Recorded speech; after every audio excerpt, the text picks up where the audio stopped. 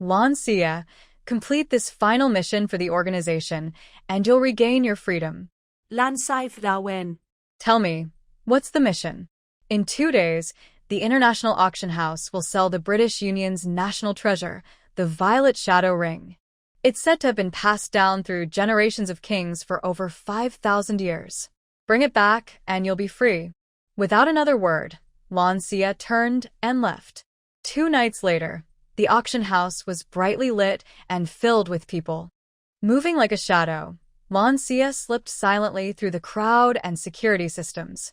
Using her knowledge of the building's layout, she skillfully avoided every checkpoint, step by step approaching the vault where the treasures were kept. Time was running out. Only 1 hour remained before the auction began. Taking a deep breath to steady herself, she bent low and passed the final infrared scan. At last, she stood before the treasures. Rows of glass cases displayed countless priceless items, and in the center lay the Violet Shadow Ring. It was small, carved with intricate patterns, and glowed faintly blue, as if holding secrets from ages past.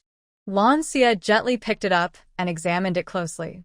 So this is the Violet Shadow Ring? Doesn't look that special. Hard to believe this is my final mission, she murmured. Carefully placing the ring into her small pouch, she felt a wave of relief. Once she delivered it, she would finally be free. But just as she turned to leave, the security team spotted her. Lan Xiyue. Not good. She moved swiftly, using her silver needles to disable the guards, then escaped toward the rooftop. At that moment, a helicopter arrived, her extraction team. Leading them was Chong, the man who had given her the mission. Lan Xiyue raised an eyebrow. It's just a ring. Didn't expect you to come in person, Chong. Chong smiled. Got it? Lan Xiyue twirled the ring in her hand. If I take a job, it gets done. Suddenly, Chong drew his gun and aimed it at her. Lan Xiyue's expression hardened. Chong, what's the meaning of this? Xiyue, you should never have tried to leave the organization. Lan Xiyue narrowed her eyes. So you never planned to let me go and live freely? You know too many of the organization's secrets. How could we ever let you leave? Lan Xiyue gave a cold laugh. In that case, you can all go down with me. Brother Chong froze. What are you trying to do? Do you really think you can escape? As he spoke, he aimed and fired at her. At the same moment, Lan Xiyue pressed the detonator on her body. A loud explosion shook the sky. Early Spring looked at the pale woman lying on the bed, her face full of worry. Why hasn't Miss woken up yet?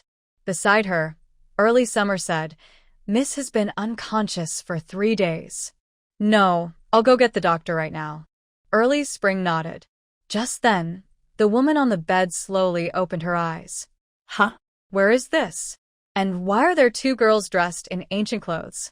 Early Spring noticed that Lan Xiyue was awake and said joyfully, Miss, you're awake. How do you feel? Are you in pain anywhere?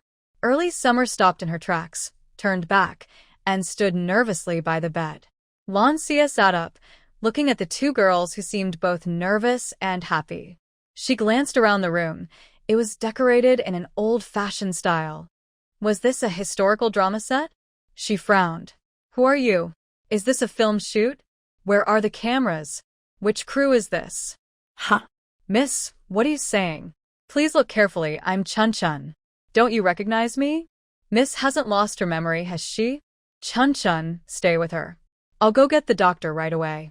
With that, Early Summer hurried out. Lan Xiyue rubbed her aching head. What was going on? Hadn't she pressed the detonator and perished with her enemies? Just then, a sharp pain exploded in her head, making her groan. It hurts. Early Spring panicked at the sight, pacing anxiously. Mississippi Lan Xiyue closed her eyes, enduring the splitting pain, ignoring the worried maid beside her. Scenes flashed through her mind like a movie. After a long while, the pain faded. Lan Xiyue was stunned. She had actually traveled through time. She had crossed into a fictional world, the Eastern Glory Kingdom. The original body belonged to the legitimate daughter of a Marquis family, sharing the same name as her. Because she liked the crown prince, she used to follow him everywhere, becoming known throughout the capital as a love-struck young lady.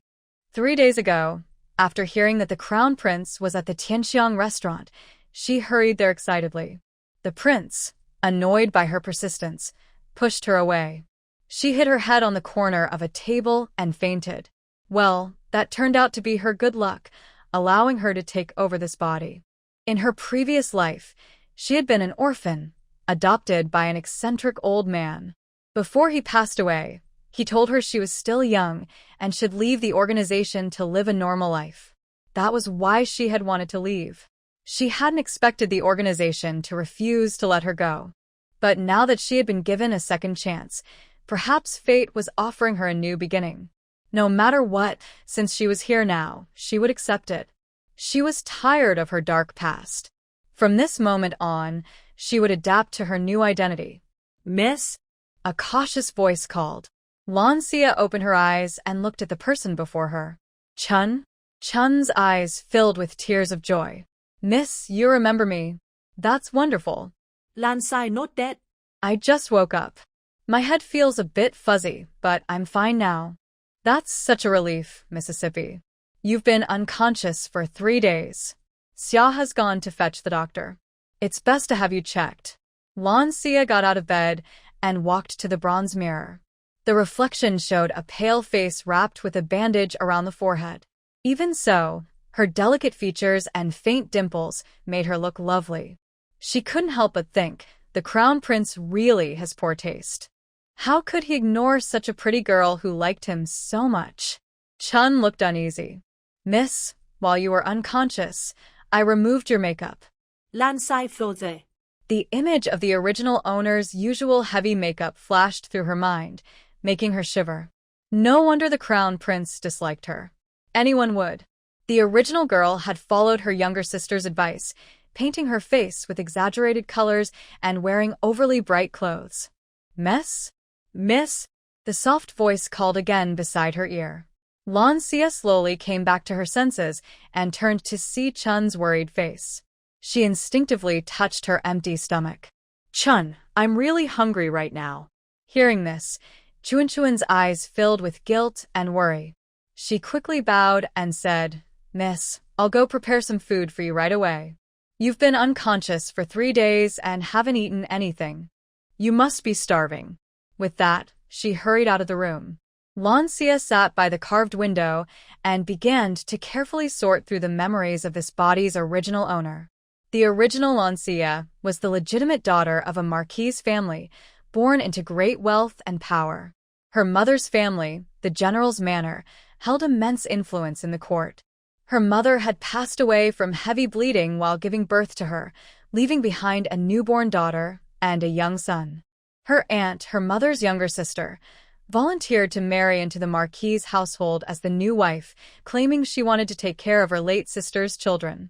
In the first year after marrying into the family, this aunt gave birth to twins, a boy and a girl, only a year younger than the original Lan Xiyue. The old madam of the house was overjoyed. This aunt treated the original Lan Xiyue with what seemed like endless affection. No matter what trouble she caused, her aunt never scolded her. Instead, she would personally bring gifts to apologize on her behalf.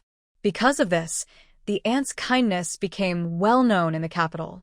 Everyone praised her as generous and kind-hearted, saying she was like a saint who devoted herself to caring for her late sister's children.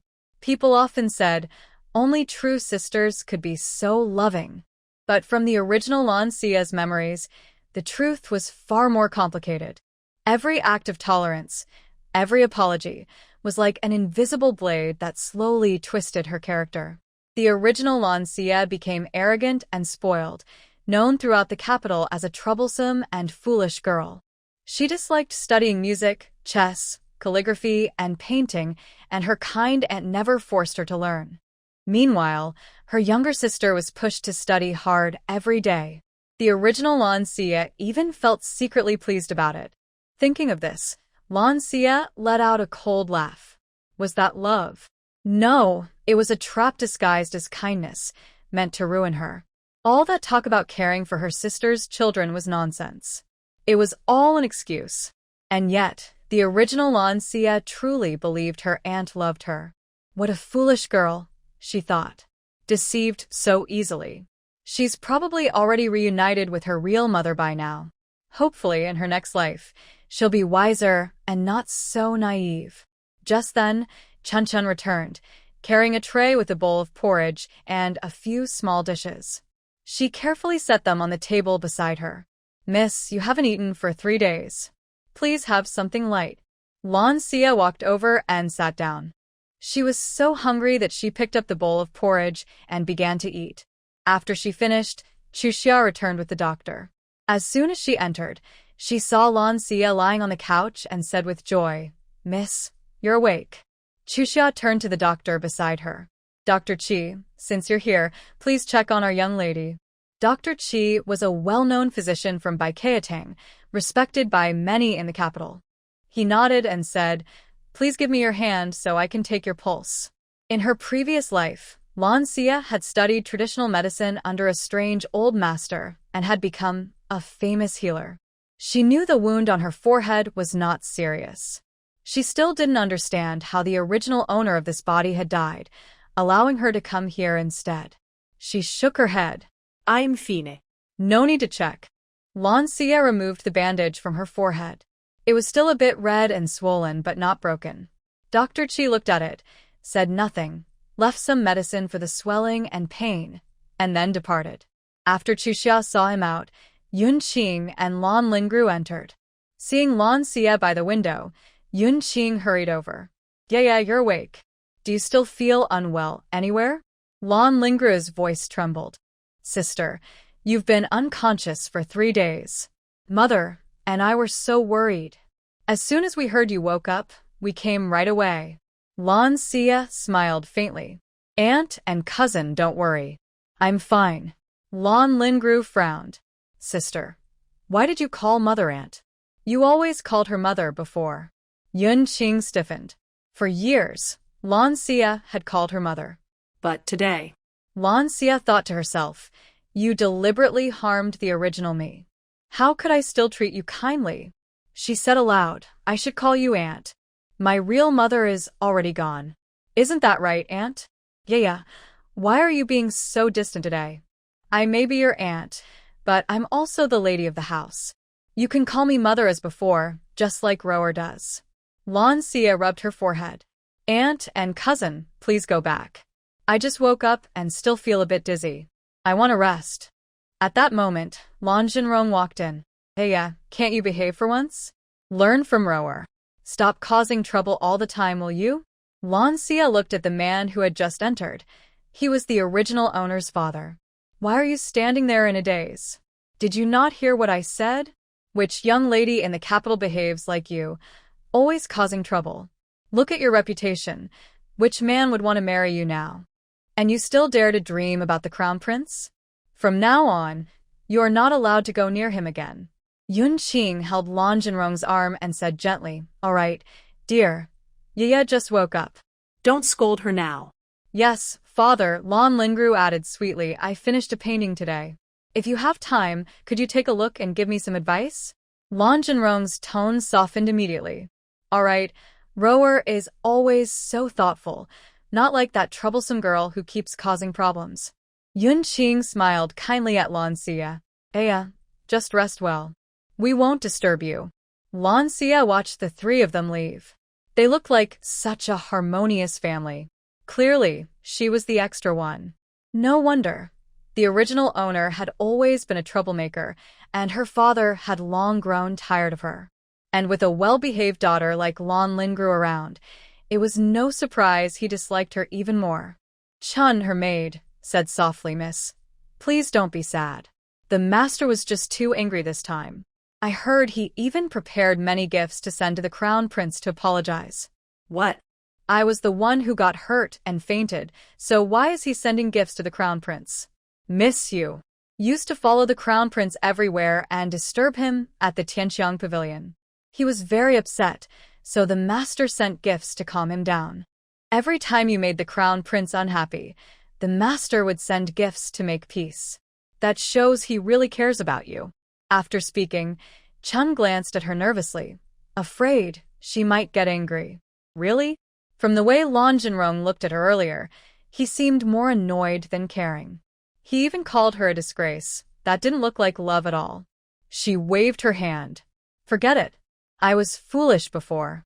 From now on, I won't chase after the crown prince anymore. Chen and Xiao exchanged a look. They both knew how obsessed their lady had been with the crown prince. Hearing her say this now, they found it hard to believe. Lan Xiyue noticed their doubtful looks and sighed. She raised her hand to her forehead, accidentally touching the swollen spot and wincing in pain. Hiss, that really hurts. I used to be one of the top agents in the organization, so why can't I handle a little pain now? How ridiculous.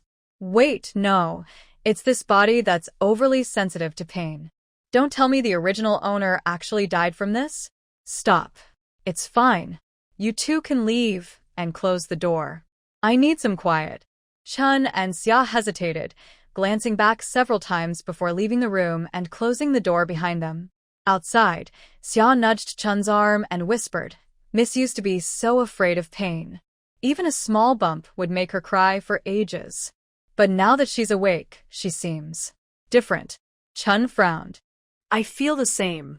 Something about her doesn't seem right. And she even called Madam her aunt. She's never done that before. Do you think she hit her head too hard? Chen shot her a look. Maybe she's just a bit confused after waking up. Give it some time. Dr. Qi said she'd be fine once she woke up, and he didn't seem worried. The two girls continued whispering outside the door. Lan Xiyue lay on the bed and let out a soft sigh. Old man, you always said you regretted bringing me into the organization and wished I could live a normal life. If you can see me now, your wish has come true. In her previous life, she had been an orphan until the old man took her in and raised her like his own daughter. He taught her medicine, poisons, and self-defense. She didn't disappoint him. She became one of the best in the organization within a few years. But as time passed, the old man was badly injured during a mission. Even with all her skills, she could only keep him alive for a few more years. One winter, he finally passed away. His last words were filled with regret for bringing her into that life. He wished she could live as an ordinary person. The old man was the only person she truly cared about in her past life. After he was gone, she had nothing left to hold on to. Now, waking up in this strange new world, she felt it was a kind of blessing. This time, she would take it easy and live a peaceful, carefree life. Huh? What's that sound? Congratulations, host. System successfully bound. A transparent screen suddenly appeared in front of Lan Xiyue. It showed a shopping mall with many items listed below. Lan Xiyue sat up in shock, eyes wide open. What was going on? Hello, host. I am System 001. You have 1 month of life left. Please earn life points to live well in this world. If you fail to earn enough points within a month, your life will end. What? A system? Don't tell me you're the reason I came to this world. And how do I earn life points? Yes, host. You came to this world because, at the last moment of your life, your blood activated the purple spirit ring. The ring was created thousands of years ago by researchers from the Starry Sky world to help chosen people travel through time and space. Lan Xiyue was confused. Time travel? Well, she had indeed traveled through time now.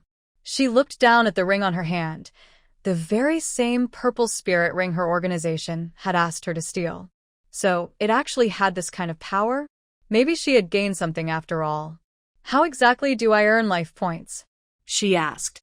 She had just arrived in this world and hadn't even started enjoying it yet.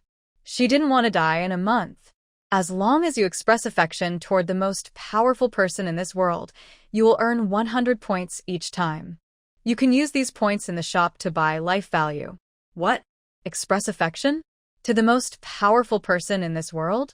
Lan Xiyue's mouth twitched. Was this system broken? Who came up with such a strange idea? Trying to calm herself, she asked, then tell me, who is the most powerful person in this world? The most powerful person here is the Regent King. You must work hard, host. Express your affection to him every day to earn points. You can use extra points to buy other items in the shop. Come on, host. System 001 believes in you. Don't let me down, or your 1-month trial will end badly. Lan Xiyue felt completely speechless. She had thought she could relax and enjoy a peaceful life, but it turned out she only had a 1-month trial period. She looked at the shop again.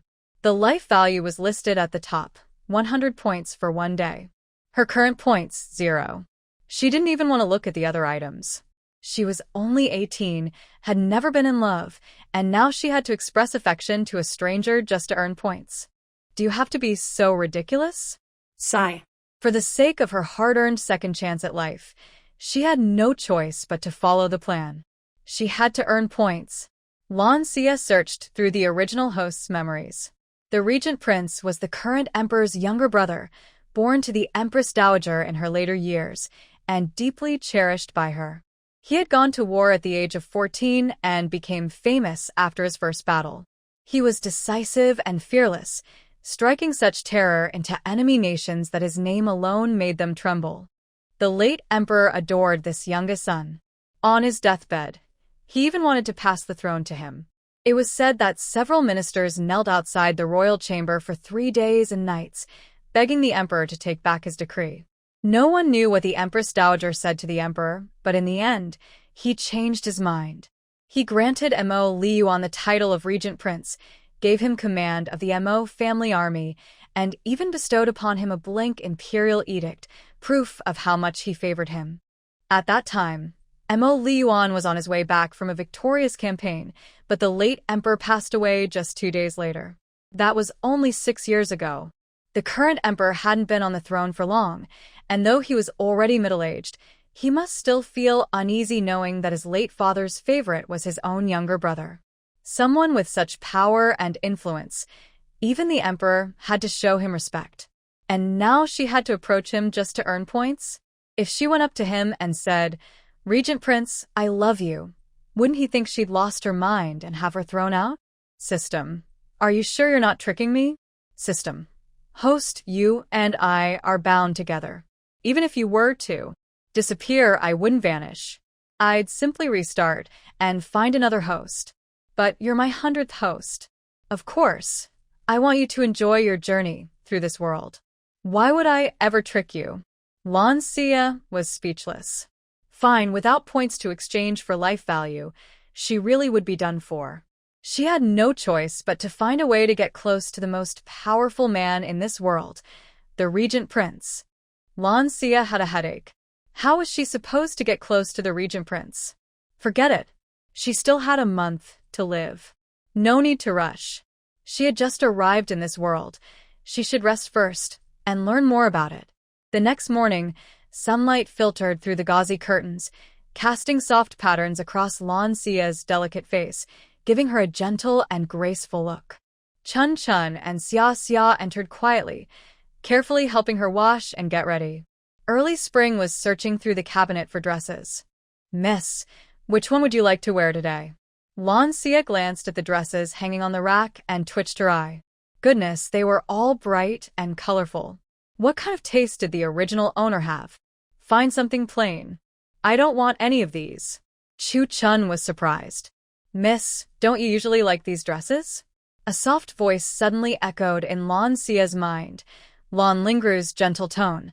"Sister, His Highness the Crown Prince likes women who dress brightly. Look at these colors, they're so lively.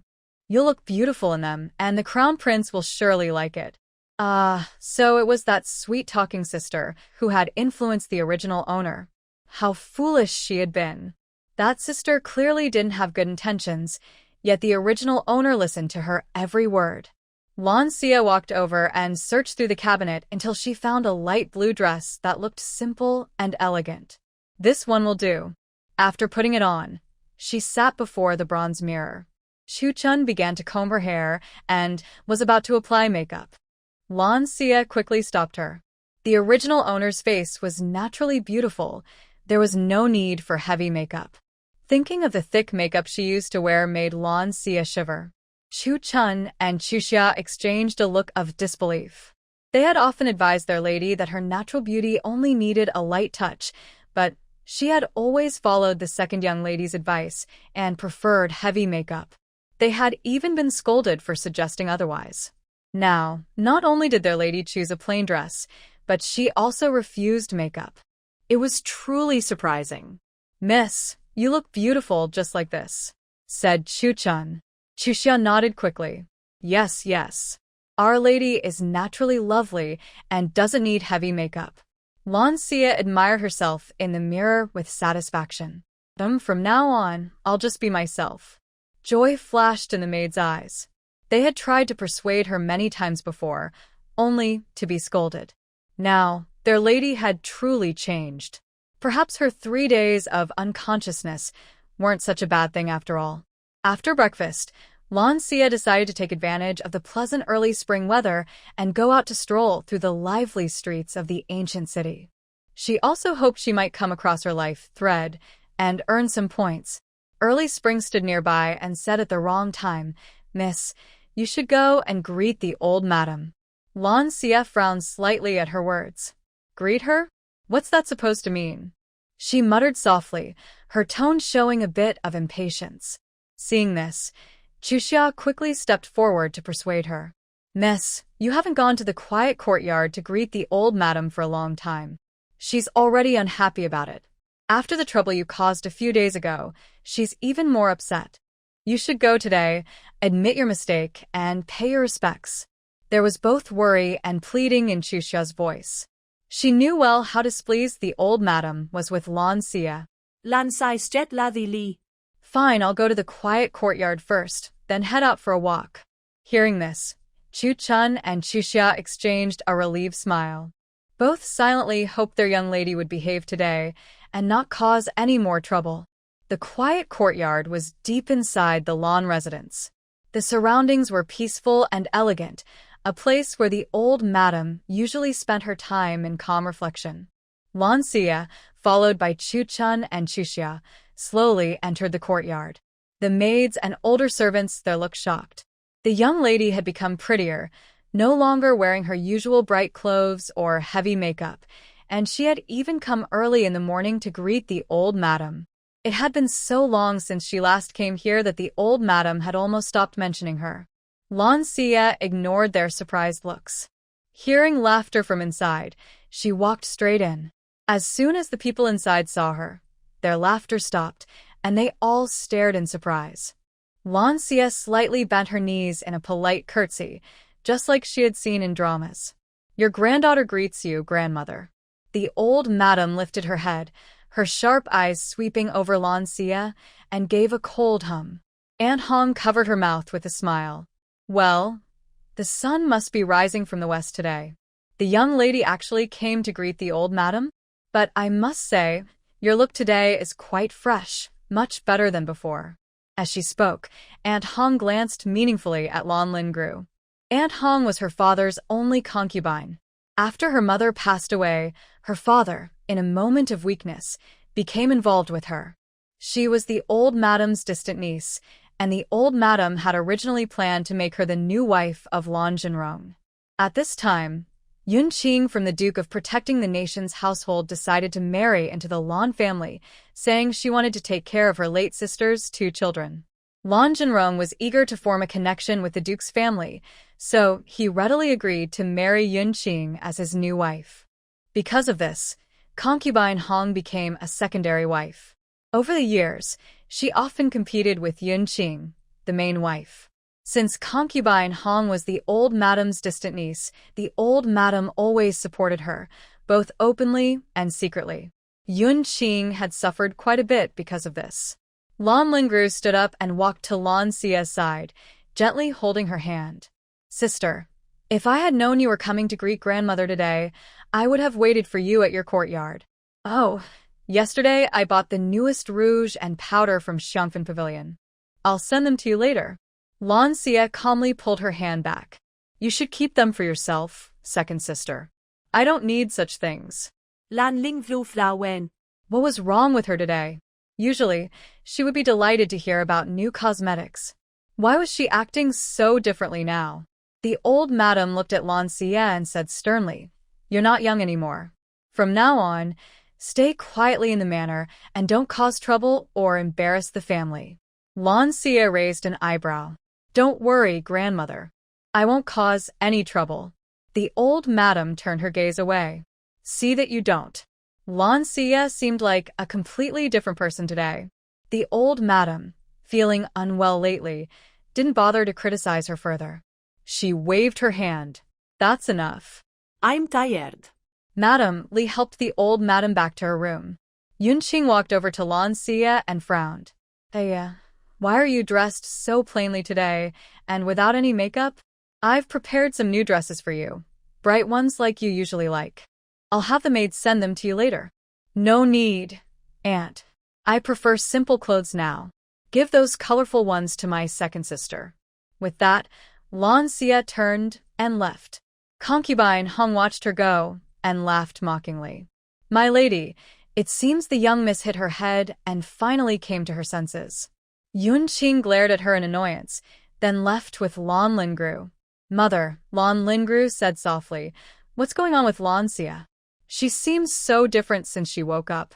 Yunqing stopped walking, her expression complicated. I don't know what's wrong with that girl. Yesterday, I thought she was just confused after waking up, but today she still calls me aunt, and she won't use any of the fine clothes or makeup we prepared for her. Something is definitely strange. Mother, I'll go check on her. She had spent so much effort turning Lan Xiyue into a foolish girl, and she couldn't let all that go to waste, especially since that beautiful face of hers felt like a threat. Before, when Lan Xiyue was silly, she didn't care much. But today, something about her made her uneasy. Yunqing understood her daughter's thoughts and nodded. Go ahead. Lan Lingru gave a look to her maid, Shihua. Go back and bring the cosmetics we bought from the fragrant powder house. We're going to Manhwa courtyard. Shihua answered softly and left. When Lan Lingru arrived at Manhwa courtyard, there was no sign of Lan Xiyue. Where is my sister? Chu Qiu and Chu Dong, the second-class maids serving Lan Xiyue, replied. Chu Qiu said, Second miss, the eldest young lady has gone out. Lan Lingru frowned even more, her voice sharp. She went out without dressing up? Chu Qiu and Chu Dong both shook their heads. How could you let that happen? The two maids lowered their heads. Chu Dong said quietly, since yesterday, after the eldest young lady woke up, she hasn't allowed us to serve her. Only Chu Chun and Chu Xia have been attending to her. Chu Chun and Chu Xia were personally chosen by the old madam of the Duke's household and were very loyal to Lan Xiyue. Although Lan Xiyue used to be proud and willful, she always protected her maids. Did she act strange after waking up yesterday? Chu Qiu and Chu Dong both shook their heads. They didn't know either. Seeing she couldn't get any answers, Lan Lingru left in frustration. Meanwhile, Lan Xiyue was walking down the busy street, finding everything new and interesting. In her past life, she had been a young girl too, but after being injured by an eccentric old man, she had to take care of him alone. She had no friends or companions and always worked by herself. She had longed for friendship, so this peaceful life was something she had once dreamed of. Looking ahead, she saw the Tianxiang restaurant, grand and beautifully decorated. She stopped for a moment. After walking for so long, she was hungry. She touched her growling stomach and couldn't help but walk toward the restaurant. Miss, please wait. Early Spring and Early Summer hurried forward and blocked her way. Early Spring looked anxious. Miss, we have very little money left. The food at the Tianxiang restaurant is very expensive. I'm afraid we can't afford it. Early Summer quickly agreed. Yes, miss, do you remember? You once ran up a big debt here while trying to get close to the crown prince. It took the young master a lot of effort to pay it off. Early Spring nodded, worry written all over her face. That's why the master was so angry and even punished you. Miss, maybe you shouldn't go to the Tianxiang restaurant today. Lan Xiyue felt a mix of emotions. In her past life, she had never known poverty. If not for taking care of that strange old man and being under the organization's control, she would have traveled the world with her savings long ago. Forget it. Since things were like this, she would go back and check the storeroom later. She was about to turn and leave when she suddenly froze, because a familiar voice sounded in her mind. Host, hurry. It's time to earn points. The system's voice was filled with excitement, as if it had discovered something precious. Lan Xiyue stiffened slightly and looked again toward the entrance of the Tianxiang restaurant. There stood a man, tall, graceful, and strikingly handsome, with an aura that made him unforgettable at first glance. System, is that the regent? Yes, yes. Go on, host. The points are waiting for you. The system urged eagerly. Lan Xiyue took a deep breath. With such a handsome man, showing affection didn't seem like a loss, especially when points were involved. She ran toward him. Behind her, early spring and early summer turned pale with fear. Mississippi, is she causing trouble again? Early spring's voice trembled. Oh no, that man looks like the regent. Early summer almost burst into tears. The two exchanged a helpless glance, then quickly chased after her. Lan Xiyue rushed into the Tianxiang restaurant, saw the man heading upstairs, and called out, Regent, I like you. System. 100 points added. Lan Xiyue's eyes lit up. Just like that? She had earned 100 points. Her gaze toward the regent grew even brighter. Because of Lan Xiyue's loud shout, everyone in Tianxiang restaurant suddenly fell silent and looked at her as if they had seen a ghost. Mo Liyuan slowly turned around, his whole body radiating coldness. His icy eyes fixed on Lan Xiyue as if he were looking at someone already doomed. Your Highness, my love for you is as endless as the flowing river. System. Points, 100. Woman, you must have a death wish. At that moment, Lan Xiyue, who was dining with a friend nearby, rushed over when he saw the scene. He bowed to Mo Liyuan and said, Your Highness, please forgive my sister. She hit her head a few days ago and hasn't fully recovered. I hope you can be generous and not take her words to heart. After speaking, he turned and gave Lan Xiyue a meaningful look. So this man was the original body's real brother. Not bad, handsome, refined, and with a kind expression that made people feel at ease. The people in the restaurant finally came back to their senses and began whispering among themselves. Isn't that the love-struck girl? She's not wearing her usual bright clothes today, and she didn't even put on makeup. I almost didn't recognize her, but she actually looks quite nice like this. Right? If you hadn't said it, I wouldn't have realized she's the love-struck girl from the Marquis' household. Wait, wasn't she always chasing after the crown prince before? Once a love-struck girl, always a love-struck girl. No matter how she changes, her reputation won't. She was chasing the crown prince not long ago, and now she's calling out to the regent? How shameless. True, but she's got guts. To even dare think about the regent, impressive courage. She really lives up to her bold reputation. Hearing the whispers around her, Lan Xiyue's mouth twitched. She thought, I do like handsome men, but I'm not that shameless. I'm being forced into this. Without points to exchange for life energy, I'd only have a month left to live. Beside her, Lan Xiyue's face burned with embarrassment. Why do I have such a sister? He thought helplessly. Yeah, hurry and go home, he urged. The system continued to tempt her. Host, show your shameless side to the fullest. You can earn more points and upgrade the purple spirit ring space. It won't just let you buy life energy and items from the store. Lan Cyber Linket. What? A space? System. The purple spirit ring already contains a space, but the host must use points to activate it. Upgrading the space also requires points. But system, that man is really dangerous. Can't we change the person I have to talk to? Why do I have to say such strange things? The system was silent for a moment before replying, Host, this is part of the set program. Neither of us can change it. Please work hard to earn points for your own safety. Keep it up. Lan Xiyue looked at the man across from her. His deep eyes seemed to draw her in, and she couldn't help but swallow nervously. This man was truly dangerous. Your Highness, I love you, I really do, just like a mouse loves rice. System. 100 points added. The host now has 300 points. Keep going. Lan Xiyue got goosebumps and shivered before she could say anything else. Just then, Mo Liyuan suddenly struck at her. Sensing danger, Lan Xiyue quickly moved aside and dodged. Behind her, The table split in half with a sharp. Lan Xiyue stiffly turned her head, patted her chest, and sighed in relief. Thank goodness her skills from her past life were still with her. She hadn't been wrong. This man was truly dangerous. He attacked without warning. Mo Liyuan narrowed his eyes. He hadn't expected this woman to dodge his strike. Could she know martial arts? Lan Xiyue was startled and quickly apologized to Mo Liyuan. I'm sorry. My sister was just talking nonsense. Please, Your Highness, for the sake of the Duke's and Marquis' families, don't take it to heart. There won't be a next time. Yes, of course. Afraid that Lan Xiyue would say something else foolish, Lan Xiyue hurriedly pulled her away, dragging her out of the Tianxiang restaurant despite her protests. Mo Yifan opened his folding fan and grinned.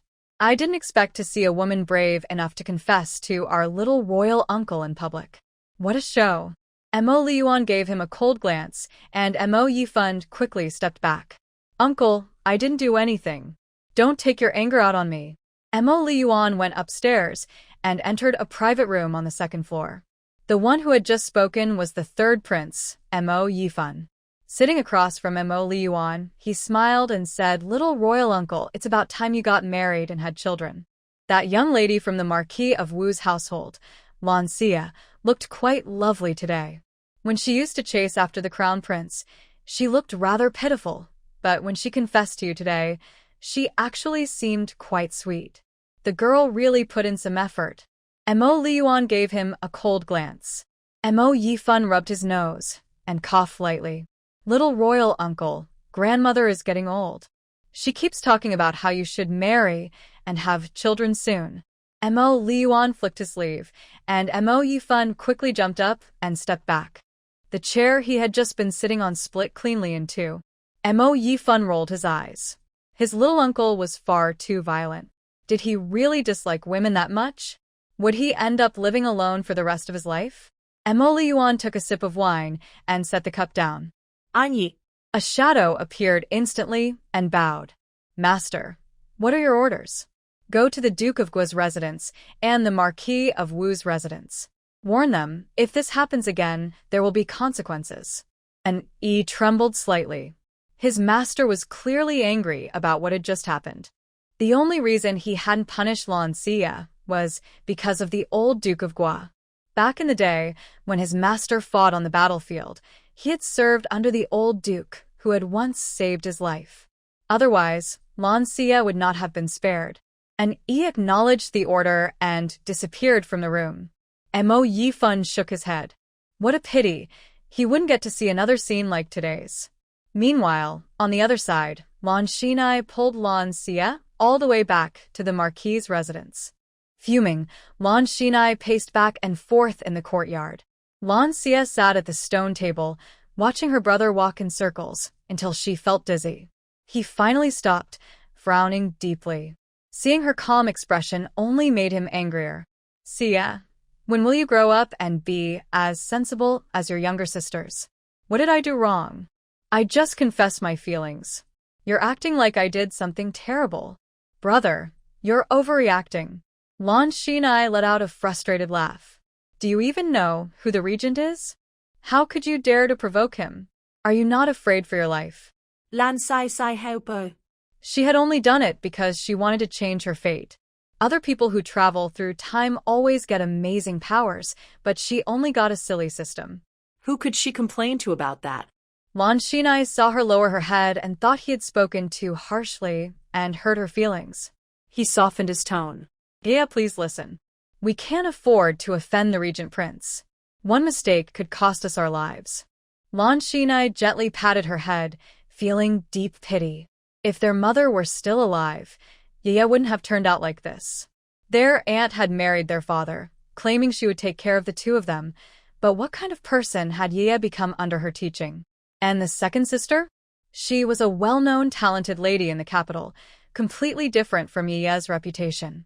He had once seen the second sister deliberately give Yaya brightly colored dresses, saying the crown prince liked them. That was when he realized they were purposely leading Yaya astray. It was his fault as an older brother for not protecting her. He had tried to persuade Ye not to get too close to their aunt and second sister, but it only caused distance between the siblings. He had even spoken to their grandfather about letting Ye stay at the Duke's household so her two aunts could teach her properly. But their aunt cried and made a scene, leaving him in an awkward position. Their grandfather, already disappointed in Ye, eventually gave up on the idea. Their father grew colder toward Ye, wishing she weren't his daughter at all. Seeing Ye quiet today, not arguing with him, he couldn't help but speak more gently, coaxing her like a child. Ye, if you like men like the Regent Prince, I'll help you find one. But you really must not provoke him. Lan Xiyue looked at him, surprised that after being so angry earlier, he was now willing to find someone like the Regent Prince for her, just because she liked that type. Having a brother was truly wonderful. His love was unconditional. In the original owner's memories, this good brother had often cleaned up her messes. Yet, because of Lan Lingru and their kind aunt, the original Ye had treated her brother coldly. But, dear brother, your sister has already gone to join your mother. It's not that I want this. I have no choice. If I want to earn points and stay alive, I must do this. Lan Xiyue felt bitter inside. After traveling through time, she only had 1 month to live. What could she do? In her past life, she had been a special agent. Though her eccentric mentor often called her unpredictable, at least she had been mentally stable. Now she felt like a fool, and it was embarrassing. But compared to losing her life, embarrassment was nothing. After all, she had a thick skin. Hey, did you hear what your brother said? Lan Xiyue saw that her brother truly cared for her. She also remembered that in ancient times, a woman's reputation was very important.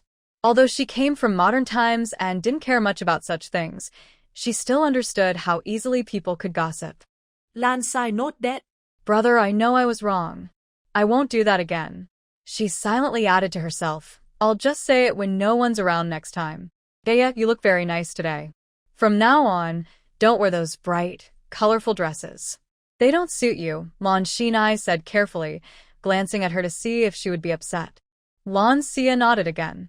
All right, I won't wear them anymore. But brother, those are all the clothes I have. I don't have anything else. Lan Shen mi bờ đại tên.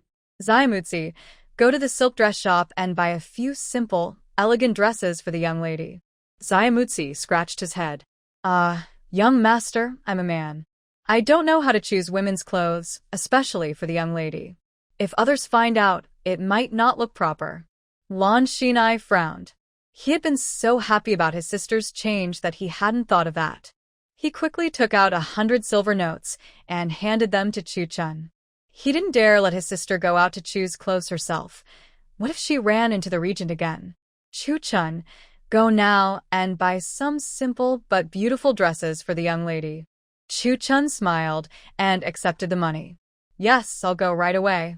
Lan Xiyue sat down nearby, took a sip of tea from the stone table, while Lan Xiyue blinked in surprise. Why wasn't her brother leaving yet? Before, when they argued, she wouldn't even let him enter her courtyard. Now that she was finally willing to listen, he naturally wanted to stay and talk with her a bit longer. Meanwhile, Lan Jinrong had just finished the morning court session and left the palace with the old duke. A shadow guard appeared before them. Old Duke, Marquis, my master says that if Miss Lan dares to speak recklessly again, there will be blood. With that, the guard disappeared instantly. The old duke and Lan Jinrong looked at each other in confusion. Yunhai stepped forward. Father, that was a shadow guard from the regent's residence, wasn't it? What did he mean by that? The old duke narrowed his eyes, uncertain of the meaning. Just then, a servant came forward and whispered a few words to them. Everyone's face darkened. Lan Jinrong's chest rose and fell with anger. How dare this rebellious daughter act like that? The old duke frowned at him. How have you been teaching Yaya? She's becoming more and more unruly. How could she dare to provoke the regent? Father-in-law, I'll go back right now and discipline this unfilial girl properly. The old duke snorted and got into his carriage. Yun-hai shook her head. Her niece was truly fearless. Lan Jinrong returned to the Marquis' residence, storming straight to Shilling Courtyard. Lan Xiyue looked calmly at his furious face and sighed inwardly. Trouble had come. Lan Xiyue quickly stood up. Father, my sister knows she was wrong. Xiyue, step aside. Today I must teach this disobedient girl a lesson. Bring the family rod. Butler Lin sighed and handed over the whip. Lan Zhenrong took it and was about to strike Lan Xiyue when Lan Xiyue blocked him. Father, please give her another chance. She truly knows her mistake and won't cause trouble again.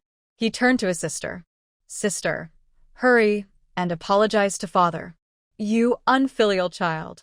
Lan Zhenrong roared, his anger bursting out like fire. He pushed Lan Xiyue aside so hard that the young man almost fell.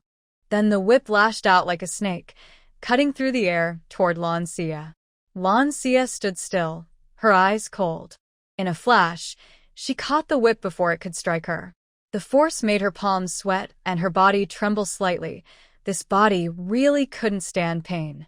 Lan Zhenrong's eyes widened. You dare fight back? No one will plead for you today. I'll teach you a lesson you won't forget. His voice shook with fury, his face twisted with rage.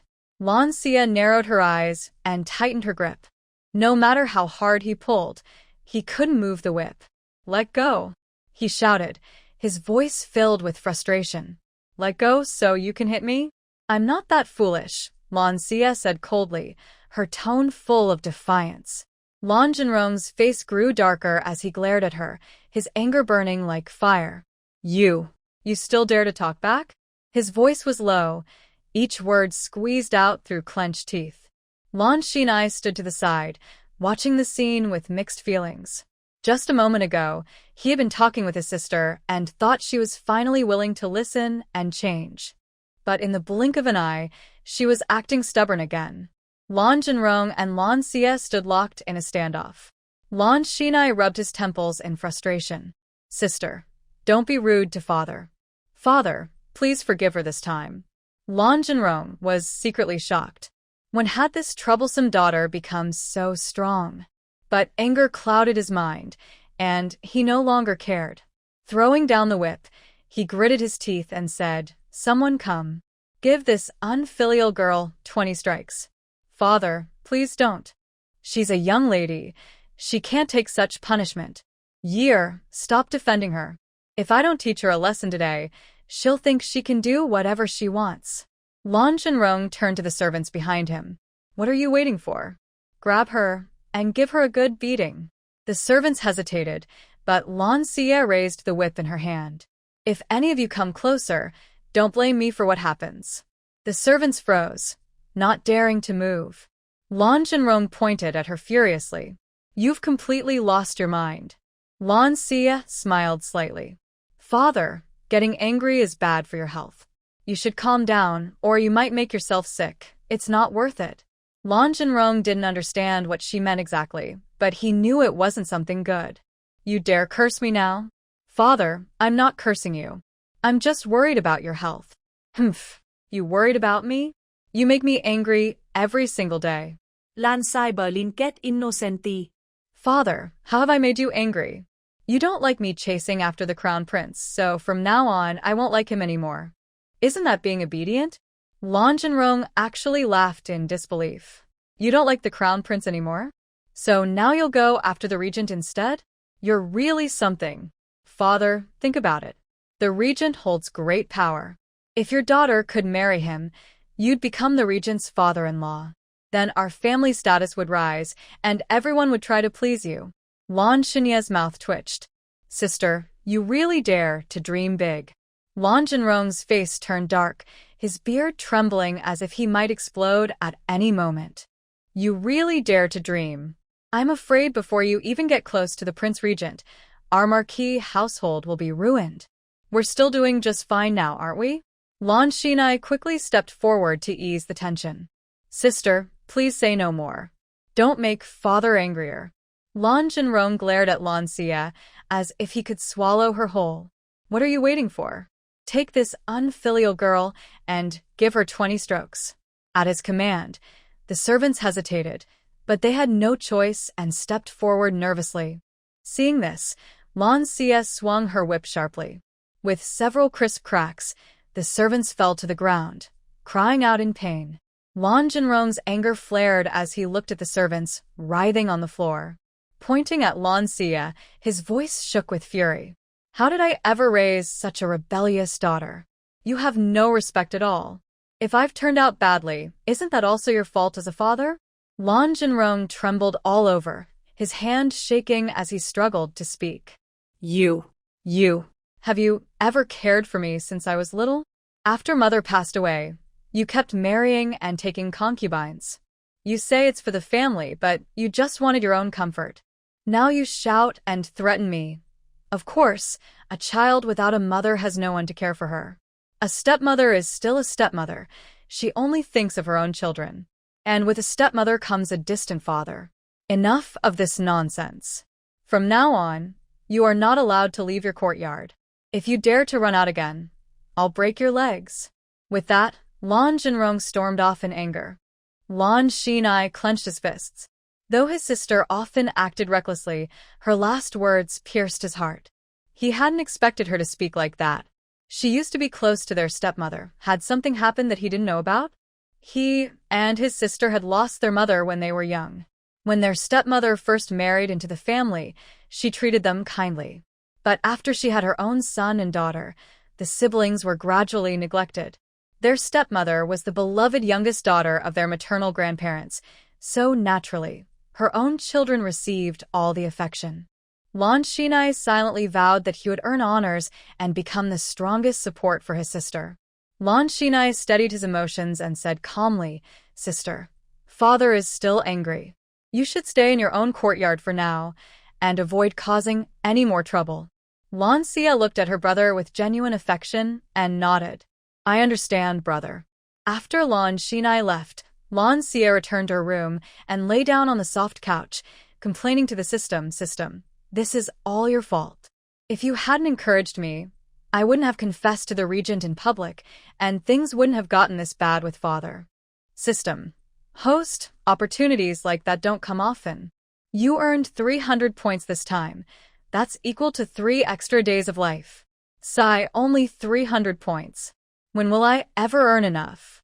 Lan Xiyue lay on the couch, feeling hopeless. System. Don't be discouraged. You earned those 300 points easily today.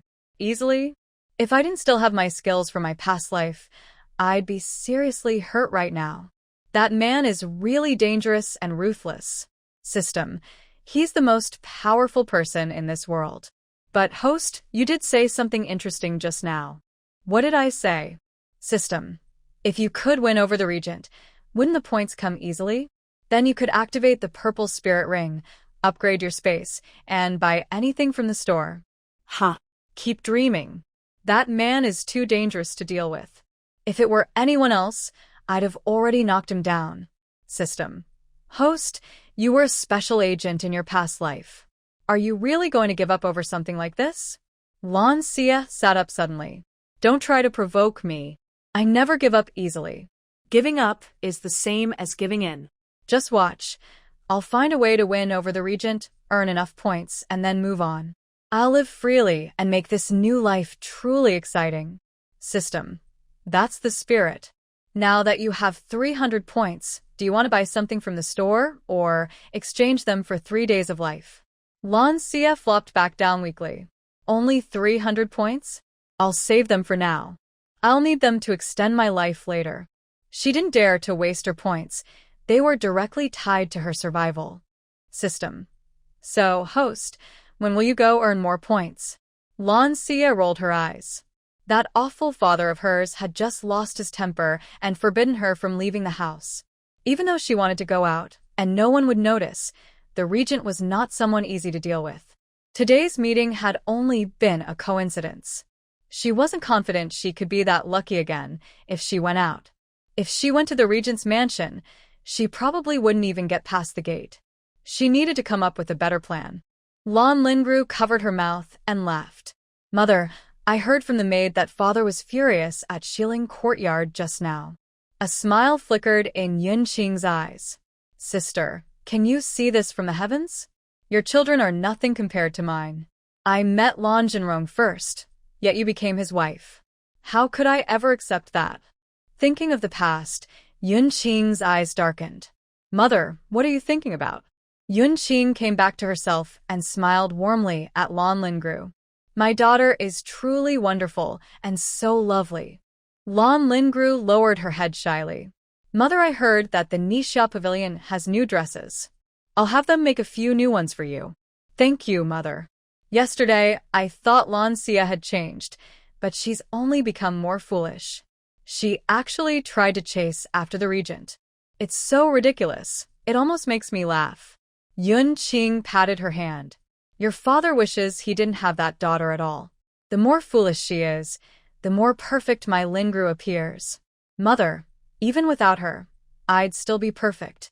Yes, my Lan Xiyue's talent and reputation are far beyond that silly girl's. Lan Xiyue hesita. Mother, aren't you and Auntie sisters?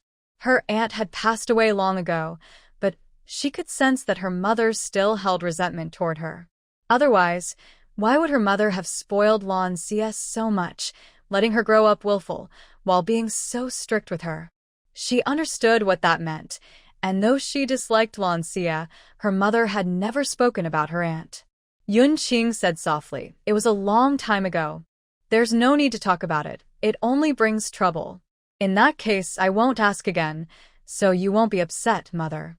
3 days passed quickly. During this time, Lan Xiyue seemed to stay indoors, claiming she was resting, but in fact, she disguised herself and secretly climbed over the wall to go out once. She didn't have much money, and the herbs she needed were expensive, so she only bought ingredients to make a mild, illusionary potion. Even Chu Chun and Chu Xia didn't notice she had gone out. That day, she lay lazily on a wicker chair in the courtyard, thinking about her plan for the night. Chu Chio placed tea and snacks beside her and spoke softly, "Miss, you haven't gone out for 3 days. Would you like to take a walk today?" Hearing this, Chu Chun frowned. Chu Chio, the master, forbade the young lady from going out. Don't you know that? How could you encourage her? What are you thinking?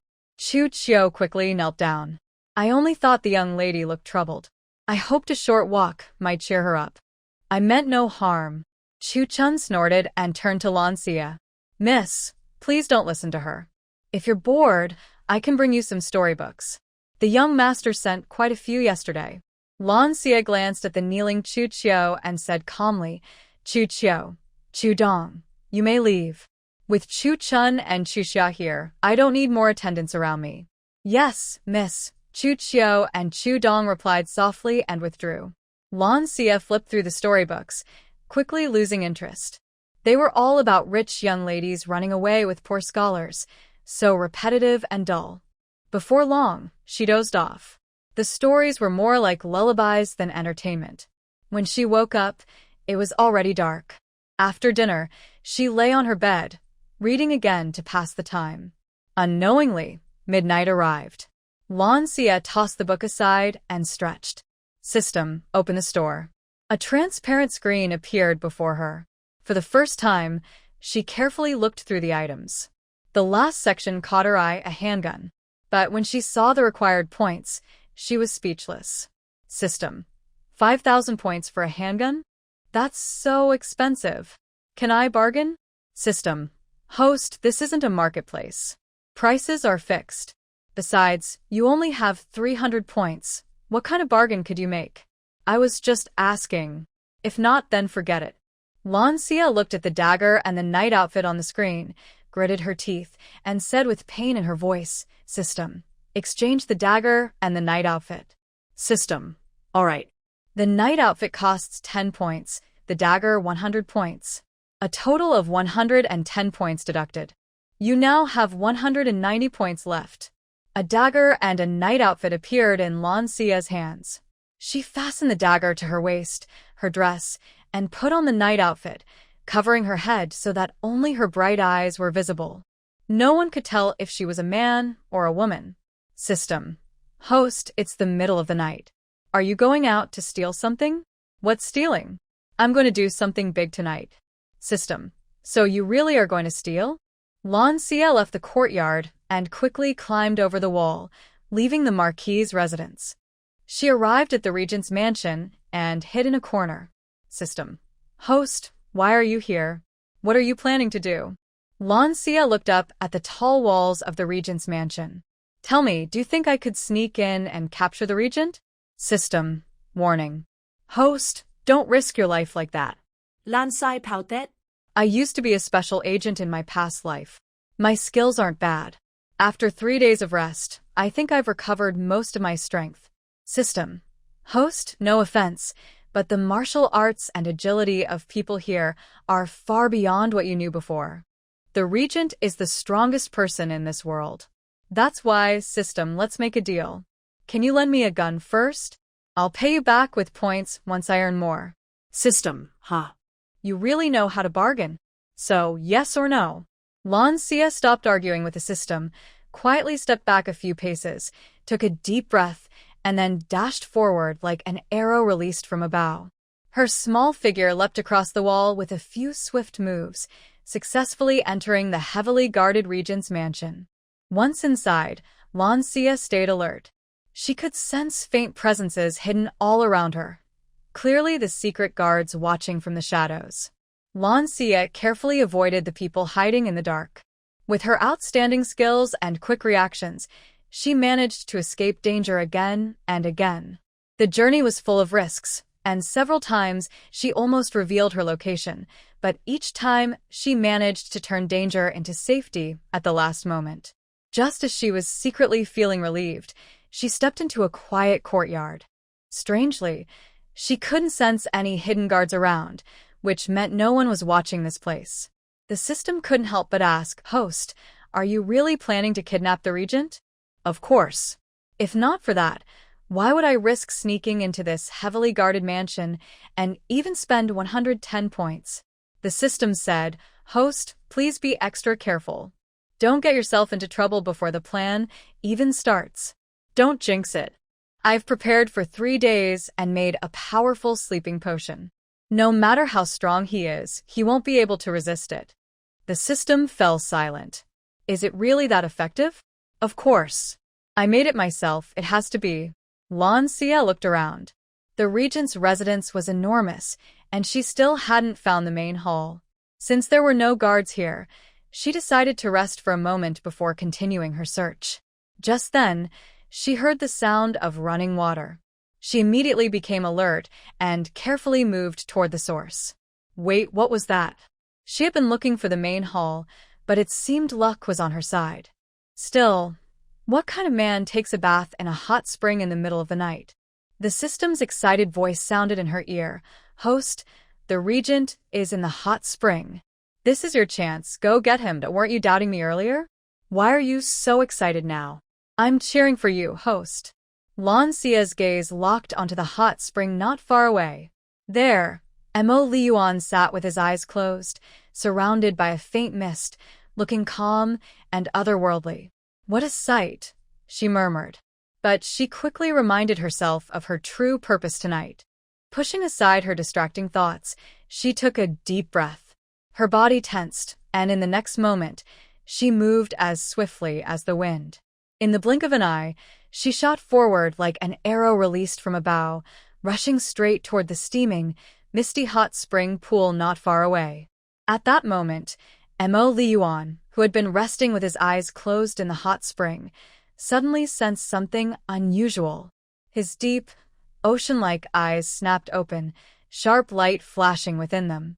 In one smooth motion, he rose into the air, a faint breeze swirling around him. Reaching out, he grabbed his robe and swiftly put it on with graceful precision.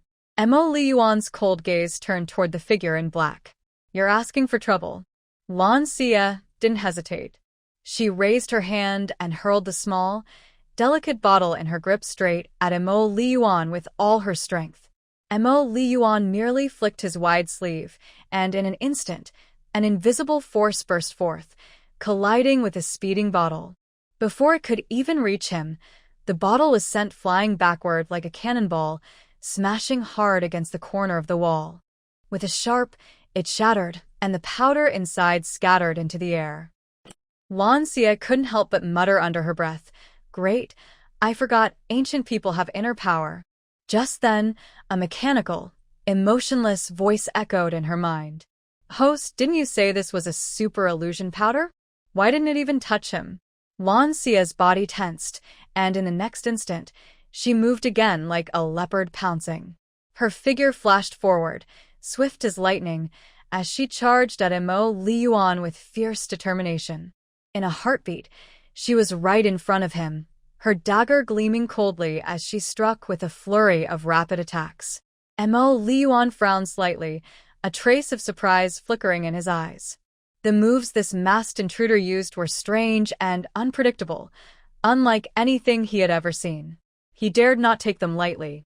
In an instant, the two were locked in a thrilling close combat, their movements fast and fierce, neither willing to give an inch. As time passed, Mo Liyuan grew more and more surprised. The person in black turned out to have such sharp and ruthless moves. Lan Xiyue's attacks were fierce at first, but gradually weakened. Not good, this body can't take it anymore, she thought, distracted for a moment. Mo Liyuan struck her in the chest and froze in surprise. A woman? The dagger in Lan Xiyue's hand fell to the ground. She swallowed the taste of blood, stepped back a few paces, and flicked her wrist. Several embroidery needles shot out from her sleeve, glinting coldly. Mo Liyuan dodged sideways, and the needles brushed past his clothes, missing their target. Taking the chance, Lan Xiyue quickly retreated. Her feet lightly touched the ground, and her body moved as gracefully as a swallow. She leapt over the wall and disappeared into the dark night. Mo Liyuan looked at the dagger on the ground, picked it up, and raised an eyebrow. Trying to run? Dream on. He leapt up and chased after her. When Tian-Yi and an Yi heard the commotion and arrived, they saw their master's figure already disappearing over the wall and immediately followed. Lan Xiyue glanced back at her pursuers and used the escape technique the strange old man had taught her to its fullest. Still not well prepared, she thought. She had little money left, just enough to buy ingredients for a confusion powder. She should have gone to the storeroom first to get more silver, buy more herbs, and make extra powder. Then she wouldn't be running in such a sorry state now. At a corner, Lan Xiyue flipped over a wall into a nearby residence. When Tian-Yi and Annie caught up, they found their master surrounded by a chilling aura. "Master," they said in unison. A woman in black night clothes, Mo Liyuan ordered coldly. "Find her. Bring her back alive." The two were shocked. A woman? Someone had escaped right under their master's eyes. They immediately began searching house by house. Half an hour later, Tian-Yi climbed onto a rooftop holding a set of black clothes. "Master, found these in the courtyard ahead." Mo Liyuan's face darkened. Good. "Very good. Woman, you'd better not let me catch you." Tian-Yi shivered. He could feel his master's anger. Meanwhile, Lan Xiyue had already returned to the Marquis' residence. Lying on her bed, breathing heavily, she muttered, "That was close." She had really suffered a big loss this time. She had planned to kidnap the Regent Prince, give him some medicine, and then start earning points. But instead, she lost the dagger she had exchanged from the system store and even got injured herself. System. "Host, are you okay?" System. "Don't be discouraged, host. The Regent Prince is the most powerful person in this world. It's normal that you didn't succeed. You're really adding salt to my wound." System. "There's medicine for internal injuries in the store. Do you want to exchange for one?" Lan Xiyue twitched her lips. She only had 190 points left. How could she afford that? But her chest hurt badly. Looking at the store items, she decided to skip the healing medicine, which cost 100 points. System. Exchange for 3 silver needles. System. "Okay, host." Exchange successful. 30 points deducted. You now have 160 points left. Lan Xiyue used the needles on herself, and the pain in her chest eased a lot. Lying on the bed, she felt frustrated. Tonight had really been a total failure. The next morning, in the hibiscus courtyard, Shihua whispered a few words into Lan Lingru's ear. Lan Xiyue for thou when. Why is my elder sister so quiet this time? Father has punished her with confinement before, but she always sneaks out. Sherwin hurried in. Second miss, something bad has happened. Lan Lingru's face darkened. What's the matter? Why are you so flustered? Sherwin lowered her head. Just now, Sister May from Madam's side came to deliver a message. The old Madam fell this morning and is now unconscious. Madam asks you to go to Qingyu courtyard right away. Lan Xiyue stood up immediately and left. When she arrived at Qingyu courtyard, she ran into concubine Hong and Lan Xiyue. Second miss. Second sister. Lan Xiyue nodded in greeting. Aunt Hong. Third sister. They all went inside. Yunqing had just arrived as well. The old madam lay on the bed, her face pale, while Nanny Li wiped her tears beside her. Lan Xiyue looked at Nanny Li. Grandmother was fine before. How did she fall? Nanny Li choked up. Second miss. The old madam hadn't been feeling well these past few days. This morning, she seemed a bit better and wanted to take a walk in the courtyard. She refused to let me help her. I went to fetch her walking stick, but before I could return, she had already fallen to the ground. Aunt Hung looked at Lady Li with some blame and said, Lady Li, you are also an elder close to the madam. Yunqing interrupted. Enough, there's no point in talking about this now. Hurry and see, why hasn't the doctor arrived yet? He's coming. Dr. Qi is here, a young maid hurriedly announced as she led Dr. Qi inside. Yunqing quickly stepped forward. Dr. Qi, our madam fell this morning and is now unconscious. Please take a look. Don't worry, Dr. Qi said as he approached. He examined the madam and frowned. She hit her head. The blood pooling inside her brain is causing her to be unconscious. I will prescribe some medicine to disperse the blood, and she will recover naturally. Everyone heard this and finally relaxed. Dr. Qi stood up and went to the table to write a prescription. After drinking the medicine, the madam slowly woke up, but her body was still weak. After a short while, she fell back asleep. Aunt Hong wiped her eyes. The madam's health is getting worse. By the way, the incense at Gua Temple is very powerful. Maybe we should go there to pray for her. Yunqing thought for a moment. News came that the crown prince was choosing a crown princess this year.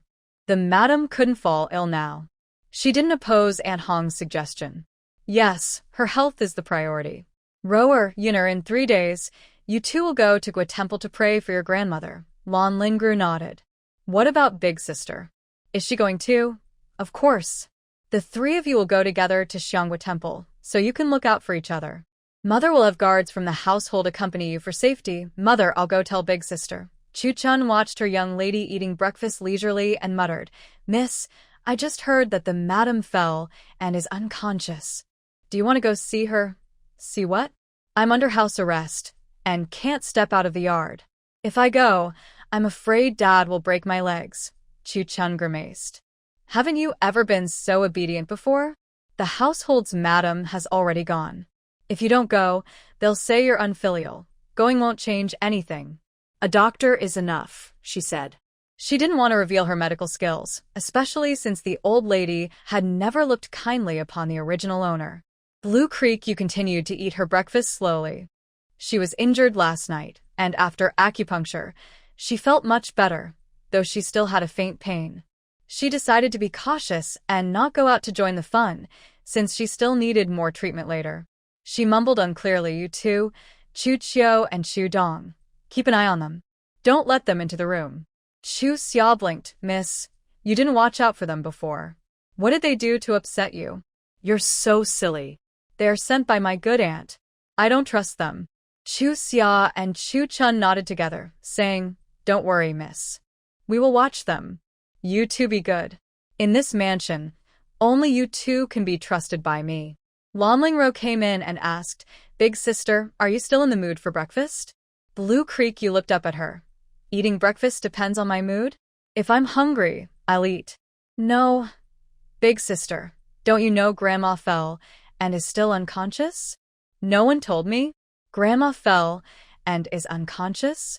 Is it serious? Is she going to be okay? Lan Xiyue frowned. Grandma is fine. Dr. Qi said she took medicine that will dissolve the blood clot in her brain, and she will recover. Do you think something's wrong with Grandma? Blue Creek, you finished her porridge slowly, then placed her bowl on the table. wiped her mouth, and patted her chest. As long as Grandma is fine. Look at second sister. She's so worried. I thought Grandma was gone. Lan Xiyue looked at her, biting her lip. Big sister, why are you so cold now? That's our real grandmother.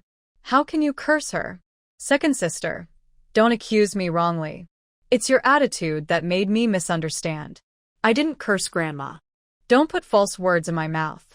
Lan Xiyue was very annoyed inside. She faintly said, in 3 days, go to a temple to pray for Grandma. After speaking, she turned and left. Chu Xia went to the door, watching Lan Xiyue walk away, then turned excitedly. Miss, this is the first time I've seen second miss get put in her place. Pathetic. That white lotus flower isn't very strong either. Chu Xia scratched her head. Miss, what do you mean by white lotus flower? Blue Creek you patiently explained what a white lotus flower meant. At the beginning of early summer and early spring, their eyes brightened. Second miss really looks like the young lady said, a pure and innocent girl. Lan Xiyue stood up. I'm going back to rest for a while. Don't disturb me.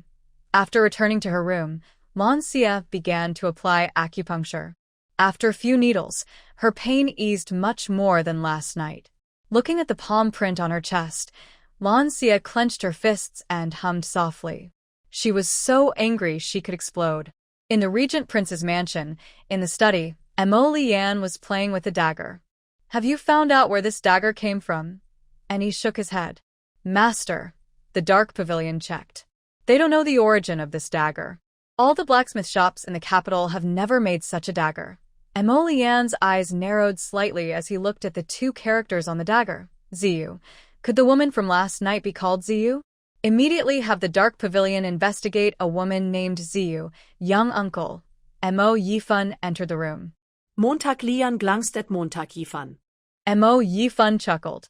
I heard that a female assassin entered the Regent Prince's mansion last night. That's quite rare. A female assassin sneaked in to kill the young uncle and managed to escape completely. Are you free, young uncle? I just heard you were attacked in the mansion. I care about you. Did you get hurt? Mo Yifan saw the dagger in his hand. Wow, what a delicate dagger. Where did young uncle get it? Tian Yi, standing nearby, said, it was dropped by the female assassin last night.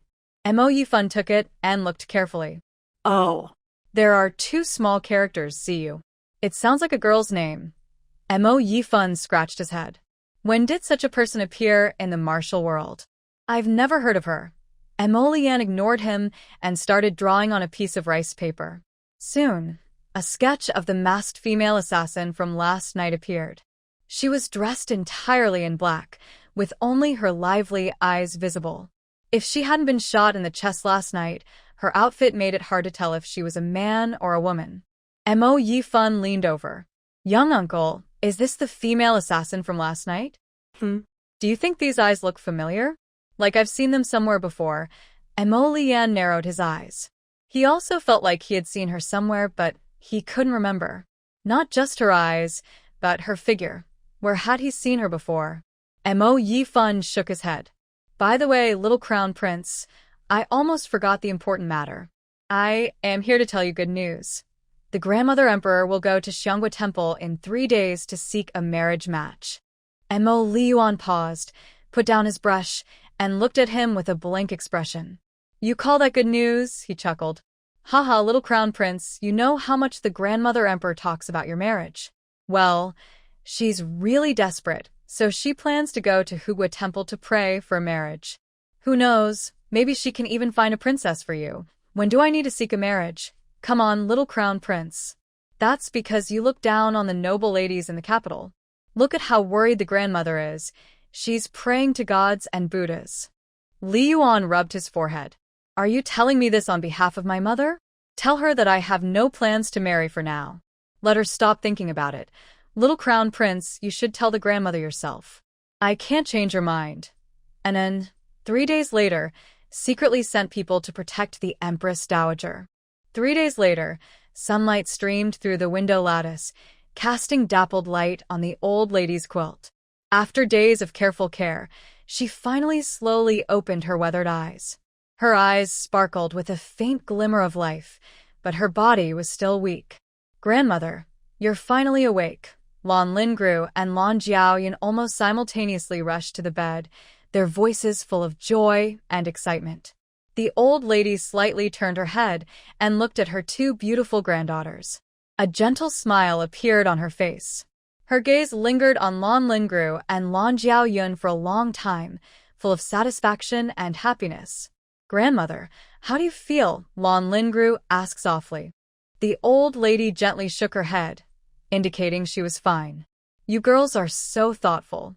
Though my old bones are no longer useful, seeing your filial piety makes me very happy," she said, a tear flickering in her eyes, but it was quickly replaced by a smile. Seeing this, Lan Xiyue hurried forward and held her grandmother's hand, acting spoiled. "Grandmother, don't say that. You are the backbone of our Marquis house. Please take good care of yourself. When my sister goes to Hugua Temple, she will pray to the Bodhisattva for your health and well-being." In this warm and cozy atmosphere, one person remained silent throughout, her eldest daughter, Lan Xiyue. She stood to the side, her gaze calm, as if none of this mattered to her. The old lady saw this and felt a slight pang of disappointment. "Yeye, come over here." She finally spoke, her voice carrying a faint but firm authority. Hearing this, Lan Xiyue slowly stepped forward and bowed. "Grandmother, you are finally awake. Your granddaughter greets you." Her voice was cold and emotionless, yet flawless. The old lady looked at her with a serious expression and said earnestly, "Yeye, your father forbade you from leaving, but this time, you and your sisters went to Xianghua Temple, which is how your restrictions were lifted. As the eldest sister, you must behave properly and not cause any more trouble." Hearing this, Lan Xiyue was slightly surprised. She didn't want to go to Xianghua Temple at all. Since they were so worried about her, why not just keep her under house arrest? Days passed, and her life seemed to slip away with each one. She couldn't help but feel a bit anxious. Who would care about going to Xianghua Temple? The old lady looked at her in different attitude and frowned, her tone growing more serious. "Yeah." Lan Xiyue was pulled back by her grandmother's deep voice and quickly nodded obediently. "Grandmother, don't worry. I promise to behave and not cause trouble." "That's best," the old lady snorted, as if satisfied with her answer. She paused for a moment before continuing. "When you three go to Xianghua Temple, remember to bring some guards. As girls going out, you must be extra careful." Lan Xiyue smiled and said, "Grandmother, don't worry. Mother has already made arrangements." The old lady nodded tiredly. "Good, go now." After bidding farewell to the old lady, everyone left the mansion with their maids. Outside the mansion, 3 carriages were already prepared. The drivers stood respectfully by their horses, waiting for the young lady's instructions. Yunqing and Aunt Hong were busy advising their daughters. Lan Xiyue rolled her eyes silently. It's just going to Xianghua Temple, not a battlefield. Why make such a fuss? All right, since she was alone and didn't want to see them, she admitted she felt a little jealous. She didn't bother to watch them and took Chu Chun and Chu Xia onto the first carriage. Blue Xia opened the carriage window and spoke to the 2 mother-daughter pairs. "Second sister, third sister, are you still not ready to leave? If you keep talking, it's already noon. Maybe you want to have lunch before leaving?" Blue Jiaoyun chuckled softly. "Big sister, it's still early. It's not noon yet. Are you jealous because someone cares about us? That's true. Although you are the legitimate daughter, you're still a child without a mother." Glancing at Yun Shi beside you, "Only you foolishly think she treats you like her own daughter. Little do you know, she's just using you as a stand-in for her real daughter." Blue Xia's eyes darkened. She suddenly closed the window with a bang. Blue Jiaoyun covered her mouth with a handkerchief and smiled. She had guessed right. Yunqing glared at Blue Jiaoyun with annoyance and said sharply, "Yeye is also my daughter, the eldest legitimate daughter of our Marquis' residence. Why would she be forgotten? All right, it's getting late. You should go early and return early." Blue Jiaoyun scoffed disdainfully in her heart. Her own daughter? Bah, so hypocritical. Blue Lingro and Blue Jiaoyun slightly bowed, and each got into their own carriages. Their maids followed closely, serving them on each side.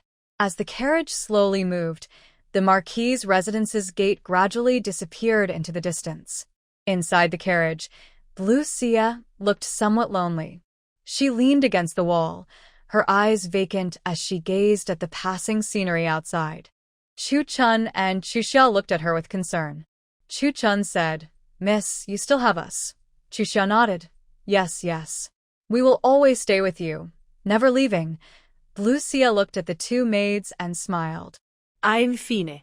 "But by the way, why are you two so good to me?" Chu Chun smiled. "Miss, do you remember? When you were 8 years old and went to the guarding state duke's residence, your maid's mother accidentally broke the old madam's favorite vase and was scolded. Because her father passed away early, her mother was often bullied in the house. It was you who saved her mother. The old madam saw that the two maids and you were about the same age, so she asked the maid to serve you." A scene appeared in Blue Xia's mind, exactly as Chu Chun described.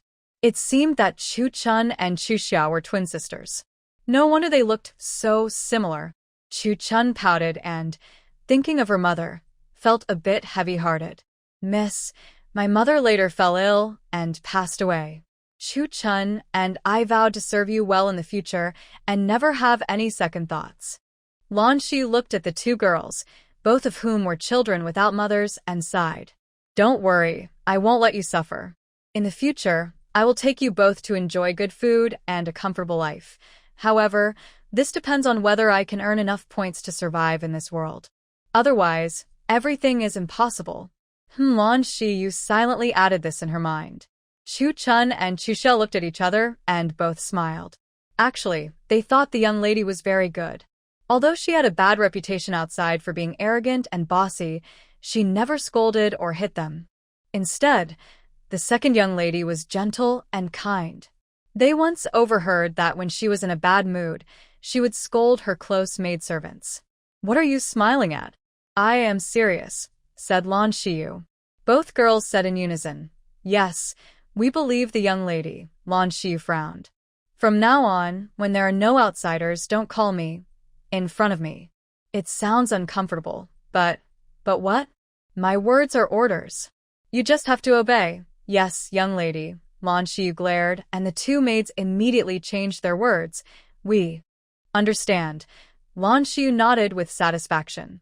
"That sounds much better." Chu Chun and Chu Xiao looked at Lan Xiyue and felt that she was really different from before. They liked her much more now. On the way, they kept her company and made her feel better. Anyway, living one more day was earning her points, so she decided to be happy and relax.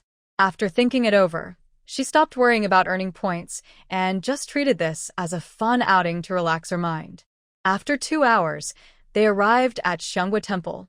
Lan Xiyue looked at the large temple in front of her and murmured, "There are so many visitors. Xianghua Temple really has a lot of incense." Lan Xiyue, standing nearby, smiled and said, "Big sister, Xianghua Temple is very blessed.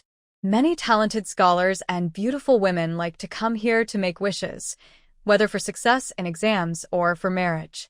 I heard that 3 years ago, Scholar Chiu made a wish here on his way to the capital and then successfully became the top scorer." Lan Xiyue curled her lips. "It sounds real, but if I didn't have some knowledge myself, no matter how much I pray to the Buddha, I doubt an illiterate would become the top scorer." Blue Lingru smiled awkwardly. Blue Jiaoyun glanced at Blue Xia. Weren't they on good terms before? Why is she speaking to Blue Lingru like this now? Did she miss something during this time? At that moment, a young monk dressed in gray robes, holding prayer beads, walked briskly toward them. He had a gentle face, calm eyes that seemed detached from worldly worries. He bowed slightly and said clearly, "Amitabha, are you from the Duke of Wu's residence?"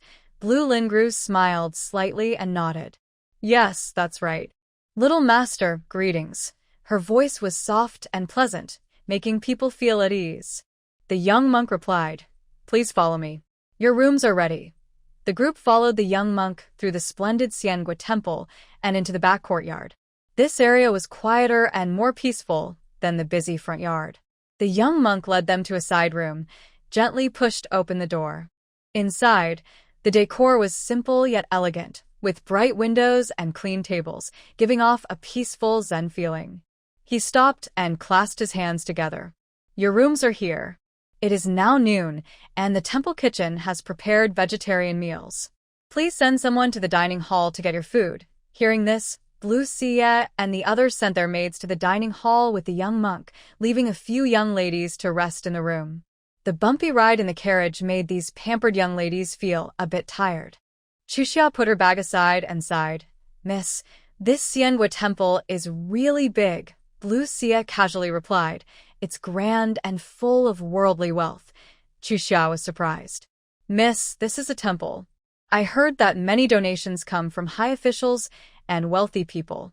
Our Duke of Wu's residence also donates silver every year. Chu Chun came back with a food box, placing the meals on the table. Miss, I heard the vegetarian food here is very good. The monks grow their own vegetables in a garden. Come, have lunch.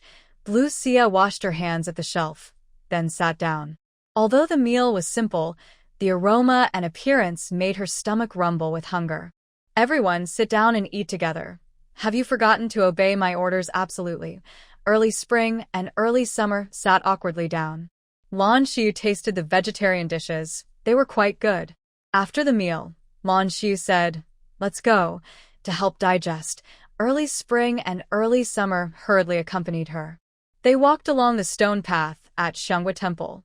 Lan Xiyue couldn't help but think of the line, a winding path leads to a quiet place, where the flowers and trees are deep in the meditation hall. The scene before her perfectly matched the beauty of this poem. Every hall, every Buddha statue, and every ancient tree seemed to carry thousands of years of history and wisdom, inspiring awe. Although Lan Xiyue had never believed in Buddha before, seeing the statues in the temple, she felt a sense of reverence. Lan Xiyue wore a simple, elegant blue dress, with a plain white jade hairpin in her hair. She strolled with her maids, Chu Xia and Chu Chun, in the back mountain of Xianhua Temple. Miss, the back mountain of Xianhua Temple is really beautiful. Chu Xia gently touched the flowers and grass nearby, feeling very happy. Hearing this, Lan Xiyue slightly turned her head. Everywhere she looked was lush green, with the scent of flowers filling the air. She nodded softly and said, yes, it's really nice. Very peaceful. Chu Chun pointed below. Miss, look. The vegetable fields down there are cultivated by the monks themselves. When we took the vegetarian meal at the dining hall, the little monk told us that the land was once wasteland. The abbot asked them to turn it into vegetable gardens. You see, some little monks are picking vegetables there. Her finger pointed to a patch of green. The vegetable garden looked like a huge emerald embedded at the foot of the mountain, blending beautifully with the surroundings. Lan Xiyue looked down along Chu Chun's gaze. She saw a few young monks in gray robes bending over, busy working in the fields. Xianhua Temple has a strong spiritual presence and plenty of funds. These monks are self-reliant. I was too superficial at first, Lan Xiyue thought. At first, she only saw the temple's grand, shining appearance and lively incense offerings, so she didn't have a good impression. But now, seeing the scene, her opinion changed. These monks not only practiced sincerely, but also farmed themselves, living simply and independently. Their spirit of detachment from fame and wealth and self-sufficiency was far beyond what modern monks indulging in worldly pleasures could compare to. Thinking of the chaos in modern society, Lan Xiyue's brow furrowed slightly. Many modern monks indulge in worldly pleasures, losing their original vows. Some even buy property and live luxuriously. These actions are undoubtedly disrespectful to Buddhist beliefs and a great insult to the identity of monks. Just as Lan Xiyue was lost in thought, a sudden voice rang in her mind. Host, this is ancient times. It's not like modern days. If you behave like modern monks, you'll be beheaded. Lan Xiyue was momentarily stunned, then regained her composure. She understood that the system was reminding her that ancient society was very different from modern times, and she couldn't judge the people and events of the past by modern standards. In ancient times, Buddhist faith was deeply rooted in people's hearts. Monks were often respected and admired. They not only followed strict rules but also practiced devoutly, aiming to save all beings. Okay, I understand. System. Host, I must remind you that you only have 21 days left to live. Please find a way to earn points. Lan Xia's good mood instantly vanished. System. Please be a person and stop bringing up bad news. The system claimed innocence. Host, I'm only looking out for you. I worry that if you get discouraged once, your motivation will disappear, Lan Xie. So I should thank you? I tried to steal a chicken but ended up losing everything, including the points for the dagger. I lost a day's life, and I still feel heartbroken about it. Let me rest for a few days to adjust my mindset and think of ways to earn points. System. Host, weren't you a special agent in your past life? How can you be so easily discouraged? System, shut up. Don't provoke me. I only joined the organization because of that strange old man. At this, a hint of sadness flickered in Lan Xie's eyes. In her past life, she depended on that strange old man. Now, she suddenly missed him. The system sensed her emotions and fell silent. Miss, what are you thinking about? Chuchuan's voice pulled Lan Xie out of her thoughts. She shook her head. Her gaze unintentionally drifted to a pavilion not far away, and she headed in that direction. As she approached the pavilion, preparing to rest for a moment, she was stopped in her tracks by a scene before her. She saw an elegant old lady, hunched over, clutching a nearby tree with one hand, pressing her other hand against her chest, her face showing pain. Large beads of sweat rolled down her forehead. Blue Creek Yu quickly stepped forward and softly asked, "Grandma, what's wrong? Are you feeling unwell?" She gently checked the old woman's pulse without leaving any marks, frowned, and realized she was suffering from a heart palpitation. The old woman was none other than the Empress Dowager, who had come to seek a marriage alliance for the regent. She struggled to lift her head, trembling as she pointed weakly at a small bottle on the ground nearby and managed to say, "Medicine." Hearing this, Blue Creek Yu immediately looked down and saw a delicate porcelain bottle lying quietly on the ground. She hurriedly bent down, opened the lid gently, and sniffed close to her nose. A faint medicinal scent wafted out, indicating it was medicine for heart palpitations. She quickly took out 2 pills and fed them to the old woman. After taking the medicine, the Empress Dowager's expression gradually softened, her breathing became smoother, and she showed a look of gratitude. "Young girl, thank you so much. If it weren't for you, I would have been in real danger today," the old woman said, her voice still weak, but with some strength returning. Blue Creek Yu looked around but saw no one else nearby.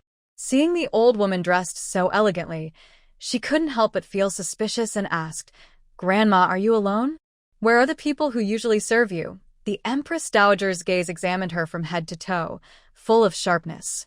"Girl, are you engaged to someone?" Hearing this, Blue Creek Yu was momentarily stunned. She shook her head slightly. Not yet." A smile suddenly appeared in the old woman's eyes, as if she had discovered a treasure. "Where are you from? Where do you live? What is your name?" she asked eagerly, with a mix of anticipation and urgency. Blue Creek Yu felt a warning in her heart. It was rare for her to do a good deed. Could she be being set up? "Oh dear, young lady, it's hard for my servants to find you," came the voice of Ma Momo from afar. Seeing the old woman's people approaching, Blue Creek Yu immediately said, "Grandma, I am just an ordinary girl, not worth mentioning." She quickly signaled to Chu Chun and Xu Xia to leave. "Hey, young girl." Ma Momo and others arrived in front of the Empress Dowager and knelt down together. "Your Majesty, you scared us to death." The Empress Dowager, displeased, waved her hand. "Get up. You old fellow, you came late or early, but you chose this moment to show up. Hurry and get up. We are traveling incognito outside the palace. Don't reveal our identity, or I won't forgive you." When Mama and the others heard this, they quickly stood up. "Your Majesty, you should rest now or continue walking." "I will stay with you." The Empress Dowager looked at the figure of Lan Xie, who was already gone, and frowned. That girl was pretty and kind-hearted. It would be great if she could become Yuan's wife. "Oh, I don't even know the girl's name yet." The Empress Dowager immediately said, "Hurry and find a kind and beautiful young girl to ask about her." Find out which family she belongs to. Mama looked confused. She had only seen her from behind and from far away, so she didn't get a clear look at her face. How can I find her? Mama was a bit troubled. Madam, there are many people coming and going at Xianghua Temple. Do you know her name? Nonsense. If I knew her name, I wouldn't need you to find out. It's all your fault. If you had come a little later, I might have asked her myself. Mama sighed and told the palace maids and eunuchs dressed as maids and servants behind her, "You all heard what the madam said. Hurry and find out which family the girl belongs to, her full name, and her surname." The people behind responded, "Yes." Mama helped the Empress Dowager back to the Zen courtyard. Meanwhile, Chuxia watched her young lady walk quickly and asked curiously, "Miss, why did we leave so hurriedly just now?" Lan Xiyue, hearing this, slowed her steps. "I'm afraid of being scammed," Chu-chun laughed. "Miss, that old man just now is well-dressed. He must be from a wealthy family in the capital. He wouldn't be short of money. Why would he scam you? Even if I wasn't scammed, there's no need to tell a stranger. I just met my family. Let's go back." Chu-chun and Chuxia exchanged glances and hurried to catch up. When they returned to the side room, Lan Xiyue arrived. "Big sister, where did you go?" Lan Xiyue looked at her lightly, then sat at the table, poured a cup of tea, and took a sip. "Why do I need to report to you where I go? Big sister, we came to Xianghua Temple not for fun, but to pray for our grandmother." Lan Xiyue put down her teacup and spread her hands. "I know. And then I and my second sister had lunch together and were copying scriptures in the side room for our grandmother. You, on the other hand, went out to play and only just now returned. Just a concubine's daughter lecturing me." Lan Xiyue looked upset. She hated being a concubine's daughter the most. If it weren't for Yin Qing, that mean woman, her aunt wouldn't be a concubine either. Lan Lingro then came in. "Big sister is back. Perfect timing. We can copy scriptures together. Tomorrow, we'll send them to the master to pray for our grandmother. I and third sister have already copied a few pages. Big sister, you should join us." "Fine, you go ahead and copy yours. I'll do my own. Everyone go back to copying scriptures. Don't stand here blocking me." Lan Xiyue glared at Lan Xiyue and then turned to leave. "Big sister, did you just have a fight with third sister? It's fine. Go back and don't bother me while I copy scriptures. Big sister, I want to stay and copy with you." "No, you'll just disturb me." Lan Lingro frowned. "All right then, sister, I won't bother you. I'll go back to copy scriptures." After they left, Chuxia quickly went to close the door and muttered, "Miss, it seems like these third sisters are afraid you'll slack off." Lan Xiyue lay on the bed lazily. "I really dislike writing. I wasn't planning to write at all." "Chu-chun, you copy the scriptures for me." Chu-chun hesitated. "Miss, can this servant really copy for you? If second and third sisters find out, they'll have something to say. Don't worry. If you don't tell, I won't tell." Who would know? In Lan Xiyue's memory, the original owner never liked reading. Chu-chun learned to read and write from watching, but no one in the household knew. The original owner was often punished to copy characters, mostly written by Chu-chun herself, who could imitate the original owner's handwriting. Chu-chun sighed, knowing the young lady hated writing from a young age. She could only sit at the table and start copying scriptures. Chuxia, who didn't write, took out a needle and thread from her bag, preparing to embroider a handkerchief for the young lady. Where's the embroidery needle?" Chu-chun paused, stopped her writing, and turned to look at Chuxia. "Did it fall when you tidied up?" Early Summer frowned and said, "That shouldn't be. Recently, I put the embroidery needles in the needle box, and I haven't embroidered these days. Today, when I tidied up, I took the needle box with me, and I didn't open it along the way." Early Spring glared at her and said, "Maybe you're mistaken. Look, I usually make sure you don't forget to tidy up." Early Summer scratched her head and mumbled, "It's really strange." Blue Xia, lying on the bed, thought to herself, "I took a few embroidery needles casually last time. Could Early Summer notice if a few are missing?" She didn't go out and lay on the bed feeling very bored. She dozed off in a daze. Early Spring was copying scriptures in the room, while Early Summer was embroidering a handkerchief nearby. Blue Xia was sleeping soundly at this moment. The two looked at her sleeping peacefully on the bed and exchanged glances, both shaking their heads helplessly. When Blue Xia slowly woke up from her hazy dream, she felt everything around her was dim. The sky had quietly darkened. She gently rubbed her still sleepy eyes, sat up, yawned, and wondered how long she had slept. At this moment, early summer carried a basin of steaming hot water into the room. Seeing the person sitting on the bed, she walked over, placed the hot water on the rack, and smiled. "Miss, you're awake. You've been sleeping all afternoon. Get up and wash up. Early Spring has gone to fetch the vegetarian meal. When she comes back, you can have dinner." Hearing this, Blue Xia turned over and walked to the copper basin. She bent down, gently cupped the warm water with her hands, and lightly splashed her face.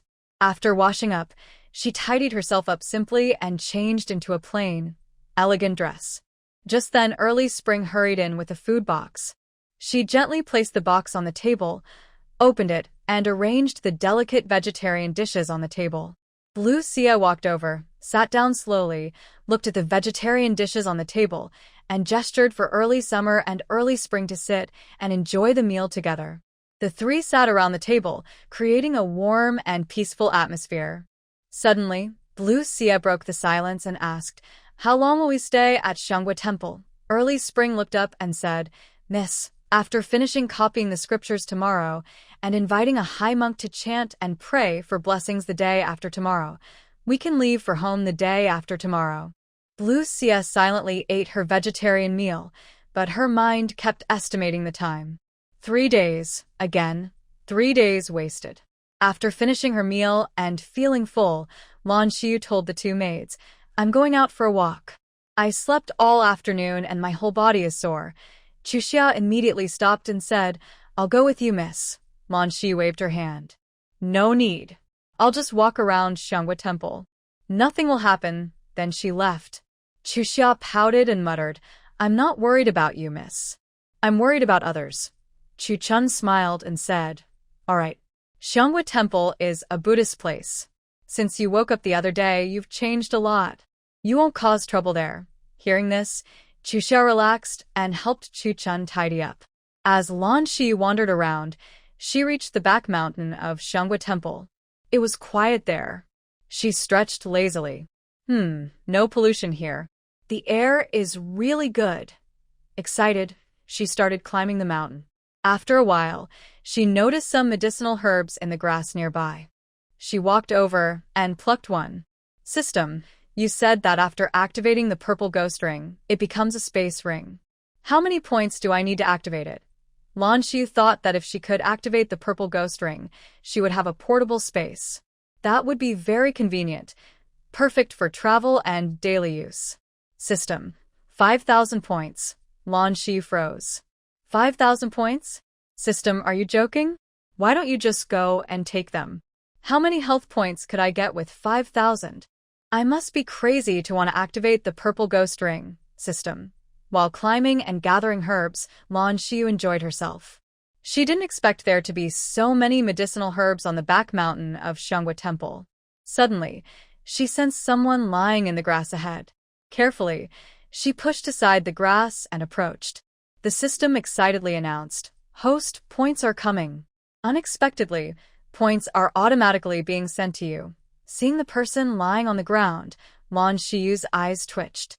The Regent King? What a coincidence. How could she run into him here? System.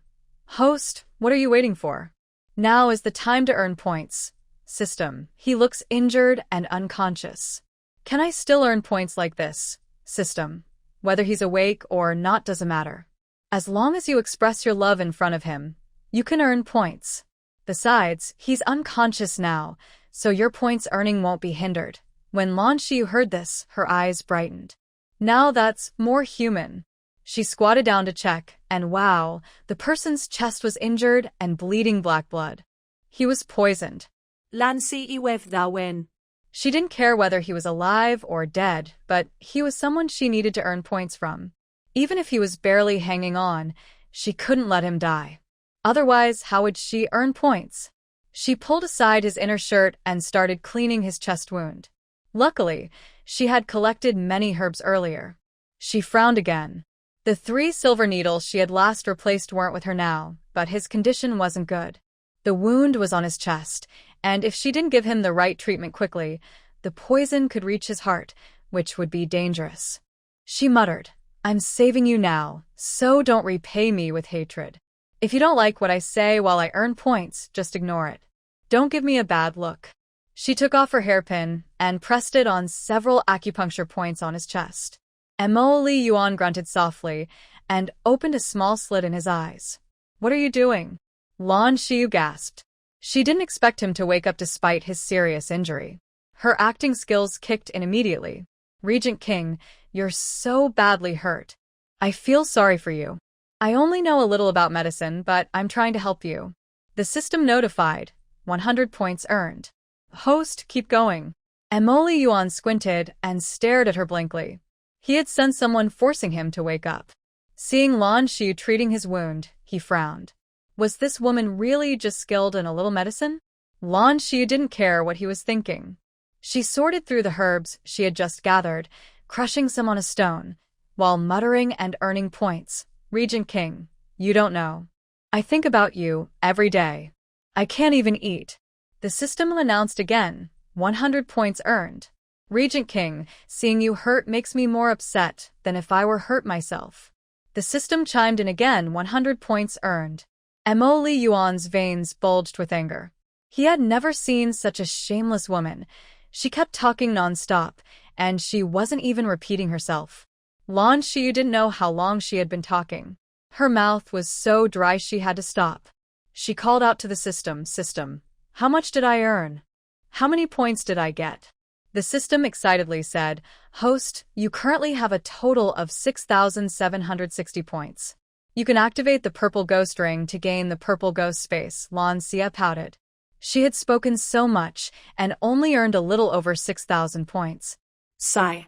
How long would it take her to earn enough points for a few decades of life? Then she could relax and enjoy herself. Lan Xiyue looked down at Li Yuan, who was giving her a stern look. She immediately felt wronged and said, "Prince, why are you looking at me like that? Did I do something wrong? I just love you so much." The system said, "Points credited, 100. Li Yuan couldn't bear it anymore. Seeing her start to complain again, he scolded, "Shut up." Lan Xiyue closed her mouth, feeling as wronged as she could be. Li Yuan's wound toxins had mostly been expelled, and his wound was bandaged. He also regained some strength. He struggled to stand up, walked to a tree trunk, leaned against it, and closed his eyes to rest. Lan Xiyue so not silenti. He looked like a good person, saved him, and then turned his back on her. As the old saying goes, a life-saving grace cannot be repaid, and one should be willing to give everything in return. That man, who saved her, was quite handsome. But such a person was dangerous. Best to admire from afar, appreciate quietly. Since she had been reborn, Lan Xiyue wouldn't give up a forest just for a single tree. As long as she earned enough points for a few decades of life, she would travel the world, explore everywhere, and live up to her second chance. Prince Yu. Li Yuan suddenly opened his eyes sharply, looking at her coldly. "Woman, enough. If you say one more word, I will break your neck." Lan Xia's temper flared. "I saved you, and even if you don't like hearing me talk, just pretend it's not there. And you want to break my neck? You're ungrateful." Li Yuan clenched his fists but said nothing, just looked at her with a calm expression. The system said, "Host, stay calm. Points are more important. System, I don't want to say anything anymore." If it weren't for the points, who would care about saying love in front of an ice block? "Looks good, but so cold it could freeze someone to death." The system replied, "Think about earning enough points, avoiding danger to your life, traveling freely, activating your space, and preparing for your journey. Are you moved? Actions speak louder than words." Ignore his hungry gaze, just focus on earning points. Hey? System, why do you earn more points than I do, and why are you so eager? I only earned a few points, and you tricked me into spending them. Are you taking a kickback? Be honest. System, Host I as a system. Don't take any kickbacks. But when the host buys items from the shop, the system gets a commission. When the commission reaches 10,000, the system can upgrade, making it more perfect. Lan Xiyue was surprised. System, you can upgrade too? No wonder you're more eager to earn points than I am. For every 100 points I spend, how much do you get? System. 10, Lan Xiyue sighed. Then wait forever. Ma Liyuan looked at the woman staring blankly across from him, narrowing his eyes. This woman was really strange. She wasn't the famous arrogant, spoiled girl from the capital. When did she learn medical skills? He looked at the herbs beside her. Were those medicinal herbs? Just then, footsteps sounded. Lan Xiyue immediately snapped out of her daze, her eyes alert as she looked toward the direction of the sound. Ma Liyuan caught her gaze and grew more curious. When a few secret guards from Tianyi appeared, Lan Xiyue relaxed her posture. So, his people had arrived. Tianyi and the secret guards approached, kneeling half on the ground. Master, I am late. Please forgive me. Help the lord up. Tianyi stepped forward and helped Ma Liyuan to his feet. Ma Liyuan said calmly, Go back and have someone bring the Empress Dowager back to the palace. Tianyi nodded. Yes, they realized that enemies had hidden near Songshan, not far from Xiangwa Temple. Those spies had escaped cunningly, and the master was injured. If they found out, the Empress Dowager at Xiangwa Temple wouldn't be safe. Lan Xiyue froze in place, watching them leave. He actually just left like that. Ma Liyuan sensed her gaze and stopped, turning to look at her. Miss Lan, you'd better go back early. It's not safe for you to be alone on this mountain. After speaking, he turned and left. Tianyi was very curious. What had happened to the master and Miss Lan? Why would the master speak to a woman like that? Was this still his master?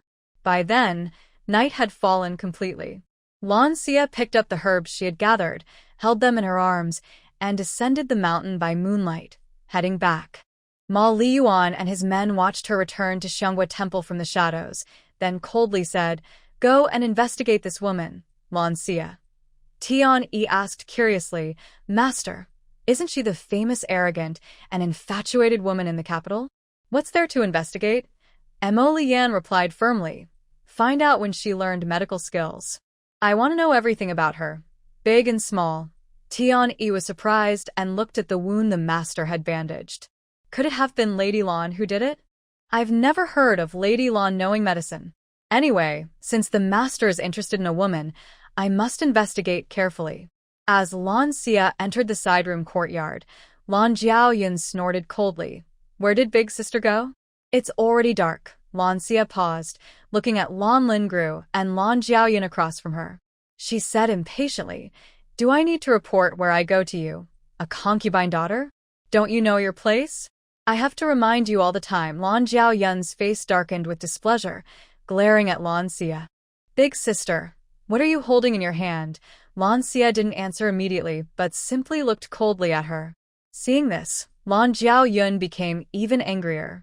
She stepped forward and suddenly knocked the herbs out of Lan Xiyue's arms. The herbs scattered on the ground. Lan Xiaoyun looked down at the herbs and sneered. Haha, Big Sister, you're probably out gathering wild herbs, right? Lan Xiyue's face instantly turned icy. She suddenly raised her head, her deep eyes seeming to swirl with cold ice. She suddenly grabbed Lan Xiaoyun's neck with great force, making her feel suffocating pain. Lan Xiaoyun's hands flailed in the air, her face turning red. She struggled and shouted, Cough. Let go. Are you crazy? Lan Xiyue's expression was calm, her gaze cold as winter wind. Lan Xiaoyun, you're just a concubine daughter. What gives you the confidence to challenge me? Seeing this, Lan Lingru hurriedly stepped forward to mediate. Big Sister, we're family. Why get so angry? Third Sister is about to run out of breath. Please let her go. After a while, until Lan Xiaoyun's face turned pale, and she was almost gasping for air, Lan Xiyue slowly released her grip. Blue Xiaoyun fell to the ground like a broken kite, soft and helpless, gasping for fresh air, her eyes filled with fear and dread. She had just truly felt the threat of death. Blue Xiyue's gaze and actions told her clearly that the other person really wanted to strangle her. At this moment, Blue Jiaoyun was full of fear. She never thought she would come so close to death. Blue Xiyue glanced faintly at Blue Jiaoyun on the ground, her tone full of disdain. "Get lost." Her voice was soft but like thunder, exploding in Blue Jiaoyun's ears. Blue Jiaoyun's eyes were full of hatred. She quickly struggled to get up and staggered away. Lan Xiyue when. Big sister, third sister was just joking with you. Lan Xiyue paused, looking at the grass on the ground. Big sister, what is this? Nearby, Chun Chun and Xia Xia, who had already run out, hurriedly picked up the grass. Blue Xiyue rolled her eyes. Second sister, you should go back and copy your scriptures. Stop coming here. Understand. Lan Xiyue walked over, holding Blue Xiyue's arm and acting spoiled. Big sister, I've been copying scriptures all afternoon. I came specially to talk to you. Blue Xiyue calmly withdrew her arm and looked at Lan Xiyue with a faint expression. It's too late. I want to rest now. Big sister, why does it feel like you're very cold to me now? Did I do something wrong to you, big sister? Blue Xiyue didn't say anything, just stared at her quietly. Lan Xiyue felt uncomfortable under her gaze. She took out a box of rouge from her. Big sister, this is a new product from the Fragrance Powder Tower. I came to give it to you. Blue Xiyue looked at her. Second sister, I think you need these kinds of rouge and powders. Look at my face. Delicate and beautiful. I don't need to use these. Lan Xiyue clenched the box tighter. That girl, did she mean her appearance was inferior to hers? How hateful. No matter how angry she was inside, her face showed a look of grievance. She really had changed. She thought that last time, when she asked the maid to send it to her. She refused, acting like a spoiled young lady. Now that she was giving it to her personally, she thought she would be grateful and close to her, just like before. But unexpectedly, she was sarcastic, saying she was not as good as her. No. Blue Xiyue looked at Blue Xia's delicate face and felt a sense of danger. Big sister, what did my sister do to upset you? Just tell me. If I did something wrong, I will change. Blue Xia smiled and patted Blue Xiyue's face. Xiyue, there are no spectators here. No need to act. Aren't you tired of pretending all the time? Xiyue stiffened and tears welled up in her eyes. Big sister, I don't understand what you mean. Blue Xia impatiently waved her hand. Humph. Look at you. People who don't know might think I hurt you. Just get lost. You're so annoying to look at. Poetry Painting felt very wronged for her young lady and said softly, Miss, our second young lady kindly gave you rouge. If you don't want it, that's fine, but don't insult her like that. Blue Xia slapped Poetry Painting across the face.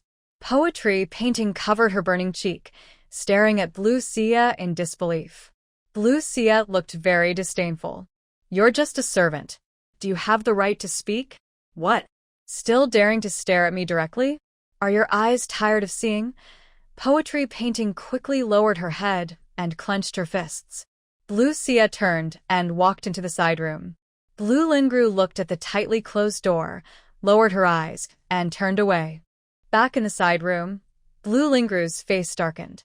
You, Blue Xia, Poetry when whispered nearby, second young lady, since that day she woke up, the big sister seems to have changed into a different person.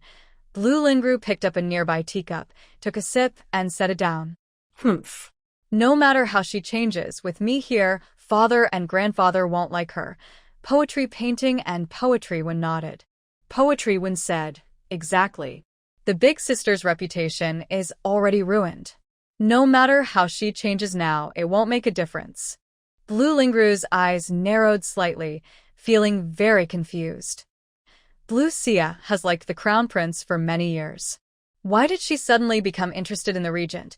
Poetry Painting whispered nearby. Maybe she saw no hope with the crown prince, so she changed her target. Blue Xiyue looked at Poetry Painting's swollen face, feeling very annoyed. Blue Xia didn't hit Poetry Painting. She was hitting herself. Poetry Painting, you go and deal with your face first. Yes, thank you, second miss. Blue Xiyue went to the desk, sat down, and picked up a brush to copy scriptures. Poetry when sighed tenderly. Second miss, it's getting late. Be careful with your eyes. You should rest and copy tomorrow. Praying for my grandmother's blessing, even staying up late to write scriptures is nothing. Sherwin immediately understood her young lady's meaning. Young lady, you are very filial to the old madam. The next morning, Early Spring brought back a meal of vegetarian food, looking unhappy. Lan Xiyue looked at her. What happened? Did someone upset us? Early Spring? Early Spring said, Young lady, when I went to get the meal, I overheard the little monks praising the second young lady for being filial. She stayed up all night copying scriptures for the old madam. Huh? Lan Xiyue is good at pretending. If she wants to show off her filial piety, let her do it. As long as she doesn't bother her, she doesn't care what she does. After eating, the sunlight filtered through the sparse clouds, casting dappled light inside the side room of the guardian temple. Lan Xiyue, dressed plainly, with a beautiful face, was focused on the herbs she collected yesterday, carefully working with concentration. Early Spring sat nearby, holding a brush, meticulously copying scriptures for Lan Xiyue. Early Summer stood beside them, looking puzzled at the herbs in Lan Xiyue's hand. She couldn't help asking, Young lady, what are these herbs for? Herbs are naturally useful. Early Summer scratched her head, confused. Herbs? When did you learn about herbs, young lady? Lan Xiyue snorted softly, with a hint of pride in her tone. I am very clever and self-taught. What's so hard about that? Hearing this, Early Summer shook her head helplessly and didn't ask further. She picked up a needle and thread, carefully embroidering a handkerchief. At that moment, the system's slightly helpless voice sounded in Lan Xiyue's mind. Host, look at how many points you have now. Should I activate the purple ghost ring? It has a space inside, making it easier for you to carry things. Lan Xiyue's lips curled into a faint smile, teasing in her tone. System, don't tempt me. I won't spend a single point until I earn enough. Who knows if I can earn points so easily again? I need to be careful. Hearing this, the system was speechless. It had never seen such a stingy host. Suddenly, outside, a commotion broke the peace. Lan Xiyue frowned slightly, put down the herbs, and opened the door to step outside. She saw Lan Xiyue and Lan Xiaoyun also coming out of their rooms, looking curious as they surveyed the surroundings. Other worshippers in the side room also began to leave, and suddenly, the whole courtyard became lively. Lan Xiyue looked delicate and fragile, as if a gentle breeze could knock her over. She softly asked, What is happening here? People were talking quietly when a group of armed guards stormed in with a strong presence. Behind them, the abbot of Xianghua Temple held prayer beads and said, Amitabha, Regent King. This is the residence of the female worshippers at Xianghua Temple. Your actions may not be appropriate. Mo Lian looked stern and sharp-eyed, and calmly said, There are spies sneaking into Hugua Temple. I am searching for them to keep everyone safe. Everyone was surprised at his words. This was the side room of Hugua Temple, usually used for visitors to stay.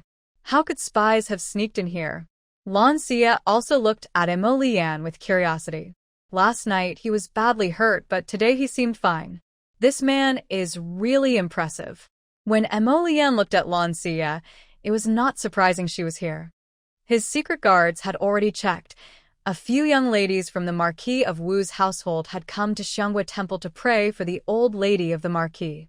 Suddenly, the atmosphere in the courtyard became tense and complicated. Worshippers whispered and exchanged looks, murmuring among themselves. Lan Xiyue stepped forward shyly and looked at him. Prince, I didn't expect to see you today. It seems my fate and yours are destined. Mo Lian's mouth twitched. If it weren't for her saving him last night, he might have lost his temper and snapped her neck. Prince, I love you so much. System. 100 points credited. I love you so much that I can't help dreaming about you last night. Mo Lian grabbed Lan Xiyue's neck coldly and said, Woman, if you're not afraid to die, say one more word. Lan Xiyue felt speechless inside. Anyway, she earned another 200 points. Now that he was threatening her, she was foolish to keep talking. Her eyes turned red, and she looked at him with a sad, helpless expression. Mo Lian irritably pushed her away. Lan Xiyue took a few steps back and staggered to steady herself. Everyone was surprised. Some admired Lan Xiyue's courage, while others thought it was shameless for a woman to behave so boldly in public. Tianyi led the guards forward to check the identities of the worshippers. All of them were women worshippers. Some women looked at Mo Liyuan with blushing faces and shyly lowered their heads. They didn't have the courage like Lan Xiyue. At this moment, a simple-dressed woman suddenly appeared beside Lan Xiyue like a ghost, holding a sharp dagger against her slender neck. "Regent King, if you don't want her to die, quickly take people away," the woman said in a deep, strong voice. Every word sounded like it was squeezed from her teeth, carrying a clear threat. The crowd around was frightened by this sudden change and stepped back in fear. Lan Xiyue's personal maids, Chu Chun and Chu Xia, were so scared they looked pale, worriedly watching her being held hostage. Mississippi, Lien Ro, standing nearby, looked back and forth between Lan Xiyue and the woman. At first, she felt a faint hint of happiness, but she quickly hid it and showed a worried expression. "Who are you?" "Let my older sister go." "My sister is the eldest daughter of the Marquis of Wu's family," she said tremblingly, trying to use Lan Xiyue's identity to scare the woman. Everyone else also learned Lan Xiyue's identity and whispered among themselves. No wonder she was so bold. She was the notorious troublemaker in the capital. But the woman seemed unaffected, expressionless, just coldly staring at Mo Liyuan. "If you don't want her to die, quickly withdraw the people," the woman said without hesitation or retreat. She pressed the dagger a little harder, and a drop of blood appeared on Lan Xiyue's neck. Lan Xiyue gasped in pain. Her body was very afraid of pain. "Ow, it hurts." "Heroine, stay calm. Impulsiveness is the devil. If you kill me, you won't escape either," she said. Her eyes turned to Mo Liyuan, shining with a plea for help. "Prince, I don't want to die. Please save me." Her voice was full of helplessness and weakness, making people feel pity. Mo Liyuan raised an eyebrow, a hint of amusement flashing in his eyes. "This woman is a spy hiding in Dongyao. Don't worry, Miss Lan. If she dies, I will kill her to avenge Miss Lan." Lan Xiyue thought to herself that this man probably wanted to use her to kill two birds with one stone. The atmosphere grew more tense. The woman lost patience and, holding Lan Xiyue, slowly moved toward the courtyard gate. Mo Liyuan's eyes narrow slightly. He waves his hand, and the guards step aside to clear a path. Lan Xiyue appears very nervous on the surface, but remains calm inside. System. Host, a pepper spray costs 100 points and can help you escape danger. No need. System. This host is quite stingy. Even in such a situation, no points are spent. Suddenly, the woman pulls out a smoke bomb from her and throws it at them. When the smoke clears, neither the woman nor Lan Xiyue can be seen. Mo Liyuan's cold voice sounds. "Leave some people to continue the search. The rest, chase." Everyone from Tianyi immediately rushes out. Lan Xiyue, with tears in her eyes, steps forward and asks, "Regent King, what should we do? That person took my older sister away. Could she be in danger?" Mo Liyuan doesn't even look at Lan Xiyue and turns to leave. Lan Xiyue tightly clenches her handkerchief. As rumored, the Regent King is indeed cold and distant. The other guards continue to check the people one by one. Most of the women staying here are of noble background. They are questioned like suspects, their faces flushed with anger. But since these are the Regent King's people, even if they look displeased, no one dares to speak out. The Empress Dowager is sent back to the palace overnight, feeling very unhappy. "Did they find the girl from that day?" Momo shakes her head. "Your Majesty, there are many girls praying at the Prime Minister's temple. We haven't found the girl you mentioned yet." "No, I must go to the Prime Minister's temple myself. And Yuan too. How dare he send me back to the palace overnight?" "What's going on?" Momo advises. "Your Majesty, I heard that the prince discovered spies. Those spies hid in the Prime Minister's temple." "Your Majesty, the prince is doing this for your safety," the Empress Dowager mutters. "Spies? I think he's just making excuses." Meanwhile, The woman leads Lan Xiyue to the back mountain of the Prime Minister's temple. Lan Xiyue pouts. I say, heroine, if you keep dragging me along as a burden, I can't run fast. Why don't you let me go? You could run faster then, system. Host, why don't you make a move and take her out? Why are you letting her hold you hostage? You're a silly system. I'm Miss Lan. Even if I'm arrogant and domineering, I only have some basic skills. I wouldn't be a match for a trained spy, system. So, host, you can check out the poison and weapons in the system shop for assistance. You don't need 900 points or 500 points, just 100 points is enough to take them. Lan Xiyue was speechless. System, you are really dedicated, system. The host currently has 7,060 points. Spending 100 or 200 points doesn't hurt, right? Ridiculous. 100 points is my life each day. Of course I care, system. Tian-E and the others quickly caught up and surrounded the woman. She blocked Lan Xiyue in front of her, gripping a dagger tightly. Move aside, or I will kill her. Mo Liyuan said calmly, then go ahead and kill her. Lan Xiyue twitched her lips. Big brother, you're really ruthless. You're still provoking her now. Are you afraid she can't kill me? The woman knew she couldn't run anymore. She made a tough decision, ready to kill Lan Xiyue and then commit suicide. Lan Xiyue held her hand. Don't kill me, please don't. The woman moved her hand but found that Lan Xiyue's grip was very strong, making her unable to move. Seeing this, Tian-E jumped forward and kicked the woman's dagger away. The woman cried out in pain. Lan Xiyue quickly ran to Mo Liyuan, grabbing his sleeve with a frightened look, tears in her eyes, crying, Prince, you scared me to death. Mo Liyuan looked at the woman holding his sleeve and crying, frowning. Let go. Lan Xiyue pitifully released his sleeve, looked up with tearful eyes, and said, Prince, I'm so scared. After saying that, she couldn't help but get goosebumps herself. System. Host, you really know how to act. Mo Liyuan's deep eyes fixed on her. I said again, let go. Lan Xiyue pouted and released his sleeve. She saw him draw a soft sword from his waist. With a sharp sound, the sleeve she was holding fell to the ground. Lan Xiyue's lips twitched. Quietly, she took a step back. Does this man have a cleanliness obsession? Just pulling his sleeve made him cut it? Last night, she even applied medicine to his chest. Why didn't he cut the flesh on his chest? Such fuss. Meanwhile, the woman was already badly injured from fighting Tian-E and the others. Tian-E kicked the woman hard. She hit a tree and fell to the ground. Seeing she couldn't fight back or escape, she prepared to bite her tongue and hide poison to commit suicide. Tian-E reacted quickly, jumping in front of the woman, pressing on her acupoint and releasing her jaw. Take her back and question her carefully. At that moment, a flurry of arrows shot from the shadows. Tian-E and the others quickly drew their swords to block. Lan Xiyue rolled on the ground and hid behind a large rock. When Mo Liyuan looked at Lan Xiyue, he saw her trembling and hiding behind the rock. He looked away and swung his sword to deflect the arrows.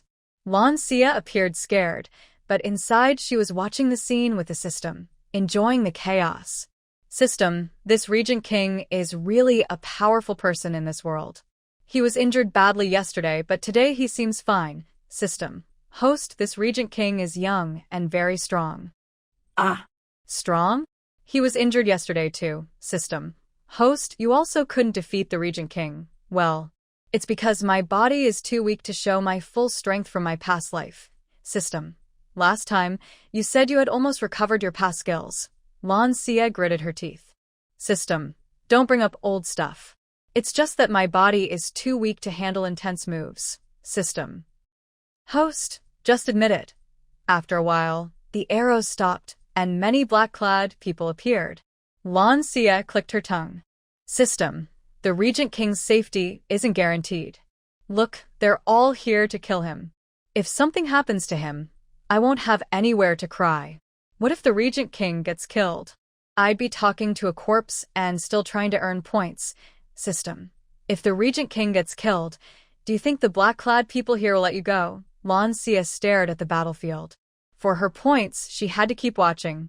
The more she watched, the more she was shocked. Anyone who got close to Mo Lian was killed with a single sword.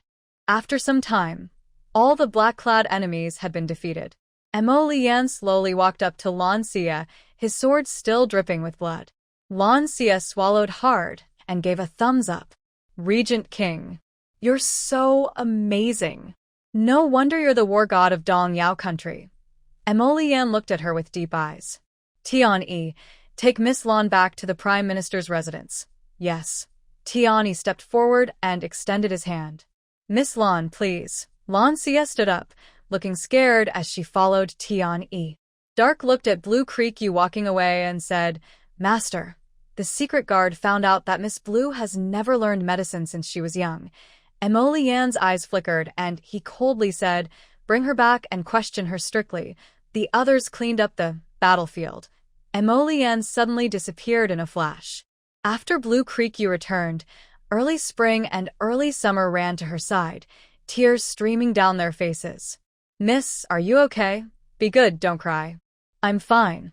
Blue Lingru's eyes darkened. She really was lucky to come back safe and sound.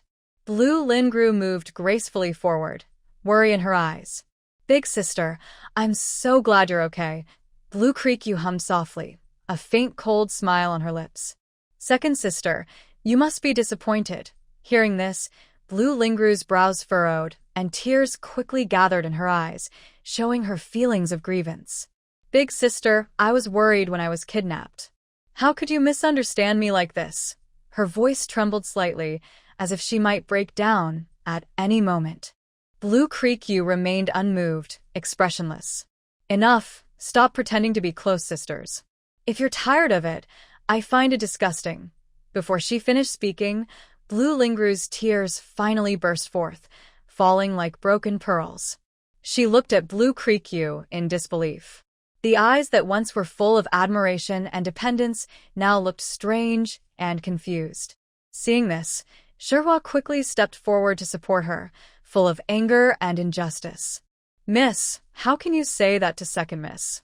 Blue Creek Yu's gaze suddenly turned sharp. She suddenly raised her hand and slapped Shihua hard across the face. Shihua's cheek instantly swelled red, her eyes full of shock and humiliation. What are you, someone who can speak? Blue Creek Yu's voice was cold as frost, making people feel a chill. Blue Lingru's pain and anger intertwined. Big sister, why are you hitting my maid again? The master speaks, and a maid has no right to speak, Blue Creek Yu said coldly. Since second miss can't discipline her maid well, I, as the eldest sister, don't mind helping to teach her a lesson. Blue Lingru clenched her hand tightly around her handkerchief, her face looking very unpleasant. Since big sister is fine, I will go back to copy scriptures. At that moment, Lan Xiyue subtly extended her foot, causing Lan Lingru to stumble and fall flat on her face. Her dress was covered in dirt, her hair messy, and she looked very embarrassed. Oh. Second sister, how could you be so careless? Mississippi, Shihua couldn't bear the burning pain on her face and hurriedly helped Lan Lingru up, her eyes full of concern. Lan Lingru looked back at Lan Xiyue, feeling ashamed, and quickly left. Far away, Lan Xiaoyan watched the scene and whispered with a smile, I never thought my eldest sister and second sister would turn against each other. Lan Xiyue returned to her room. Chu Chun and Chu Xia looked her over from head to toe. All right, I'm really fine. The two maids finally relaxed. Chu Chun went over, opened her bag, took out a porcelain bottle, and approached her. Miss, I'll put some medicine on your neck. No need, just a small scratch, it's fine. No, I must. Chu Chun carefully applied ointment to Lan Xiyue's neck. Chu Xia asked from the side, Miss, did they catch that female spy? Of course, the regent caught her. Serves her right. She used Miss as a hostage. Lan Xiyue smiled, lying on her bed, feeling very happy. This time, coming to the Xianghua temple was worth it. She earned a lot of points. Just thinking about it made her feel good. 7,000 points. That's like 70 days of life. Not bad, not bad. Chu Chun and Chu Xia saw their lady in such a good mood and felt a bit puzzled. The two maids were clever and didn't bother her. The next day, Xianghua Temple was still busy with visitors unchanged from yesterday. Lan Xiyue and her group, holding completed Buddhist scriptures, walked lightly into the front yard of Xianghua Temple. They looked serious and silently prayed for the old lady's health. Lan Xiyue softly spoke, her voice gentle but full of emotion. May grandmother be healthy and free from illness. After speaking, she carefully placed the Buddhist scriptures into the prepared incense burner. Lan Xiyue stepped forward and also put her scriptures into the incense burner. Wishing grandmother long life and happiness, Lan Xiyue thought to herself, if the Buddha really is power, then please bless me to earn enough points quickly and live a carefree life. She threw her scriptures into the incense burner. As wisps of blue smoke rise gently, the Buddhist scriptures are gradually reduced to ashes by the licking flames, as if carrying their prayers into the sky. The firelight reflects on her face, showing a look of determination and devotion. Next to her, the high monk, dressed in a kasaya, holding prayer beads, closes his eyes and concentrates, softly reciting, Namo Amitabha Buddha. May the Buddha's light shine everywhere. May the old lady be healthy and free from illness. As the monk chants, a peaceful and calm feeling seems to fill the air. In the dungeon of the regent's palace, someone asks, "What?" Still not willing to speak, and Yi shakes his head. "Master, we've tried all the methods, but this woman is stubborn and refuses to talk. She's barely hanging on." Mo Liyuan leaves the dungeon without looking back. As Mo Liyuan enters the study and sits down, Mo Yifan comes in. "Little Imperial Uncle, grandmother wants you to come to the palace." "Hey, little Imperial Uncle, aren't you afraid grandmother will come to your regent's palace?" Mo Liyuan glances at him. Mo Yifan scratches his head awkwardly and sits opposite him. "Little Imperial Uncle, I heard from Tian Yi that you were hurt.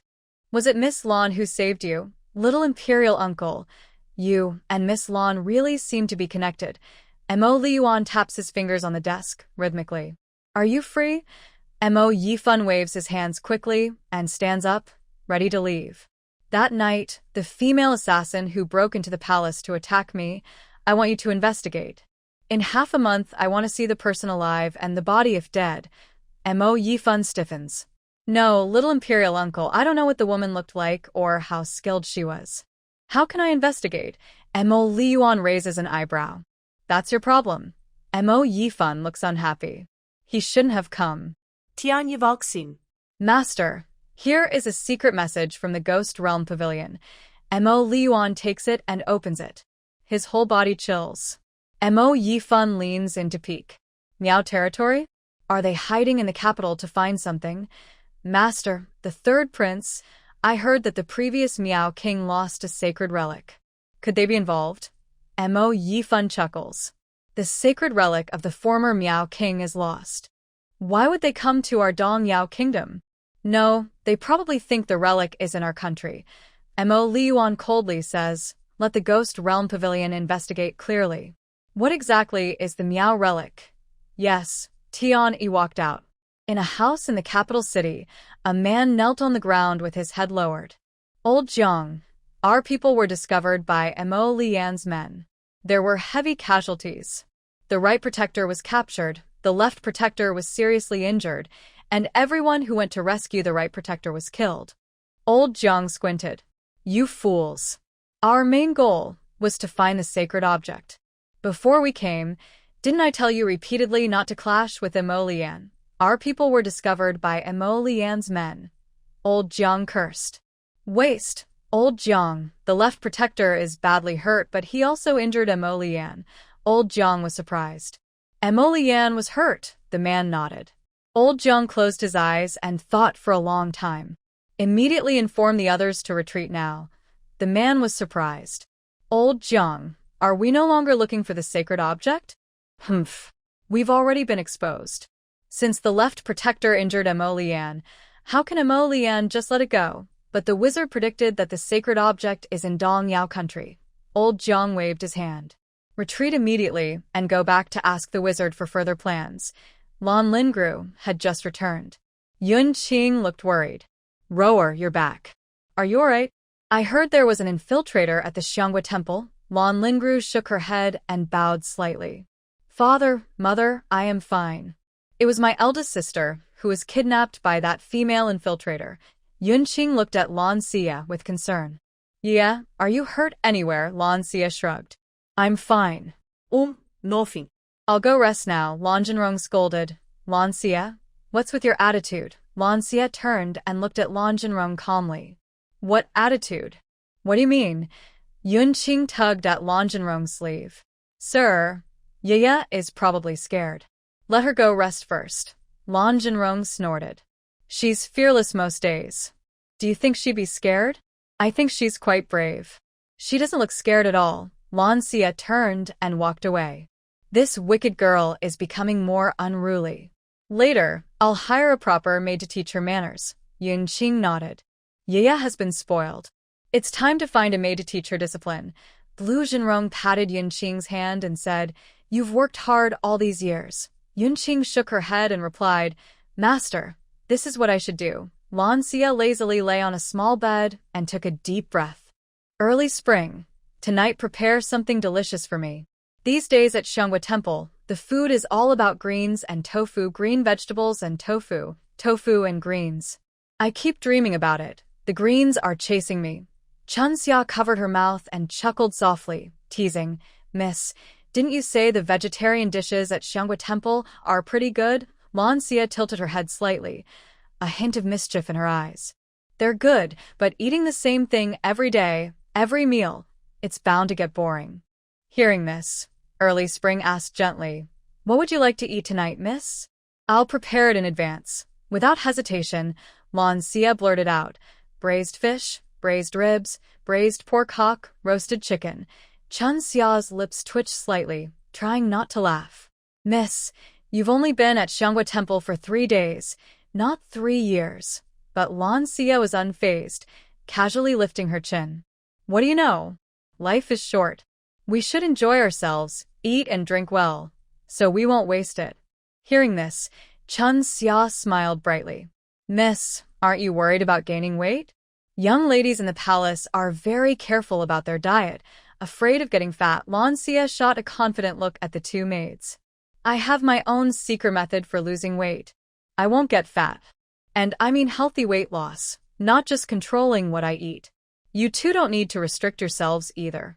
If you gain weight, I will help you lose it. Whatever weight you want to reach, I can help you be satisfied. Chunxia looked a bit doubtful. Miss, are you just bragging? Do you really think you can lose as much as you want? I heard that the daughter of Lord Qian in the capital is over 300 Jin and can't lose weight no matter what. Hearing this, Lan Xiyue suddenly sat up straight. What did you say? The daughter of Lord Qian? You don't believe me? Fine. You said she's over 300 Jin and can't lose weight? Tomorrow I'll go help her lose weight. Chunxia was stunned, scratching her head in confusion. Huh? Miss, are you joking? But Lan Xiyue looked serious. Do I look like someone who jokes? Miss, although the Qian family is a merchant family, they're very wealthy. Old Master Qian loves Miss Qian very much and treats her like a precious jewel. If you really try to help her lose weight, you might cause some serious trouble for her, Chunxia said, annoyed as she brought up this topic. Lan Xiyue glanced at her lightly and smiled confidently. Don't worry. Our miss knows her limits. Since I said it's possible, then it definitely is. Next to them, Chun saw this and gently tugged at Chunxia's sleeve, signaling her not to speak further. The two exchanged a look, and Chun pulled Chunxia to leave. It's still early. Why are you pulling me? You should help persuade Miss, Chunxia said, puzzled and frowning. Chun stopped and gently tapped Chunxia's forehead. Can't you see Miss's personality? The more you try to stop her, the more she'll get fired up. If we don't say anything, maybe she'll forget about this whole thing. Chunxia touched her forehead where Chun had tapped. That's true. Miss doesn't even know Miss Qian. Not long after, Chun and Chunxia returned angrily to Lan Xi's place. Chunxia hung her head, looking upset. Lan Xi was sitting by the window, lost in thought. When she heard footsteps, she looked up. You're back so soon. What happened? Li's sister? Chun bit her lip, seeming to choose her words carefully before speaking. Miss, the housekeeper lady from the kitchen said that today the supplies are short, so we're only allowed to take some vegetables and radishes. Chun Xia's eyes were red, tears welling up. Her voice choked with emotion. There are still many dishes in the kitchen. I was upset and argued with the housekeeper. But she slapped me. As she spoke, she looked up, and the slap mark on her face was clearly visible, making people feel sympathetic. Hearing this, Lan Xiyue's face darkened instantly, and a faint coldness flickered in her eyes. Chun, go get a basin of cold water and help Chun Xia wash her face. Chun nodded quickly, turned, and hurried out of the room. Soon after, she returned with a basin of cold water freshly drawn from the well. In early summer, she muttered with a hint of self-blame. Miss, I have tough skin and am fine. It's just that you didn't get any meat to eat tonight, so I have to let you go hungry. We've also spent all our monthly silver, so we can't go out to buy delicious food for you. If you want to eat meat, maybe you should have dinner with the master and others in the front hall tonight. Lan Xiyue calmly replied, no need. Watching them makes me lose my appetite. Chu Chun and Chu Xia were both surprised upon hearing this. They looked at each other. The young lady was so calm and not angry. Instead, they felt a little uneasy. Lan Xiyue slowly stood up, flicked her sleeve, and said, you don't need to prepare dinner either. I'm going out for a walk. Just stay here and watch the house. Chu Chun frowned slightly. Miss, if you're not going to the front hall for dinner and I don't prepare anything, what will you eat tonight? Lan Xiyue smiled softly. She reached out and tapped Chu Chun's nose. Wait and see. When I return, I will bring you something tasty. After instructing them not to let anyone know she had gone out, Lan Xiyue quietly grabbed a few embroidery needles from her hand and slipped out of the courtyard. The system rang in her mind. Host, are you planning to cause trouble? Lan Xiyue rolled her eyes. Cause trouble? There's no meat to eat, so I have to find my own food. I'll do it myself and be self-sufficient. She avoided the maids and servants and reached the storage room of the Marquis' residence. Hiding in the shadows, her eyes sharp as she stared at the guards outside the storehouse. She looked at the few embroidery needles in her hand, frowning. Only 4 needles and there are 12 guards here. I can't make any noise, so this is a bit tricky. The system chimed in at the right moment. Host, there's a powerful sleeping potion in the shop. It only costs 100 points to get it. A flicker of hesitation crossed her eyes. System, exchange for the sleeping potion. Ding. Exchange successful. You have 6,960 points remaining. The system's voice echoed in her mind. She looked down at the porcelain bottle that suddenly appeared in her hand. She unscrewed the cap, held her breath, and sprinkled the potion. The sleeping potion dispersed in the air, forming a faint mist that silently enveloped the guards around the storehouse. In her mind, she silently asked, System, is this reliable? The system replied, Rest assured, host. The products from the shop are always top quality. Sure enough, before long, the guards began to sway and look dazed. Eventually, they all collapsed to the ground, unconscious. Seeing this, Lan Xiyue felt happy inside. Not bad. Once she confirmed everyone was knocked out, she confidently walked out and arrived at the storage room door. She looked up at the closed door, which was secured with a thick lock. Lan Xiyue took out a hairpin from her hair and gently fiddled with the lock. With a click, the lock opened. She pushed the door open and went inside. Inside the storage room, countless treasures sparkled brightly. Her eyes moved over the wealth, and she couldn't help but exclaim, Wow! The Marquis' estate is really rich. What should I do, system? I really want to take all of these, system. Host, activate the purple ghost ring to access the space. You can store all these treasures easily. Hearing this, a flicker of longing appeared in Lan Xiyue's eyes, but it quickly faded. Ugh. 5,000 points, not 50. I should focus on staying safe first. I'll earn enough points later. She hesitated among the treasures, finally fixing her gaze on a box filled with silver notes. Lan Xiyue thought to herself, silver notes are light and easy to hide. If I took gold or other shiny valuables, it might be hard to conceal. So, she took out a few 5,000 tael silver notes, feeling their heavy weight, and tucked them into her clothes. As she looked again at the dazzling treasures, she couldn't help but feel a bit reluctant. She struggled to look away, comforting herself mentally, telling herself she just wanted to take a quick look around the storage room. After calming her mind, she left the room. She carefully locked the door again, as if nothing had happened. Walking through the winding corridors, Lan Xiyue arrived at the back courtyard. She took a deep breath, tiptoed lightly, and easily climbed over the wall. Standing outside the Marquis' estate, a sense of unprecedented happiness filled her heart. Now I have money. First, I'll go enjoy a good meal, then bring those two maids back. Walking along the busy street, Lan Xiyue sighed happily. Living is really good. She accidentally walked into a clothing shop. Lan Xiyue changed into a light blue brocade robe, her sleeves flowing gracefully. She stepped out of the shop and instantly transformed into a charming young gentleman, attracting the attention of passers-by. Suddenly, the sound of urgent horse hooves and the shouts of townspeople filled the air. A fine horse, like a wild horse breaking free, charged wildly down the street. It knocked over stalls and scattered goods everywhere. The townspeople panicked and ran in all directions. In an instant, the runaway horse was close. In a corner of the street, a little girl sat on the ground, covering her eyes with her hands and crying helplessly. She was clearly frightened by the sudden chaos and didn't know what to do. As the horse was about to hit the girl, Lan Xiyue's heart tightened. Without hesitation, she rushed forward, pulling the girl into her arms and shielding her tightly. At the same time, her embroidery needle shot out like lightning, accurately piercing the horse's head. The horse immediately collapsed to the ground, giving a faint whimper and then falling silent. At that moment, a man staggered from the corner, looking panicked and breathless. He was the owner of the runaway horse, named Wang Meng. He ran over shouting, "Get out of the way! The horse is crazy."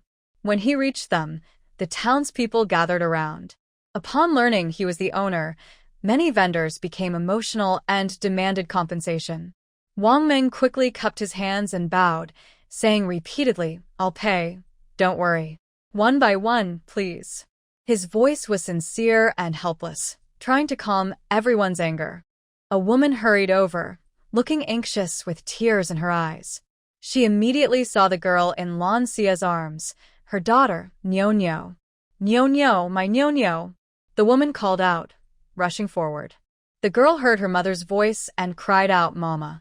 The woman hugged her tightly, tears streaming down her face, and kept thanking her. "Thank you so much, kind sir. Thank you so much."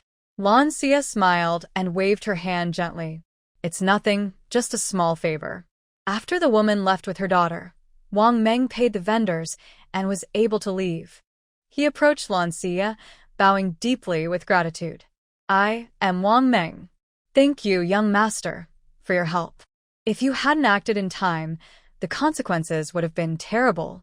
Blue Shi's gaze fell on the horse lying on the ground.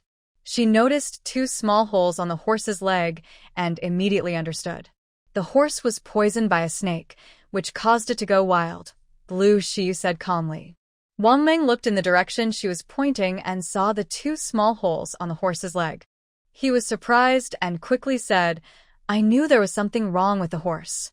Now I see it was snake poison." He then bowed to Blue Shi sincerely and said, "I will remember today's kindness. Please, young master, honor us with your presence. Let me host you with a few drinks to thank you." Blue Shi waved her hand. "No need. You should take care of things here first. And you're back. Go see a doctor."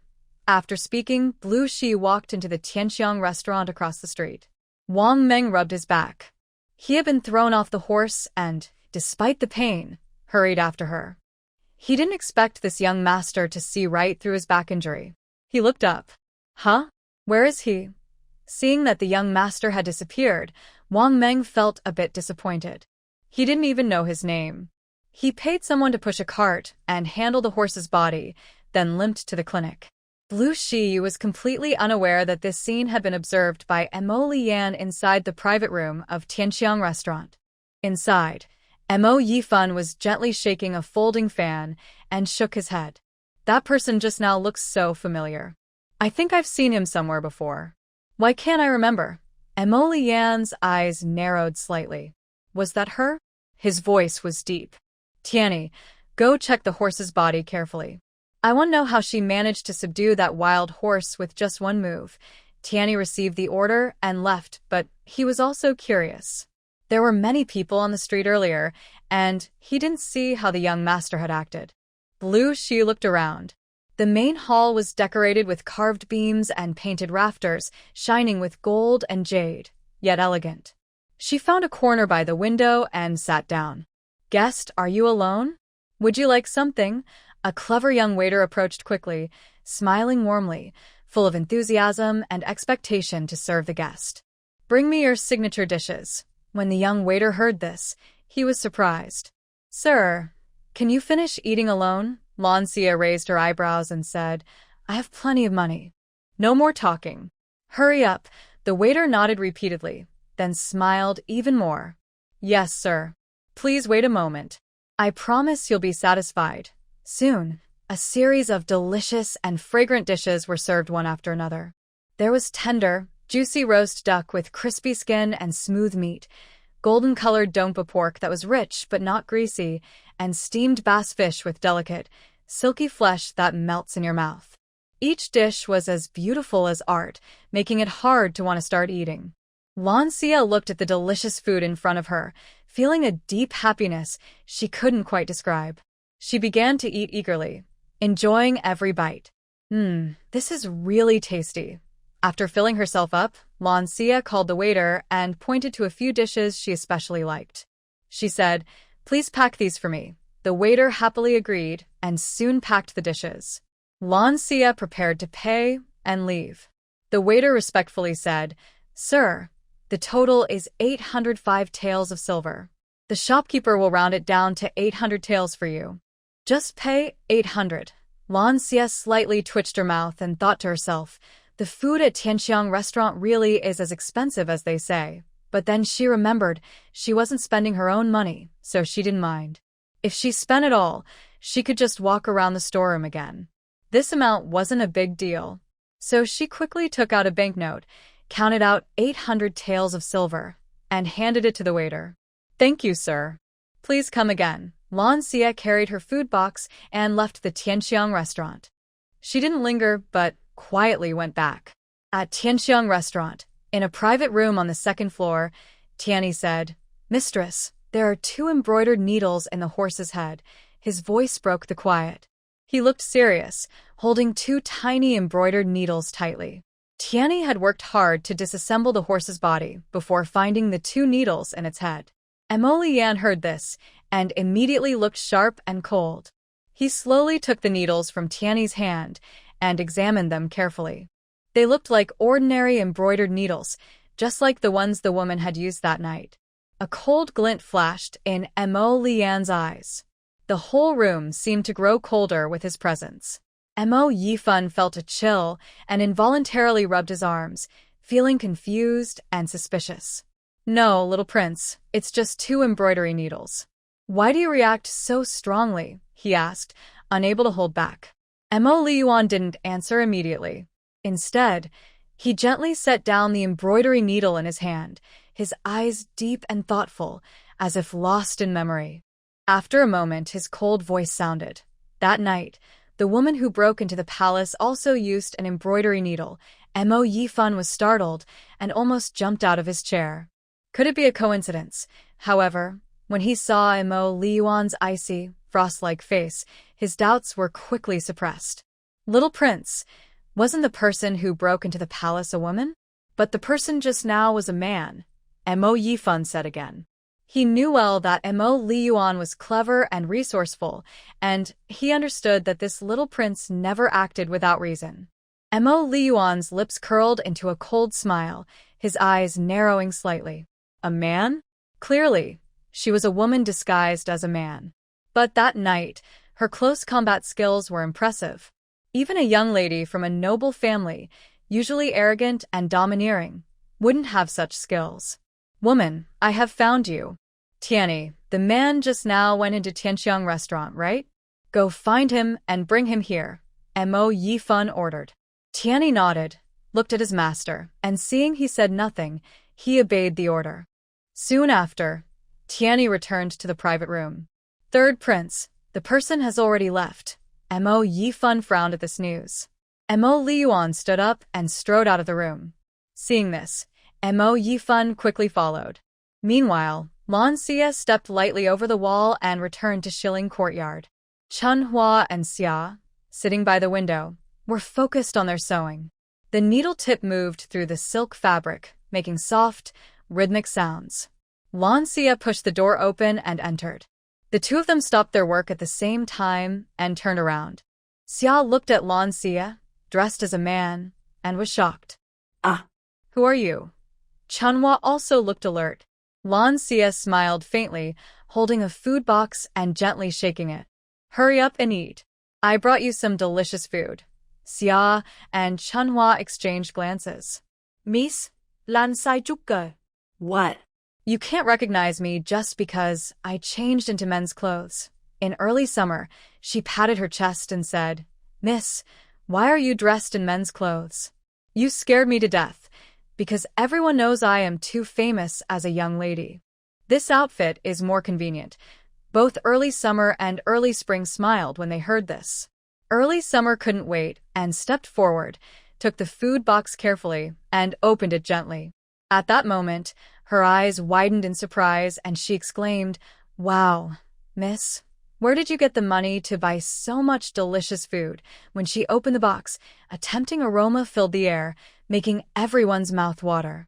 Lan Xiyue gently tapped Early Summer's forehead and said, If there's food, just eat it. No need for so much talk. Early Summer stuck out her tongue and happily arranged the food on the table. Miss, you should eat too. Lan Xiyue waved her hand lazily and leaned on the soft couch, smiling. You all eat. I've already eaten. I brought this back just for you. Thank you, miss. The two maids said in unison. Early Spring and Early Summer sat around the table and started eating happily. Early Summer looked happy and praised, This is so delicious. I've never had such tasty food before. Early Spring nodded repeatedly, eating each bite with great enjoyment, as if this was the most delicious meal of their lives. Outside the storeroom, the guards woke up one by one, realizing they had been lying on the ground without knowing when. They looked at each other with confusion and fear.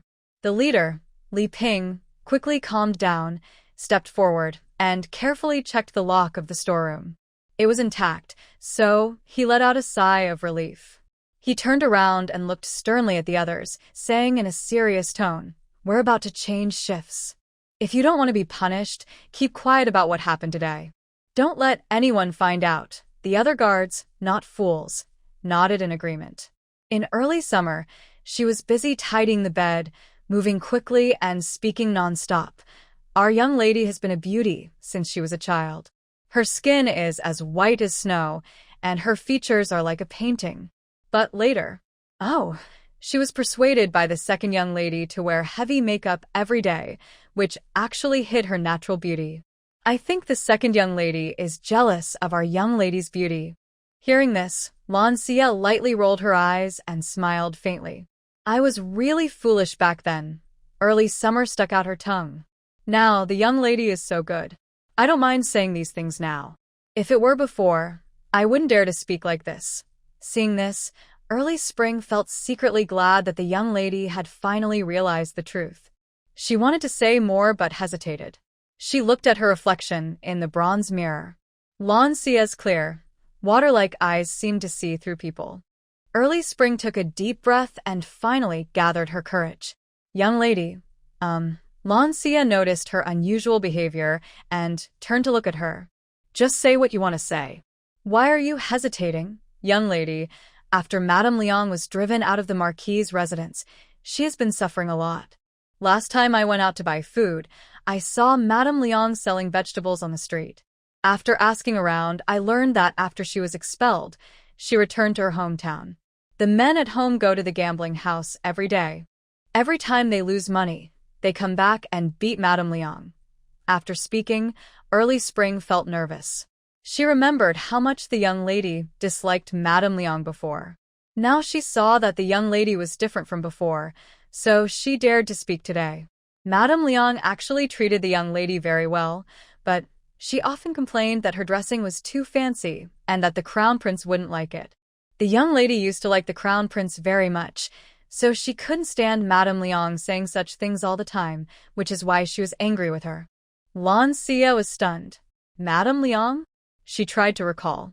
Madame Liang, the original's nursemaid, had taken care of her with great care since she was a child. However, 3 months ago, because Madame Liang kept saying her clothes and appearance wouldn't please the crown prince, the original was so angry that she drove her out of the Marquis' residence. Lan Xiyue sighed softly. Tomorrow, I will personally go to bring Madame Liang back. She's been good to me, and I shouldn't treat her like this. Early Spring's face lit up with joy. Young lady, are you serious?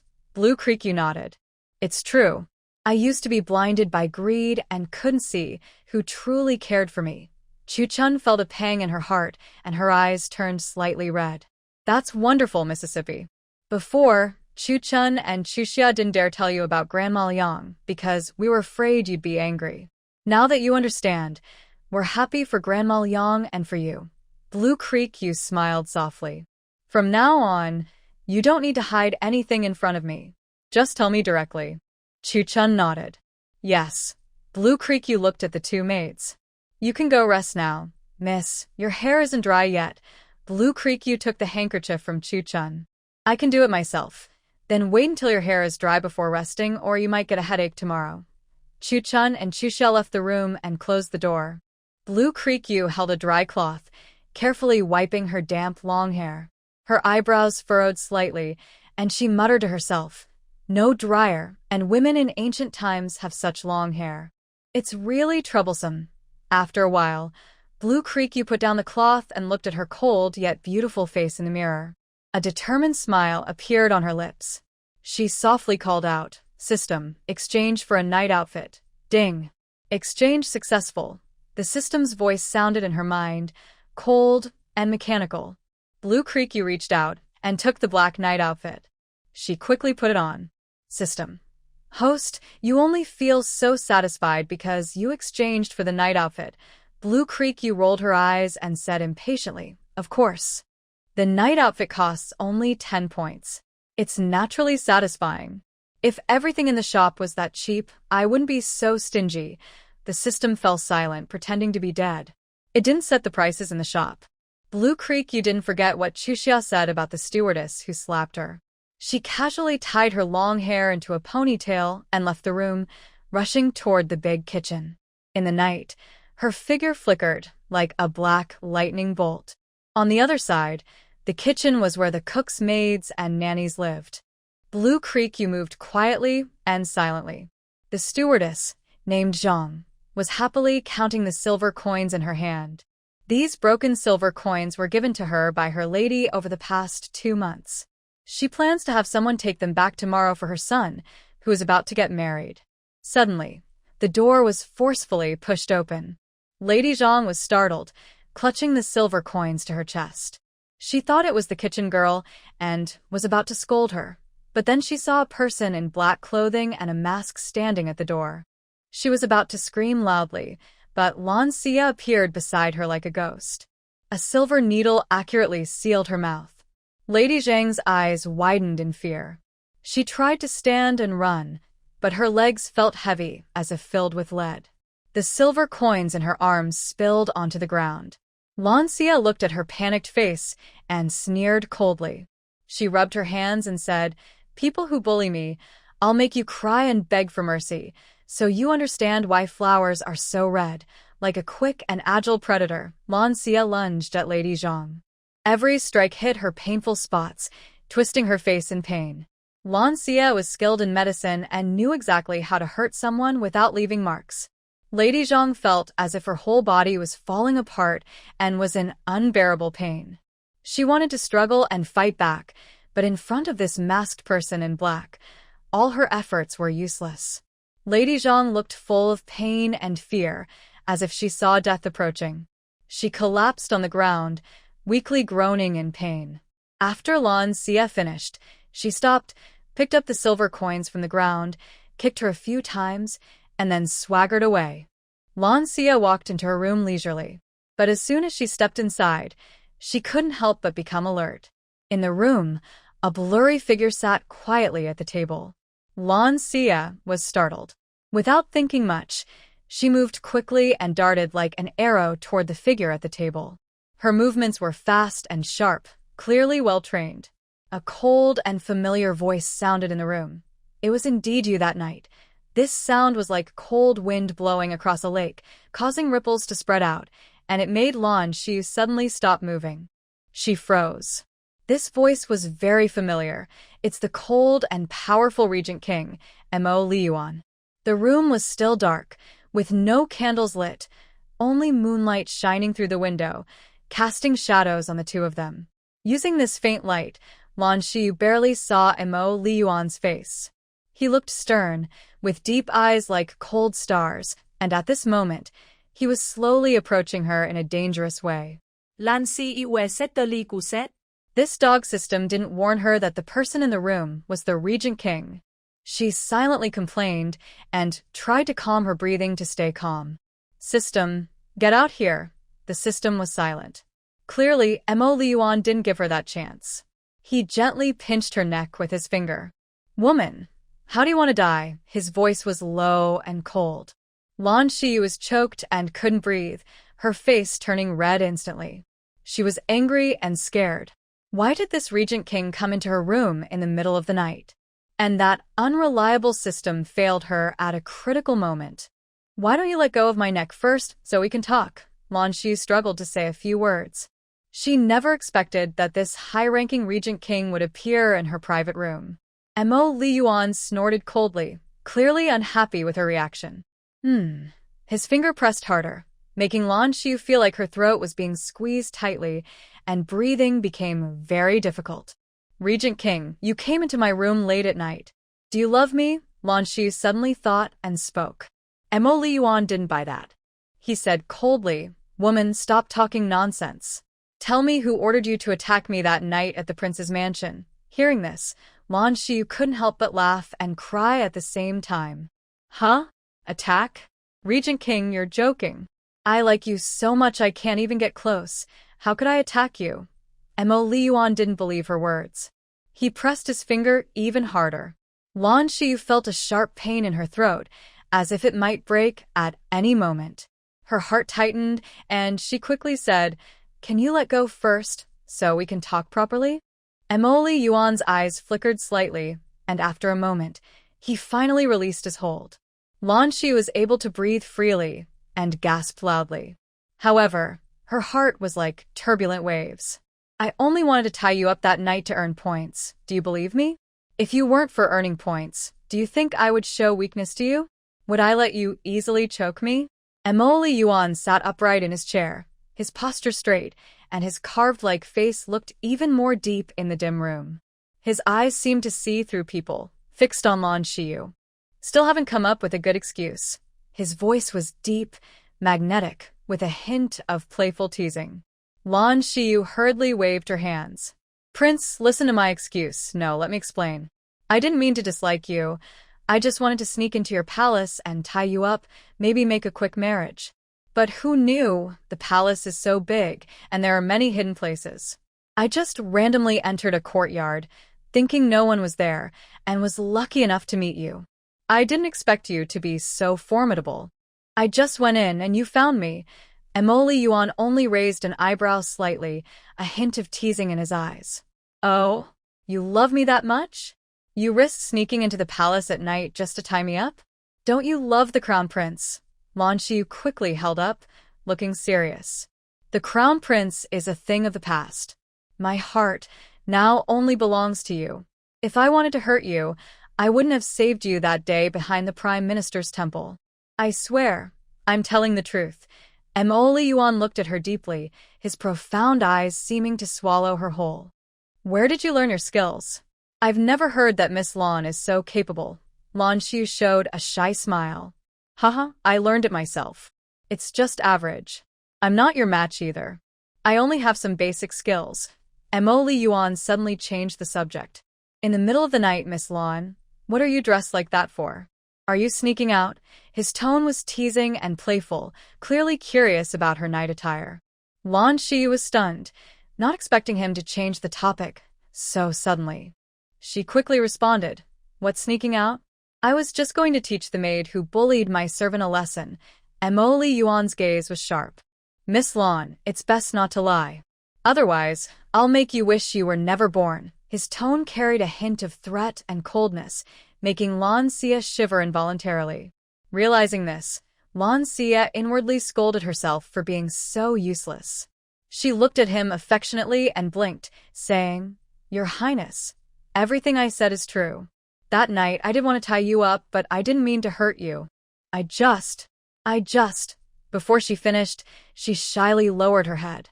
Lan Xiyue picked up the teapot on the table and poured a cup of tea, acting obediently. "Your Highness, please have some tea." Mo Li Yuan looked at her without moving. Lan Xiyue pretended to be shy and said, "Your Highness, I really love you now." "I can't help it, system." 100 points credited. "Stupid system. You just played dead and now you're showing up?" System. "Host, don't waste time trying to earn points. This system just had a malfunction." Lan Xiyue also thought about the points, but was too lazy to argue with the system. "Your Highness, I think about you every day and have lost weight from it." Mo Li Yuan couldn't quite explain why, but even though this woman was chattering away, he sat steadily, listening to her lies about loving him and missing him so much that she lost weight. Surprisingly, he no longer disliked her. He didn't even realize that his mood was somewhat happy now, and a slight smile appeared at the corner of his mouth. Lan Xiyue didn't know how long she had been talking. Her throat was dry. She took the tea she had poured for Mo Li Yuan and drank it down quickly. "Are you tired of talking?" Mo Li Yuan's voice was deep, magnetic, and even he didn't notice a faint tenderness in it. Lan Xiyue was stunned. She recalled her previous confessions to Mo Li Yuan. The first time, he almost killed her, his cold eyes seeming to pierce her soul. The second time, she saved him, but he remained expressionless, unmoved. Why was he so patient now, with no sign of anger on his face? A strange feeling rose in her heart. She silently called out in her mind, System, is this man really falling for me?" The cold voice of the system echoed in her mind. "Host, don't overthink. This man is not easy to fool." Lan Xiyue was unconvinced. "Bah, with this beautiful face of mine, even if he loves me, it's not surprising." The system fell silent for a moment, seeming amused by her vanity, but finally couldn't help but comment, "You're such a narcissist." Blue Creek Yu wore a proud smile on her face. When she looked at Mo Li Yuan, she noticed he was staring at her intently. His deep eyes seemed to see right through her, making her heart beat faster. The worst part was, his gaze felt like a silent tease, leaving her a bit flustered. Blue Creek Yu started to daydream, but when she snapped back to reality, she realized no one was there. "Huh? Where did everyone go?" System. "They left. Did he just leave like that?" System. "What did you expect? Did you want him to stay the night?" Blue Creek Yu was speechless. "No, he just came for no reason and left for no reason." System. "Are you sure he came without a reason?" Blue Creek Yu stroked her chin and thought for a moment. "This guy came to test me.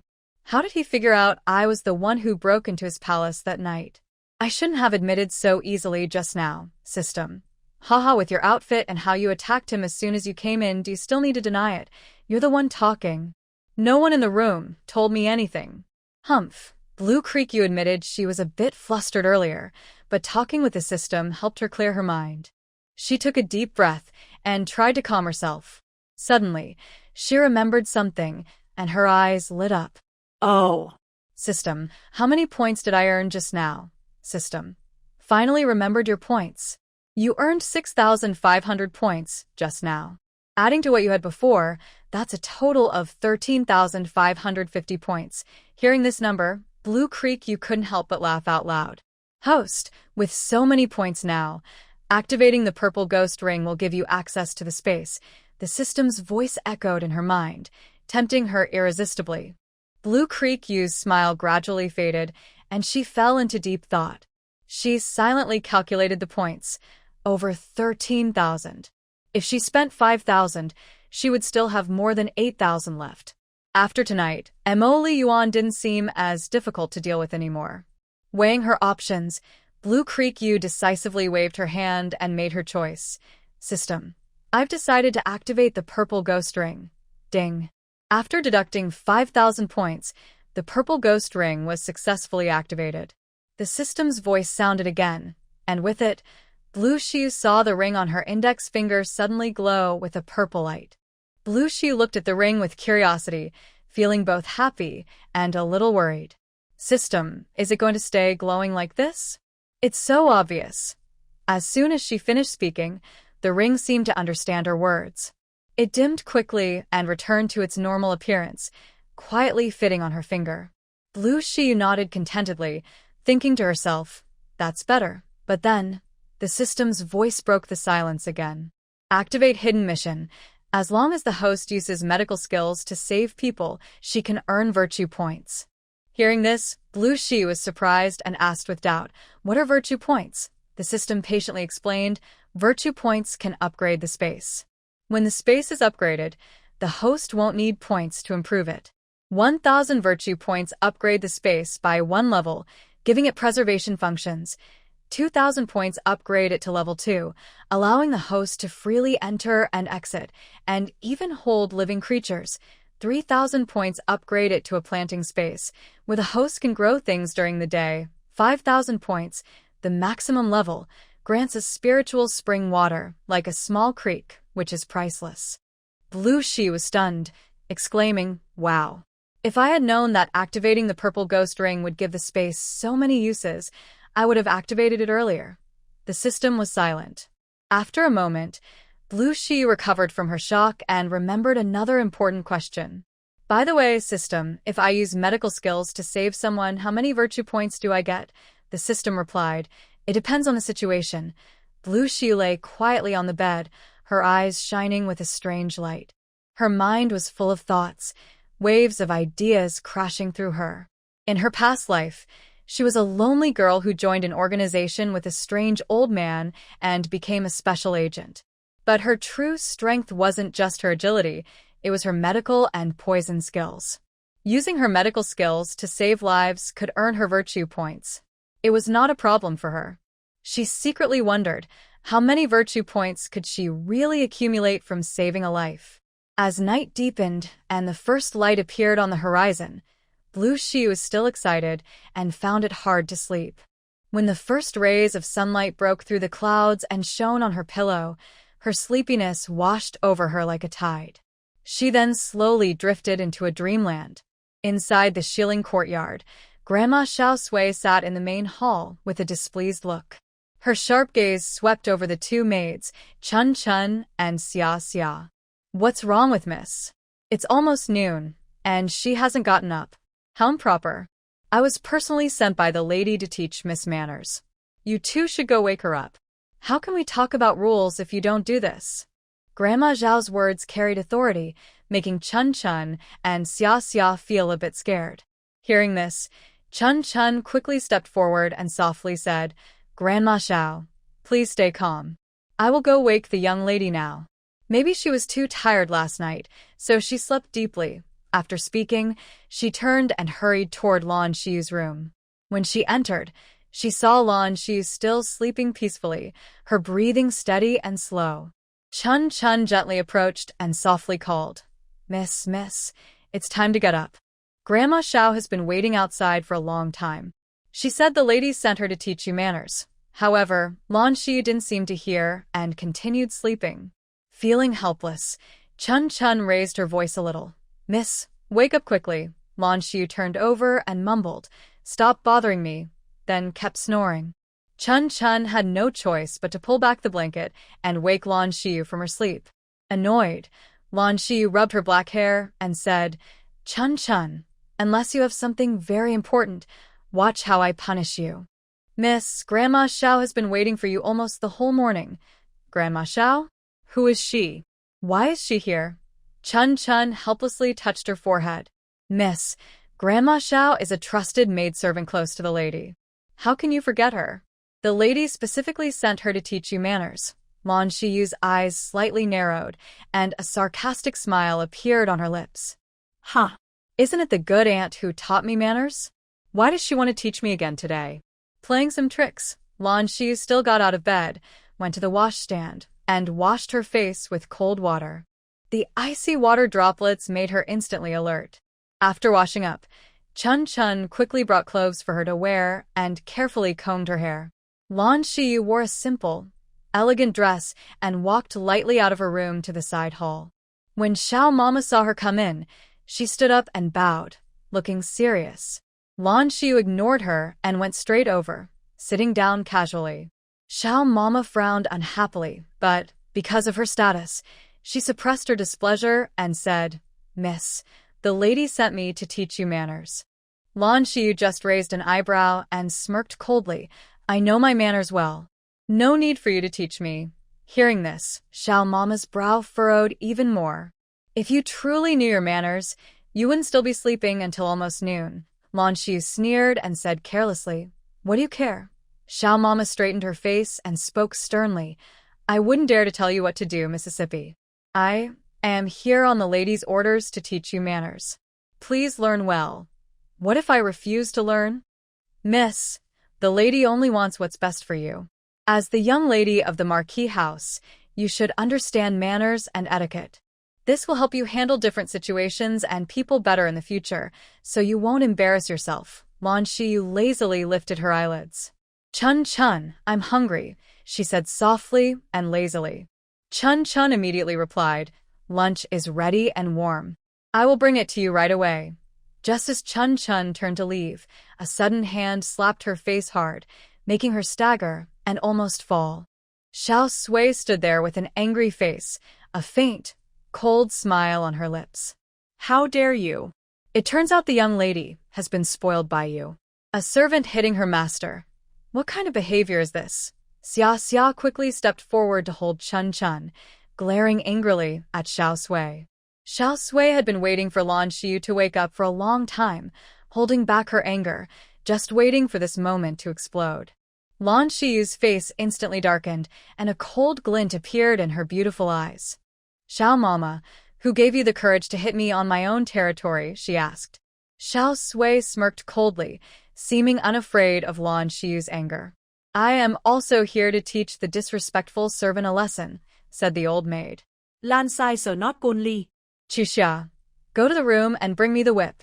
Chuxia glared at Madame Xiao, then quickly turned and ran toward the room. Xiao Sui felt a pang in her heart. Although this young lady was arrogant and unreasonable, she believed that as the lady's trusted servant, Lan Xiyue wouldn't easily punish her, even if she offended her. In the past, the young lady often flattered her. However, at this moment, Lan Xiyue's stern look and tone made her feel uneasy. Chuxia soon returned with the whip. "Miss, here it is," she said, handing the whip to Lan Xiyue with both hands. Lan Xiyue took the whip and immediately swung it at Xiao Sui. The whip sliced through the air in a sharp arc, whistling as it moved, and struck Xiao Sui's right arm. "Ah!" Xiao Sui screamed painfully, clutching her arm with wide eyes full of fear and anger. "Young lady, you hit your servant?" "I am someone close to the lady," she stammered, trembling and in disbelief. Lan Xiyue snorted again and lashed out several more times. Each strike hit Xiao Sui precisely. Xiao Sui cried out in pain repeatedly. The maids outside heard the noise and quickly retreated. They knew the young lady's temper. Once she lost her temper, she was like a fierce storm, unstoppable. Qiu glanced inside, exchanged a look with Qiuxi, then quietly slipped out. Xiao Sui's screams gradually weakened. Her face was covered in sweat and tears, and her clothes were torn from the whipping, looking very miserable. "Who do you think you are to tell me whom I can hit?" Lan Xiyue said with a mocking and provocative tone, as if to tell Xiao Sui that no matter who she was or how powerful her backing was, she was just an ant that could be trampled at will. Lan Xiyue retracted the whip, turned, and sat casually at the table, crossing her legs. Xiao Sui, who usually held herself in high regard, was now painfully slumped on the ground, groaning and panting, her face streaked with tears, looking especially pitiful. Young lady. I am also an old servant who serves the lady. How could you hit me so harshly over a lowly maid? I will definitely tell the lady and show her how disrespectful you are, Xiao Sui said with tears and resentment in her voice. Standing nearby, Spring looked worried. Although she was a maid, she was concerned that the young lady might get into trouble because of her conflict with Xiao Sui. She watched Lan Xiyue nervously, afraid that the young lady would be punished. Servant? Xiao Mama, you are also a servant. Do you think you have the right to call me a servant? Hearing this, Xiao Sui's face turned pale, but she still forced herself to say, the madam values this old servant so naturally. I am not comparable to this servant. Lan Xiyue just sneered coldly. Bah. My Spring is not just a servant. She is my close confidant, and she is definitely not someone you can compare to. Let me tell you, if you want to complain, I haven't even paid attention to you. Go ahead and try. Xiao Sui's face grew even uglier as she listened to Lan Xiyue. Chen Xia's eyes sparkled as she looked at Lan Xiyue. She thought, the young lady is getting better and better. I really like her now. Chen Xia then looked at Xiao Mama on the ground and snorted softly, thinking, serve her right. Usually, Xiao Mama relies on being the madam's confidant and bullies others. Miss, you must be hungry. Eat something to fill your stomach first. Hearing this, Lan Xiyue slowly stood up and walked to the table. She looked at the food there and frowned. Is it all vegetables? Chen Xia leaned closer and whispered, Miss, you just woke up and don't know. Last night, the kitchen manager, Mama, was somehow hurt. She said she was beaten by someone in black last night, but when the madam checked her, there were no injuries. She thought the kitchen manager was dreaming, but the manager insisted she was beaten. The madam sent people to ask the patrol guards last night. Those guards said everything was normal and no one in black entered the residence. The kitchen manager was scolded by the madam because of this. She was in a bad mood and refused to give us ingredients, so we only have these vegetables. Lan Xiyue raised an eyebrow after hearing this. She realized that the kitchen manager didn't know it was her last night, which is why she dared to act like that. It seems she needs to find her during the day and have a good talk. Her gaze then fell on Chen Spring's swollen cheek. Chen Xia, take Chen Spring downstairs to apply some face mask and medicine. Chen Spring quickly shook her head. This servant can do it herself. Chen Xia, you stay and serve the young lady. Blue Creek put down her chopsticks, frowned slightly, and looked sharply. I said you don't need to call me mistress in front of me, and my words must be obeyed without question. Seeing this, Chu Xia quickly pulled Xu Chun back outside. Meanwhile, Xiao Sui was about to take the opportunity to get up and leave when Blue Creek shot her a cold glance. Someone who hit me wants to leave now. Blue Creeku's voice was icy, and she ruthlessly threw a teacup in front of Xiao Sui. The teacup shattered loudly, with shards hitting her forehead and drawing a small cut. Xiao Sui, feeling wronged, lay on the ground with a resentful face.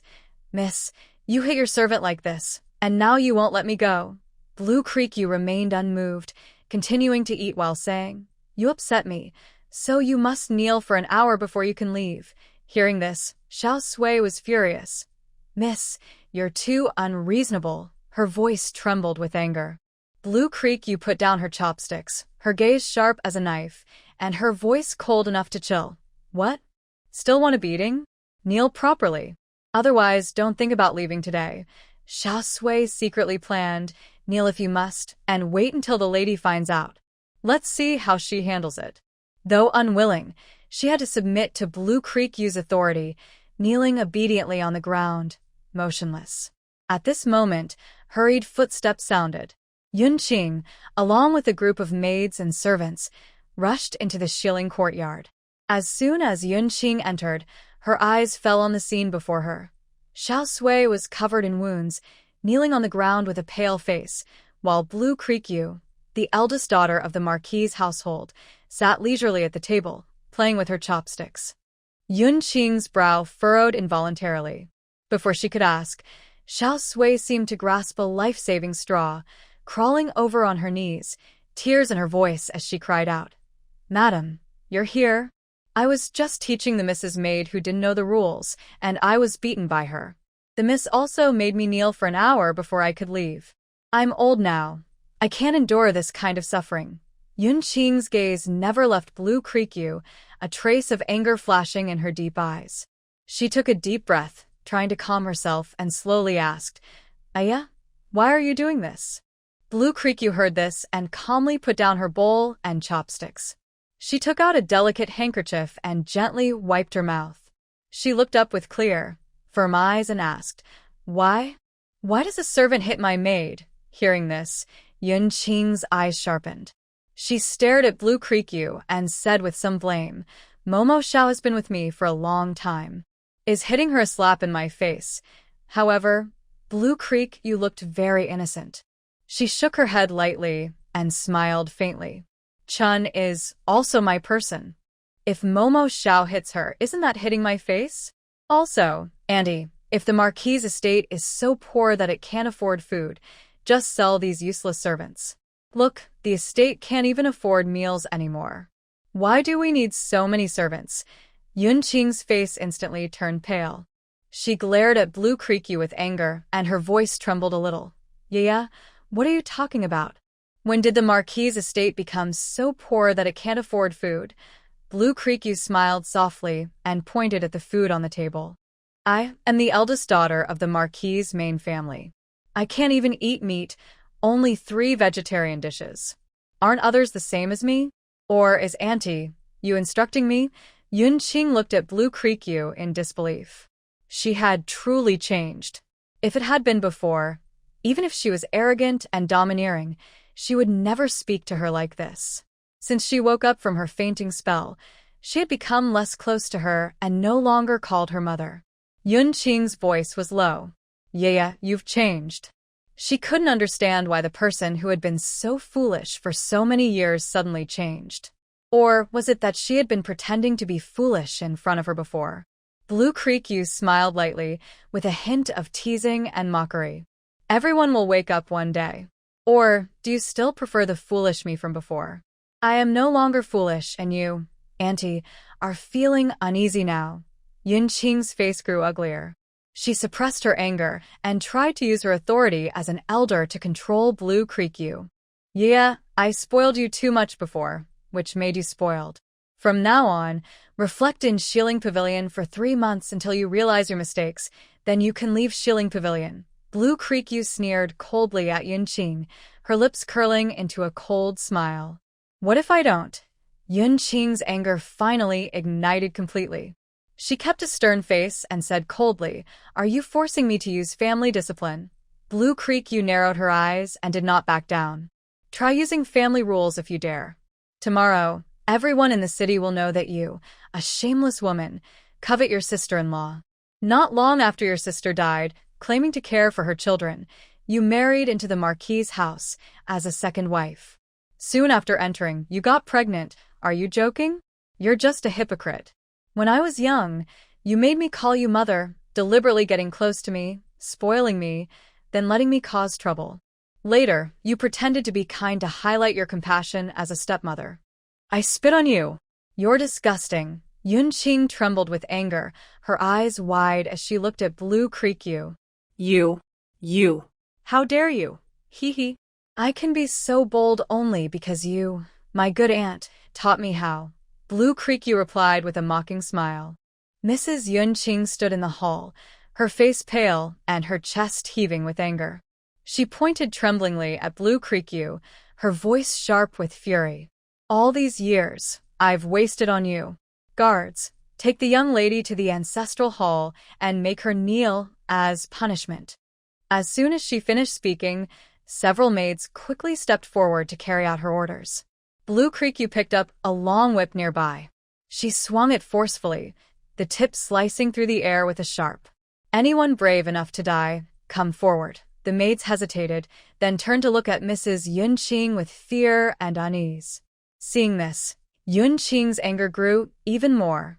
She took a step forward, trembling as she shouted, You've gone too far. Blue Creek-yu chuckled, her smile filled with sarcasm and disdain. All because of how good your teaching is, Aunt. You. Yunqing was so angry her body wobbled. She never expected that the useless person she raised would dare to defy her like this. She took a deep breath, trying to calm herself, then coldly said, "Let's go." The young lady disrespects her elders. She is confined to the Shilling Courtyard. From now on, no one in Shilling Courtyard is allowed to leave without my orders. After speaking, Mrs. Yunqing led a group of maids and servants and left the courtyard in a grand procession. Blue Creek stood where she was, watching their backs with a cold smile on her lips. Chuxiao approached the courtyard gate, looking at the guards standing there, feeling anxious. She stomped her foot, then turned around and ran back, saying to Lan Xiyue, "Miss, you are again forbidden from leaving." This time, guards are at the gate. Lan Xiyue sneered coldly, breaking the face, getting angry. "Ha! If I want to go out, can the people at the gate stop me?" Chu Chun lowered her head, her fine hair covering half her face. Tears welled up in her eyes, and her voice was choked with emotion. "Miss, it's all my fault. If it weren't for me, you wouldn't have argued with the madam, and you wouldn't be forbidden from leaving." Lan Xiyue glanced at her lightly. She spoke slowly, her voice cold like icy wind. "Without you, she would have torn her face with her sooner or later. She was not the original owner and would not be easily fooled by Yunqing, this hypocritical woman. Chuxia, go call the maids from our courtyard." Chuxia, hearing this, furrowed her brows and asked suspiciously, "Miss, why do you want to call them?" Lan Xiyue took a sip of the hot tea on the table. The aroma rose gently, contrasting sharply with the coldness in her eyes. She said coldly, "My good aunt came here on purpose, not to play. If no one reports to her, how would she know what's happening in our courtyard?" Chuxia immediately became furious, crossing her arms and indignantly said, "All right, this treacherous woman. When we find her, she will pay the price." As soon as she finished speaking, she turned and hurried away to gather the maids of Shilling Courtyard. Soon after, the maids from Shilling Courtyard entered one after another, all lowering their heads, not daring to make a sound. Although the young lady rarely punished them, her temper was not good, and they felt anxious and uneasy. Lan Xiyue sat calmly at the head, her expression serene. She gently raised her hand and said in a calm yet commanding voice, "Everyone, lift your heads." The maids looked up, their eyes filled with fear and a hint of nervousness. Lan Xiyue picked up her teacup and took another sip. She slowly surveyed everyone, finally fixing her gaze on Chuxiao and Chudong. Especially Chuxiao, whose hands clenched her clothes tightly, her face pale, and her eyes full of tension and unease. Lan Xiyue smiled softly, but her smile carried a coldness. "Chuxiao, what does this young lady think of you?" Her voice was gentle and low, yet like a sharp dagger piercing Chuxiao's heart.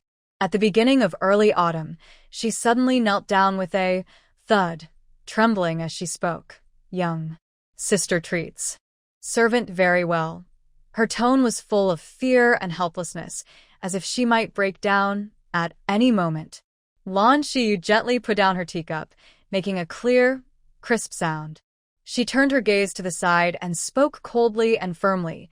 "Since I treat you well, why are you secretly betraying me?" This sentence was like a thunderclap, shocking everyone nearby. Early Autumn's heart tightened. She nervously shook her head, tears sliding down her cheeks. The servant didn't do that. Her voice was weak and powerless, but she still tried to defend herself. Lan Xiyue raised her hand and pointed at Early Autumn. "Isn't it you who went to inform my good aunt?" Hearing this, Early Autumn's face turned pale, and she stammered, "Miss, no. I am not that servant." At this moment, a maid spoke up. "Young lady, I saw Early Autumn leave just now." Early Autumn stiffened and glared back at the maid who had just spoken. "Oh? Who are you?" The maid stepped forward and knelt on the ground. "Servant Xiao Chao, the maid responsible for sweeping the courtyard. Get up."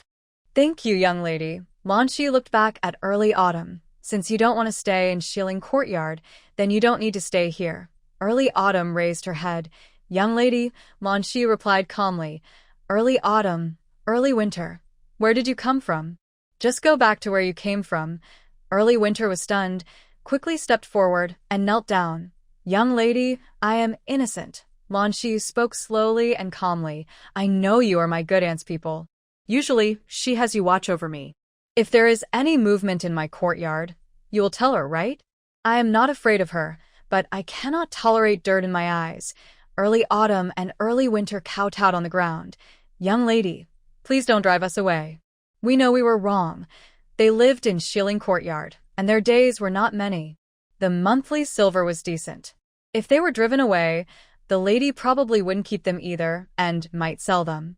So, the two maids were completely panicked. Early summer pulled early autumn.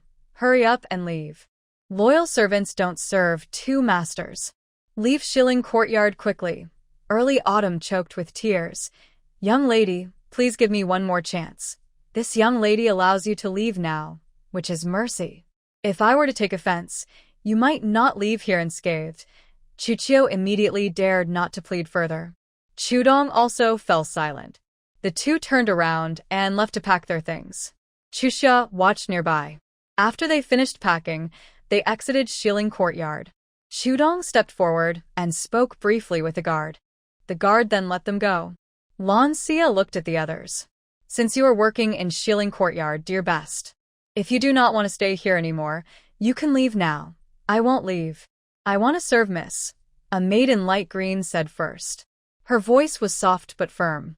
The others nodded in agreement, their eyes full of determination. To outsiders, the young lady might seem temperamental and arrogant, but in their hearts, she had never been rude or beaten them out of anger. Life in Shilling Courtyard was much easier than the heavy work in other courtyards. Lan Xiyue raised an eyebrow, her sharp gaze sweeping over the maids. Her voice was firm and commanding. Since you choose to stay, you are part of Shilling Courtyard. If I find anyone betraying us, don't blame me for being ruthless. The maids trembled involuntarily, quickly lowering their heads and answering in unison. We dare not. Lan Xiyue nodded with satisfaction and waved her hand to dismiss them. After they left, she turned to Chu Chun and Chuxia. Let's go see Niniu. Chu Chun frowned, worry clear on her face. Miss, there are guards at the gate. You're currently under house arrest, and Lan Xiyue snorted coldly, a disdainful smile on her lips. Those guards?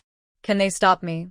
Chu Chun and Chuxia exchanged glances, full of helplessness and concern, but they understood her temper.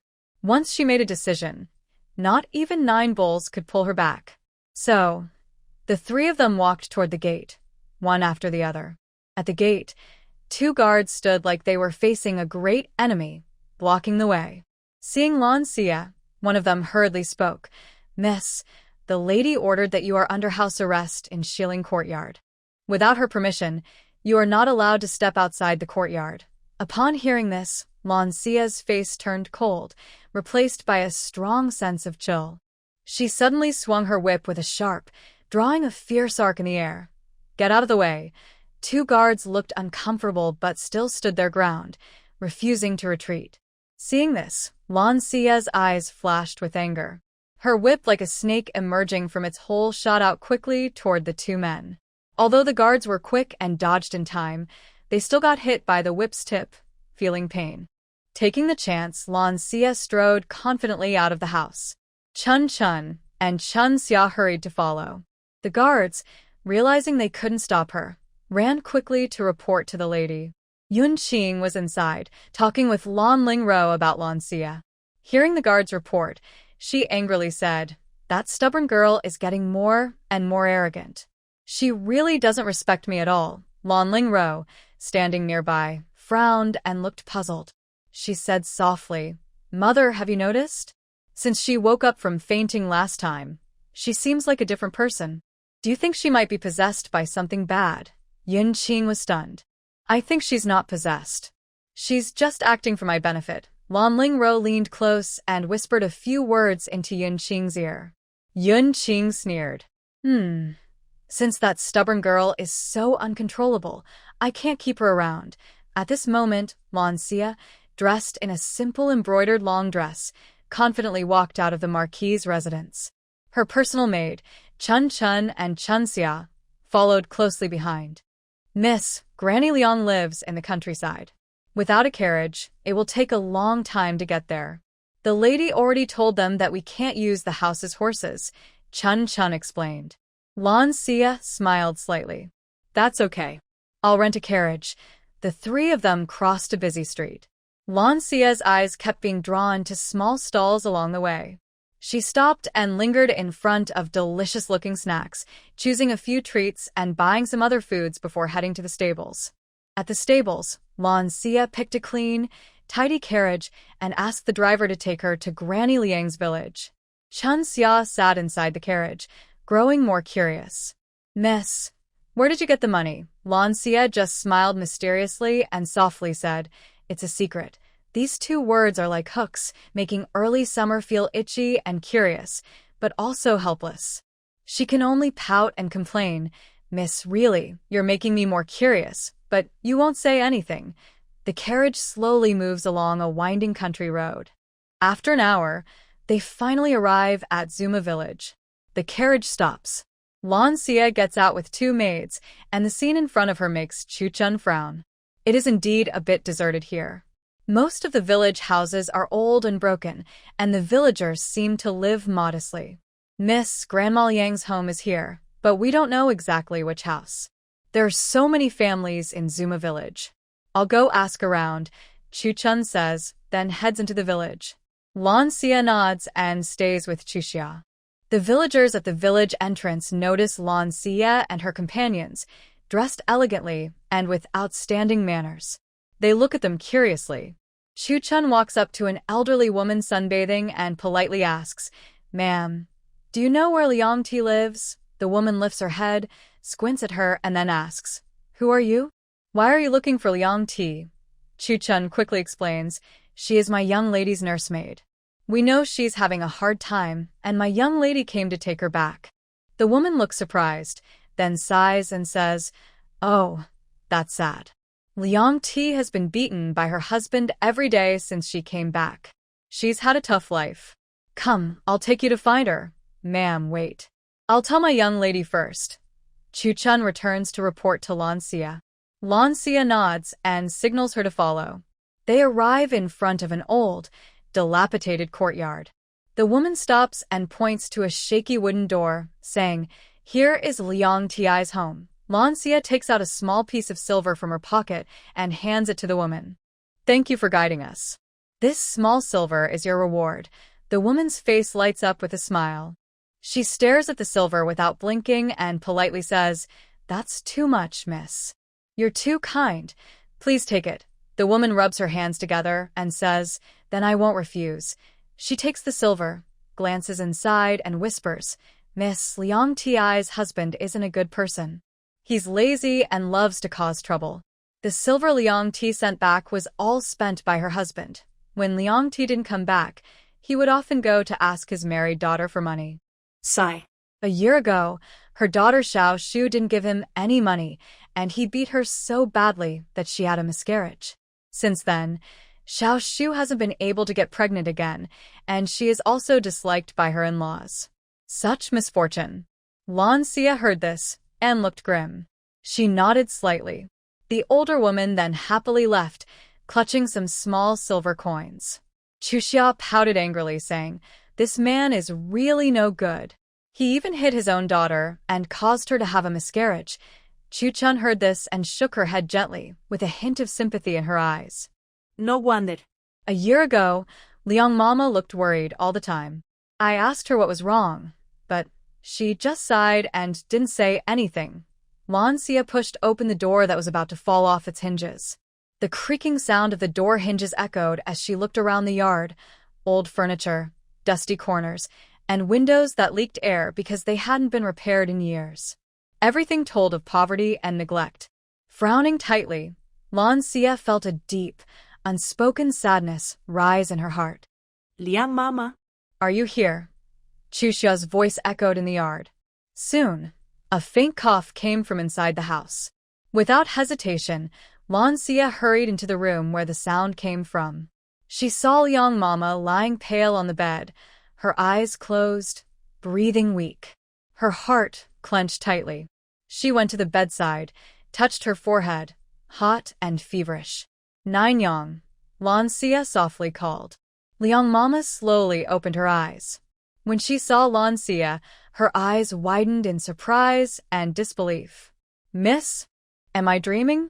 Why is Miss here?" Liang Mama's voice was weak and trembling. Her eyes filled with tears instantly. Tears slid down her dry cheeks and fell onto the pillow, leaving faint wet marks. "It's me. I'm not dreaming, Nanyang. I came late." Seeing Liang Mama like this, Lan Xiyue felt a bit uncomfortable, perhaps because of her own body. She gently helped Liang Mama sit up and let her lean into her arms. She carefully examined Liang Mama and noticed she was not only malnourished, but also very weak. "Currently running a high fever. I fear that if I do not seek treatment soon, my illness will only get worse. Nanny, it's all my fault from before. Today, I am here to take you back," said Lan Xiyue with a tone of guilt and regret. Upon hearing this, Grandma Liang's eyes filled with tears even more fiercely. She trembled as she tightly grasped Lan Xiyue's hand, as if afraid she might suddenly disappear. "Miss So, I thought I would never see you again," she choked, her voice trembling, each word coming from her heart.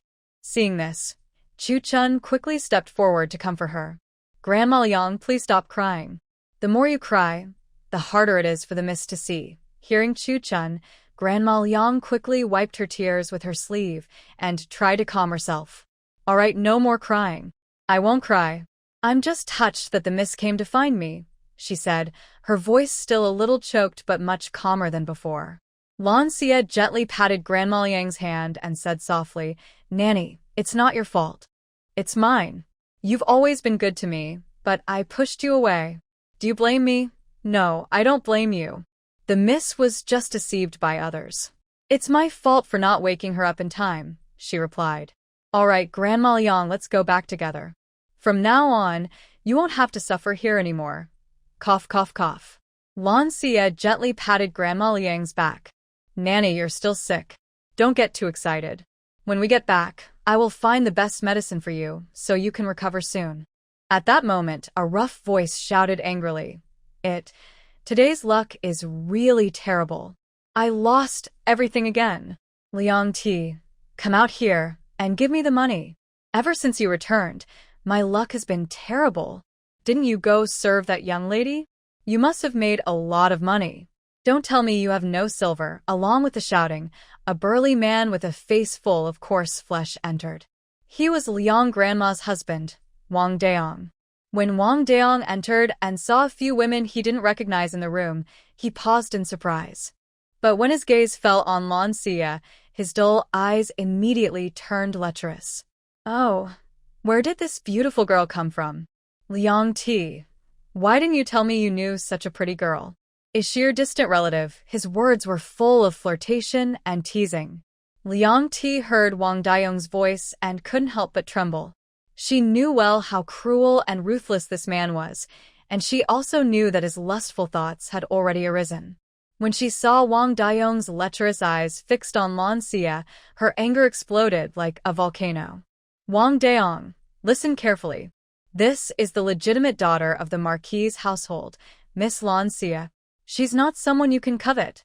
Quickly take back that disgusting look." Wang Daong was angered by Liang Ti's words, his face turning red and his neck thickening. "Woman, if I don't teach you a lesson today, you'll be causing trouble everywhere, huh? How dare you yell at me? Watch how I teach you a good lesson today." He moved to hit Liang Ti. Seeing this, Lan Xiyue's eyes darkened. She patted Chu Chun's hand, signaling her to support Granny Liang, then slowly stood up. Her gaze was as cold as ice, staring directly at Wang Daong. "It's you who hurt my wet nurse and even tortured her so badly. Now you still dare to hit my wet nurse in front of me." Wang Daong was intimidated by Lan Xiyue's presence and stepped back. But he quickly regained his composure, pretending to be calm. "She's my wife. Even if you're the young lady of the household, so what? You don't have any say. However, if you want your wet nurse to come back and serve you, you need to pay 50 taels of silver. Otherwise, don't even think about her returning.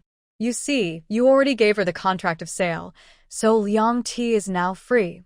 As soon as Wang Daong finished speaking, Liang Ti trembled with anger. She had never seen such shamelessness. How dare he ask for money from the young lady? Chu Chun saw this and softly comforted Granny Liang. Don't worry, Granny. The young lady knows what she's doing and won't agree to his demands. Lan Xiyue looked coldly at Wang Daong. 50 taels of silver? You dare to ask for that? She swung the whip in her hand fiercely at Wang Daong. The whip cracked loudly and struck Wang Daong. He jumped in surprise, shouting, "Ah, you hit me? Why? So, what if I hit you? Do you believe I could kill you if I wanted? You. Don't scare me. I, Wang Daong, am not easily frightened. Do you think just because you're the legitimate daughter of the Marquis' household, you're so special? I tell you, you just whipped me, and now I feel uncomfortable all over. If you don't pay me silver today, I will go to the government office and report you." This is an intense scene involving a confrontation and some medical treatment. Here is the simplified, family-friendly translation. Fake trouble? Fine. I will show you my strength, Lan Xiyue said with a cold smile, showing a bit of disdain and teasing. As she finished speaking, a whip shot out like a snake, leaving silver streaks in the air. Wang Daong saw this and turned pale with fear. He dodged and shouted loudly, looking quite funny. Where the whip touched, the air seemed to be cut apart, leaving streaks of whip marks that made people feel scared. "Ah! You all wait and see," Wang Daong yelled loudly as he was beaten, finally unable to bear it. He threw a harsh word and ran away in a hurry. After Wang Daong ran off, everything around became quiet. Liang Ti looked worriedly at Lan Xiyue, her eyes full of concern. "Miss, what if he really goes to the government office?" Lan Xiyue smiled gently and put away the whip. "Nai, I don't even see him as a threat." Then she turned to Chu Chun and Chu Xia and said, "Help Nai, we will go back first."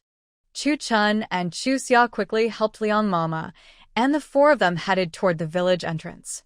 At the village entrance, Lan Xiyue helped Liang Mama onto the carriage, and she also got in. The carriage slowly started and headed toward the capital. When they arrived in the capital, Lan Xiyue didn't go straight home, but first went to the pharmacy. She bought some medicine for cold and wind.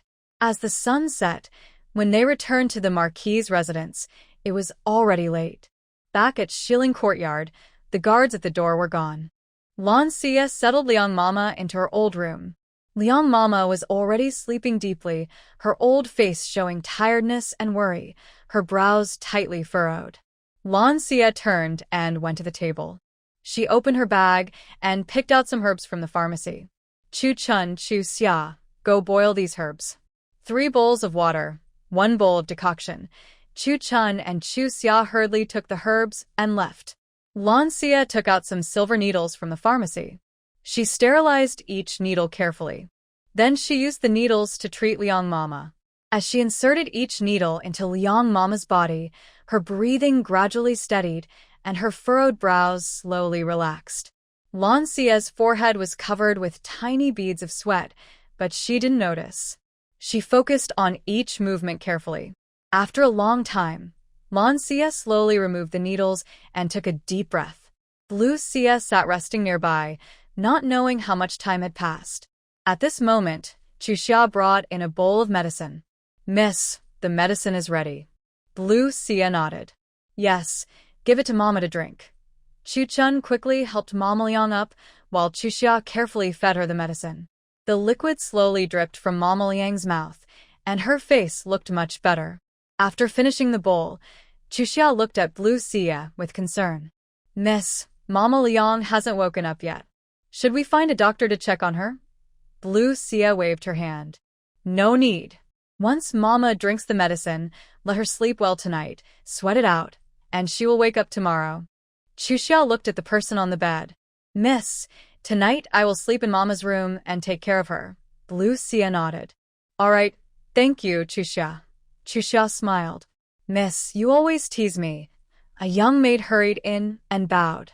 "Miss, young master is here." Hearing this, Blue Xia's eyelashes fluttered slightly, and a hint of surprise appeared in her eyes. She stood up, her skirt swaying gently, and slowly walked toward the door. When she reached the side hall, she saw Blue Xinai with a worried look, his brows furrowed. "Yeah, I heard you were grounded again. Blue Xinye's voice was deep and gentle, but full of concern. Blue Xia smiled softly, as if being grounded was just a minor game. She approached Blue Xinye and sat beside him. It's just a matter of breaking ties with her. If you want to restrict me, it's not that easy. Blue Xinye looked at his sister, his face not looking very happy. Sister, she is still our father's official wife. If you oppose her now, it won't be good for your reputation. His tone carried a mix of helplessness and advice. Blue Xia replied with a calm smile. Brother, my reputation is already like that.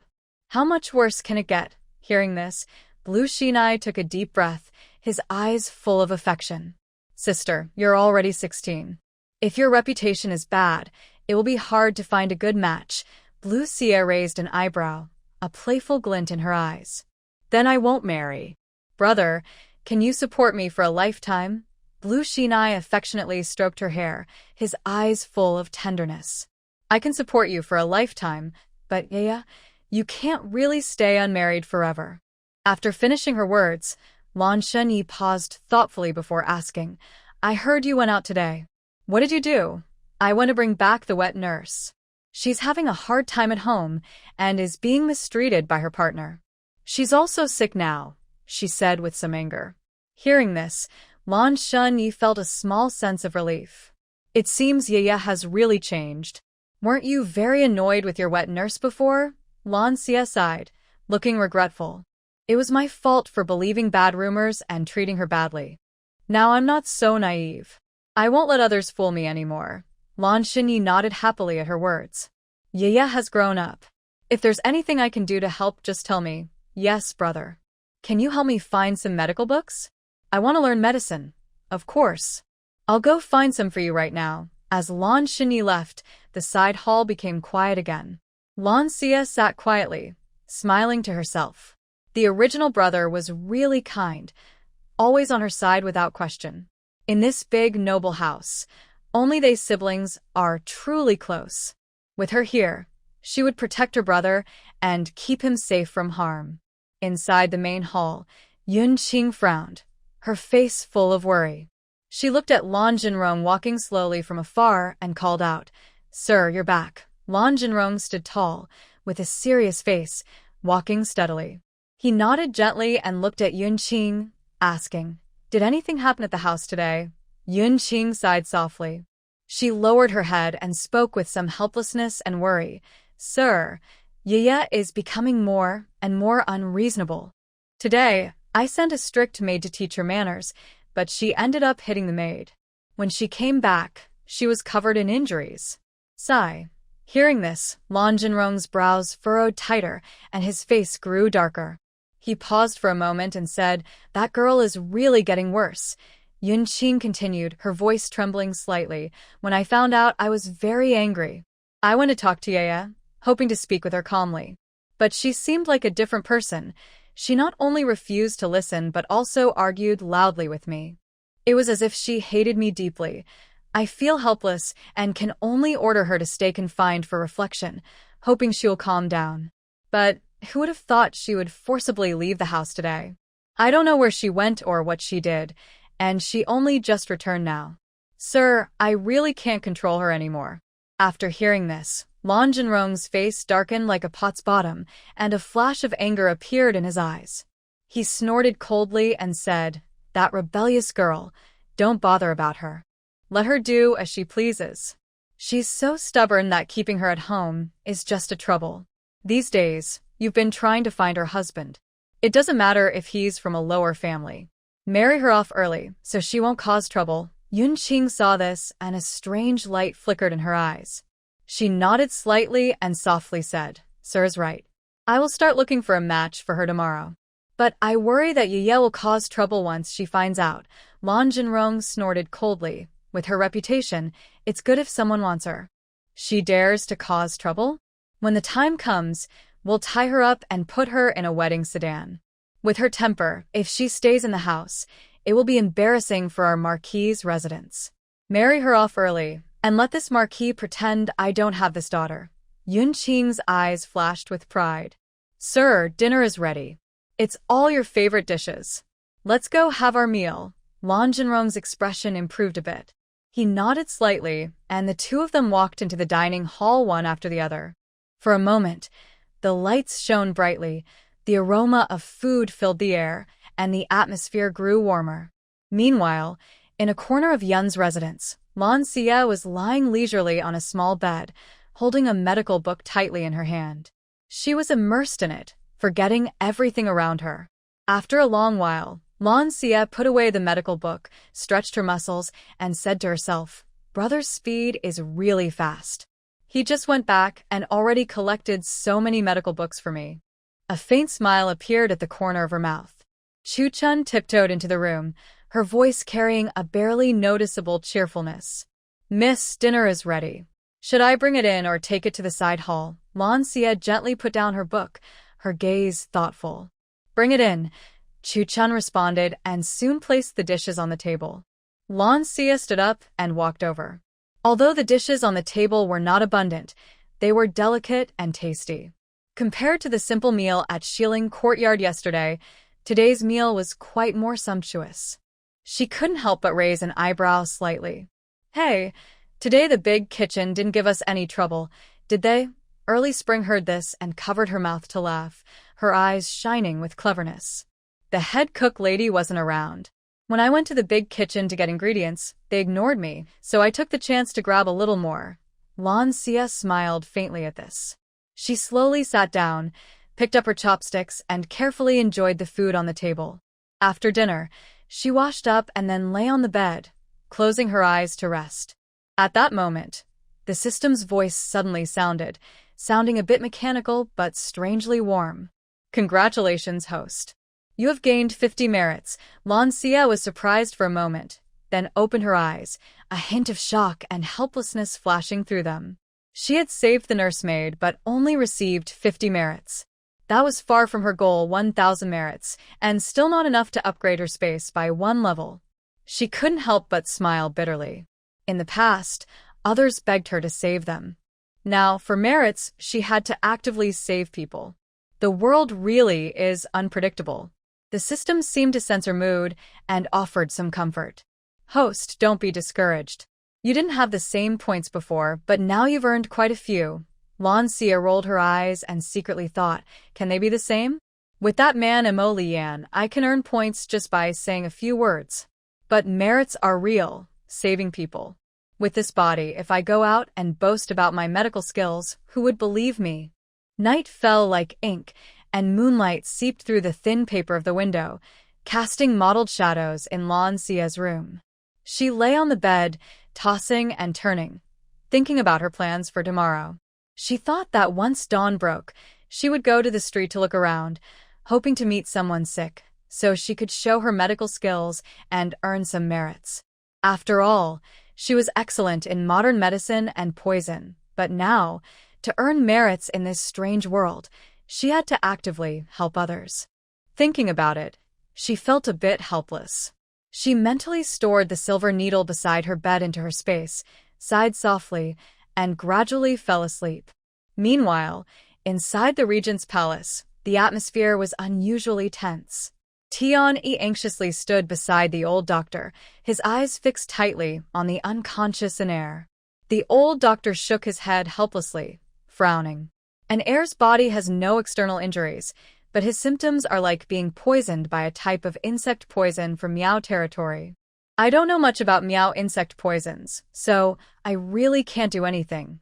Upon hearing this, Tian-Yi anxiously scratched his ears and cheeks, feeling very worried. What should we do? Is it possible that the investigation into the sacred objects of Miao territory led to someone poisoning Dark 2 with a curse? Mo Lian sat nearby, his eyes deep and dark like the night. Suddenly, he thought of Lan Xiyue. Maybe she can cure Dark 2's curse? With this thought, Mo Lian suddenly stood up, his figure flashing as he quickly blended into the night. Soon after, Mo Lian appeared in Lan Xiyue's room. Lan Xiyue suddenly opened her eyes and sat up alertly. "It's me," Mo Lian's deep voice said. Lan Xiyue was surprised but then got out of bed. "The Regent King is awake late at night and comes to my room. Do you miss me?" Mo Lian's eyes were as deep as a pond. He paused briefly, then looked away. This woman, dressed in little, showed no shame and stood confidently in front of him. She was truly shameless. Put on your clothes. Lan Xiyue looked down at herself. She was wearing only undergarments, which made it seem like she wasn't wearing anything at all. Prince, what do you really want? Are you here just because you miss hearing me say I love you? This woman was truly surprising, speaking without regard for his status or fear of him. He wasn't here to listen to these boring words of love, but to save Dark too. I have an important matter to discuss, Mo Lian said. Lan Xiyue was stunned, and then raised an eyebrow. Oh? What is it, Prince? Dark too has been cursed by Miao Territory's poison. Do you understand curse poison? Lan Xiyue raised her eyebrows. I know a little, but if you want me to help save someone, I can do it. I have one condition. Mo Lian frowned slightly. What condition? Lan Xiyue smiled slightly. It's simple. When I tell you sweet words, even if you don't like it, you have to listen. You can pretend you didn't hear, but you're not allowed to stop me from saying them. Mo Lian's brows furrowed tightly. So, do you really like me, or are you just playing some game? He felt a strange irritation rising inside him. Of course I really like you, or why would I say sweet words to you? All right, I agree. Then let's go. Mo Lian glanced at her sideways. You're going out like that? Lan Xiyue was stunned. She looked down at herself. Well, this is ancient times. If she went out dressed like this, people might say she was immoral. Wait a moment, I need to put on my dress. After saying that, Lan Xiyue walked over and started to get dressed. Mo Lian turned his back. Hearing her movements behind him, he felt confused and increasingly restless. Lan Xiyue came to him and said, Your Highness, I'm ready. Let's go.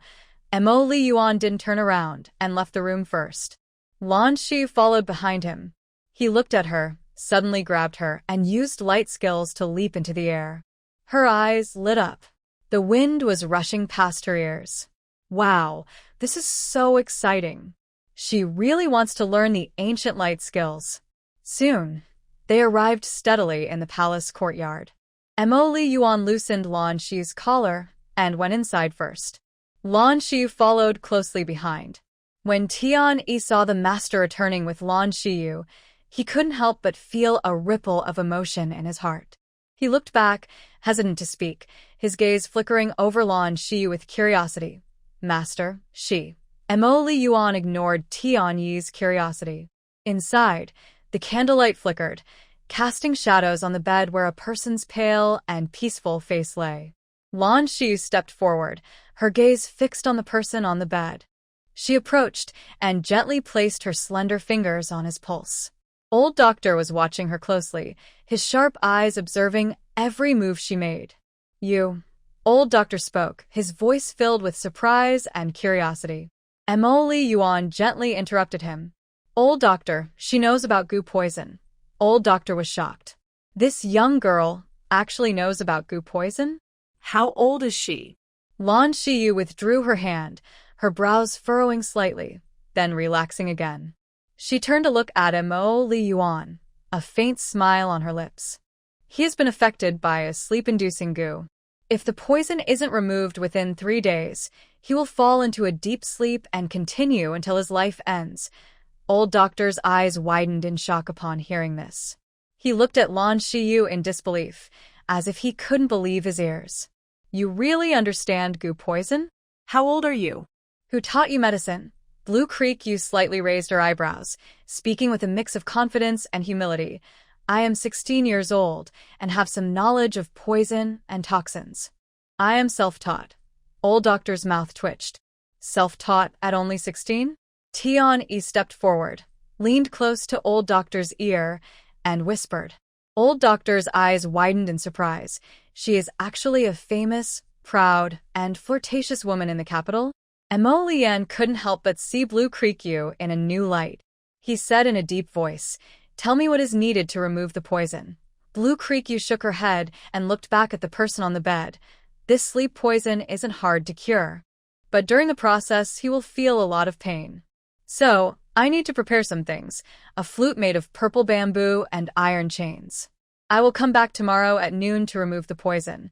Mo Lian frowned slightly upon hearing this. Can't you do it now? Blue Creek you stepped closer and stood beside Mo Lian, softly explaining. Tomorrow at noon, when the sun is at its highest, is the best time to remove the poison.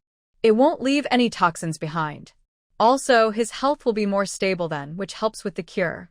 Montag Lian nodded. He turned to look at Blue Creek you with a complicated expression. I will have someone take you back. Send someone to pick you up before noon tomorrow. But Blue Creek you didn't answer immediately. She smiled slyly, her eyes sparkling with mischief. No need to rush, Your Highness. You promised me. Since I am here, don't waste time. Let me tell you some sweet words.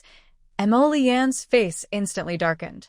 He turned without a word and strode out. Seeing this, Blue Creek you quickly followed, still chatting. Your Highness, do you know?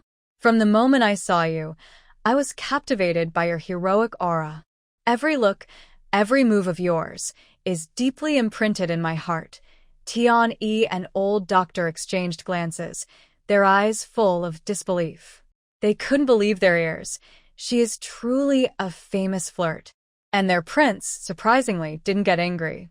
Instead, he seemed a bit helpless. The night was dark and starry. Mo Lian sat alone in the courtyard. The moonlight shone through sparse clouds, casting a gentle glow on his stern face, softening his expression. He gently picked up the teacup on the table. The aroma of tea rose, swirling around his fingertips. He took a small sip. Blue Creek Yu's voice flowed like a clear spring, and her words came non-stop, like a string of beads. Tian-Yi watched the scene from nearby, twitching his mouth. No matter how he looked at it, it seemed strange. His master sat expressionless, while Miss Lan kept praising her master with words of admiration. After a while, Blue Creek Yu finally ran out of breath. She stopped talking and looked at the teacup on the stone table. Without hesitation, she picked up the cup and drank several large sips. The tea slid down her throat, bringing a cool and soothing feeling. She let out a satisfied sigh, stood up, and slightly bowed to Mo Lian. Prince, I will take my leave now. I am going back first. Mo Lian watched her turn to leave, then softly called, Tian-Yi. Tian-Yi's figure appeared like a ghost in front of him, kneeling on one knee. Master, protect her secretly until she safely returns to the Marquis' residence. Mo Lian's voice was calm, with no emotion. Tian-Yi secretly wondered if the master had really fallen for Miss Lan. He dared not ask more, and only responded, yes. Then, he vanished into the night. Blue Creek Yu hurried along, feeling someone following her, but she paid no attention. It was probably someone from Mo Lian's people, as she didn't sense any hostility. She skillfully climbed over the wall and returned to her room, then lay heavily on her bed. System, how many points did I earn just now? She asked eagerly. A cold voice sounded in her mind. Congratulations, host. You just earned 8,000 points. Hearing this, Blue Creek Yu's face instantly lit up with a bright smile. She happily rolled on the bed. Great. Not only can I earn merit tomorrow, but I also managed to get 8,000 points tonight. I'm so happy, she muttered to herself, her face full of satisfaction and joy. System. Host, you currently have 16,550 points. Your life value only has 12 days left. Do you want to buy more life points? Only 12 days left? I didn't realize I've been in this world for over half a month. I won't bother changing it now. When there are 2 days left, system, you can remind me again, system. Understood, host. Blue Creek Yu closed her eyes, her thoughts drifting far away. Once I earn enough points and upgrade my space, I must travel around the world. That way, my crossing won't be in vain. In this lovely dream, Lan Xiyue fell asleep unknowingly. The next morning, the first light of dawn appeared in the sky. Gentle sunlight streamed through the window, casting dappled shadows in Lan Xiyue's chamber. She slowly opened her eyes, feeling a bit sleepy. At that moment, light footsteps of early spring sounded outside the door. She carried a steaming basin of water, gently pushed open the door, and entered the room. Her voice was full of joy. Miss, you're awake. Early this morning, Granny Liang woke up too. Her fever has gone down. Hearing this, a faint smile appeared at the corner of Lan Xiyue's mouth. She got up and gracefully walked to the shelf, took a cloth from the copper basin, soaked it in hot water, gently rubbed it, and carefully wiped her face. After tidying up, she sat slowly in front of the mirror. The reflection showed a delicate and lazy face. Chun picked up a comb and gently styled Lan Xiyue's long hair, her movements skillful and gentle. Lan Xiyue's gaze passed through the mirror, her thoughts drifting far away. Get ready, I will go see Lan Xiyue. Chun paused slightly, then sighed softly, her voice tinged with reluctance. I just went to see Granny Liang. She still can't believe all this is real. She kept thinking she was dreaming yesterday. I told Xia about it for a long time before she finally believed you personally brought her back. If we hadn't persuaded her, she would have come to see you herself. Lan Xiyue's eyes lowered slightly, her long eyelashes casting shadows on her eyelids. Lan Xiyue has suffered. Chun quickly comforted her. Miss, don't blame yourself. Granny Liang is very grateful that you brought her back. Lan Xiyue stood up. Let's go. First, I want to see Lan Xiyue. They entered Granny Liang's room. Granny Liang was lying on the bed. Her face was still a bit pale, but her complexion had improved compared to yesterday. When Granny Liang saw Lan Xiyue come in, tears shimmered in her eyes. She struggled to sit up. Lan Xiyue quickly walked over to her bedside. Lan Xiyue, don't move. Lie down. Granny Liang choked out a voice. Mississippi. Lan Xiyue sat by her bed, speaking softly. Lan Xiyue, you should rest well in Shilin Courtyard. When you're better, you'll do the same work as before. Hearing this, Granny Liang's eyes turned slightly red. She quickly said, the old servant is feeling much better now. Miss, don't worry. Mother, even though your fever has gone down, your body is still very weak. Don't push yourself. Rest well. Chun also advised. Grandma, just listen to the miss. Otherwise, she might get upset. Lan Xiyue turned to Chuxia and asked, Mother's medicine is ready? Chuxia nodded softly. I started early this morning. It's on the stove, keeping warm. Lan Xiyue then instructed, make some light food for Mother to eat first, then give her the medicine. Her body needs time to recover. Chun immediately responded, Miss, Chuxia remembers. She's taking care of Grandma. You should go have breakfast first. After giving these instructions, Lan Xiyue stood up and turned to walk to the side hall. While eating breakfast, she thought to herself, later, I will go out for a walk and see if I can earn some merit. After finishing her meal, Lan Xiyue slowly got up, returned to her room, and changed into a light blue dress. Chun stood nearby, a slight twitch at the corner of her mouth, thinking silently, Miss, you're going out again? Lan Xiyue turned around with a gentle smile and nodded. Yes, just going for a walk. You and Chuxia don't need to follow. Chun frowned slightly, worry in her eyes. Miss, I'll go with you. I don't feel comfortable letting you go alone. Lan Xiyue shot her a glance, a playful smile on her lips. Can you climb over walls? Chun shook her head helplessly. Seeing this, Lan Xiyue chuckled softly. That's right. Today, I won't leave through the main gate or climb over the wall. Just stay quietly in Shilin Courtyard. Don't let anyone find out I've gone out. Chun looked at Lan Xiyue's determined expression and knew arguing was useless. She could only sigh helplessly. Miss, be careful and come back early. Lan Xiyue waved her hand lightly, walking out while saying, Don't worry. Soon after, Lan Xiyue confidently strolled down the street. Watching the busy crowd, she muttered to herself, How can I earn some merit? The system's voice sounded in her mind. Host, you can wait at the pharmacy. People go there to see the doctor and get medicine. Blue Xia's eyes brightened upon hearing this. System, you're finally useful. I didn't think of that myself. She headed toward the nearest pharmacy. As soon as she arrived at Baichao Hall, she heard a loud commotion. She frowned slightly and looked toward the noise. She saw a very overweight woman shouting loudly, Yongyi, you said only 3 treatments would make me noticeably thinner.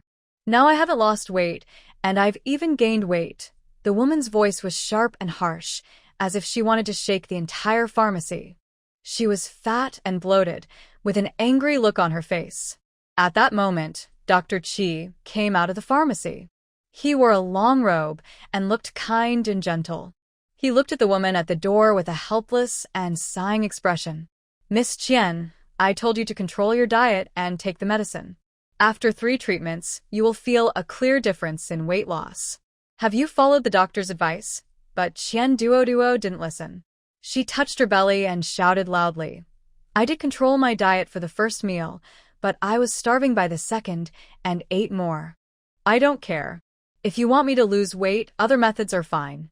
I can't stick to a diet. I can't go 1 meal without eating. Dr. Qi shook his head. Miss Qian, find someone else. I am powerless. Qian Duo crossed her arms. You're just a useless doctor. You talk about being skilled, but this doesn't work. I think Bai Chao Hall should close down soon. Dr. Qi looked unhappy, but didn't argue. He shook his head and went inside. Qian Duo kept cursing loudly. The villagers around discussed and pointed at her. Blue Xia watched the scene with interest and realized that the overweight woman was the Qian Duo that Chun Chun had mentioned earlier. She had said she wanted to lose weight. Chun Chun and the others didn't believe her, but now they had met her. Miss, I have a way to help you lose weight, a gentle-looking, elegant woman said with a smile, approaching her. Qian Duo turned around sharply. She saw a woman with a refined appearance and a kind smile. She frowned and looked at her. Were you the one talking just now? A maid nearby quickly answered. Miss, yes, she was the one talking. Qian Duo examined Blue Xia carefully, a hint of suspicion in her eyes. Are you telling the truth? Are you not lying to me? Blue Xia's lips curled slightly. Of course, although Qian Duo still had doubts, her desire to lose weight pushed her to nod. Fine, as long as you help me slim down, I will pay you. But if you try to cheat me, you will be responsible for the consequences. Lan Xiyue entered the 100 Herb Hall. Seeing this, Qian Duo followed closely behind, feeling both hopeful and nervous. Inside the hall, the smell of herbs filled the air. Various herbs were neatly arranged on shelves, creating a peaceful atmosphere. Lan Xiyue approached Dr. Qi and slightly bowed. Dr. Qi, may I use a room in the 100 Herb Hall? Dr. Qi looked up at Lan Xiyue and was surprised. He had overheard their conversation outside. The woman before him now looked very different from the exaggerated makeup and bold personality she used to have. Her delicate and beautiful appearance made him momentarily forget her identity. He frowned and said sincerely, Miss, you can use the room. But Miss Qian can't control her diet, so losing weight will be very difficult. Hearing this, Qian Duoduo's eyes widened with displeasure. You're a bad doctor. Just because you can't do it doesn't mean she can't. If she dares to cheat me, just watch how I deal with her. Her tone was a bit arrogant. Lan Xiyue smiled softly and said soothingly, Dr. Qi, don't worry. I have my own way. Dr. Qi sighed helplessly and ordered the herbal boy to take them to a room inside, meant for treating serious patients. Lan Xiyue looked at Qian Duo and asked, I wonder what kind of shape Miss Qian plans to become. Her voice was cold, like a mountain stream, but with a subtle meaning that was hard to notice. Qian Duo looked down at her plump body, frowning. She then looked up with a determined gaze. Just like you. After speaking, her eyes sparkled with longing and desire, an endless pursuit of a beautiful figure. Lan Xiyue smiled faintly and slowly took out a dark pill from her sleeve. Eat this, and you'll lose weight immediately. But it might be a little painful. Qian Duoduo's eyes suddenly sparkled like stars. She imagined herself after losing weight, so slender, so charming. Without hesitation, she reached out, snatched the pill from Lan Xiyue's hand, and swallowed it in one gulp. The pill dissolved instantly, and an indescribable sharp pain suddenly swept through Qian Duoduo's entire body. She bit her lip tightly, clenched her fists, with her nails digging deep into her palms, but she refused to make a sound. The pains surged like waves, one after another, as if trying to crush her will completely. But Qian Duo held on with a firm belief in her heart. As long as she could lose weight, she would fight. Better than starving herself. Lan Xiyue sat nearby, leisurely watching the changes in Qian Duo. Soon, her body began to turn dark, covered in a layer of black mud, and emitted a foul smell, like rotten flesh, making her feel sick. Host, what kind of pill did you give her? It's so effective. She's already lost a lot of weight. The system's voice echoed in Lan Xiyue's mind. Poison in blue. It helps break down fat quickly. I made it out of boredom that day. Didn't expect it to work so fast, she replied. The system asked, won't it poison her to death? If so, you'll lose 500 points of virtue. It's system, are you messing with me? You mean I'll lose virtue points if I kill her? What the heck, 500 points at once. The system said, calm down. You gain virtue points for saving lives, and lose them if you cause death. It's normal. Normal? You're kidding. I don't get 500 points just for saving someone. The system explained, that's the rule. I didn't set it. Lan Xiyue took a deep breath, spat in disgust, and immediately held her breath. She thought if she ever wanted to kill someone in the future, she couldn't use poison. This system is really a pain. The maidservant of Qian Duo watched nervously from the side. She covered her nose and mouth, trying to endure the foul smell, but her eyes stayed fixed on her young lady. She was delighted to see that the fat on her lady's body was disappearing visibly. So fast, so miraculous. Miss, I can see you're losing weight with the eye, the maid said excitedly and happily. Hearing this, Qian Duo ignored her own stench and pain. She suddenly opened her eyes wide, looking at her dark, foul-smelling body, and gagged. Her face was pale, clearly exhausted from the ordeal. Almost there, Lan Xiyue muttered softly. Then, she moved gracefully like a gentle breeze, appearing in front of Qian Duo. She was skilled with her hands, and the silver needle traced a graceful arc in the air, accurately landing on Qian Duo's head. At that moment, Qian Duo's body trembled slightly, and her previously twisted, painful face gradually relaxed. The effect of the medicine seemed to be cut off by an invisible force. Quick, bring a basin of water. Blue Creeku's voice was cold and firm. Hearing this, Xiao Hong, her maid, immediately turned to leave. After asking the medicine boy, she fetched a basin of water from the backyard well and soon returned with a clear basin. Miss, the water is here. Xiao Hong handed the basin to Blue Creeku. She took it without hesitation and poured the water directly onto Qian Duo.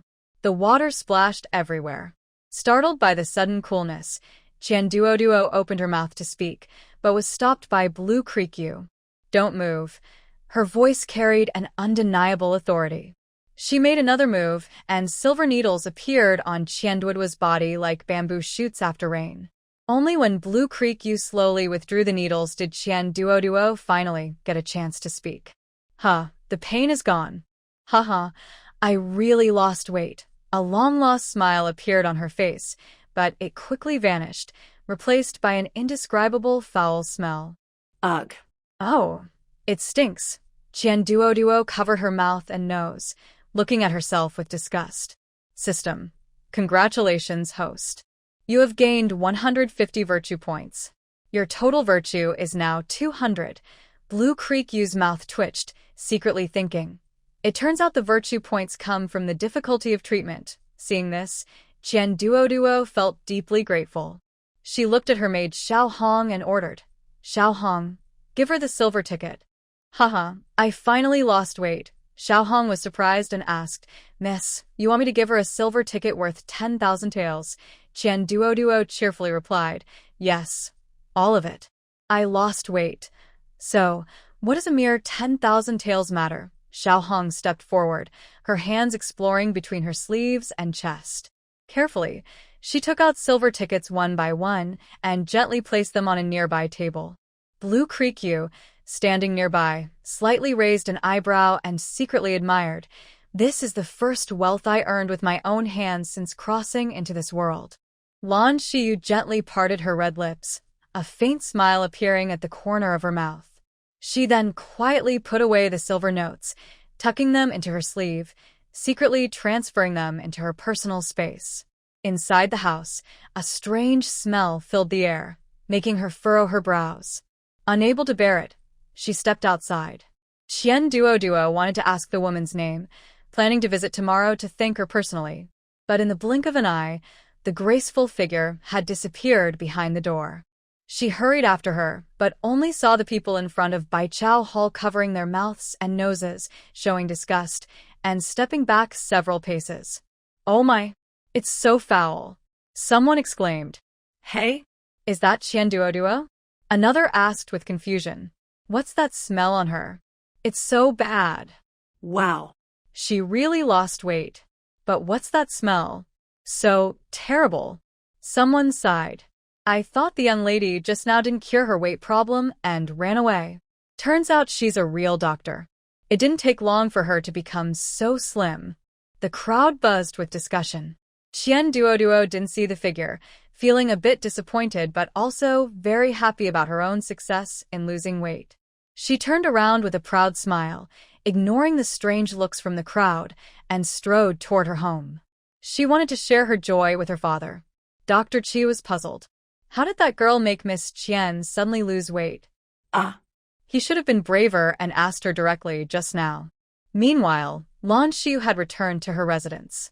She carried a faint smell and thought about going to the regent's palace for a bath before noon. She needed to wash up. She didn't know that after she left Baichao Hall, the villagers who had seen Qian Duoduo's miraculous weight loss spread the story, calling her a divine doctor. They discussed excitedly, amazed by her medical skills and the effectiveness of her treatment. In the backyard of the Lan residence, a delicate figure slowly entered.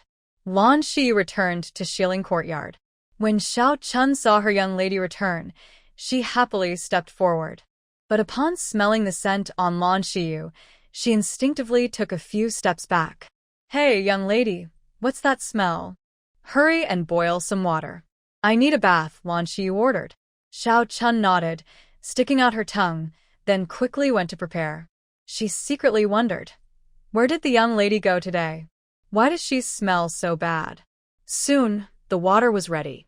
Early Spring carried a wooden bucket, pouring water into the prepared bathtub, adjusting the temperature carefully. "Miss, the water is heated and poured into the bathtub. You can go take your bath now," Chun Chun said from the doorway, just sticking her head out. Lan Xiyue looked at Chun Chun and couldn't help but smile slightly, thinking to herself, is it really that bad? Humph. She didn't say much, only softly replied, and then turned to walk toward the side room. Inside the side room, Lan Xiyue slowly took off her clothes. She stepped into the bathtub, and the warm water instantly wrapped around her body. She closed her eyes, took a deep breath, and enjoyed this rare moment of peace and comfort. When all the steam had disappeared, Lan Xiyue slowly got up and put on the clean clothes Chun Chun had prepared earlier. She stepped out of the side room, where Chun Chun was waiting at the door.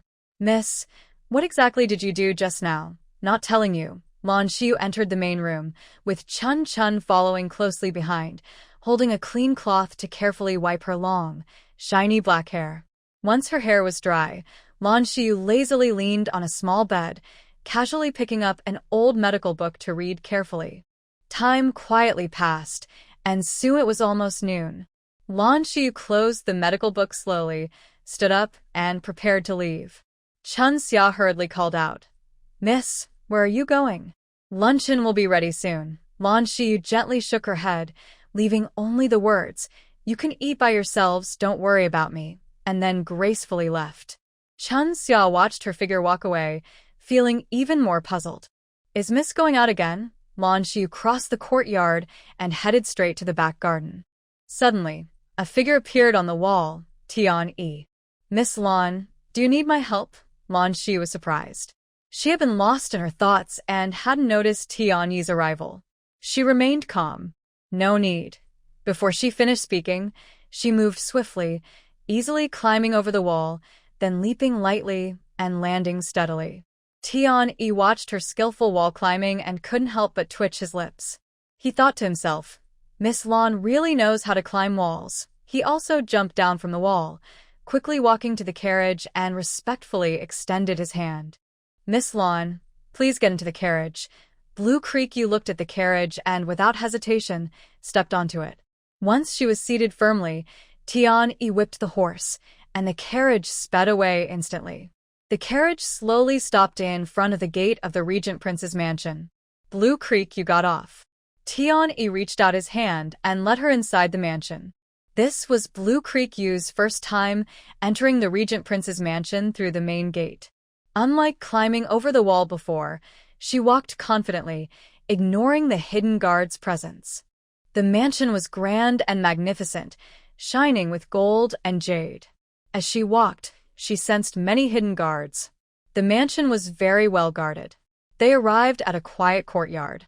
On a small stone path, Tian-yi hurried in, tall and respectful. He bowed and said, "Master, Miss Blue is here." Emolian sat on a stone bench in the courtyard, eyes sharp, watching the woman walking in slowly. "It's noon. How will Miss Blue solve this poison?" Emolian's voice was deep and strong. Blue Creek Yu raised her finger slightly, pointing to a large tree across from her. "Bring the person here and tie him to the tree with chains." Emolian nodded and waved his hand. "Do as Miss Blue says." Soon, an heir was brought forward. His face was pale, and he was tightly chained to a large tree. Blue Creek Yu stepped forward slowly. "Put a basin under him.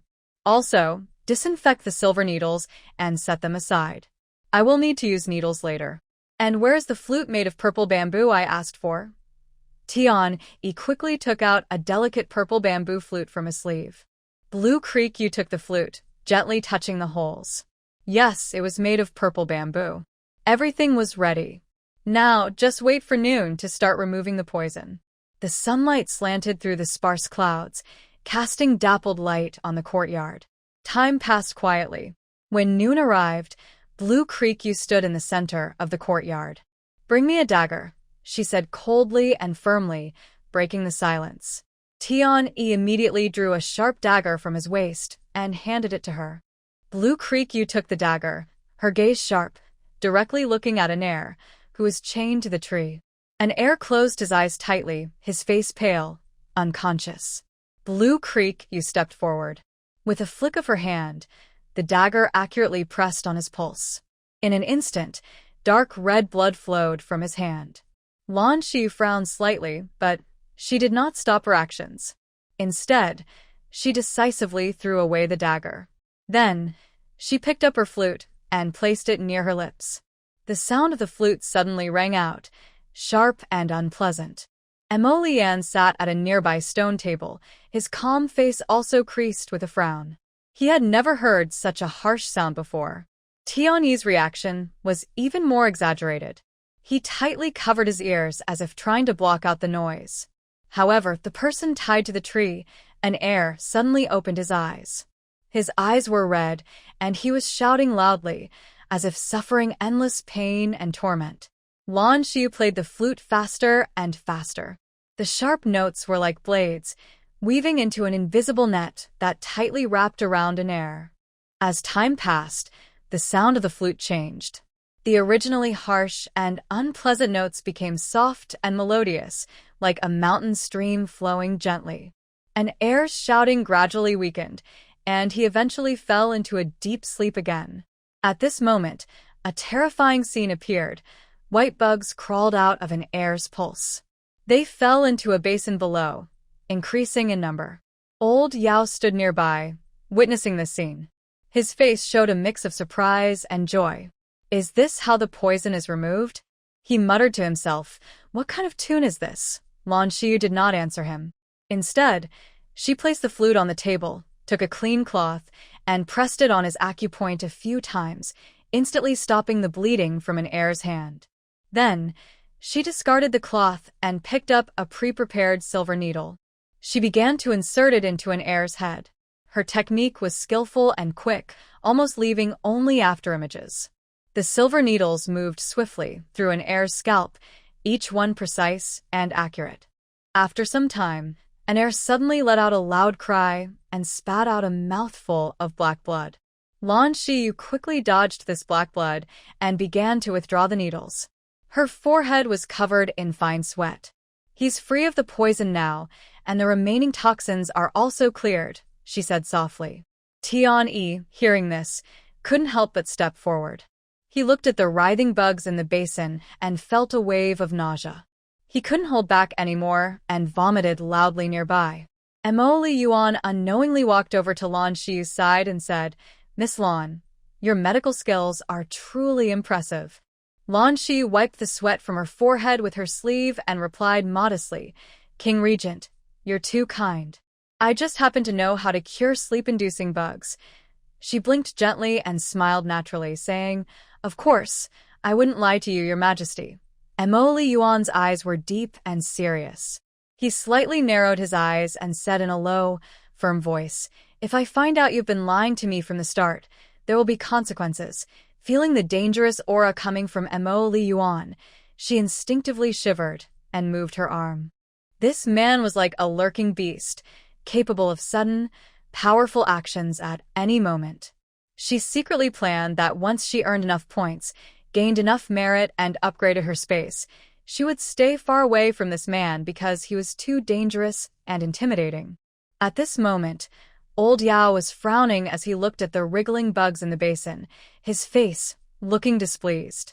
He turned to Lan Xiyue and asked, "How should we deal with these?" Lan Xiyue turned around, her expression becoming very serious. She pointed to an empty spot nearby and said, "Dig a 1-meter deep hole, pour the bugs in, then cover them with lime powder. But be careful when handling them, as these bugs are poisonous." Hearing this, Mo Yuan waved his hand lightly. Immediately, several dark guards appeared like ghosts and quickly followed Lan Xiyue's instructions. They moved swiftly and cleaned up the creepy bugs thoroughly. At this moment, Dark Second slowly woke up, looking around in confusion. When he saw Mo Yuan, he finally reacted and hurriedly asked, "Master? What happened to me?" Dark First stepped forward, unchaining Dark Second. He whispered a few words into Dark Second's ear. His face instantly turned pale as paper, filled with fear. Fortunately, the bugs had been dealt with by the guards before Dark Second woke up. Otherwise, seeing those disgusting bugs might have left him with a lifelong shadow. Dark Second staggered forward a few steps and gratefully said to Lan Xiyue, "Thank you, Miss Lan, for your help." Blue Creaky waved her hand and smiled casually. "You're welcome. After all, you're someone I like." When she said this, everyone present, except for Tian-Yi, who was still vomiting loudly, showed surprised expressions. They exchanged glances and secretly guessed. Since their master didn't react when Miss Lan said that, it seems their master is about to find someone. This is such great news. Mo Lian's eyebrows slightly furrowed. He looked at an heir and asked in a low voice, "What happened?" An heir bowed respectfully and explained everything in detail. It turned out that on his way back from handling some affairs, he passed through Guanlin City and saw a few people at an inn who seemed to be from Miao Province. Curious, he wondered why Miao people would appear in Guanlin City, so he followed them to see what was going on. After a difficult chase, an heir finally discovered that those Miao people had returned from the capital. He also overheard them talking about searching for a sacred object from Miao Province, but their master found out, and they suffered heavy losses. In the end, only a few people managed to retreat and report that their sorcerers were making plans. Mo Lian said calmly, "Do you know what the sacred object they are looking for is?" Subordinate heard them say it's called the Purple Ghost Ring, which was the relic of their former Miao King and is considered a sacred object. Blue Creaky was deeply shocked inside, desperately calling out to the system. System. You said the Purple Ghost Ring was invented by scientists in the Starry World thousands of years ago, specifically for connecting destined people for time travel, right? System. Yes. Then what's the deal with this former Miao King's relic? System. Maybe the former Miao King was also a traveler from another world? Blue Creaky subtly looked down at the ring on her left index finger, feeling a mix of emotions. System. The Miao people are searching for the sacred object, the Purple Ghost Ring. Would it be too dangerous for me to wear it? The system responded calmly and mechanically in her mind. Host, as long as your body is alive or you haven't left this world, the Purple Ghost Ring cannot be removed. It is connected to your soul and has become a part of your life. Hearing this, Blue Creaky cursed silently. That's so unfair. If the people from Miao territory find out that I am wearing the relic of their former Miao King, they will chase me forever. Will I still be able to enjoy my life in this world? Also, The relic of the former Miao King sounds unsettling. The system seemed to censor dissatisfaction and explained, "Host, the purple ghost ring is a tool for traveling through time and space. It doesn't know how many owners it has had. Don't feel uncomfortable about it. If it weren't for this ring, you wouldn't have a second chance at life." Every person who owns the purple ghost ring has had an extraordinary experience. After hearing this, Lan Xiyue felt a bit better. "So, I am quite lucky? But system, the purple ghost ring has been around for so long, yet its space is empty. There's nothing inside. Shouldn't there be countless treasures?" The system was silent for a moment, as if thinking about how to answer. "As long as you activate the space inside the purple ghost ring, there should be belongings left by previous travelers. Unless, after their death, they moved everything out of the ring's space, or they never stored anything inside. Otherwise, it wouldn't be empty." A wave of disappointment rose in Lan Xiyue's heart. It seems the previous Miao King who owned this ring was either very poor or extremely cautious. Nothing was left behind. But then, she changed the subject, her eyes shining with curiosity. "By the way, how long ago did the former Miao King die? How did this ring appear in the modern era and become a treasured family heirloom passed down through generations of the British Union kings?" The system replied, "It's just a matter of time and space differences. The purple ghost ring has the ability to travel through time. It might have been brought to the modern world by some force at a certain point. After the Miao King died, the ring's whereabouts were due to chance. As for why it became a family treasure of the British Union kings, that's even more mysterious. Perhaps a British Union king accidentally obtained this ring, saw its extraordinary qualities, and made it a national treasure, passing it down through generations." An inner voice, low and weak, said, "Subordinate was about to leave when they discovered me, and a fight broke out. They had many people and used poison insects. I knew I couldn't fight for long, so I seized the chance to escape. However, when I hurried back to report to my master, I suddenly lost consciousness." Old Yao spoke in a deep voice. "Inner too, you must have been poisoned during the fight. It didn't act immediately, but remained hidden inside your body. When you returned to the manor, exhausted, it suddenly erupted. Fortunately, you only had the attack when you were returning. Otherwise, your life might have been in great danger." Mo Lian's face was cold and stern. He sneered slightly, his voice icy like a cold wind. "Order someone to secretly find the sacred relic from the Qianmiao region, the relic of the former Miao King, the purple ghost ring.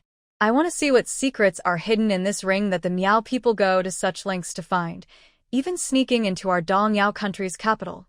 Mo Lian's gaze suddenly shifted to the side, landing on Blue Xia, who was lost in thought. He raised an eyebrow slightly and thought to himself, "What is this woman daydreaming about now? Blue Xia?" Blue Xia suddenly snapped out of her daze. "Huh? What's wrong? Prince, what do you want me to do?" Mo Lian looked at her deeply, his eyes sharp as a blade. "What are you daydreaming about? Do you know about the sacred relic of the former Miao King?" Blue Xia secretly cursed. Is this man testing her, or does he really know everything? She knew that the relic, the purple ghost ring, was now quietly on her finger. She kept thinking to herself, but on her face, she looked innocent and a little coquettish, speaking softly. "Prince, you can't say things like that. I haven't even left the capital, so I don't know anything about the Miao King's relic." Mo Lian was just asking casually, since she looked lost in thought. Blue Xia touched her stomach and let out a soft, coquettish complaint. "Prince, I haven't even had lunch yet. I'm so hungry. I saved your subordinate, so you wouldn't be so stingy as to skip a meal, right?" Mo Lian's mouth twitched. Could she still eat after that disgusting scene earlier? Is she really bold, or just heartless? "Have the kitchen prepare lunch. Miss Blue, please dine." Hearing this, Blue Xia secretly breathed a sigh of relief. The purple ghost ring must not be discovered. She had finally been reborn, and she wanted a comfortable life, not to be fleeing for her life.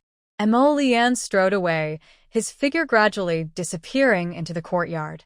Old Medicine Master saw this and hurried forward a few steps, his eyes filled with curiosity and inquiry as he looked at Blue Xia. "Miss Blue, What was that tune you just played? It's so powerful, it can even dispel that strange poison. It's called Destruction Song, specially created to wake up the sleeping poison insects. It was still something her old master from her past life taught her. Sigh. Old medicine master furrowed his brows upon hearing this, a strange sense of surprise rising in his heart. He has practiced medicine for many years and read many ancient books, but he has never heard of such a magical tune. He muttered to himself, "The Destruction Song? I've never heard of it. Was it created by Miss Lan? A strange old man taught me." When he mentioned the strange old man, he really missed him. He didn't know if the old man had reincarnated or if he had traveled through time like himself. At this moment, Tian-yi staggered forward, his face pale as paper, clearly still recovering from the shock of the poison. He forced out a faint smile. "Miss Lan, I will take you to the main hall for a meal." Lan Xiyue smirked playfully, with a teasing look in her eyes. "No, you should go back and drink some salt water first. A grown man, scared by some tiny bugs, makes you so much you turn pale." Tsk. Hearing this, Tian-yi's face turned even whiter, and involuntarily, images of the creepy crawling bugs appeared in his mind, making him feel sick all over again. He dared not speak further, afraid he might again. He quickly turned around and almost ran away in a hurry. Lan Xiyue burst out laughing, feeling quite amused. And standing nearby, watched clearly and secretly chuckled at Tian-yi's helplessness. Then he stepped forward respectfully and said, "Miss Lan, I will lead the way to the main hall for your meal." Lan Xiyue smiled slightly, nodded, and said, "All right, thank you." With that, she took a step forward and followed slowly toward the main hall. Was leading Lan Xiyue through the palace corridors. He thought to himself, this Miss Lan is one of the few women the master doesn't dislike. He wondered if, in the near future, she might become the lady of the regent's residence. Because of this, he became even more respectful, afraid of any slight negligence. As they walked, he enthusiastically introduced the pavilions and towers of the palace, speaking in a flattering tone. Listening to Yi's introduction, Lan Xiyue felt a bit puzzled. Why did she sense he was trying to flatter her? Was it just her imagination? Someone as cold as Mo Lian and his guards were surprisingly talkative.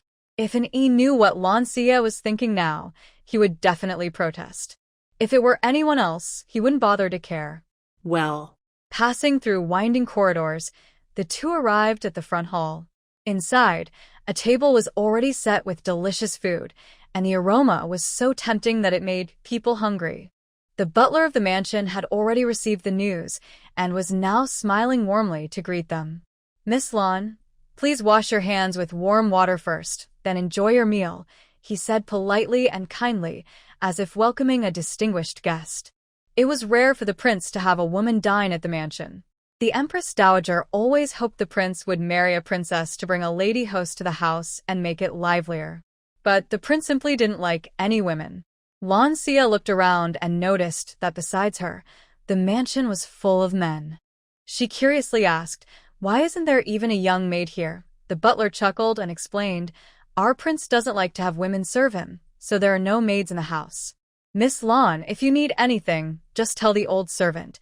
Hearing this, Lan Xiyue was even more surprised. In her mind, ancient people loved beautiful women. Many had 3 wives and 4 concubines, living happily together. But this regent's mansion didn't even have a single maid. That was quite unusual.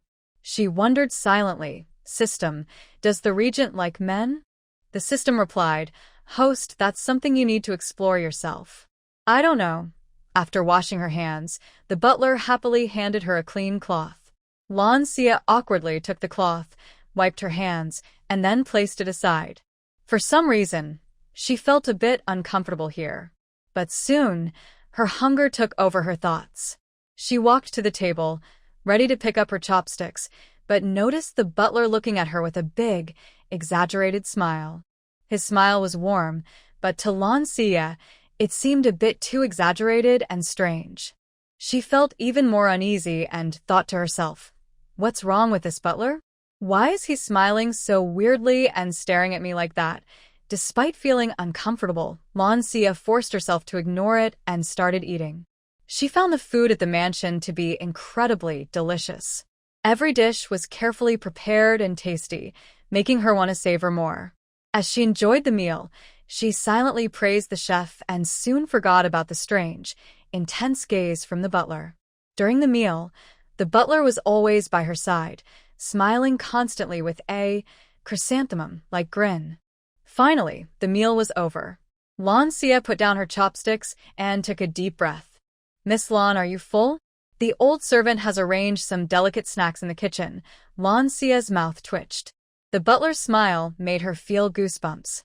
Since she came here, he hadn't stopped smiling at her. Has his face ever not been frozen in a smile? The people in the Regency Palace are really strange. The master is as cold as ice, but his staff are overly enthusiastic. It feels very odd. Lan Xiyue hiccuped and said, "No, I'm a bit full." "Miss Lan is full? That won't do. How about I take you to the garden to help digest?" "Ahem.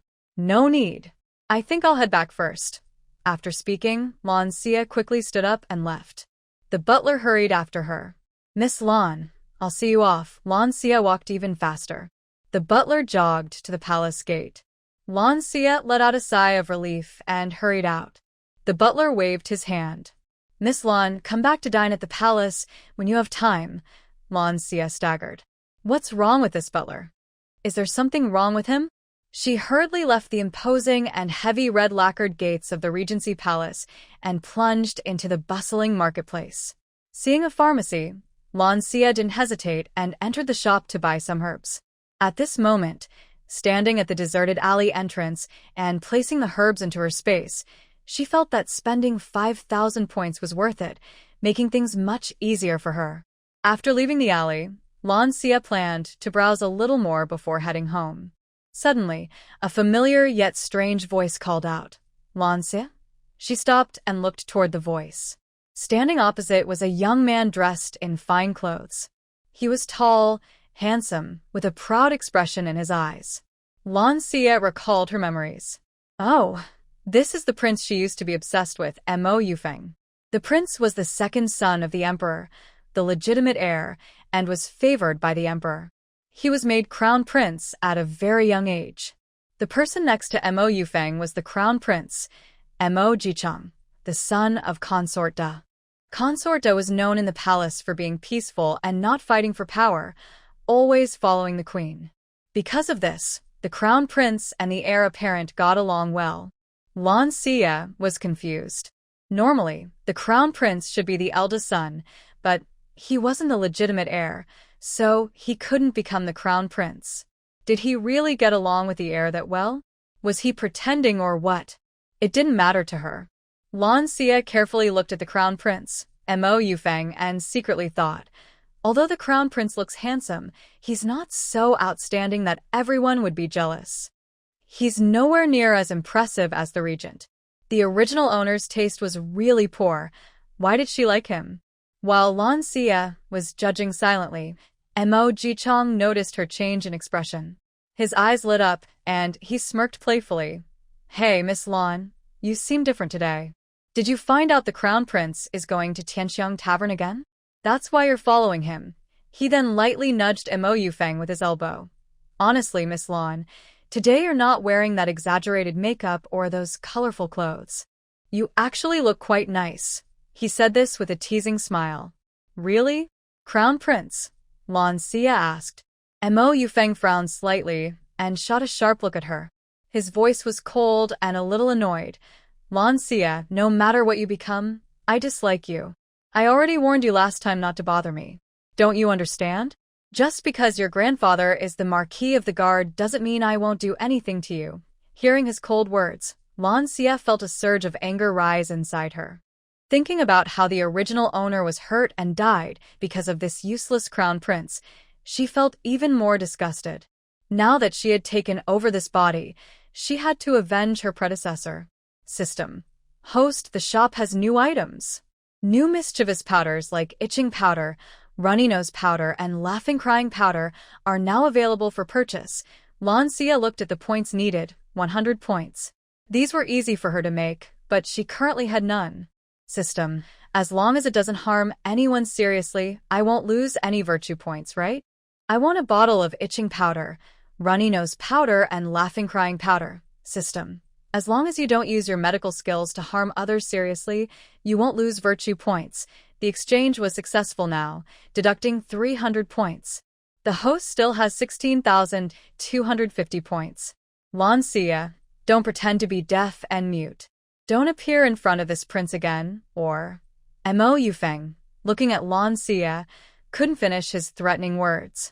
Lan Xiyue, dressed in a light blue long dress, her skirt gently swaying in the breeze, looked like a calm blue lotus flower blooming quietly. She reached into her ear, wearing a slow, relaxed smile. Her voice carried a subtle sense of distance. But Crown Prince, aren't you out of the loop?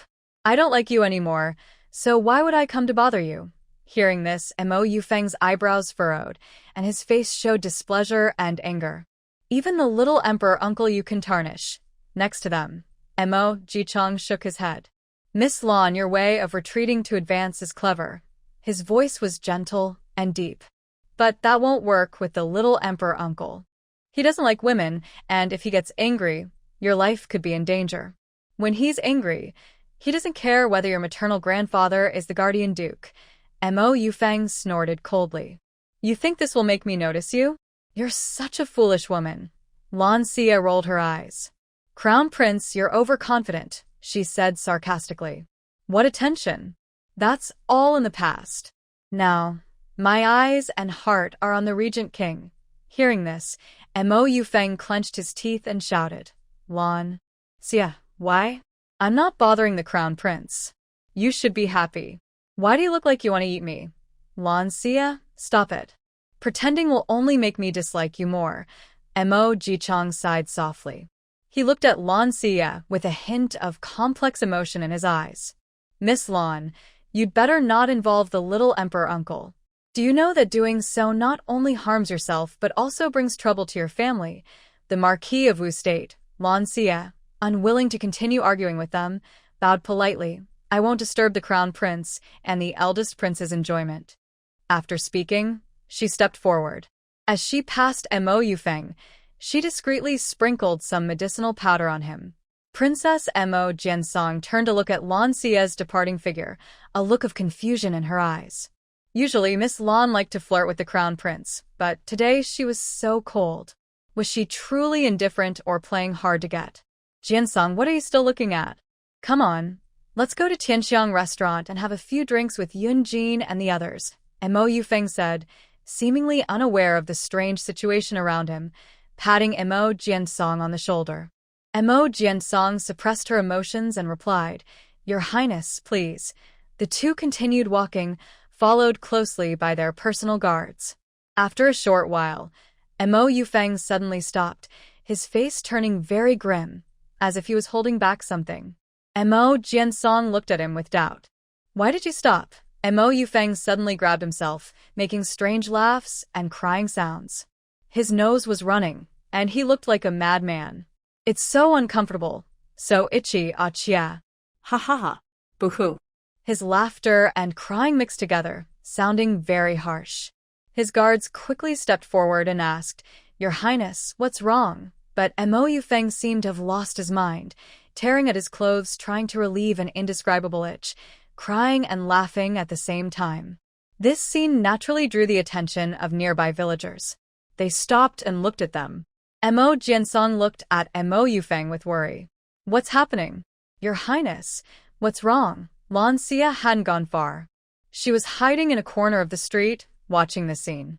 She hummed a tune, feeling very pleased, and happily walked home. Mo Jiansong looked at Mo Yufeng's disheveled state and the strange looks from the crowd. She was lost in thought. Realizing the situation, Mo Jiansong immediately ordered, What are you all waiting for? Take the Crown Prince back to the palace and call the Imperial Doctor. The group hurried back to the Eastern Palace amid the pointing and whispering of the villagers. The Imperial Hospital learned that the Crown Prince was unwell and rushed to the Eastern Palace. Mo Yufeng was now helpless, lying on a delicate bed, constantly grabbing at himself. His face was twisted. He laughed loudly one moment and cried the next, with tears and snot covering his face. A nearby kept wiping his face with a cloth. Mo Jiansong stepped forward and held down Mo Yufeng's restless movements. Master Su, please examine the crown prince. What's wrong with him? The head doctor of the Imperial Medical Office, Lord Su Gu, stepped forward. He gently placed his finger on Mo Yufeng's wrist, closed his eyes, and carefully checked his pulse. After a moment, he slowly opened his eyes, frowned, shook his head, and seemed to find nothing unusual. Other doctors also checked the pulse one after another but found no problems. The news quickly reached the queen's ears. She hurried to the Eastern Palace. As soon as she entered the sleeping hall and saw the crown prince in that state, her heart was torn apart with pain. She quickly stepped forward and softly called, "Crown Prince, what is wrong with you?" Mo Yufeng was struggling fiercely. The queen looked at the doctors who looked at each other helplessly. Mo Jitsong released the crown prince, stood up, and bowed respectfully. "Greetings, mother." The doctors all knelt down and said, "Greetings, your majesty. What is wrong with the crown prince?" "Hurry and treat him." The head doctor of the Imperial Medical Office, feeling nervous, replied trembling, "Your majesty, please stay calm. We haven't been able to find out what illness the crown prince has." The queen was furious. "Good for nothing. The crown prince looks like this, and you still can't do anything?"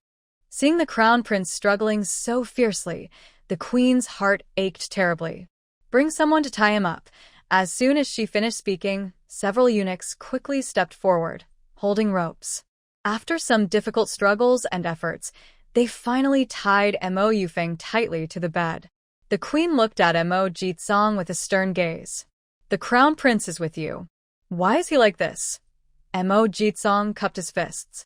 "Mother, I was with the crown prince at Tianxiang Wine House, having dinner with young Master Yun.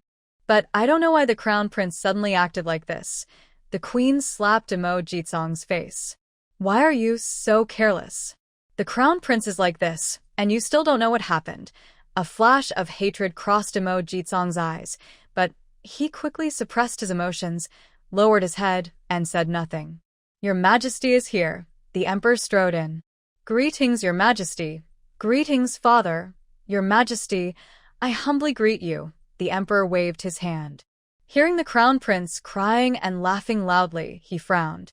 "What happened to the crown prince? What exactly occurred?" The empress's voice was tinged with sobs, and her eyes were red. She looked at the emperor and said, "I don't know what happened to the crown prince. The doctors are at a loss." The emperor gently patted the empress's shoulder, his gaze deep and complicated. He glanced at Mo Yufeng, who was tightly bound on the bed. The once handsome face of the crown prince was now twisted, sometimes crying, sometimes smiling. So miserable. The emperor sat down nearby and looked at Mo Jichong, asking in a low voice, "Zichong, what do you think happened to the crown prince? Why is he like this?" Mo Jichong bowed respectfully and replied, "Father, today the crown prince was supposed to meet young Master Yun at Tianxiang Tavern to enjoy drinks. On the street, he accidentally met Miss Lan and stopped to talk for a while. Not long after, the crown prince suddenly became like this. I immediately ordered someone to send him back to the East Palace. That's all, father." Hearing this, the empress became very emotional. She suddenly stood up, her voice sharp. "So, it was Lan Xiyue who harmed the crown prince. Bring her here at once. I want to question her myself." At that moment, there was a sudden urgent announcement outside. "The Queen Dowager has arrived." As the voice fell, an elderly woman dressed in splendid palace robes, with a head full of silver hair, slowly entered. Everyone bowed respectfully. "Greetings to the Queen Mother, Grandmother, and Empress Dowager." The Queen Dowager frowned sharply, her sharp eyes sweeping over everyone in the hall. When she saw the crown prince on the bed, her face instantly turned pale. She hurried to the bed, looked at the tragic scene, and let out a sorrowful cry. "What is going on with the crown prince?" The emperor said. "Mother, why did you come personally?" "Please sit." The Queen Dowager sat down beside them. I heard about the crown prince's condition and came to see for myself. The empress wiped her eyes with a handkerchief and repeated what Mo Jichong had said earlier. Her words carried anger, as if she was already convinced that Lan Xiyue was the culprit who harmed the crown prince. Hearing this, the queen dowager's face grew even darker. She sternly said, "Xiao Shizi, go and bring the person into the palace. I want to see how a lady dares to harm the prince of the nation." The official, Xiao Gonggong, responded immediately, bowed, and turned to leave. The emperor looked at the doctors on the ground and said coldly, "Everyone get up. Hurry, and think of a way to treat the crown prince. If anything happens to him, I will have your heads." The doctors shivered in fear and quickly stepped aside to discuss quietly how to save the prince. Time passed second by second, and the atmosphere in the main hall grew more serious.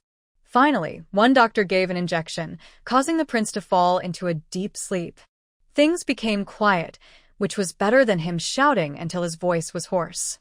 Lan Xiyue finished treating the prince, feeling quite pleased. She returned to her room, closed the door, and left only a message: "Do not disturb me." Inside the room, Lan Xiyue waved her hand, and several bundles appeared in front of her. She opened them to reveal herbs she had bought. She selected a few and started preparing them.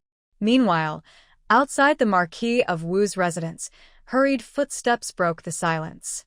A trusted servant, close to the Empress Dowager, hurried over, surprising the housekeeper. Normally, this servant rarely left the palace, so his visit must be for an important matter. The housekeeper quickly welcomed him respectfully and informed Lan Xiyue immediately. Lan Xiyue arrived quickly, smiling on his face, but secretly wondering about the servant's purpose. "What wind brought you here, Zai Gonggong?" "It's an honor for the Marquis house." Zai Gonggong looked rather cold and said, "My lord, I am here on the Empress Dowager's orders to invite Miss Lan into the palace." Lan Xiyue's heart tightened, but he kept his composure. "Oh? The Empress Dowager wants Miss Lan to enter the palace? That's quite rare. What is her purpose?" He gestured to the housekeeper, who understood immediately. The housekeeper smiled and took a delicate pouch from his sleeve, quietly handing it to Zai Gonggong.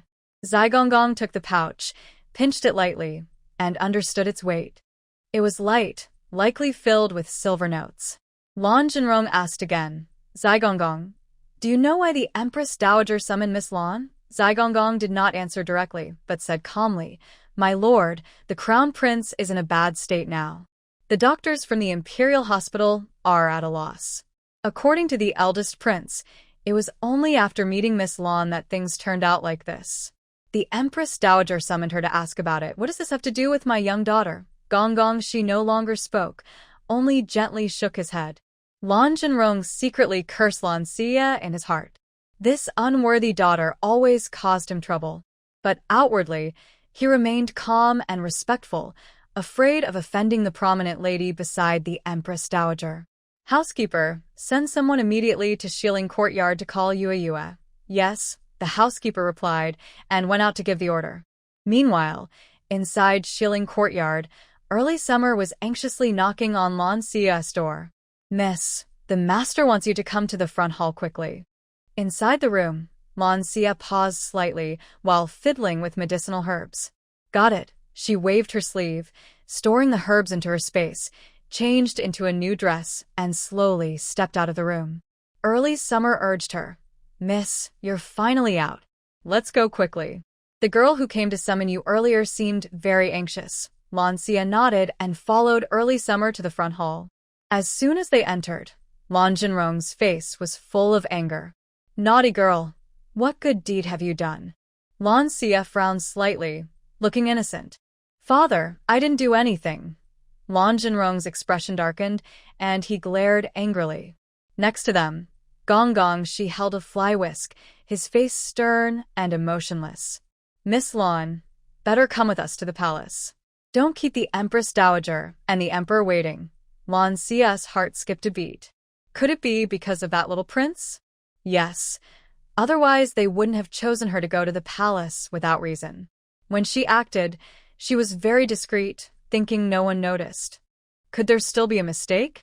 Seeing this, Gong, she said no more and signaled for Lan Xiyue to follow. Lan Xiyue remained calm and followed Gong Shi out of the estate. Lan Jinrong watched his daughter's distant figure, his eyes full of anger. He cursed inwardly. This naughty girl, usually spoiled and willful, is fine. But if this matter with the crown prince really involves her, I won't spare her. Lan Xiyue sat calmly in the sedan heading into the palace. Beside her, Early Summer looked a bit nervous, clutching her hands tightly, with a hint of anxiety in her eyes. Lan Xiyue turned her head. Don't be nervous. Miss, I don't know why, but I feel very nervous, Early Summer admitted. Lan Xiyue rolled her eyes.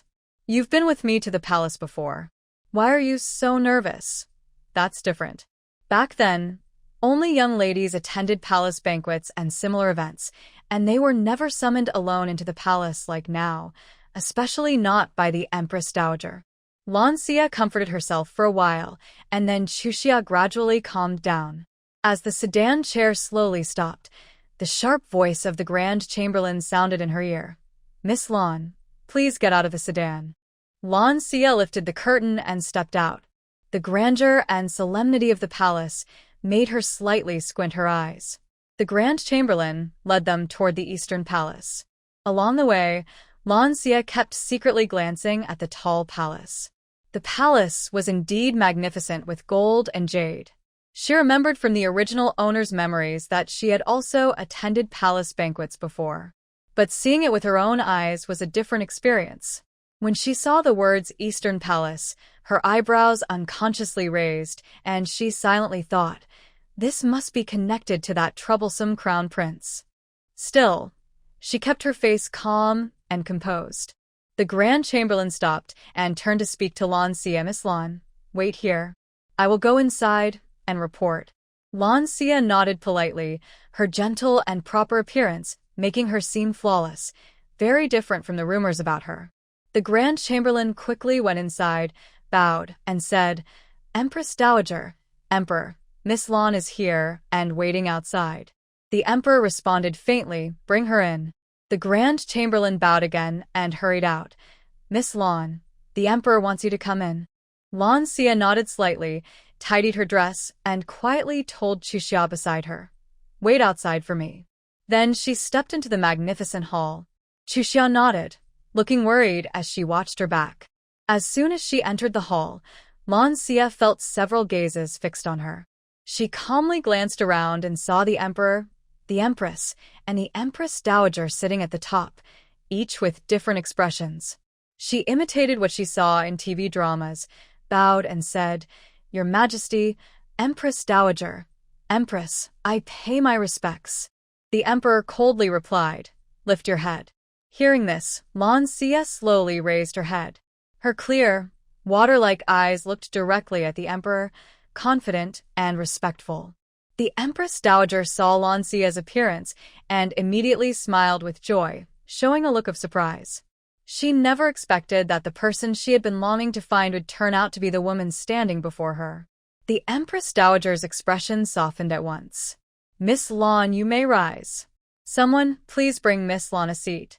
The Emperor and Empress exchanged puzzled looks, unable to understand why the Empress Dowager valued Lan Xiyue so highly. Lan Xiyue also noticed the Empress Dowager's unusual reaction. She studied the older woman carefully, and a sudden realization dawned on her. So, the kind elderly lady she had met at Xianghua Temple was actually the Empress Dowager herself. Lan Xiyue bowed again. Thank you, Your Majesty.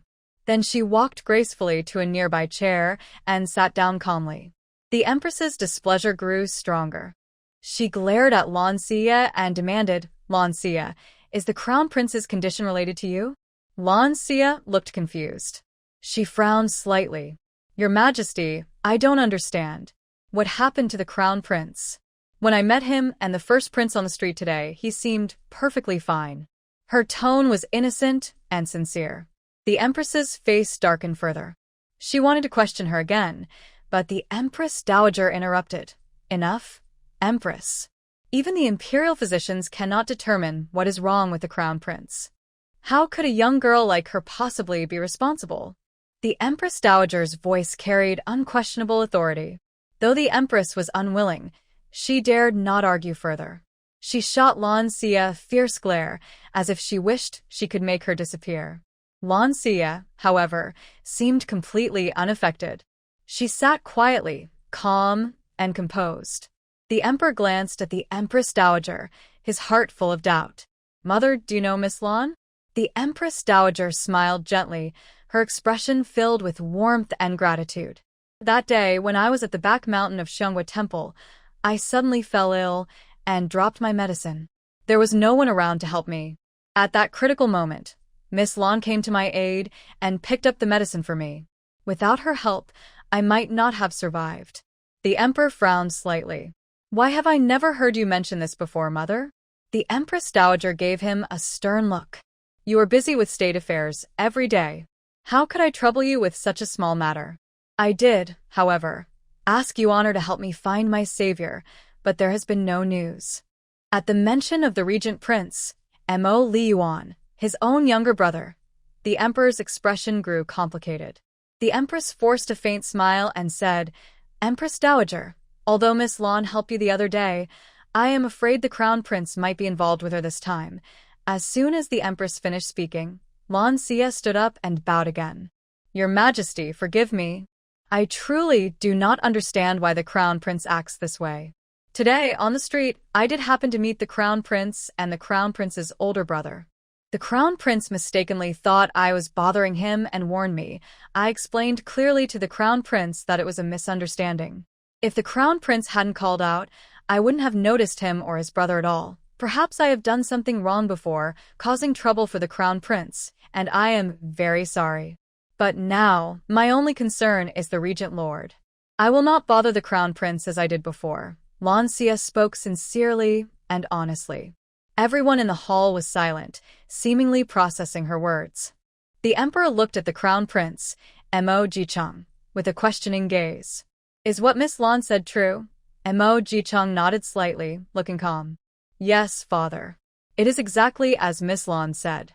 I was there and saw everything with my own eyes." The Empress Dowager immediately smiled happily. "Should I call you Yaya?"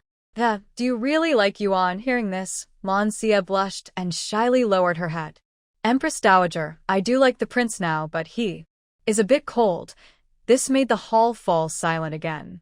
The Empress Dowager's eyes sparkled with delight, and her smile grew brighter. "Yeah, have you met Yuan?" "Yes, I met him today after leaving the regent's residence.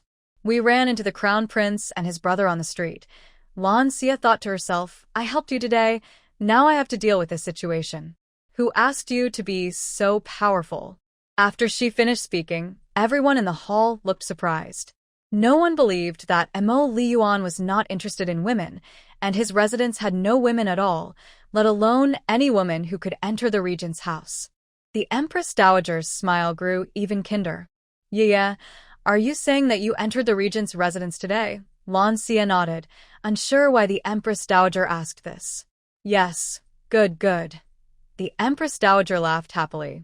The Emperor and Empress also looked at Lan Xiyue with puzzled expressions. The Empress narrowed her eyes. She had heard of Lan Xiyue's reputation and knew she liked the Crown Prince. But suddenly, she liked the Regent King? How could she enter the Regent King's residence? Why would the Regent King be interested in someone with a bad reputation? She really was flirtatious. Luckily, the Crown Prince didn't like her. At that moment, announced outside, "The Regent King has arrived." Mo Lian strode in confidently, dressed in a black brocade robe. He was tall and straight, like a fairy stepping out of a painting, but his cold aura made people afraid to look directly at him. Mo Jitsong bowed politely. "Little Imperial Uncle." Mo Lian simply nodded faintly. He bowed to the Empress Dowager and the Emperor, his voice cold. "Mother, brother, Empress." Lan Xiyue couldn't help but wonder why he suddenly came. "System. Maybe he's here to support you." Lan Xiyue rolled her eyes. "System, I don't think we're that close." "Why would he support me?" The Emperor's eyes darkened. "Why is the Regent King free to come to the palace today?" The Empress Dowager looked at Lan Xiyue with a bright, ambiguous smile. That look and smile made Lan Xiyue feel uneasy and confused. No, Empress Dowager, please don't misunderstand. I only see Mo Lian as a tool to boost my score. I just wanted to leave the palace early and clear my name from the accusations of drugging the crown prince. Brother, I recently found out that some Miao border people have sneaked into the capital, Mo Lian said. As soon as he finished, the atmosphere in the main hall grew tense. The emperor's relaxed expression disappeared, replaced by seriousness and caution. Miao border people? What are they doing in the capital? Mo Lian's eyes were deep. Still investigating. I have already caught some infiltrators from the Miao border, but they haven't spoken yet. The emperor squinted, seeming to weigh something. After a moment, he spoke slowly. Leave this matter entirely to the Regent King. Lan Xiyue listened in confusion, her doubts growing. Isn't Mo Lian aware that the Miao border people are looking for sacred objects? Why didn't he tell the emperor? Moreover, those Miao people who infiltrated the capital either died or were captured. The remaining ones had already fled back to Miao territory, so there was nothing more to investigate. Could it really be true, as the system said, that he came to help me? Was he deliberately mentioning Miao people to create the misunderstanding that the prince's current situation was caused by them? After all, the imperial doctors couldn't find any cause, and Miao people are the most skilled in poison and curse magic. Thinking of this, Lan Xiyue secretly glanced at Mo Lian. He looked calm and showed no signs of lying. Could it be that he has truly fallen for me? With power, wealth, and handsome looks that make people jealous, becoming my man doesn't seem impossible. Lan Xiyue thought happily. The empress showed a hint of worry and doubt in her expression. Could it really be related to the Miao people that the prince had an accident? At this thought, her hostility towards Lan Xiyue slightly lessened. The Empress Dowager wore a gentle smile and looked kindly at Mo Lian. Yuan Xia is the kind girl who helped me that day at Xiangwa Temple. You, as the Regent King, asked someone to find her, but it took so long and still no luck. Hearing this, Mo Lian raised an eyebrow slightly. So, Lan Xiyue was the kind girl his mother was looking for. He hadn't really searched much. He didn't expect it to be her. It seemed that if he hadn't come today, Xia wouldn't have had any trouble. From his mother's attitude towards Xia, he could already see some clues. Xia? Mo Lian softly repeated the name, with a hint of amusement in his tone. He looked at Lan Xiyue, who sat upright, calm and composed, as if nothing concerned her. In his mind, Mo Lian thought secretly, this woman always seems to unconsciously attract his attention. Seeing this, the Empress Dowager's smile grew warmer. Your Honor, Xia is deeply fond of you. What do you think? The Regent King's residence should have a lady host now. Her words carried a bit of testing and anticipation. Mo Lian glanced at his mother, knowing well what she was thinking. He replied calmly, Mother, I also heard about the prince's incident. The Imperial Hospital couldn't find any cause, so I brought the medicine expert to examine the prince. The Empress was pleased to hear this, a glimmer of light flashing in her eyes. The medicine expert? The legendary, mysterious healer from the martial world? That's wonderful. However, the Empress Dowager pouted slightly, somewhat displeased with Mo Lian changing the subject. Every time the topic was about the lady of the residence, he would either change the subject or refuse outright. The Empress Dowager sighed quietly to herself. Her youngest son was already grown, and his health was poor. She wondered when she might see him marry and have children. Mo Lian seemed unaware of the Empress Dowager's displeasure. He calmly called out, and an old man with white hair and beard, carrying a medicine box, entered the room. The old man bowed, and then stood to the side. The Empress Dowager immediately ordered, bring the famous doctor to the Crown Prince's palace. A young led the doctor away. Mo Lian looked at the Empress Dowager and said softly, Mother, older brother, I have some matters to attend to. I will leave the palace first. Your Honor, please also send Miss Lan on her way. Mo Lian did not reply. He turned and left the hall, his back appearing proud and cold. The Empress Dowager watched Lan Xiyue sitting calmly. Miss Lan, you've been in the palace for a while. The Crown Prince's affairs are not your concern. You should leave with the regent. Hearing this, Lan Xiyue stood and bowed. Your servant takes her leave. The emperor saw everyone leave and turned to the Empress Dowager. Mother, it seems you are quite pleased with Miss Lan. The Empress Dowager smiled and nodded. But I've heard her reputation isn't very good. The Empress Dowager looked a bit annoyed. People talk, but I think Miss Lan is quite decent. The emperor's gaze was deep as he looked at her. Mother, is your favor for Miss Lan only because she helped at the Prime Minister's temple? I dare to guess that she might have already seen through your true identity and is deliberately acting that way. After all, her reputation in the capital is now well known. The Empress Dowager snorted softly, a complex emotion flickering in her wise eyes. She slowly said, Emperor, I am old, but I can still tell who is sincere and who is not. Miss Lan's words and actions are honest and kind. How can she compare to those with deep schemes? You and Yuan'er are my children, born from my 10 months of pregnancy. Of course, I hope you brothers can live peacefully and build a great country together. She shook her head gently. Sigh. I am truly tired. Never mind, I will go back to Sinang Palace to rest. The emperor quickly stood. I will mother back to Sinang Palace. The Empress Dowager waved her hand without turning around. No need. Your busy government affairs are enough. I will go back by myself. After speaking, Lady Ma helped the Empress Dowager slowly walk out of the main hall. They all said together, Safe travels, mother, grandmother. The Empress Dowager slowly entered Sinang Palace. She softly called out, Little Shizi, Gong Gong. She heard her and hurried forward, bowing respectfully. Your servant is here. What does the Empress Dowager command? The Empress Dowager's gaze was deep. After a moment, she said slowly, Yeah, that child must have been frightened just now. She and I get along very well. She is a rare good girl. Go and take out the luminous pearl that the third prince sent the other day. The pearl shines brightly, and I think Yaya will like it. Also, select 3 of the finest cloud silk brocade that was sent as tribute, and prepare 1,000 taels of gold. Send everything to Yaya as a thank you for her help that day. Gong Gong, she quickly replied, Yes, I will do it right away. Lady Ma, standing nearby, saw this and a smile appeared on her face. The Empress Dowager really favors Miss Lan. The Empress Dowager smiled slightly, but a hint of complex emotion flickered in her eyes. Yuana used to be tired of those young ladies. But today I saw clearly.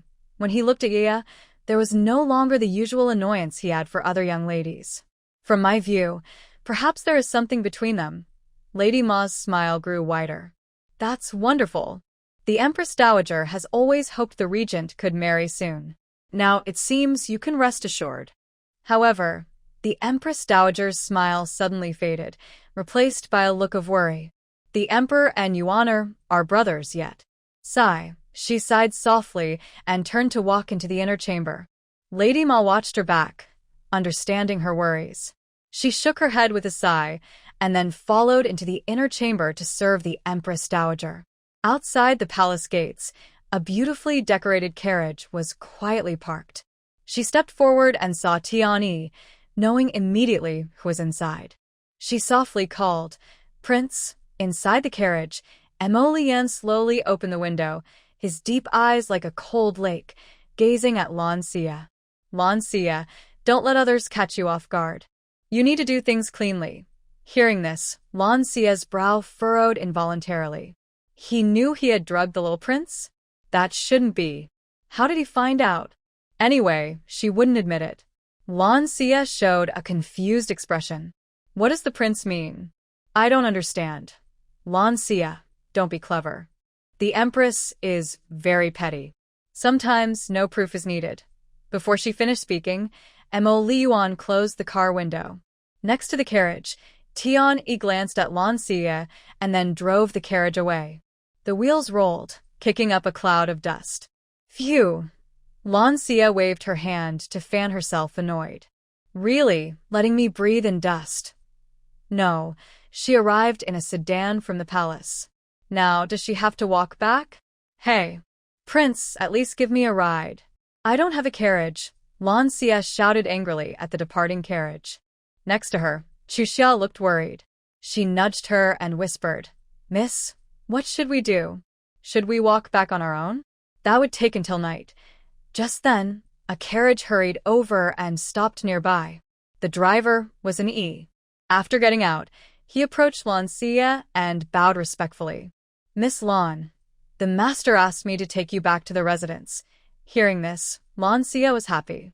She nodded slightly and said to an E, "Your master still has a conscience.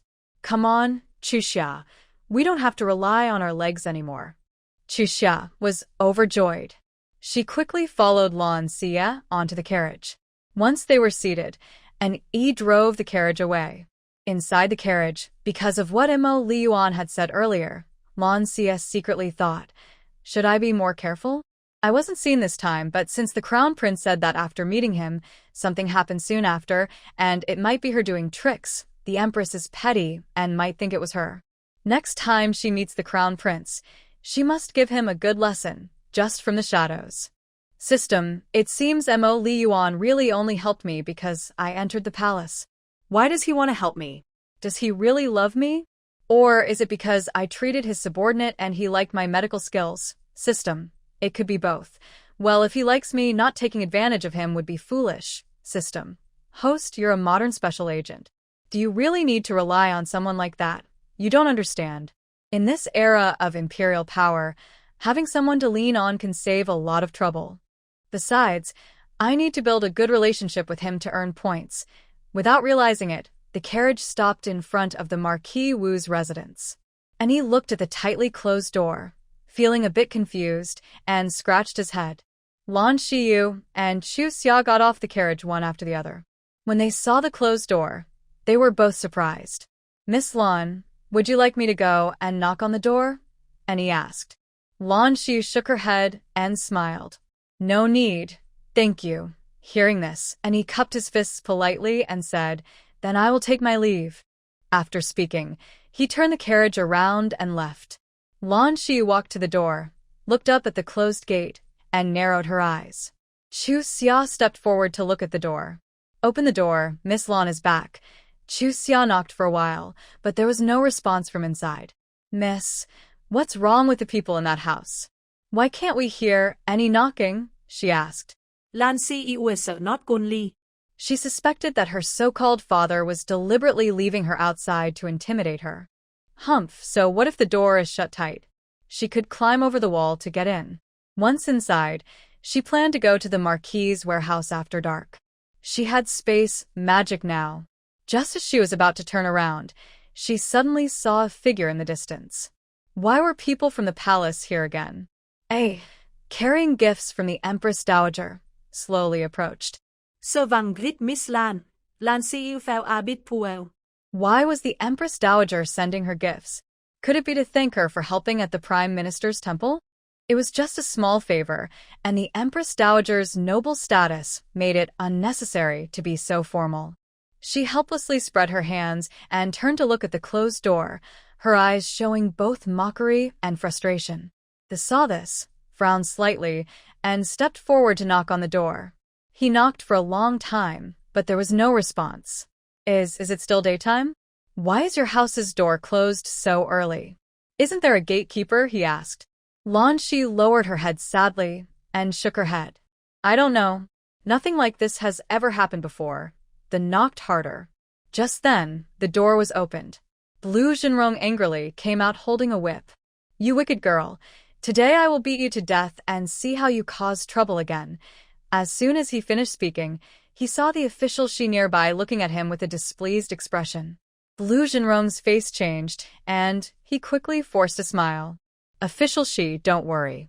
Go back and tell the Empress Dowager that this wicked girl dared to harm the Crown Prince. I will teach her a good lesson today.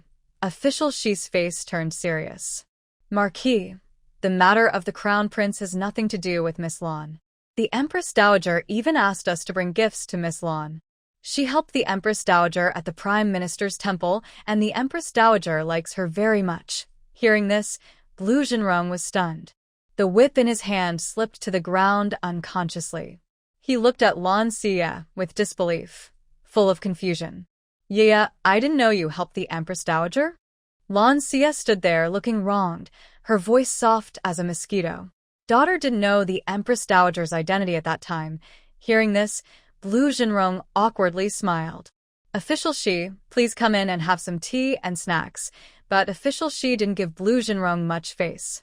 He flicked his dust brush and said coldly, "No, I need to return to the palace to report." "Come on, take the gifts from the Empress Dowager to Miss Lan." At his command, a young official immediately stepped forward. Lan Xiyue gave a signal to Chuxia.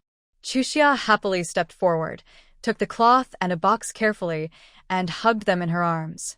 Seeing the other two young officials carrying a box, Lan Xiyue stepped forward and bent down to take it.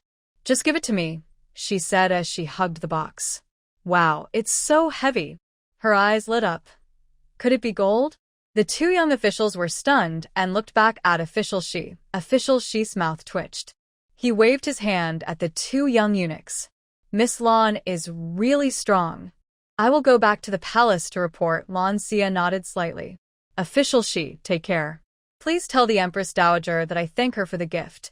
"I will definitely tell the Empress Dowager," Official Shi said, waving his dust brush and turning to leave. Blue Jinrong watched the Official Shi's figure gradually disappear and let out a long breath. He turned to Lan Xiyue and said, "Cough. Yeah, I thought the Crown Prince's incident involved you, so I was worried. Since everything is fine now, let's go inside and talk." Lan Xiyue struggled to carry her box behind Lan Jinrong as they entered. In the hall, Lan Lingru looked worried. "Mother." Father went out in a rush. "He might be angry and might hit big sister. Should we go out and try to stop him?" Hearing this, Lan Xiaoyun chuckled mockingly. "Second sister, you probably hope father hits big sister, don't you? Why pretend otherwise?" Lan Lingru's face paled at her words, feeling wronged. "Third sister, we are all family. Why do you speak so harshly? I only worry about big sister. I don't wish for father to hurt her." Lan Lingru clenched her handkerchief tightly. Even though she's a concubine's daughter, she relies on her grandmother's favor and keeps opposing me. Yun Qing shot a glance at Lan Xiaoyun. A daughter of a concubine should act like one. Look at yourself. What kind of person are you? How can you talk to your second sister like that? Madame Hong couldn't hold back. "Madam, Yun'er is just speaking the truth." "What? Are we not allowed to speak honestly just because she's a concubine's daughter?" The old madam tapped her cane and slowly said, "Enough, Yun Qing. As the matron of the Marquis house, you should act like one. Why argue with the younger generation?" Yun Qing felt her anger like a cold splash of water, but she still couldn't calm down. She forced herself to hold back her fury, glaring like a knife at the proud Madame Hong beside her. This sly woman, favored by the old madam, always opposes her. Yun Qing hated her deeply. This old woman, who is only slightly healthier, protects that unworthy girl and her daughter.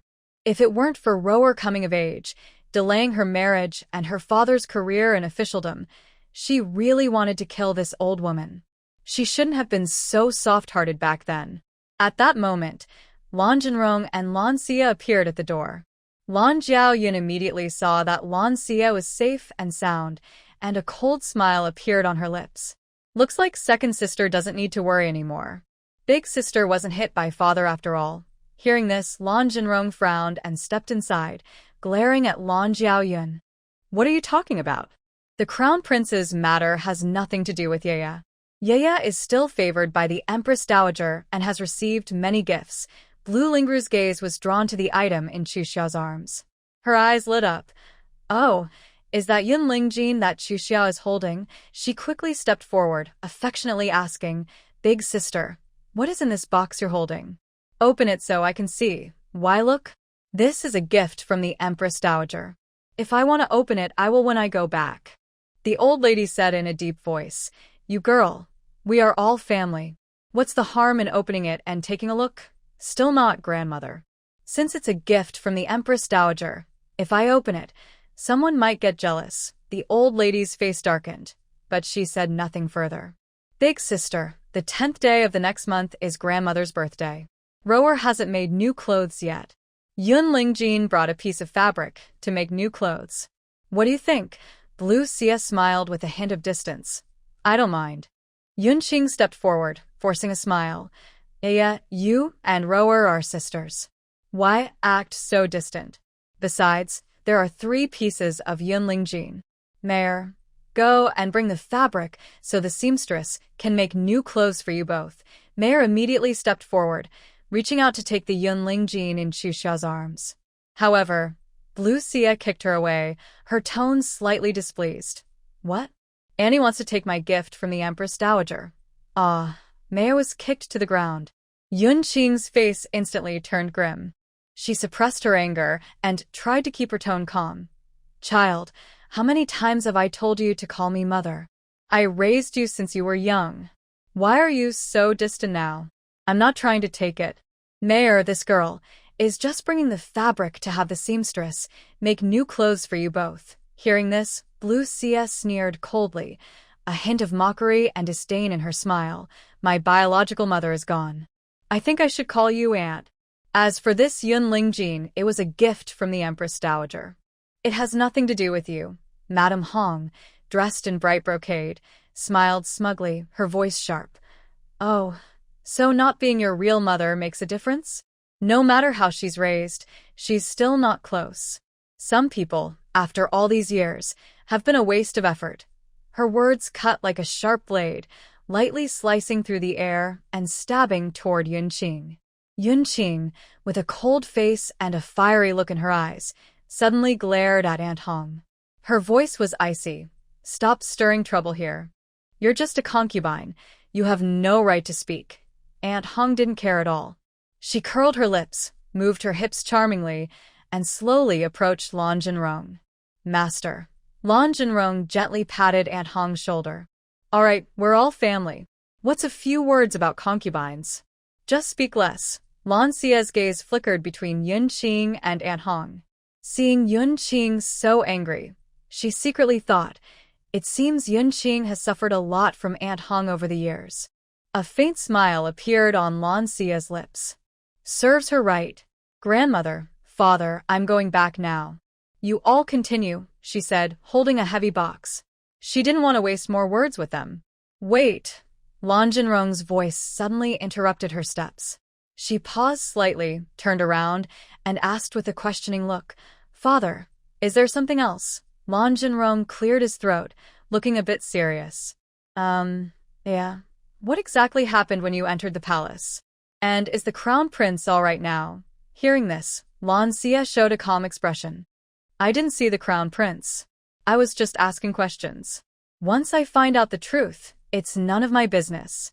I will go back now. Lan Xiyue recalled the unusual attitude of Grandfather Shi towards Lan Xia earlier, and his words, the Empress Dowager likes her, made him feel mixed emotions. Yes, you should go rest now. The palace is tiring. Lan Xiyue's voice softened. Hearing this, Lan Xia was a bit surprised. Her father, usually so harsh, was being so gentle. She thought for a moment and realized it was probably because of Grandfather Shi's words, so she didn't find it strange. She turned and strode out of the hall. Lan Lingru stood nearby, clutching a handkerchief embroidered with intricate patterns tightly in her hand, her fingertips turning white from the grip. Her eyes followed Lan Xia's departure, and a strange feeling of jealousy and unwillingness surged in her heart. No matter what, I must get Yunlingjin, she secretly vowed. Yunlingjin was a rare treasure, light and smooth in texture, with a warm luster. If she could wear clothes made of Yunlingjin for her grandmother's birthday, it would be a great honor and glory. Blue Lingru's mind was filled with the image of herself at the banquet, attracting everyone's attention and envy. She wondered why Blue Xia could gain the Empress Dowager's favor. A strong desire to possess burned fiercely in her heart. At this moment, Xuxia was holding the items the Empress Dowager had given to Blue Xia, following closely behind her. Her face was full of anger and dissatisfaction. Miss, the second miss, and the others are so shameless. These are gifts from the Empress Dowager, and she still wants more. Xuxia's voice was soft but clear, filled with disapproval of Blue Lingru and others. Blue Xia stopped and looked back at Xuxia, a faint smile appearing in her eyes. Some things can't be obtained just by wanting. She wants it, but I won't give it to her, Chu Xia chuckled. Then the second miss must be so angry she'll be upset. At the courtyard gate, Chu Chun was watching from afar, eager to approach. Miss, are you alright? I heard you went to the palace. You're back now, miss. Hold this for me, Chu Chun said, holding out her hands as if to take the heavy-looking wooden box. Blue Xia shook her head gently, a light smile on her lips. No need. I can carry it myself. This thing is heavy, and you can't lift it. Chu Chun could only step aside and follow closely behind. As they entered Shilin Courtyard, just then, Granny Liang came out from inside. Seeing Blue Xia return, her face lit up with a kind smile. Miss is back. It's good you're back. It's really good. Madam, you're not feeling well. Why are you up and about? The old servant is feeling better. Moving around a bit will help me recover faster. Her voice was a little weak, but her expression was full of relief and happiness.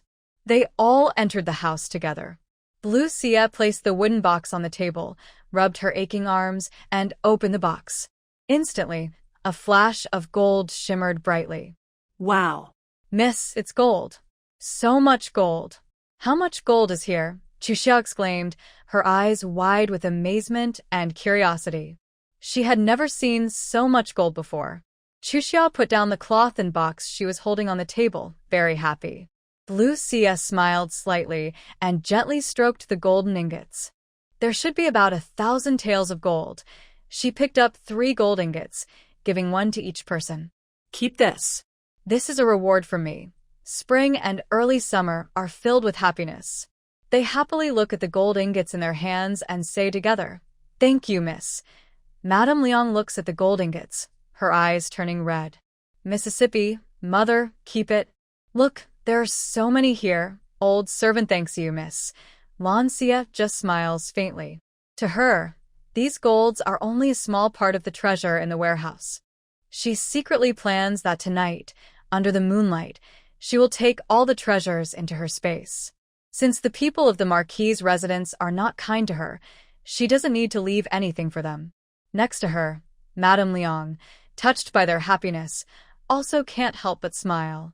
While everyone is lost in joy, Lan Xiyue suddenly remembers something. She reaches out and opens a delicate small box beside a wooden chest. A huge, glowing pearl appears before everyone. Wow. Miss, what a big glow-in-the-dark pearl. Chu Xia exclaims again. Lan Xiyue's eyes brighten. She gently picks up the pearl and examines it carefully. This pearl has excellent quality and shine. If placed in a room, could it provide light at night? Yeah, a worried voice comes from outside. Soon, Lan Xiyue rushes through the moon gate straight to Lan Xiyue's room. Yeah, are you okay? Lan Xiyue asks urgently, full of concern. Lan Xiyue smiles slightly and shakes her head. Brother, I'm fine. Why are you in such a hurry? Did something happen? He just heard that she was summoned to the palace by the Empress Dowager today and is worried. Lan Xiyue notices a heavy wooden box on the table, its lid slightly open, revealing many gold ingots, shining brightly. He stares in shock. Where did this come from? Lan Xiyue smiles softly, a hint of pride in her eyes. Oh, these are a gift from the Empress Dowager. Hearing this, Lan Xinyue's worries ease, but he becomes curious. Yeah, why did the Empress Dowager summon you to the palace? Why did she give you these things? Lan Xiyue softly replies, It's nothing special. Last time at the Prime Minister's temple, the Empress Dowager suddenly fell ill, and her medicine dropped on the ground. I was nearby and just helped pick it up.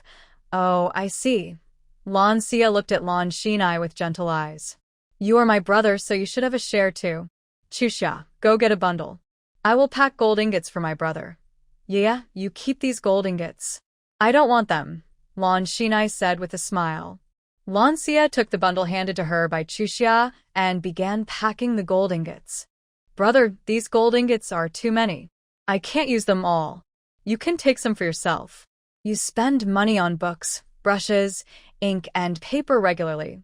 Hearing this, Lan Xiyue felt touched but politely declined. No need. I have money. Yeah, keep it. It can be my dowry in the future. Lan Xiyue pouted and secretly thought, where does my big brother have money? Didn't he spend it all on the original owner? But she showed no sign of her thoughts. Instead, she quickly packed a full bundle of gold ingots and handed it to Lan Xiyue. Brother, keep this.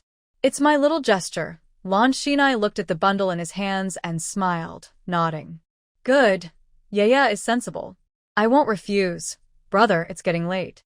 Stay here for dinner tonight. Chu Chun, Chu Xia. Go prepare the meal. Chu Chun and Chu Xia happily responded and went to the kitchen to get ready. At dinner time, the dining table in Shilin Courtyard was filled with delicious dishes, fragrant and tempting. Lan Xiyue and Lan Xiyue sat facing each other, eating and chatting happily, the atmosphere warm and harmonious. Meanwhile, inside Lingbao Courtyard, the atmosphere was tense, as if it could drip with water. Lan Lingru sat gloomily by the window. Her usually lively eyes were now clouded with gloom. She tightly clenched her handkerchief. Mother, I don't care. I just want Yunling Jin. Yunqing frowned and a cold smile appeared on her face, hiding endless coldness and helplessness. That useless girl is now completely unmanageable. She's a white-eyed wolf who doesn't respect us. Mother will think of a way, she said softly, patting Lan Lingru's back to soothe her restless heart. Lan Lingru snuggled into Yunqing's embrace, acting spoiled. I knew Mother loves me the most. Yunqing gently stroked her daughter's hair and softly comforted her. Ruru, don't worry. Mother will make sure you get what you want. Returning to Farong Court, Yunqing called for Momo Xiao. Momo Xiao stepped forward respectfully and bowed. Madam. Yunqing leaned close to Momo Xiao's ear and whispered a few words. After hearing this, Momo Xiao's eyes flashed with a fierce light, and she curled her lips into a cold smile. A few days ago, Lan Xiyue had whipped her, and she still remembered it clearly. Her whip wounds had not yet healed and still ached faintly. Her anger burned like a fierce fire in her heart. Madam, don't worry. Old servant will make sure Yong'er handles this properly. Yunqing nodded. Make sure everything is done thoroughly. Momo Xiao nodded again, and then left. As evening fell, Lan Xiyue lazily lay on her bed, her eyes gently closed. She planned to rest for a while and, when it was late and quiet, go to loot the storeroom. In the corner of Shilin Court, a person in black moved silently forward. The person in black reached the window outside Lan Xiyue's room, pushed it open slightly, and took out a prepared smoke bomb, blowing it into the gap. Just as Lan Xiyue was sleeping soundly, a strange fragrance quietly spread through the air. She suddenly opened her eyes sharply, a sharp glint flashing in her eyes. She thought to herself, sleep poison? Trying to drug me? How daring! Lan Xiyue quickly pressed on several acupoints on her body, sealing the invasion of the smoke with a special technique. Meanwhile, the person in black waited at the window for a moment before pushing it open and casually slipping inside. The person in black began rummaging through the room, searching for something. Lan Xiyue gently got off the bed, her steps as light as a cat's, and silently stood behind the person in black. She slightly raised an eyebrow, already guessing what was happening. When the person in black took out a precious Yunlan brocade from the wardrobe and hugged it tightly to her chest, just as the person in black turned around, Lan Xiyue moved swiftly, stabbing a silver needle into her neck. The person in black felt a sharp pain and blacked out immediately, collapsing heavily to the ground. The Yunlan brocade also fell to the floor. She sneered coldly, her gaze like a torch fixed on the person in black on the ground. She slowly bent down, removed the black mask from the person in black, and took out a luminous pearl. When she saw the face clearly, it was a familiar face. Blue Xiyue recalled the original owner's memories. Oh, this person is Xiao Sui's son, Xiao Yong. Xiao Sui lost her husband early, so her son took her family name and works outside. Blue Xiyue looked at the cloud silk brocade on the ground, then at Xiao Yong. She understood what was happening. Lan Lingru, you really want the cloud silk brocade that much, to go so far as to steal? Humph. The more you want it, the less I'll give you. Blue Xiyue picked up the brocade, put it back in the wardrobe, and after putting on her outer clothes, she walked over, carried Xiao Yong without a word, and left the Xiling courtyard. She disappeared into the night, easily avoiding the patrolling guards. She arrived at Lingbao courtyard. Carrying Xiaoyong, she easily entered Lan Lingruo's room. Outside, Shihua was sleeping soundly and didn't notice anyone entering. Lu Xiu took out a silver needle and made Shihua fall into a deeper sleep. She entered the inner room and looked at Lan Lingruo sleeping peacefully. She chuckled. Lan Lingruo, you want the cloud silk brocade so badly. Tonight, I'll give you a gift. Hope you won't be too surprised when you wake up tomorrow. Lu Xiu inserted the silver needle into Lan Lingruo's acupoint. In an instant, Lan Lingruo's breathing grew even deeper. She put Xiaoyong down and carefully removed his clothes, leaving only his underwear. Then she placed him beside Lan Lingruo. She carefully arranged their positions, making Xiaoyong hold Lan Lingruo, who snuggled into Xiaoyong's arms. A slight smile appeared on her lips. You're lucky, kid. Even though you're just hugging her and not doing anything else, as a servant, sleeping with a soft, sweet girl for a night is truly a blessing. After finishing, Lu Xiu clapped her hands. System, I'm really kind now. I didn't give them any love potion, just let them sleep peacefully. Am I very kind, system? Host, stop pretending. You're not kind. This is ancient times. If someone finds out tomorrow morning, Lan Lingruo's reputation will be ruined. Lu Xiu sneered. Don't worry. Lan Lingruo will just be surprised. How could she let anyone know? This is her courtyard, and her maids and servants wouldn't dare talk. The system was silent for a moment before speaking again. Host, are you sure it's not shock? It's a surprise. Sleeping peacefully while being held is definitely a pleasure, Lu Xiu said naturally, her tone full of teasing. System. Lan Xiyue was covering the two with blankets while muttering, Lan Lingru, I'll let you go this time. If you dare to provoke me again, it won't be so easy next time. After speaking, she turned and left, walking with calm confidence, as if everything that just happened was just a trivial game. The system asked as she walked away, Host, aren't you going to search the storeroom tonight? Not tonight. Tomorrow morning, Lan Lingru will cause trouble again. If the storeroom is empty, she might suspect me. Mo Lian said, You must do things cleanly. The system replied, Cleanly? Tomorrow morning, Lan Lingru will suspect the host too. Isn't that not clean? But Lan Xiyue had already made her plans. It doesn't matter. She has no proof. Does she think I sent Xiaoyong to sneak into my room at midnight to steal Yun Lingjin? And that Yun Lingjin didn't steal anything, but Xiaoyong was caught on my bed?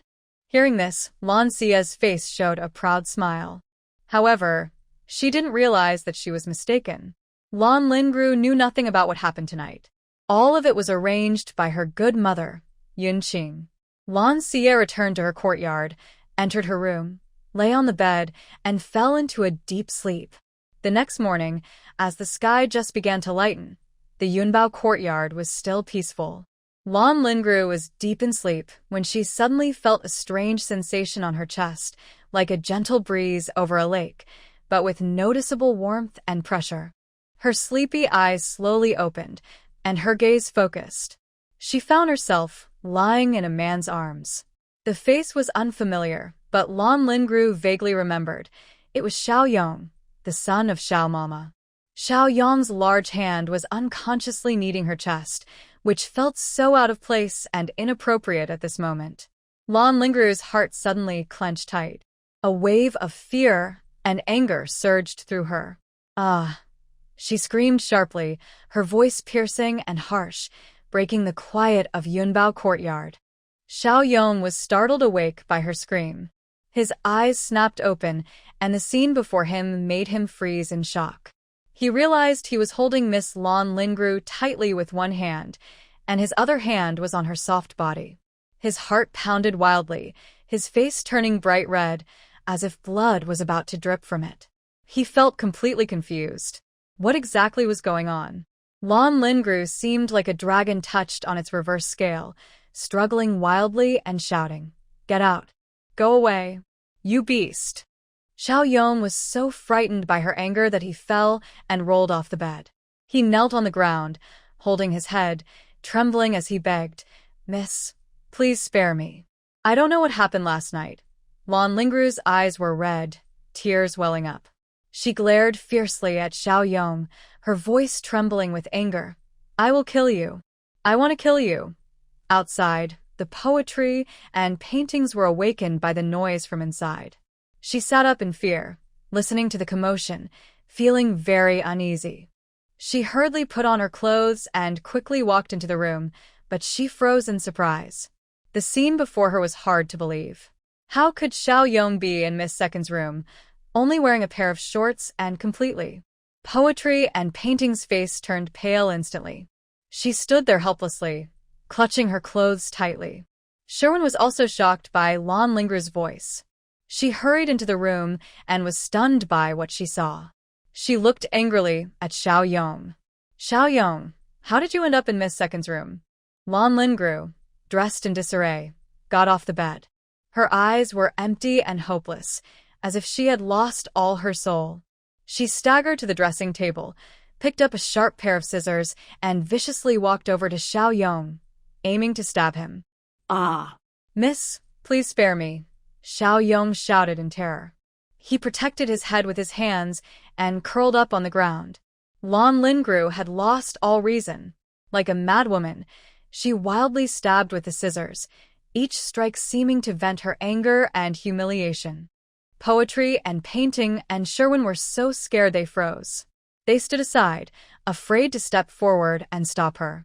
Finally, Sherwin reacted and ran out. The maids and servants in the Lingbao courtyard gathered in the yard, exchanging worried glances. None of them knew what had happened inside the room. They only heard the sounds of a man begging and Miss Second shouting in anger. Sherwin looked at the maids and servants and sternly said, Everyone, keep your mouths shut. If anyone dares to gossip, Miss Second will sell her to a brothel, or worse, have her executed. The maids and servants dared not make a sound, lowering their heads in silence. Poetry hurriedly went out. In the Farong courtyard, Yunqing was leisurely drinking tea when Poetry ran over, panting, and said, Madam, something is wrong. Yunqing put down her teacup and looked at Poetry. What happened? Madam, I think we should go to Lingbao courtyard and see. Yunqing frowned. Poetry was a close maid to Rower. Seeing her look like she was about to cry, could something have happened to Rower? Her heart tightened. Momo Xiao, come with me to Lingbao courtyard. Yes, madam. Poetry's face was pale, but she said nothing and followed behind. The group hurried to Lingbao courtyard. As soon as they entered, Yunqing heard her daughter shouting loudly. She quickly went inside. As she entered the inner room, she saw Lan Xiyue wildly stabbing a man on the ground with scissors. I will kill you. Kill you. Yunqing froze in place, stunned by what she saw. The man on the ground was completely covered in blood, lying still. His face was full of scratches, unrecognizable. Her daughter's clothes were disheveled, and she was covered in blood. She kept shouting, I will kill you, as she stabbed the man repeatedly. Yunqing swallowed hard, stepped forward, and crouched down to hold Lan Xiyue. Rower, don't be afraid. Mother is here. Mother has come. Lan Xiyue paused, looked up at Yunqing, and suddenly burst into tears, crying, Mom. Yunqing held her tightly. Rower, don't be afraid. Mother is here. Lan Xiyue cried loudly in her mother's arms. Mom, I don't know what happened last night. When I woke up, that beast Xiao Yong was holding me, and she sobbed uncontrollably. Hearing this, Yunqing's face changed suddenly.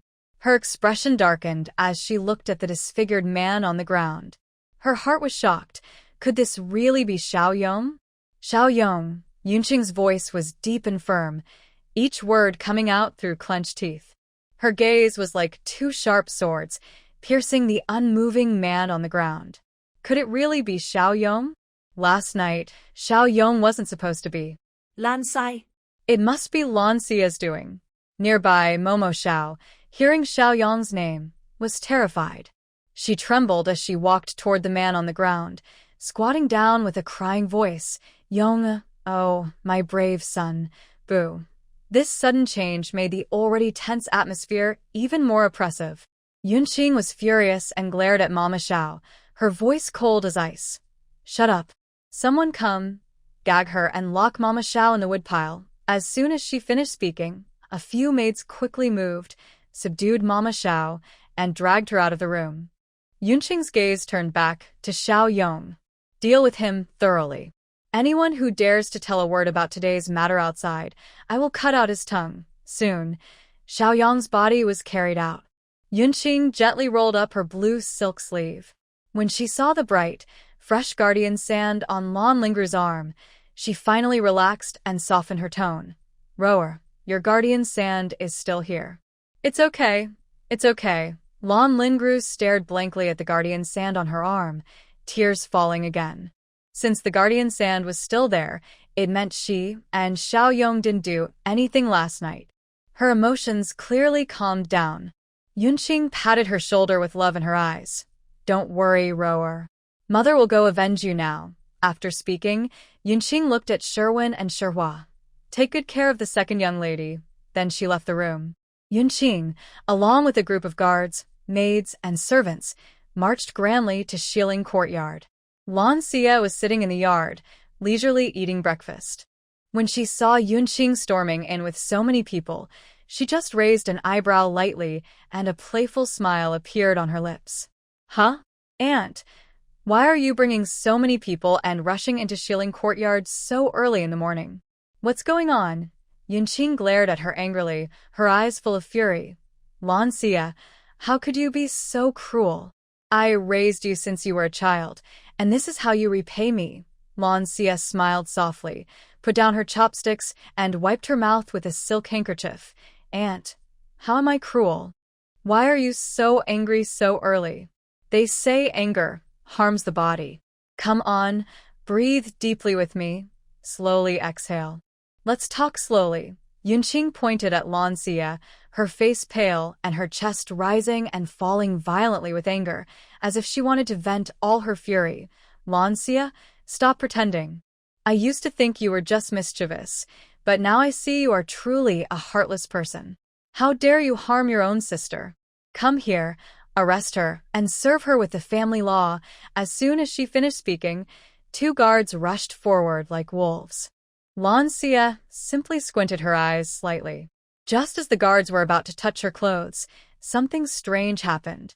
The 2 guards suddenly swayed, and both fell to the ground, unconscious. Yunqing's eyes widened in shock and disbelief. "You. What did you do?" Her voice became sharp with anger and fear. Lan Xiyue blinked and gave an innocent smile. "It's not my fault, Aunt. There are so many of you and so many eyes watching. Did you see? They just suddenly fainted without me touching them. How can you say I did anything? Don't make false accusations. I'm a reasonable person." Hearing this, Yunqing trembled with anger. She glared at Lan Xiyue as if she wanted to eat her alive. "You. Go and arrest the young lady." 2 more guards hesitated but stepped forward. Their steps were much slower than the first 2, and their eyes showed caution and unease. Without warning, they also lost consciousness and fell to the ground near Lan Xiyue. At this moment, the maids and servants behind Yunqing gasped in shock. They looked at each other with fear and confusion. Could it be that the young lady really has magical powers? Yunqing refused to believe it. She stared at Lan Xiyue fiercely. "All of you, go and get her." The maids and servants looked scared. Though they were low in status, they were still human. Facing such strange and unpredictable things, who wouldn't be afraid? Under the lady's order, they had no choice but to nervously walk toward Lan Xiyue. Their steps were unsteady and heavy. They also suddenly fainted and fell to the ground not far from Lan Xiyue. Seeing this, Lan Xiyue's lips curled into a mischievous smile. "And are the people you brought here just for fun? Why are they all falling down? Are you trying to set me up?" "I don't have any money." Next to her, Chu Chun and Chu Xia, who had been nervous and worried about their young lady, had not moved. If their young lady hadn't given them a look earlier, they would have already protected her. Now, seeing this scene, they were both stunned. Yunqing heard this and was so angry she trembled all over. Her face turned pale and cold. "Lan Xiyue, what tricks did you play? Why are they acting like this? Lan Xiyue shrugged, still wearing an innocent smile. Annie, how would I know what's wrong with them? Could it be that you ordered them to do this on purpose to frame me? Auntie, haven't you always loved me? How can you wrongly accuse me so easily? Even if you want Yun Lingjin for your second sister, don't go around causing trouble. Yun Qing felt a rush of anger and almost fainted. You're not Lan Xiyue. You're a demon girl. Yun Qing finally couldn't hold back and shouted angrily. But Lan Xiyue just smiled lightly, full of mockery and disdain. Auntie, you can eat your food carelessly, but you shouldn't speak carelessly. I'm just a girl. I can't fly on clouds or turn stones into gold. I don't have those skills. Yun Qing's face grew even uglier. She opened her mouth to argue but found she couldn't say anything. She couldn't win against her. When did this girl become so powerful? The courtyard fell into a brief silence. Maidservants and maids lay on the ground, unconscious. Guards also collapsed and were unconscious. Yun Qing, furious and anxious, hurriedly left, her eyes full of anger and frustration. She didn't know what was wrong with this girl, but she was very strange. I must go back and think of a plan. I can't let Rower suffer unfairly. After Yun Qing's figure disappeared from sight, Chuxia couldn't hold back her curiosity. She looked at the unconscious guards and maids on the ground and asked eagerly, "Miss, what's wrong with them?" Lan Xiyue casually spread her hands and gave a playful smile. Who knows? As soon as she finished speaking, the powder in Lan Xiyue's hand silently spread onto the unconscious guards and maids. Moments later, they all opened their eyes, looking around in confusion. Seeing this, Lan Xiyue's smile deepened, and she teased, "Your master has already left. Do you still want to stay in my yard?" The guards and maids, hearing this, looked like they had seen a ghost. They scrambled to their feet, their eyes flickering with fear as they looked at Lan Xiyue. After confirming Yun Qing had really left, they scattered like frightened rabbits, running away quickly as if a terrible ghost was chasing them. Seeing this, she couldn't help but laugh out loud. "Haha, miss, look at them. They look so clumsy, as if a ghost is chasing them from behind." Chu Chun also couldn't hold back her laughter, her lips curling up slightly. Lan Xi raised an eyebrow. "Let's go. Today, I will take you out to play." Chu Xia was delighted to hear this, her eyes shining with excitement. Great. Meanwhile, Yun Qing stormed into Lingbao courtyard quickly, looking very angry. Lan Lingru hurried to greet her. "Mother." Yun Qing's face was dark and scary. "That stubborn girl is really strange. Are you talking about Lan Xiyue, mother?" Yun Qing nodded heavily, her tone full of anger. "Last night, I asked Xiao Yong to steal Yunling brocade, but I didn't expect. And just now I took guards, maids, and nannies to Shilling Courtyard. Everyone close to that girl suddenly fainted and couldn't get up." Lan Lingru clenched her teeth tightly, making a clicking sound. Her eyes burned with fierce anger. "Xiao Yong was on my bed, and all of this was done by Lan Xiyue. How did she manage it?" Yun Qing shook her head, her expression full of cruelty. "Even I can't figure it out." "Humph.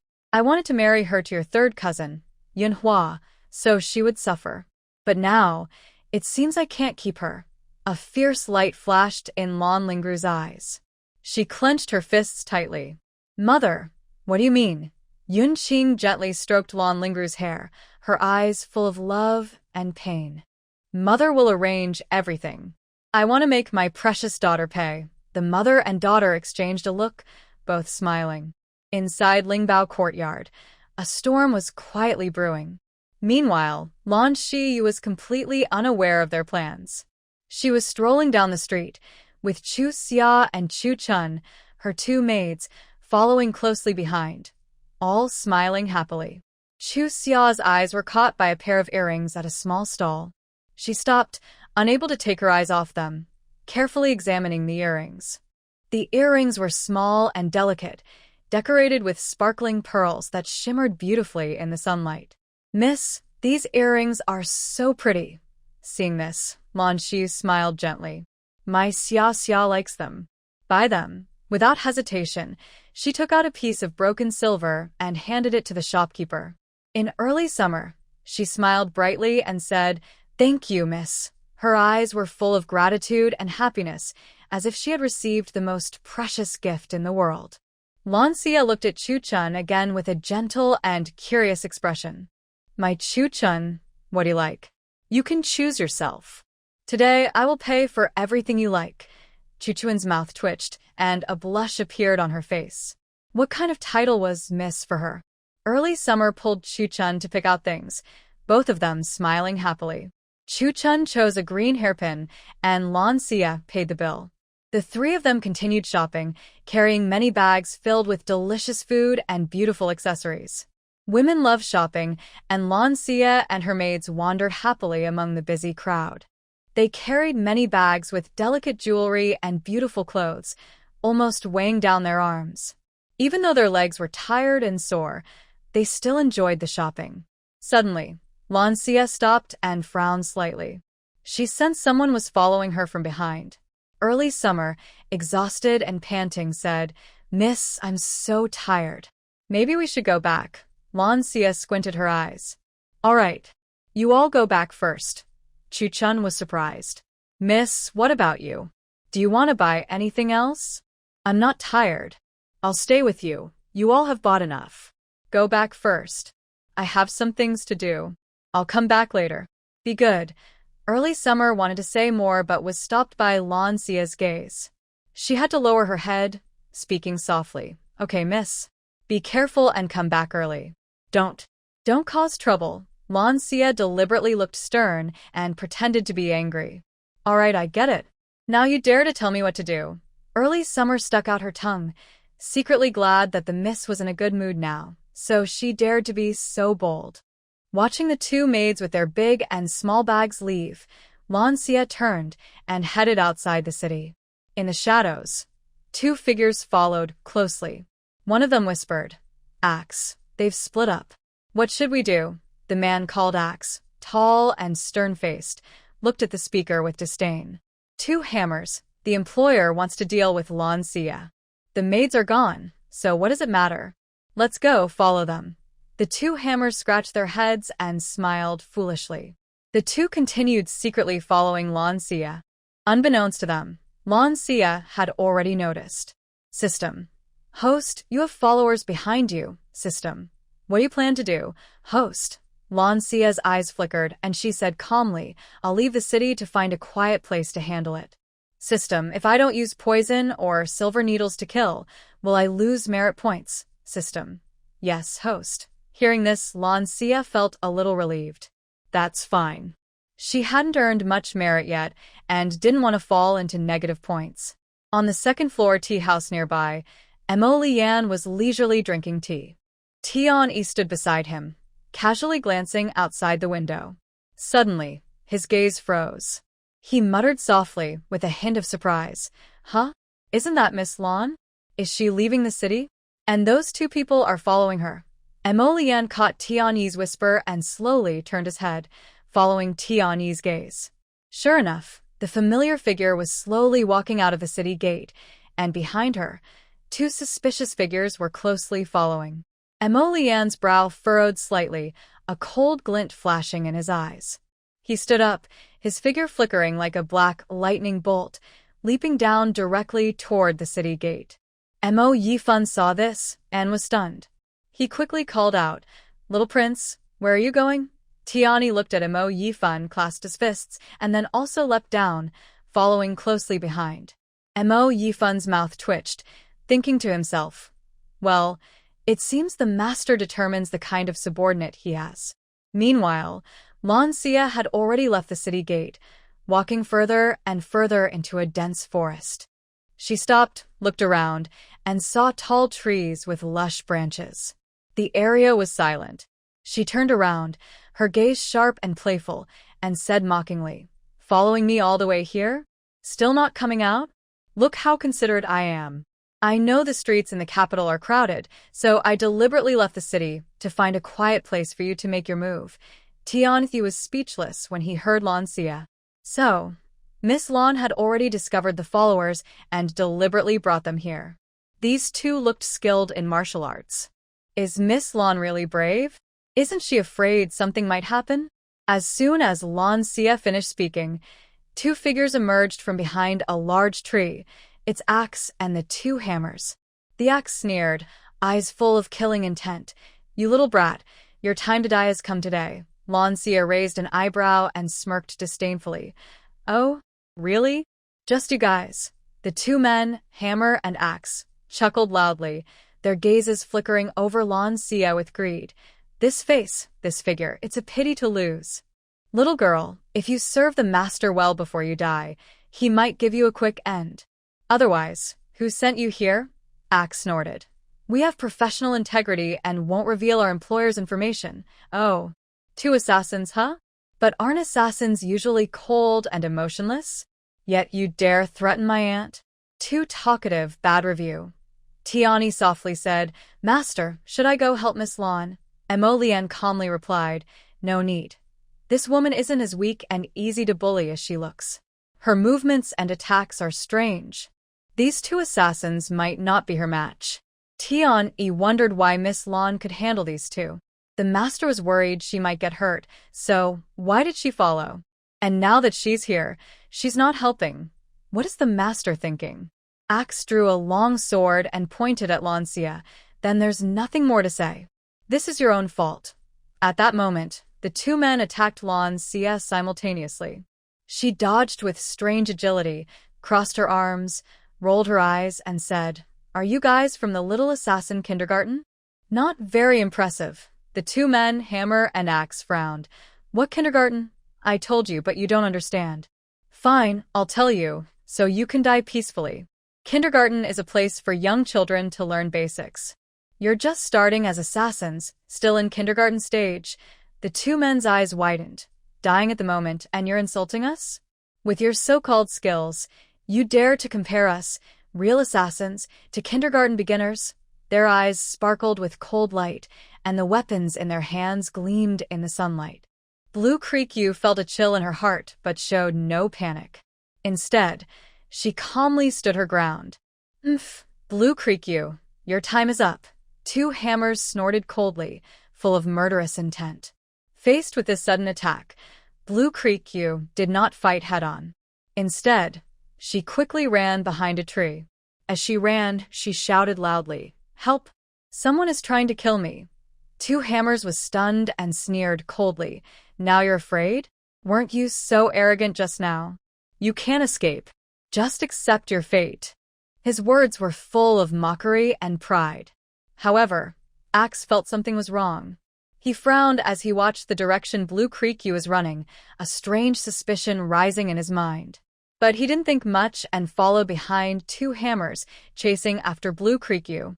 Blue Creek Yu ran wildly and soon reached the shade of a large tree. She stopped and looked up. She saw Regent King Mo Liuan sitting on a branch, smiling faintly as he watched her. Blue Creek Yu was overjoyed, as if she saw a savior. Your Majesty is here too. Please help me. Someone is trying to kill me." Mo Liuan leapt down smoothly and landed steadily in front of her. He looked her over from head to toe, a teasing smile on his lips. "Just those two? You can't handle them." Blue Creek Yu immediately ran behind Mo Liuan, hiding under his protection. She peeked out slightly and looked at two Hammers and Axe, saying, "Your Majesty, they are assassins. I am helpless and no match for them." Mo Liuan's lips curled up. "Helpless? You?" When two Hammers and Axe reached them, they saw Mo Liuan appear. Their faces instantly turned ugly. Two Hammers snorted coldly. "Oh, so you have a helper. No wonder you were so arrogant earlier. Today, even the King of Heaven can't save you." Mo Liuan looked at two Hammers calmly. Suddenly, two Hammers felt his blood freeze, trembling involuntarily. "What's going on?" In an instant, Tian Yi's figure flashed forward, attacking two Hammers and Axe. His fists were fierce, and his moves were aggressive. Soon, he overwhelmed them, leaving no chance to fight back. After a short while, two Hammers and Axe were beaten and groaning, searching the ground for their teeth. The two hammer wielders finally couldn't bear the pain and humiliation anymore and begged for mercy, saying, "Please spare our lives." We are just hired to do a job for others. Seeing this, Lan Xiyue smirked proudly. Isn't it true that even the heavens can't save me? And you call yourselves killers? You're so cowardly. You're really embarrassing the word killer. Her words were full of mockery and contempt. Mo Liyuan raised an eyebrow and looked at Lan Xiyue. Miss Lan, did you do something that angered the heavens so much that someone wanted to hire a killer to get rid of you? Hearing this, Lan Xiyue immediately looked wronged. Your Highness, I didn't do anything to anger the heavens. It must be someone jealous of my beauty, so they want to get rid of me. Mo Liyuan's lips twitched slightly. He examined Lan Xiyue from head to toe and smiled faintly. Miss Lan, you are quite confident. Lan Xiyue touched her cheek and looked proud. Of course. I am the most beautiful woman in the world. So, Your Highness, do you feel moved by me? Mo Liyuan frowned slightly. This woman was really always trying to provoke his feelings. Instead of getting angry, Mo Liyuan felt a strange joy rising in his heart. What was going on? Even he couldn't explain it clearly or understand it. Suddenly, Mo Liyuan looked away sharply, his face cold. Miss Lan, what do you want to do with these two? Lan Xiyue hesitated. Just a moment ago, this man seemed fine, but now his expression changed so quickly. Men are really unpredictable, changing faster than flipping a book. She slowly walked over. At this moment, Tian-yi was standing nearby. The two hammer wielders and the axe had already been beaten up badly and were lying on the ground, bruised and exhausted. Lan Xiyue's lips twitched slightly as she glanced at Tian-yi, thinking to herself, wow, so violent. Look at how badly they've been beaten. Tian-yi was confused by her gaze and thought to himself, wait, Miss Lan, these two are trying to kill you. Shouldn't I be beating them up? Why are you giving me such a look? Lan Xiyue ignored Tian-yi's thoughts and just quietly looked at the two battered weapons on the ground. She teased, tell me, who paid you to try to kill me? Two hammer groaned in pain, their voices weak and trembling. Miss Lan, we are just small fry. We don't know who the target is. Only our boss knows. We only know the identity of the assassination target. After speaking, he lowered his head, afraid to meet Lan Xiyue's eyes. The boss thought that killing a young lady was not difficult, especially since the employer paid more, so he sent these two small thugs. Otherwise, he would have sent just one of them. Lan Xiyue asked curiously, oh, who is your boss? Both the hammer and axe kept their heads down and remained silent. If they revealed their boss's identity, they would be risking death and endangering their families. So, they chose to stay silent. Seeing this, a cold smile appeared on Lan Xiyue's lips. She slowly crouched down and looked at the two, saying, not talking? Still not beaten enough. The hammer and axe trembled. Even though they were scared, they dared not speak. Even if I kill you, you won't talk? Ha. Your martial skills are not great, but your character is good. You have the professional ethics of a killer. Tian-yi couldn't help but speak from the side. Miss Lan, they probably have loved ones they care about, so they don't dare to say. Killer has loved ones? Tian-yi was surprised. Killers are people too, of course they have loved ones. But some are orphans from a young age and raised to be killers with no family. Lan Xiyue waved her hand. You may go. The hammer and axe looked up in disbelief.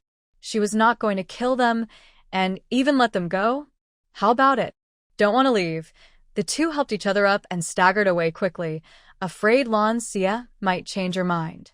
Seeing the two stumble away, Tian-yi looked puzzled and asked, Miss Lan, they were trying to kill you. Why did you let them go? Lan Xiyue smiled softly, her eyes deep. Sometimes you need to cast a long line to catch big fish. She then looked at Mo Liyuan. Prince, you are the Regent King. Taking down a small killer den should be easy for you, right? Mo Liyuan raised an eyebrow slightly, a hint of teasing in his eyes. Oh, why should I take down a killer den? They haven't even provoked me. Blue Creek Yu frowned slightly. Prince, the capital is under the Emperor's rule. These assassins are like ticking bombs. Your Highness is brave and noble, protecting the people. That's only right. As soon as she finished speaking, Blue Creek Yu saw the person had already left. Mo Liyuan didn't turn around. his voice cold and firm. Aren't you coming? Don't want to find the assassin's hideout. Blue Creek you smiled slyly and cheerfully followed behind. They tracked the two assassins all the way back to the capital, eventually reaching a remote place on the west side of the city. They passed through an alley and saw the two enter a shop called Night Fragrance. Night Fragrance? That's a clever name, Blue Creek you whispered. Is this the assassin's hideout? Inside the shop, a plump, cunning-looking shopkeeper watched the two with axes and hammers return. Seeing their faces bruised and swollen, the shopkeeper's face darkened instantly. What happened? Just one woman with no martial skills? Don't tell me you didn't complete the task. The two men, hammer and axe, sighed helplessly and fearfully. Shopkeeper, we were close to succeeding when two men appeared. One of them is very skilled in martial arts. We're no match. The other is even more mysterious and dangerous. Hearing this, the shopkeeper frowned, a hint of ruthlessness flashing in his eyes. How did you manage to escape? Hammer and axe looked at each other, puzzled. We didn't escape. It was Blue Creek you. She let us go. The shopkeeper was stunned, then more angry. She let you go? Idiots. Go lock the door now. Hammer scratched his head and hurried to close the shop. Axe asked, Shopkeeper, is something wrong? The shopkeeper sneered. Humph. You kill her, and she lets you go? Does that make sense? Axe was surprised. He also thought it was strange. Shopkeeper, we were very careful when we returned. Sure we weren't followed. Hearing this, the shopkeeper's hand trembled as he slammed his ledger. Ink splattered onto the paper, blurring the writing. He sneered coldly. Humph. You kill her, and she lets you go? Does that seem right? She's truly kind-hearted. As Lan Xiyue just closed the door and returned, he heard the shopkeeper speaking. He explained nervously, Shopkeeper, we were very careful when we came back. We don't think they followed us. The shopkeeper suddenly slapped him hard across the face, the sound sharp and loud. Third brother, immediately tell the others to leave quickly through the back door. At that moment, the door was kicked open forcefully by Tiani, with chips flying and dust rising. The shopkeeper looked at the three intruders with a hint of panic in his eyes, but he quickly calmed down. Who are you? What do you want? Lan Xiyue wore a calm smile. Shopkeeper, are you so forgetful? I was just chased and attacked by your people. How do you plan to compensate for my hurt feelings? Lan Xiyue and the axe looked at them, their bodies suddenly shifting. They realized they had been followed all along but hadn't noticed. The shopkeeper's eyes turned sharp instantly. He glared fiercely at Lan Xiyue and the axe, his anger boiling like a volcano. Fools! You didn't notice you were being followed and still confidently said you weren't. He gave an order. Bring them in. Suddenly, 10 people appeared in the hall like ghosts. They wore black clothes, their faces stern, each with a murderous look in their eyes. Seeing this, Lan Xiyue smirked slyly. She hid behind Ma Liyuan. Prince, I'm so scared. Ma Liyuan raised an eyebrow and looked at her with a playful gleam in his deep eyes. Why do I feel like you're excited? His voice was deep and magnetic, as if it could reach someone's soul. Lan Xiyue blinked and pretended to be sad. You're wrong, Prince. I'm actually scared. This woman never told the truth. She was skilled but deliberately acted weak and helpless in front of him. Ma Liyuan secretly sneered. He didn't believe a word she said. Lan Xiyue looked at Tiani. It's time for you to show your skills. Let them see how powerful you are. Tiani looked back at his master. Seeing that his master didn't speak, he didn't move. Lan Xiyue's lips twitched in embarrassment. She couldn't get him to attack. The shopkeeper waved his hand. Go, kill them. Let them learn what it means to never return. Then, 10 black-clad men with shining swords rushed toward them. Tian-yi reacted quickly, immediately drawing his long sword from his waist. He lightly tapped the ground with the tip of his sword and instantly engaged in a fight with the man in black. The sword light flashed like weaving threads, and the sound of metal clashing never stopped. Prince, Lan Xiyue turned to Mo Liyuan, who was relaxed and confident nearby. Is your guard capable? He's fighting so many people alone. He might not last long. Mo Liyuan raised an eyebrow. Oh, Then maybe Miss Lan should step in and help my guard. He then gently lifted his eyelids and looked at her, a hint of teasing in his eyes. Lan Xiyue waved her hand. No need. With the prince here, I don't have to step in a weak woman. Weak woman? Miss Lan, do you misunderstand what that means? Mo Liyuan walked slowly toward a nearby chair and sat down. The fight inside the hall grew more intense, with sword shadows crossing and weapons clashing constantly. The shopkeeper saw things turning bad and tried to escape in the chaos. Mo Liyuan grabbed a nearby chair and casually threw it. The shopkeeper couldn't dodge in time and was knocked to the ground, groaning in pain. Lan Xiyue's mouth twitched. She walked to the counter, looked around, and finally focused on the ledger on the table. She quickly flipped through it and found her name. She was very angry. I'm only worth 5,000 taels? That's so little. The shopkeeper was trembling on the ground, begging for mercy. Miss, 5,000 taels is a lot. Otherwise, I wouldn't have taken this job. Mo Liyuan looked over. He saw Lan Xiyue with a furious face, her brows showing some displeasure. He felt a little moved inside. This woman was indeed interesting. She was bought to be killed, but she wasn't angry about that. Instead, she was upset because her life was only worth 5,000 taels of silver in others' eyes, feeling slighted and angry. Mo Liyuan's lips curled up. Miss Lan, how much do you think your life should be worth in silver? She looked down at the ledger above, the girl beside her. Mayor, her good aunt's maid. Ah. No need to use a fake name. Lan Xiyue sneered coldly, her eyes flashing with icy light. Is it so certain that she can't go back and that they won't settle accounts with her? Mo Liyuan glanced at the trembling shopkeeper. Did you hear that? Miss Lan is worth at least 10,000 gold. Why are you only asking for 5,000? Do you look down on Miss Lan? The shopkeeper hurriedly kowtowed. No, I was wrong. Next time, I will increase the silver. Lan Xiyue stepped out from behind the counter. She kicked the shopkeeper, who immediately let out a miserable cry. What's the matter? Do you have another chance? The shopkeeper begged. No, next time. Miss, we're just doing business. It was my mistake. From now on, we won't take any orders related to you. Lan Xiyue looked at Mo Liyuan with a hint of doubt in her eyes. Prince, are assassins so cowardly? Shouldn't they swear to die rather than betray? Mo Liyuan raised his sharp eyebrows slightly. They are afraid of death. Lan Xiyue nodded in agreement, then pointed at the trembling two-hammer and axe nearby. These two are braver than that shopkeeper. They swear they won't tell who hired them. Hearing this, the shopkeeper's face darkened. He glared angrily at the two-hammer and axe, his tone full of frustration and unwillingness.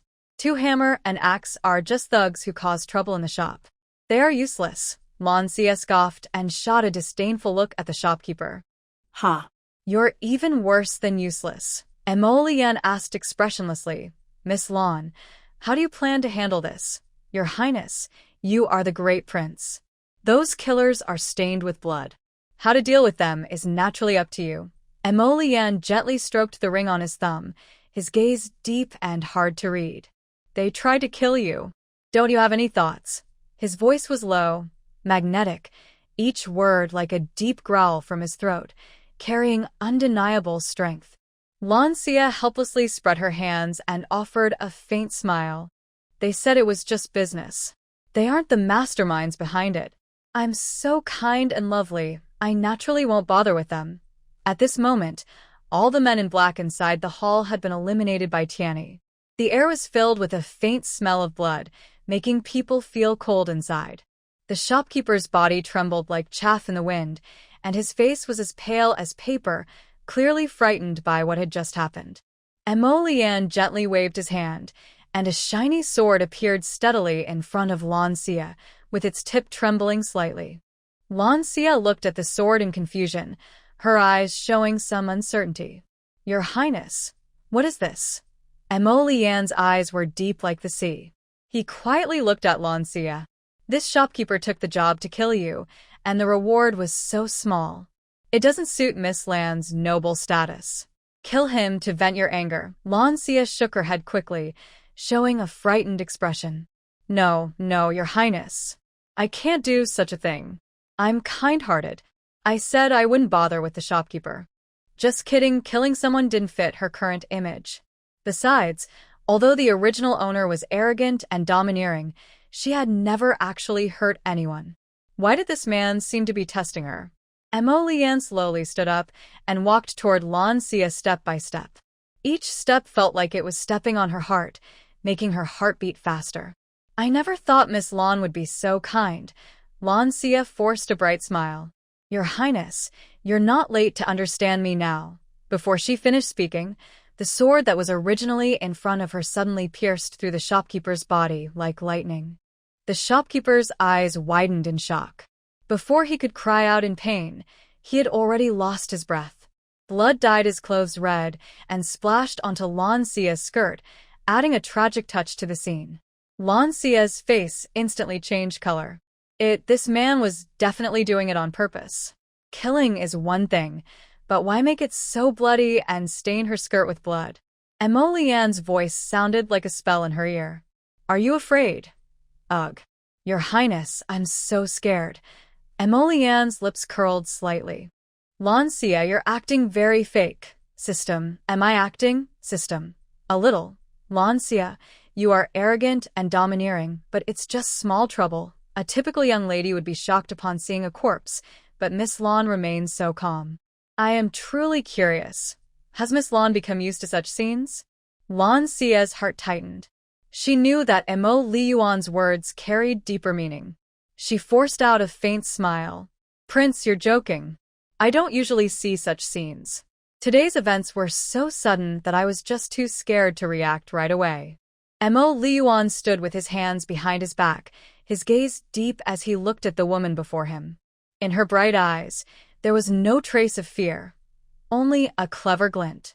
Prince, if you keep looking at me like that, I might start to feel shy, Lan Xiyue suddenly said, her voice soft and playful, deliberately pretending to be shy.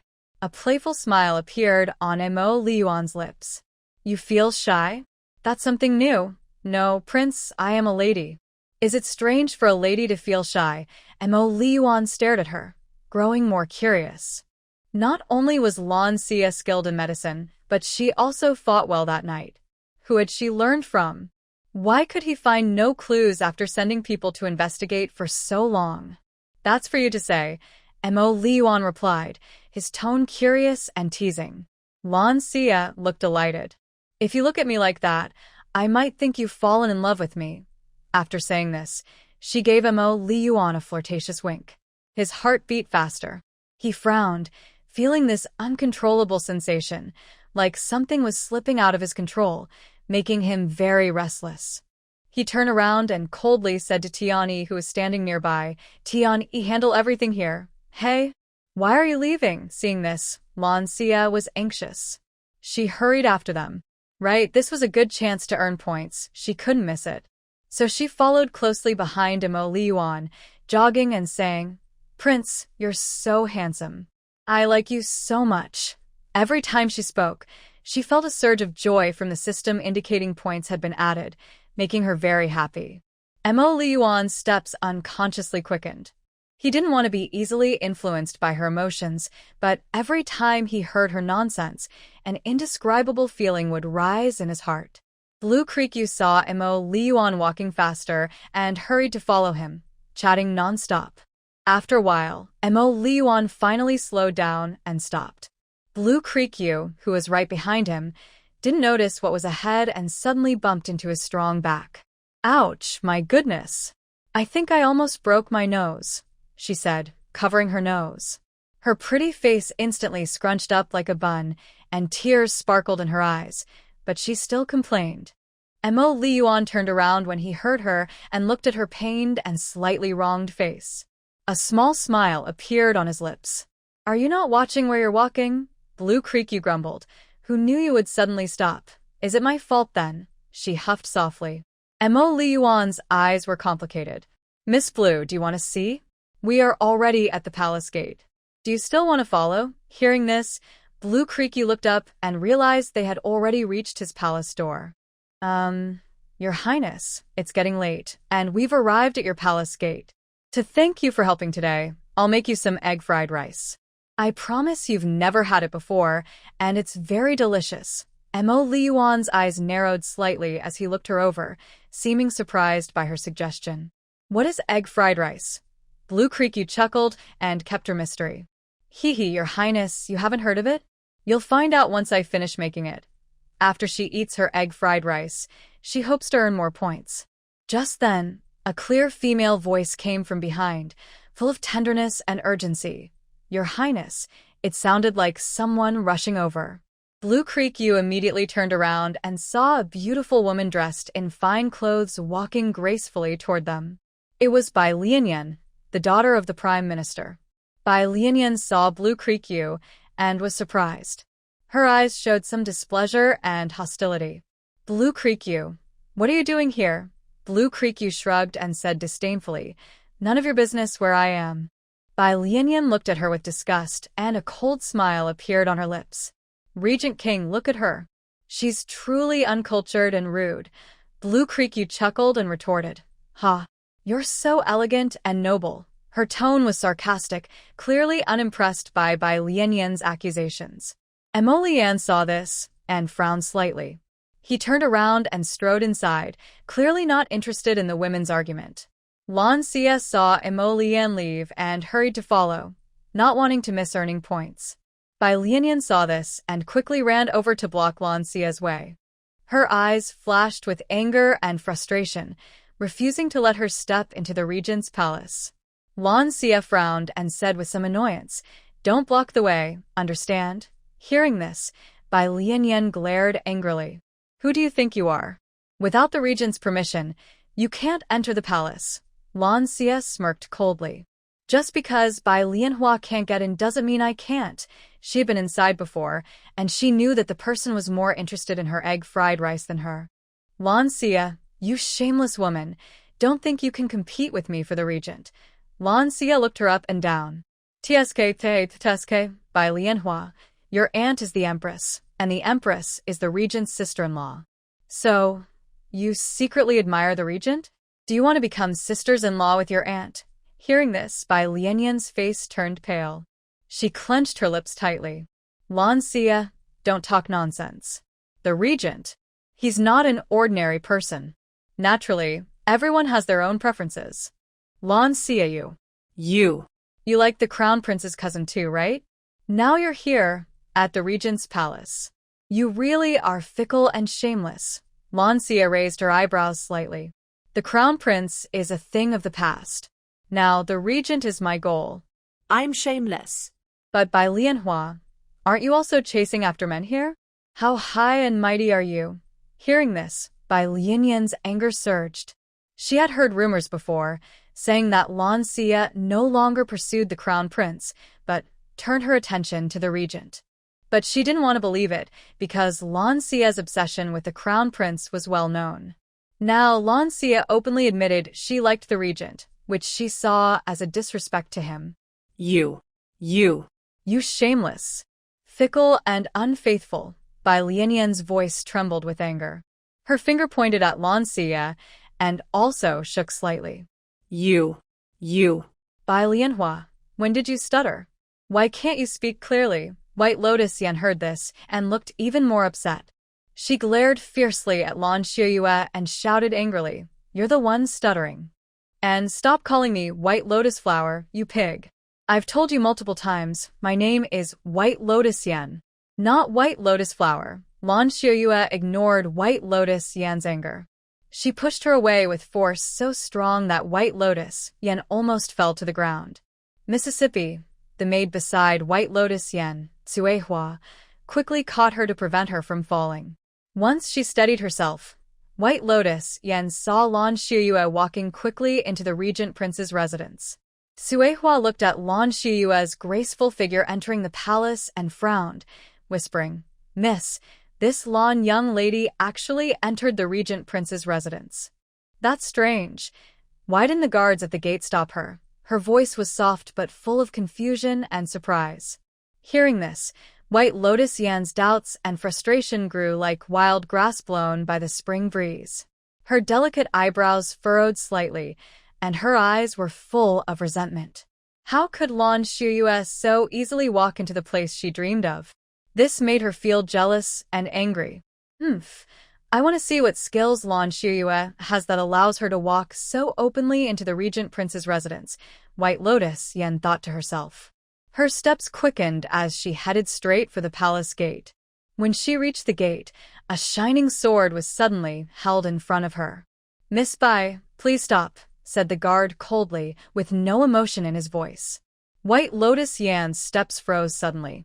She looked up at the guard, her eyes filled with a mix of grievance and unwillingness. "Why can Lan Xiyue go in, but I can't?" she asked, trembling, tears flickering in her bright eyes. The guard looked at her expressionless, his gaze sharp. "Miss Bai, without the Regent Prince's permission, no one is allowed to enter. That's the rule of the palace. Please don't make things difficult for us," he said coldly. His words felt like ice, igniting White Lotus Yan's anger instantly. She glared fiercely at the guard. What about Lan Xiyue? She didn't have the Regent Prince's permission either. Why is she allowed in? The guard looked at her as if she were an idiot. If the prince hadn't authorized it, would they dare let her in? Do they need to think with their brains? Seeing that the guard was unmoved and not daring to force her in, White Lotus Yen stomped her foot in frustration and turned to walk down the steps. "Miss, it's getting late. The Regent King probably won't come out anymore. If you keep waiting like this, you might not see him at all. Maybe you should go back now," Suehua softly advised. Bai Lianyan stopped and turned around, looking at the gate of the Regent King's residence. No. "Why can Lan Xiyue go in, but I have to stay here? I'll wait and see how the Regent King throws her out." Hearing this, Suehua sighed silently. Her lady's temper was fierce. Once she decided something, not even 9 oxen could pull her away. To see the Regent King, she had been wandering near his residence all day, but he paid no attention to her. Sigh. Why does her lady bother? The guards at the gate didn't stop Lan Xiyue earlier, which probably meant she had the Regent King's permission. But seeing her angry face, Suehua knew that speaking now would only make her more upset, so she chose to stay silent. Bai Lianyan knew this too, but she refused to believe it. From the moment Lan Xiyue stepped into the palace gates, she was like a cheerful little bird chirping non-stop. The steward saw this from afar and was delighted, thinking to himself, "Finally, our palace will have a lady of the house. That's great, that's great." Mo Lian sat at a stone table in the courtyard. He picked up his teacup and took a sip, then glanced at Lan Xiyue, who kept talking eagerly.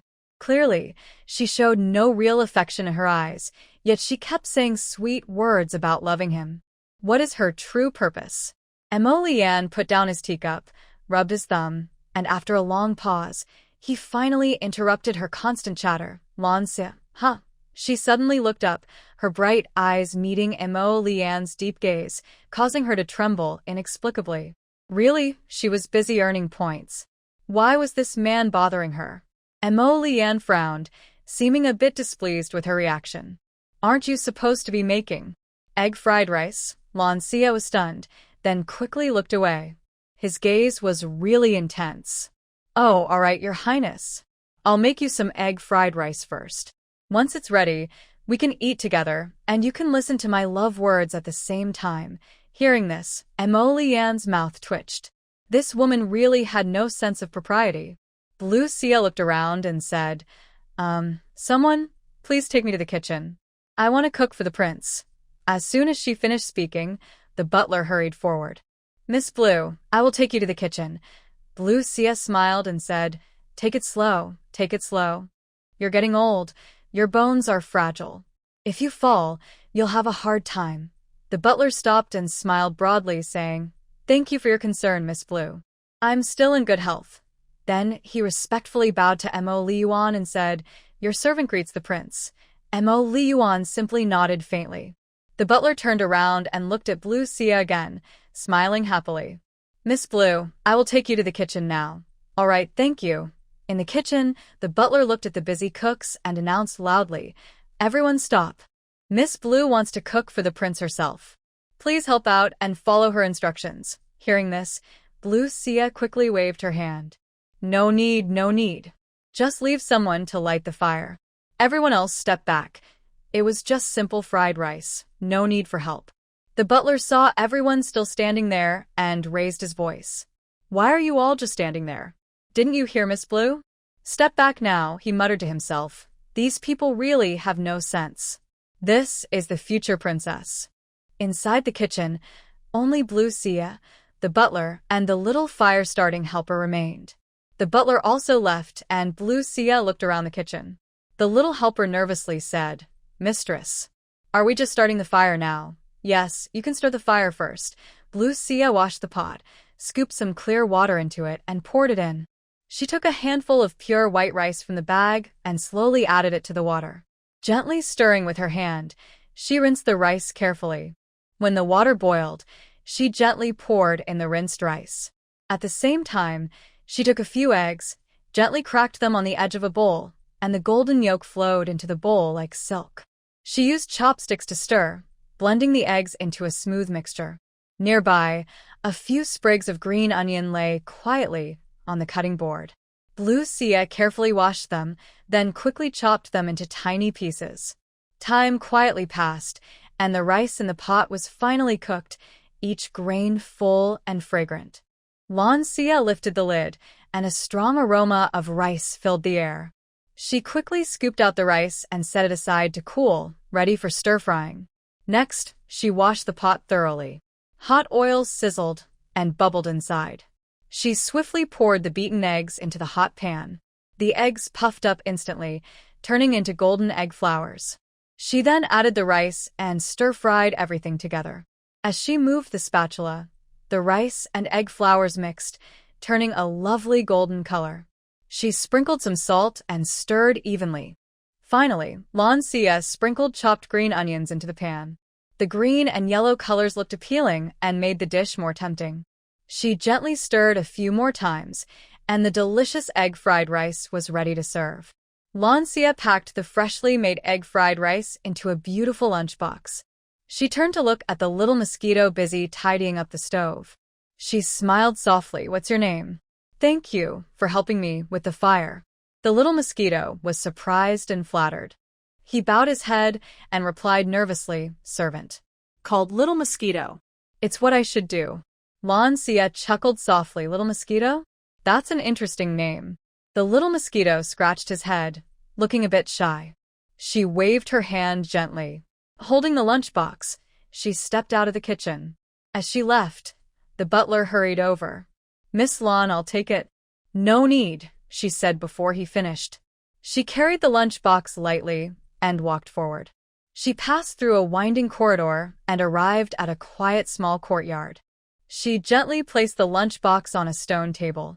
When she opened the lid, the aroma of the egg-fried rice spread instantly. Emolian looked at the rice and raised an eyebrow. Is this the egg-fried rice you mentioned? Lan Xiyue placed a plate of the rice in front of him. Your Highness, this is the egg-fried rice. Try it and see if it suits your taste. Emolian hesitated for a moment, then picked up a spoon and scooped a small bite into his mouth. After chewing for a while, his brow relaxed. He had never tasted anything like this before. It was quite good. Lan Xiyue watched him eat slowly, her eyes shining. How is it? Delicious, right? When Mo Liyuan casually said, not bad, her smile instantly froze on her face. She pouted and thought to herself, does he have to be so proud? Did he say he would die if he ate more? But outwardly, Lan Xiyue still kept smiling. Prince, if you like, I can come to the palace every day to cook for you. I'm good at many other things too. It's said that to win a man's heart, you need to win his stomach. If she wanted to earn points, she had to keep showing up in front of him every day. Mo Liyuan heard this, paused slightly with his spoon, and looked at Lan Xiyue with deep eyes. There's a cook in the palace. Lan Xiyue snorted. Ha. I know many recipes, but your cook probably doesn't. Mo Liyuan put down his spoon, leaned slightly forward, and stared intently at her face. I am very curious, Miss Lan. How do you still have cooking skills? It seems there's nothing you don't know. Lan Xiyue secretly panicked. Was he doubting her again? System. He's suspicious again. Is it because I've revealed too much? System. The original owner is a wealthy young lady who doesn't touch dirty water. You, on the other hand, can cook and practice medicine, and you've shown your skills in front of him. It's normal for him to be suspicious. Lan Xiyue thought about it and realized she had indeed revealed too much in front of this man without noticing. But then she remembered, this body is real. No matter how he investigates, he won't find out the truth. Even if he's clever, he won't suspect that her soul has transmigrated. No one would believe such a miraculous story. Huh? Still haven't thought of what to say. Bah. Prince, what are you talking about? I am very talented. I learn things quickly. Mo Liyuan looked at her deeply, full of lies. He ignored her and continued eating his fried rice gracefully. Lan Xiyue propped her chin with her hands. Wow. Prince, your eating is so captivating. I've realized I'm falling more and more for you. Mo Liyuan. Mountains have trees and branches. My heart loves you, but you don't know. Life and death are bound. I vow to be with you. Holding your hand, we grow old together. System, I've said everything I can think of. Classical poems, TV lines, anything. I really can't think of more words now. How many points have I earned? System. You currently have a total of 40,001 points. Blue Xiyue was very happy to hear this. Today, she earned over 20,000 points. If she could earn points like this every day, she would soon have enough. Then she wouldn't need to worry and could freely enjoy her life in this world. Mo Lian looked deep and complicated, showing a mix of feelings he couldn't quite understand. He slowly looked up and saw the woman across from him, Blue Xiyue, smiling foolishly. Blue Xiyue. Huh? Blue Xiyue suddenly snapped out of her daze, looking confused and puzzled. She looked up at Mo Lian and said, Haha, are you full, Prince? Not enough? Want to eat me instead? Mo Lian looked at her with mixed feelings. He stood up and walked away quickly. Blue Xiyue watched him leave, pouting slightly. She thought to herself, what kind of person is he? He calls me but doesn't say anything, then just leaves. Since she earned so many points today, she decided not to bother with him. The fried rice on the stone table had cooled, but Blue Xiyue didn't mind. She ate it quickly and greedily. As night fell, Blue Xiyue finally felt full and patted her stomach happily. She stood up and left the Regent Prince's mansion. In the shadows, a figure flashed by. Blue Xiyue raised an eyebrow and looked carefully. She saw a young girl running hurriedly. Huh? Isn't that the maid of the White Lotus? Blue Xiyue's heart tightened, but a playful smile appeared on her face. She didn't pay much attention. System, I earned so many points today, Blue Xiyue thought silently. System, host, your total points now are 40,001. Haha, I didn't expect to earn over 20,000 points today. If I could do this every day, I'd soon be free. Oh, I need to go find that mother and daughter to settle the score. System, I thought you forgot about them, host. You want me to kill them? I'm not that generous. Blue Xiyue sneered coldly, a hint of chill in her eyes. Meanwhile, inside the shieling courtyard of the Marquis of Wu's estate, the lights were bright. The maids in the yard knelt on the ground, trembling. Blue Zhenrong stood in the middle of the yard with a grim face, eyes sharp as a torch. Tell me, where did Blue Xiyue go? It's already dark, and she still hasn't come back. Blue Zhenrong's voice was deep and commanding, filled with undeniable anger. Yun Qing held onto Blue Zhenrong's arm and softly said, Master, don't be angry. Yaya might be somewhere playing and lost track of time. She didn't mean to stay out all night. Perhaps that stubborn girl has already reunited with her good sister in the underworld. Blue Zhenrong snorted coldly. This rebellious girl is becoming more and more unruly. He turned to Yun Qing. Didn't you say you were looking for a match for her? How's that going? Yun Qing's eyes flashed with pride. She thought she no longer needed to worry about it, but she still spoke gently. Master, what do you think of Yunhua? They are cousins, and second sister-in-law wouldn't mind Yaya's reputation. Hearing this, Blue Zhenrong frowned. The Duke of Guo's residence was known for brave and skilled warriors, but in the second household, Yunhua was often idle and visiting brothels. Yun Yong was Blue Xiyue's second uncle. He was helpless about Yunhua, having scolded and disciplined him many times, but Yunhua was still useless. Lu Shi was especially fond of Yunhua. Even old Master Yun turned a blind eye to him. Yunhua's reputation was roughly the same as Blue Xie's in the capital. Go and tell second sister-in-law tomorrow to settle their marriage soon, so this rebellious girl won't cause trouble. Yunqing nodded and smiled. All right, I will go back tomorrow and talk to second sister-in-law. Master, please don't be angry. At this moment, a faint blue figure quietly crossed the threshold and entered the courtyard. The courtyard was brightly lit. A maid from her creek spirit courtyard knelt on the ground, trembling and with her head lowered. Why are you all kneeling? Get up. Chu Chun and Chu Xia brightened with joy. Miss was back. That was wonderful. But they didn't move. Blue Xia walked straight over, helped up the nursemaid, then pulled up Chu Chun and Chu Xia, and said to the maids behind her, You all get up too. Blue Zhenrong's gaze was sharp, and his face was full of anger, like a volcano about to erupt. You rebellious girl. Do you still care about your maid? Do you know what time it is? And you still come back. Blue Xia slowly approached, looking directly at Blue Zhenrong with a very aggrieved expression. Father, I almost couldn't come back. You almost sent a white-haired person to bury a black-haired person. Blue Zhenrong was stunned. His anger faded, replaced by confusion. What do you mean by that? Yunqing and Lan Lingru were both surprised. How did she come back? She looked completely unharmed. They exchanged a glance, their eyes filled with disbelief and shock. Yunqing was extremely angry.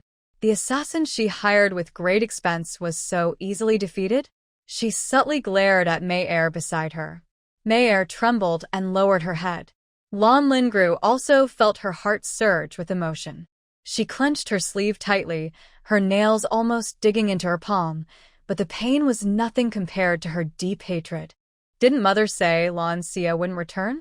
Why is this unworthy person still alive? Lan Xiyue keenly sensed the subtle change between them and smirked coldly with interest. She suppressed her cold smile and looked very aggrieved. Father, I met an assassin outside. Sigh. I almost lost my life. As soon as she spoke, Lan Zhenrong's face changed drastically, and a flash of shock and anger appeared in his eyes. An assassin? You scoundrel. Who did this? Although he didn't like Lan Xiyue, she was still his own daughter. How could he tolerate her facing such danger? Lan Xiyue looked extremely wronged. She gently pointed at Yunqing, her gaze seeming to hide many words, yet she hesitated to speak. Yunqing's heart tightened. She forced a faint smile, trying to hide her inner panic. Xia, it's good you're safe. It's late now. Why don't you rest well tonight? We can talk about everything tomorrow. Lan Xia's eyes turned slightly red, and her voice was choked with emotion. I came back safely. Is Andy disappointed? Yunqing hated herself for feeling so furious. Did this girl really discover something? She forced herself to stay calm. What do you mean by that? I just think it's late tonight. Xia must be tired. Rest well, and we can discuss it tomorrow. Lan Lingru quickly stepped forward. Big sister, don't joke. We're all family. You're safe, and Mother is happier than anything. How could she be disappointed? But, Father, the one who hired the assassin was Mei Er, the girl beside Auntie. Mei Er suddenly knelt on the ground with a loud thud, trembling violently. Yunqing wished she could kill Mei Er. What kind of servant was she? Lan Xiyue came back unharmed, yet Mei Er was caught. Lan Zhenrong looked at Yunqing with sharp eyes, his expression full of disbelief. Cloud Qing felt a sudden panic, but quickly steadied her mind. She forced herself to stay calm and retorted, It can't be Mei Er. That's impossible. What's wrong with Mei Er? If you don't explain clearly, I will punish you severely. Mei Er trembled even more. Your servant. Didn't do it. Lan Xie's voice was cold like frost, sharp like a sword, as she looked directly at Mei Er kneeling on the ground. Didn't do it? But the shopkeeper of Night Fragrance knows you. Do you want me to call him here for a confrontation? Mei Er shook more violently, her face pale with fear. She originally thought that the young lady wouldn't come back alive, so she didn't bother to hide her actions. Lan Xie curled her lips, thinking, such low tolerance for stress, yet she dares to do bad things. Look at her trembling like a leaf. The shopkeeper of Night Fragrance has long gone to the afterlife, so how could he confront her? Lan Jinrong's face was as gloomy as water, his eyes sternly scanning Mayor. Still not telling the truth, Yun Qing's eyes showed a hint of sharpness. She glared at Mayor and secretly cursed. This wicked maid, such a fool. Going so far as to buy murder without disguise, truly extremely stupid. Yes, Mayor, you better tell the truth quickly. Don't involve your sister. Lan Xiyue looked at Yun Qing with a half-smile. Such blatant threats. Could she not see through them? Mayor, upon hearing this, suddenly looked up at Yun Qing with despair in her eyes. But when she saw Yun Qing's warning gaze, her last bit of resistance completely shattered. Her eyes seemed to say, if you dare to speak carelessly, bear the consequences. Mayor softened and knelt on the ground, trembling as she said, it's the servant. I was scolded by the young lady last time, holding a grudge, so I wanted revenge. Is that so? But 5,000 taels. How could a servant like you come up with that? Hearing this, Mayor's eyes turned hollow, as if all her soul had left her. The servant stole the lady's silver note. Yun Qing was shocked, pointing at Mayor and scolding angrily. You little brat. I have treated you well, and I didn't expect you to do such a thing.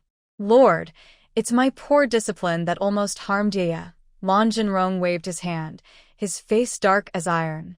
Bring this wicked maid down and beat her to death. Immediately, 2 guards stepped forward, lifted Mayor, and dragged her outside the courtyard. Mayor's crying and begging for mercy gradually faded away, eventually disappearing into the night. Lan Jinrong glanced at Lan Xiyue with a warning tone. It's getting late. Let's put an end to this matter. You should stop running outside, all the time. Stay in your own yard and focus on your upcoming marriage. After speaking, Lan Jinrong swept his robes and strode away, leaving Lan Xiyue alone in the courtyard. Lan sai sợ nỡ in wali. This useless father, how could he think that May, a maid, would resort to murder over some unfounded suspicion? And he wants her to stay calm and wait to get married? Who's getting married? Yun Qing looked at Lan Xiyue and softly said, Yaya, you were startled today. It's my fault for not taking good care of the maid. It won't happen again. But Lan Xiyue only gave her a cold look and said nothing. Lan Lingru's lips curled into a smile that seemed gentle but secretly sharp. Her eyes, like a deep autumn pond, were cold and complex, fixed tightly on Lan Xiyue's calm and composed face. Big sister, May really deserves to die. She bought someone to attack you. Mother didn't know anything about it. Don't be angry. Lan Xiyue looked at them with a half-smile. I'm not angry. Anyway, I came out unscathed. But auntie, you lost 5,000 taels. Yun Qing heard Lan Xiyue's words and, although she felt annoyed, she maintained a polite smile. Yeah, this won't happen again. You were startled today. Rest well, and we won't bother you. She then signaled Lan Lingru to leave with her. Lan Xiyue watched their figures disappear, her eyes dark and unreadable. Early spring and early summer worriedly looked her over. Mississippi, Lan Xiyue gently raised her hand to stop them, then turned to the elderly maid Liang and showed a gentle expression. Ma'am, your health isn't good. Go back to your room and rest. Hearing this, Liang's eyes turned slightly red. She shook her head, her voice trembling with emotion. I'm feeling better now. As for the miss, she encountered such danger. Why didn't the master investigate properly and deal with May? My aunt is from the Duke of Guardian's family. How could my useless father fall out with her over me? Liang looked at Lan Xiyue with concern. Her wrinkled hands gently stroked her shoulder, her voice full of love and helplessness.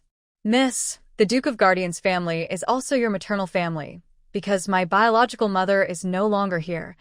This sentence, light as a feather but heavy as a mountain, weighs heavily on the heart. Chu Chun and Chu Xia exchange worried glances, but dare not speak. Lan Xiyue looks at their worried expressions and waves her hand. All right, I've fine. It's late. Everyone, go rest. After speaking, Lan Xiyue returns to her room. Yunqing goes back to Furong courtyard, looking unhappy. Where is the master? Luer softly says. Madam, the master went to Aunt Hong's courtyard. Yunqing's face instantly darkens like water, and her usually gentle eyes now flicker with undeniable coldness. She tightly grips her handkerchief, her fingertips turning white from the force. Next to her, Lan Xiyue, seeing this, becomes even angrier. Mother is father. That shameless woman, Lan Xiyue, really so lucky? No matter what, she can't be killed, and she comes back unscathed. Mother, I want her dead. Yunqing gently pats Lan Xiyue's delicate hand, her movements gentle yet firm. Her eyes are complex, showing both affection for her daughter and a deep, hidden plan. Rower, don't rush. Yunqing begins slowly. I was also so angry about your matter that I lost my reason. Now I think, instead of killing her outright, making her suffer more might be more satisfying. Suffer more? Lan Xiyue frowns slightly, a hint of doubt in her eyes. Yunqing's lips curl into a faint, almost imperceptible smile. She leans close to Lan Xiyue's ear and whispers so only she can hear. Do you know that your third cousin recently contracted a venereal disease? Your second uncle's wife kept it a secret, and your maternal grandfather and the others still don't know. I found out this secret by chance during our last visit. Lan Xiyue is shocked. Her third cousin has contracted a venereal disease? A fierce light flashes in her eyes, as if a blazing fire is burning inside. She clenches her fists tightly, her nails digging deep into her palms, unaware of the pain. Mother, just let her marry third cousin. Lan Xiyue's words come out through clenched teeth. I want Lan Xiyue to suffer in life and death. Mother and daughter exchange a smile, hiding their endless hatred and schemes against Lan Xiyue. Lan Xiyue turns and leaves. Back in her courtyard, she sits alone by the window. The moonlight shines on her face, reflecting a cold smile. Thinking about waking up that morning and finding herself sleeping in a servant's arms, Lan Xiyue's gentle eyes turned sharp and cold, like they had been poisoned. Although she did not lose her innocence, the shame and insult cut deep into her heart, causing her unbearable pain. Lan Xiyue, it's all your fault, Lan Xiyue snorted coldly. I will make you taste what it's like to wish you were never born. When you marry third cousin, just wait. I want you to know what true despair and suffering are. Lan Xiyue lazily leaned against the bed, her eyes shining with a cold light. She muttered softly, how should I punish that mother and daughter? Killing them is too easy. Sparing them would only deepen my hatred. System. Host, you could buy some mischievous medicinal powders to play tricks on them. Huh, the medicinal powder I used last time on the Crown Prince? Do I still need to buy it from the shop? I've already made it myself. Those powders are too childish. After speaking, she suddenly sat up, changed into her night clothes, and moved like a shadow, quietly leaving the courtyard.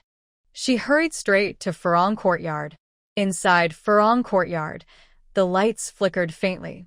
Yunqing's room was dimly lit by a small candle, casting shadows on the window, peaceful and calm.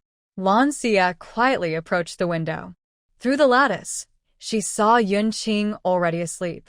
Let's see how you like experiencing a life worse than death in your dreams. Lan Xiyue sneered. In a flash, she was inside the room. She tiptoed to the bed and silently took out a silver needle, accurately stabbing into Yunqing's sleep point. Yunqing's breathing grew steadier. Lan Xiyue easily lifted Yunqing, as if she were lifting a small chicken. She crossed the corridor, bypassed the guards, and headed to the abandoned northern courtyard in the back. The place was overgrown with weeds and in ruins. Lan Xiyue threw Yunqing onto the ground. Under the moonlight, Yunqing remained unaware and unconscious. System. Host, what are you planning to do? Long night ahead. Let's play with them, mother and daughter. After saying that, Lan Xiyue used the same method to carry Lan Xiyue and threw her beside Yunqing. In her hand, a silver needle appeared. She quickly pricked Yunqing and Lan Xiyue several times. Their consciousness instantly cleared, but they found themselves unable to move, not even able to open their eyes or speak. Lan Xiyue took out a rope she had prepared earlier and tied Yunqing and Lan Xiyue tightly. Then, like a cat catching mice, she carried them to an abandoned dry well nearby. The wooden board at the well's opening was easily lifted by Lan Xiyue, revealing a dark hole. Without mercy, she threw Yunqing inside. There was a loud splash as Yunqing's body hit the water. The cold water instantly submerged her, making her feel like she was suffocating. She wanted to call for help but found she couldn't make a sound. She tried to open her eyes but only felt her eyelids heavy as if weighed down by 1,000 pounds. Just as Yunqing was about to run out of breath, Lan Xiyue suddenly pulled her out with the rope.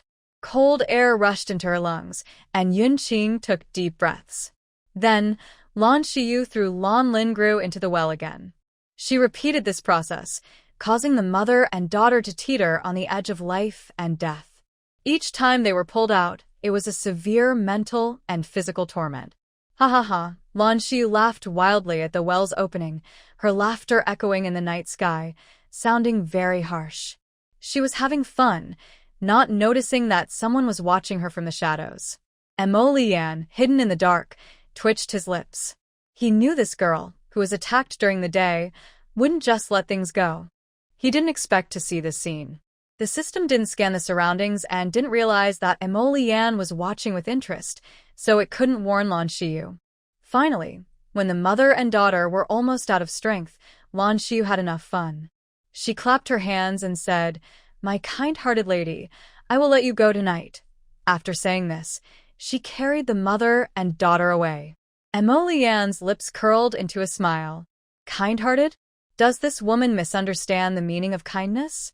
Lan Xiyue headed toward the storage room. The system's untimely voice sounded again. "Host, the Regent King is watching from the shadows." Blue Xiyue was suddenly startled. Her movements froze instantly. She widened her eyes and asked, "What? That man, Mo Liuan? How did I not notice him? When did he arrive?" System. I don't know. I just scanned the surroundings earlier, and that's when I found him. Blue Xiyue felt nervous. Why was this man awake late at night and sneaking around the Marquis' residence? Did he see her confronting the mother and daughter just now? She had already revealed too much in front of this man. It seemed that tonight's plan to search the storeroom was no longer possible. She must not let him discover her secret space. Otherwise, if the items in the storeroom disappeared, Mo Liuan, being so clever, would surely suspect her. Thinking of this, Blue Xiyue made a quick decision. She turned around and hurried back to her courtyard. However, as she pushed open the door, she was greeted by Mo Liuan's half-smiling face. He sat at the table, lighting a candle with one hand and gently tapping the table with the other, his eyes full of amusement. "Miss Lan, are you sneaking around again?" Mo Liuan's voice was deep and magnetic, with a hint of playful teasing. Blue Xiyue's heart tightened, but she pretended to be calm. "Prince, why are you awake so late? What are you doing sneaking into my room?" As she spoke, she instinctively covered her chest, looking frightened. "You, Prince, staying up late, coming to my room. Are you planning something inappropriate?" Mo Liuan's face darkened. "Blue Xiyue, your imagination is quite vivid." Blue Xiyue secretly thought to herself, but she kept a shy expression. No. "I do admire the prince, but I am a proper lady. I must behave myself." Blue Xiyue. Mo Liuan suddenly interrupted her, standing up and walking closer. Blue Xiyue blinked and looked up at him shyly. "If the prince wants to force me, a weak woman, naturally can't resist." Mo Liuan looked down at her. "You? A weak woman?" Blue Xiyue suddenly threw herself into Mo Liuan's arms, wrapping her arms tightly around his strong waist. This waist. Her hands felt surprisingly firm and powerful, even more so than she had imagined. Mo Liuan's body stiffened suddenly. He never expected Blue Xiyue to do this. A flash of surprise crossed his eyes. Does this woman know what she's doing? Blue Xiyue keenly sensed the subtle changes in his body, and a sly smile appeared on her face. She looked up, her eyes shining brightly as she gazed at Mo Lian. Her voice carried a teasing tone. "Prince, you know I love you with all my heart. If you really want to do something, I am willing." Mo Lian's Adam's apple moved as he swallowed hard. He unconsciously loosened his grip on his waist sash. He looked deeply at Blue Xiyue, then turned around and disappeared quickly into the room. Watching Mo Lian rush away, Blue Xiyue couldn't help but laugh happily. "Haha, little guy, I can't be defeated so easily. This man looked cold and tough on the outside, but he was surprisingly innocent inside. Her laughter echoed in the room, full of pride. Emolian didn't go far. Hearing Blue Xi's laughter, his face grew darker. This woman is doing it on purpose. Thinking about the feeling just now, his ears turned slightly red, and his heart beat faster. Emolian looked deeply toward Blue Xi's room, then turned and disappeared into the night. Blue Xi was lying on the bed, tossing and turning under the blanket. Her mind kept drifting back to the scene of hugging Emolian just now. She could still smell his scent at the tip of her nose, and she remembered his strong waist. Her face turned slightly red as she thought silently, why did he come again so late at night? System. Host, you said so many sweet words to him. Do you think he's falling in love with you? Blue Xi chuckled softly. System, you might be right. If that's the case, earning points will be even easier. System. Didn't you say you wouldn't give up a forest for a single tree? Are you really falling for him? A meaningful smile appeared on Blue Xi's lips. She looked out the window at the bright moon, her eyes both clever and serious. System. You don't understand. Emolian is a man with looks, power, and talent. If I'm with him, I won't regret it. But only if he's willing to be with me for a lifetime. As she spoke, a shy and hopeful expression appeared on her face. That was her longing and expectation for love. In her past life, she lived a dangerous life working in an organization. Later, when the old man's health declined, she took care of him with all her heart. She never experienced the sweetness and happiness of love. Those feelings, which only existed in books, felt so far away from her. Now, in this second chance at life, she has the opportunity to choose differently. In this strange new world, she wants to fall in a passionate love, to feel what it's like to be loved completely by someone. System. Host, in ancient times, people often had multiple wives and concubines. Are you sure the Regent King, a powerful man, can be with you for a lifetime? Blue Creek was stunned.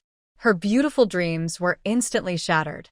Yes, someone so powerful and influential wouldn't easily be bound by a woman. And to be with her for a lifetime? She couldn't help but feel a little sad.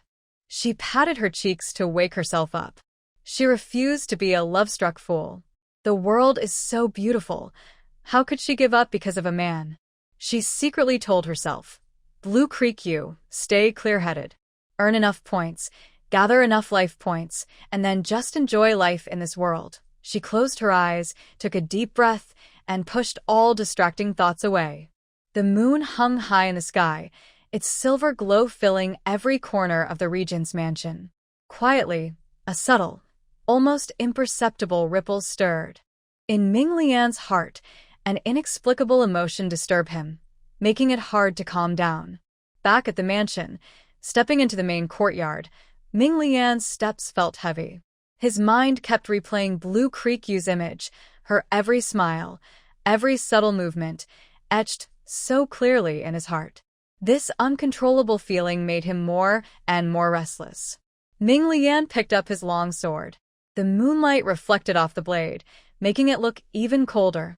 With a deep, low cry, his sword sliced through the air, leaving streaks of silver. The sword wind was fierce, stirring fallen leaves into a flurry. Every swing seemed to want to cut away his inner turmoil, but the more he fought, the more chaotic it became. Tianyi and Ani, hiding in a corner, whispered quietly. Tianyi frowned, glancing repeatedly at the figure practicing swordplay in the yard, full of confusion. Tianyi, what's wrong with the master? It's late at night, and he's still practicing swordsmanship. Ani asked softly. Tianyi shook his head, looking confused. I don't know. The master left just now and came back like this, and Yi gently nudged Tianyi with his arm, with a curious look. Do you think the master went to see Miss Lan? When he went out earlier, we weren't allowed to follow. But why does he seem so upset? Hearing this, Tianyi frowned even more. Yes, where did the master go? Did he really see Miss Lan? Maybe she made him angry, or else why would he be in a bad mood when he returned? They looked at each other, both sharing the same question. I'll go call the third prince, and ask him to talk to the master. Maybe that will cheer him up. Tian Yi nodded. The third prince is clever.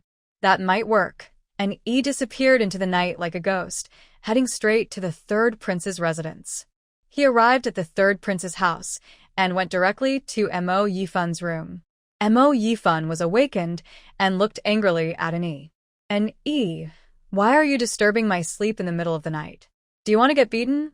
And Yi smiled politely. "Third prince, don't be angry. Our master just went out for a while.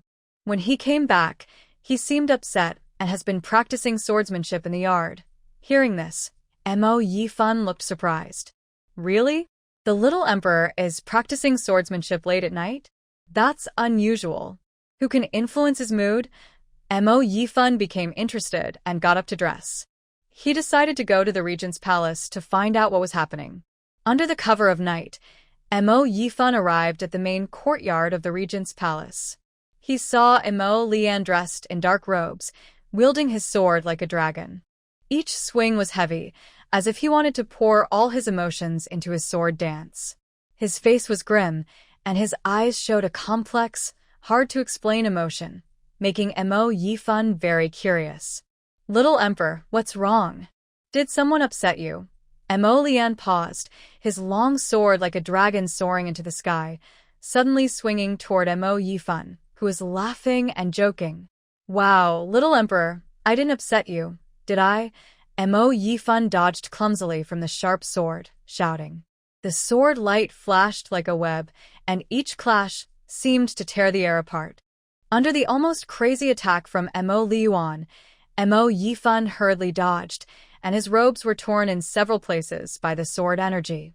He secretly thought to himself, what kind of sin has he committed? Isn't it better to sleep peacefully? Why come here to suffer? It's all Dark One's fault. However, tonight, the little crown prince seems to have taken something strange. After some time, Mo Lian finally stopped his movements. He threw his long sword to the side with a clink, then leapt up and landed steadily on the roof. Mo Yifun was bent over, gasping for breath, soaked and looking very miserable. He glared fiercely at Dark One standing nearby, cursing inwardly. It's all this guy's fault. If not for him, he'd still be peacefully sleeping and wouldn't be so embarrassed now. Dark One awkwardly scratched his nose, avoiding Mo Yifun's murderous gaze. Suddenly, Mo Lian on the roof spoke, his voice cold like a winter wind. "Bring the wine." Tian Yi responded with a sound and immediately went to prepare the drinks. Mo Yifun was stunned for a moment, then blinked, thinking to himself, little crown prince is acting very strange tonight. He casually wiped the sweat from his forehead with his robe, then leapt up lightly and sat about a meter away from Mo Lian on the roof. He asked softly, "Little crown prince, what's wrong with you tonight?" Mo Lian glanced at him sideways, his deep eyes seeming to hide endless thoughts. "Yifun, what does it mean when someone keeps appearing in your mind and you can't get them out?" His voice was low and slow, each word seeming to come from his heart. Mo Yifun's eyes widened suddenly, and he looked at Mo Lian with a curious expression. "Little crown prince, who keeps appearing in your mind?" Mo Lian pursed his lips and didn't say more, but his furrowed brows revealed his inner struggle and confusion. Seeing this, Mo Yifun chuckled to himself, already having some guesses. "Little crown prince, is it Lan Xiyue?" He stared closely at Mo Lian's expression, trying to catch any clues. Sure enough, when he mentioned Lan Xiyue's name, a faint, hard-to-notice ripple flickered in Mo Lian's eyes. Mo Yifun was happy, thinking he guessed right. It turns out the young prince really has feelings. He had always thought that such a cold person as the young prince wouldn't fall for any woman, but he was wrong. Mo Yifun said seriously, "Young prince, if Miss Lan keeps appearing in your mind and you can't forget her, it means you have feelings for her. You love her." Hearing this, Mo Lian's body trembled slightly. Then, he quickly calmed down. He had never thought that a woman could influence his emotions. Did he really fall in love with that clever woman? Mo Lian instinctively touched his pounding heart and closed his eyes. Soon, Tian Yi carried 2 jars of aged wine onto the roof. He handed one jar to Mo Liyuan and another to the third prince, then silently stepped back. Mo Liyuan opened the seal, and a rich aroma of wine filled the air. He tilted his head back and took a big sip, as if trying to swallow all his worries along with the wine. Montag Yifan also drank ärgerlich. The wine in the young prince's residence was very good. He looked happy and carefree. Young prince, with your status and power, winning someone's heart should be easy, right? Take Miss Lan, for example. Recently, she's been expressing her love for you often. If you just show a little of your feelings, I believe she would be overjoyed and eager to marry you right away, becoming your princess. Hearing this, Mo Liyuan's eyes flickered. He looked at Mo Yifan and spoke in a deep, magnetic voice. If I tell you there is someone who constantly speaks sweet words to you, but in her eyes, there is no real affection. Why is that? Mo Yifan was surprised, not expecting Mo Liyuan to ask such a question. He scratched his head, thought for a moment, and tentatively said, "Young prince, are you talking about Miss Lan? That shouldn't be. Maybe she says she loves you, but secretly she still cares about the crown prince. Everyone in the capital knows about Miss Lan's obsession with the crown prince." Hearing this, Mo Liyuan's face instantly turned cold and icy, as if the surrounding air froze. Mo Yifan saw this and felt nervous. He swallowed hard and quietly moved to the side, trying to stay away from the emotional young prince. At that moment, Mo Lian casually waved his hand, and a large tree in the yard suddenly collapsed with a loud crash. Mo Yifan was startled and thought to himself, "No way?" He just said that casually, and the young prince's uncle reacted so strongly. Mo Lian took a few more sips of wine. His originally calm mood was disturbed again by Mo Yifan's words, making him feel very annoyed. He suddenly threw away the wine jar, stood up, and leapt into the air like an eagle in the night, quickly disappearing into the darkness. Mo Yifan watched nervously as Mo Lian left, then took a moment to calm down. He jumped down from the roof and looked at Tian Yi and An Yi, who were also staring with wide eyes, both looking confused. Tian Yi spoke first, with a hint of blame in his voice. "Third prince, how does the crown prince compare to our master? As long as Miss Lan isn't blind, she would know who to choose. Yes, yes, yes. If I were a girl, I wouldn't like the young prince uncle if I liked the crown prince. But, well, the crown prince is the crown prince, the heir to the throne. Maybe Miss Lan wants to be the crown princess instead of the regent princess." And he frowned. Impossible. That day, the crown prince was poisoned, and it must have been Miss Lan who did it. If Miss Lan still liked the crown prince, she wouldn't have treated him like that. Our master was worried Miss Lan would suffer in the palace, so he brought medicine old into the palace to remove the poison from the crown prince. Only then could Miss Lan leave the palace so quickly. Mo Yifan was stunned. So, the crown prince was poisoned that day? But the doctors at the Imperial Hospital didn't find anything. Is Lan Xiyue really that capable? Montag Yifan yauned. I'm tired. I'm leaving. With that, he flickered and quickly disappeared into the night. Tian Yi and An Yi exchanged glances, both feeling helpless. Mo Lian silently slipped past the window, slowly walking to the bedside and sitting down, his gaze fixed tightly on the sleeping person. Lan Xiyue seemed to sense something in her sleep. Her eyelids fluttered slightly, as if she was about to wake up from her dream. Seeing this, Mo Lian gently tapped her acupuncture point with his finger, causing a faint burst of energy to activate her sleep point, making her fall back into deep sleep, this time more peacefully. System. Hey, what does this man want to do? He actually activated the host's sleep point. Does he want to do something inappropriate? TSK. If that happens, the host will wake up and go crazy. Mo Liyuan gently reached out and softly stroked Lan Xiyue's smooth hair, his movements tender and delicate. A complex emotion flickered in his eyes as he softly whispered, "Woman, you are the one who first provoked me. If you dare to like someone else, I will get rid of him." Mo Liyuan silently watched the person on the bed as time quietly passed. It wasn't until the sky began to lighten with dawn that he slowly stood up, cast a deep look at Lan Xiyue, and then turned to leave. When Lan Xiyue woke up, it was almost noon. She rubbed her sleepy eyes and sat up, feeling sore all over. She muttered, "Oh my, why do I feel so sore all over?" System. You didn't move all night, just one position. No wonder you're sore. Lan Xiyue was surprised and asked, "Was I really that still while sleeping? Just lying there without moving?" System. Last night, someone pressed your sleep points, so you slept very deeply. Hearing this, Lan Xiyue was alarmed and had a bad feeling. Who? System. Why didn't you wake me up? Was I so unaware? I didn't realize someone pressed my sleep points. System. I was about to call you, but the regent pressed your sleep points first. Mo Li Yuan. Him. Is he crazy? Why is he doing this again? Is he planning something bad? Did he take advantage of me? Thinking this, she quickly looked down at herself. Her clothes were still on and finally relaxed. System. What exactly did that man do after pressing my sleep points? System. He just sat by your bed all night and left only at dawn. Lan Xiyue felt a bit annoyed. He's really sick. She got out of bed, stretched her waist, and moved her sore body. System. Next time, wake me up earlier. System. Got it, host. Chu-chun held a basin of hot water and walked to the door. Miss, are you awake? Chu-chun's voice was gentle and soft. She stood at the door, glancing occasionally at the closed door. I just heard some movement inside. You should be awake.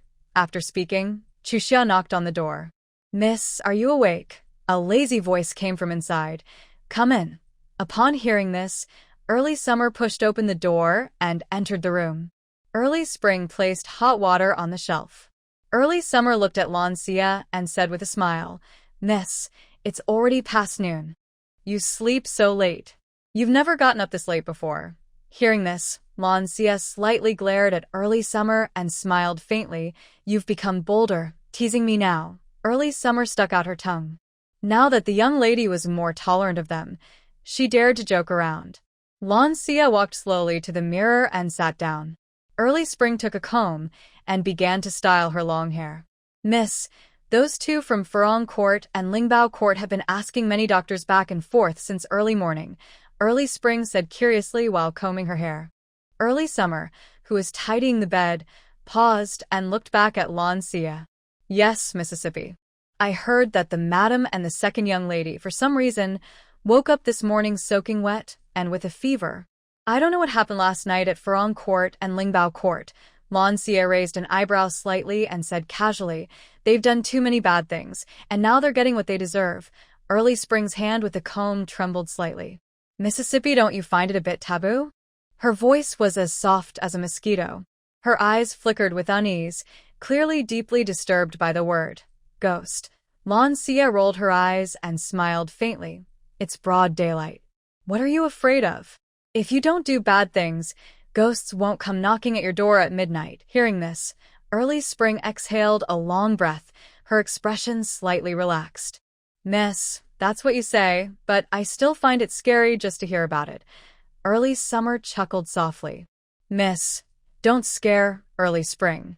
She's just a little timid.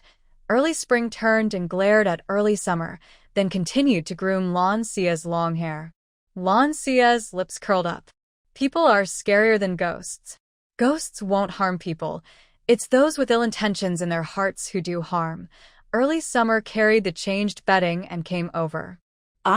So, miss, you mean the madam and the second young lady were harmed by someone, which is why they are like this? Lan Xiyue only smiled without giving a direct answer. At that moment, a young girl hurried into the room and bowed. Miss, the servant reports that the old madam from the Protectorate General's estate has arrived and asks you to go to the Lotus Pavilion. Lan Xiyue gently waved her hand. I understand. You may leave now. Chu-xia handed the bedding to the young girl, who took it and left. Chu-chun quickly finished her work, carefully combing Lan Xiyue's long hair. Once everything was tidy, Lan Xiyue stood up. Let's go to the Lotus Pavilion. She had never met her original grandmother and relatives in this world before. Outside the courtyard, Lan Xiyue walked slowly, passing through winding corridors and gardens, until she reached the front of the Lotus Pavilion. As soon as she entered the room, she felt several pairs of eyes watching her. Lan Xiyue looked at the people inside and bowed slightly. Grandmother, maternal grandmother, eldest aunt, second aunt. The old madam from the Protectorate General's estate brightened her eyes. Kin Lan Samai. Yeah, your outfit is so different. Even the eldest and almost didn't recognize you. Lu Fongmin snorted. My little sister really spoiled you. You were sick and she didn't come to see you. Only now did someone come to fetch you. The old madam from the Protectorate General's estate shot Lu Fongmin a sharp look. Lu, say less. Yeah, come here. Seeing Lan Xiyue, a flash of surprise appeared in the old madam's eyes, followed by deep affection. Unlike before, she used to shake her head and sigh when she saw Lan Xiyue, full of disappointment. Yeah, you look so beautiful in this outfit. You seem to have transformed completely. You're much prettier now. This is how a girl should look. Lan Xiyue felt the sincere and deep love from her grandmother. A smile appeared on her lips. Maternal grandmother, I was careless before and made you worry. I won't do that anymore. The old madam gently patted her hand and said softly, Good, good, good.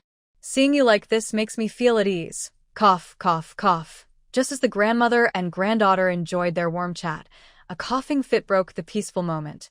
On the bed, Yunqing's face was flushed red, and her forehead was covered with fine sweat. She looked very ill. Her eyes were hazy, as if even opening them was difficult. The old madam saw this and sighed as she looked at Yunqing. Yeah, what exactly happened last night? Why are your mother and your sister both sick? I heard that early this morning, when the maid came in, they were both soaked. Lu Xiyue shook her head, looking confused. Grandmother, I don't know either. I just heard the maid mention it earlier. That's when I found out that aunt and second sister had an accident. Her tone was sincere and innocent, as if she truly knew nothing about what happened last night. The old lady was surprised and looked at Lu Xiyue for a moment. Yeah, didn't I always call you mother before? Why are you now calling her aunt? Lu Xiyue's eyes became firm and serious. Grandmother, I was careless before.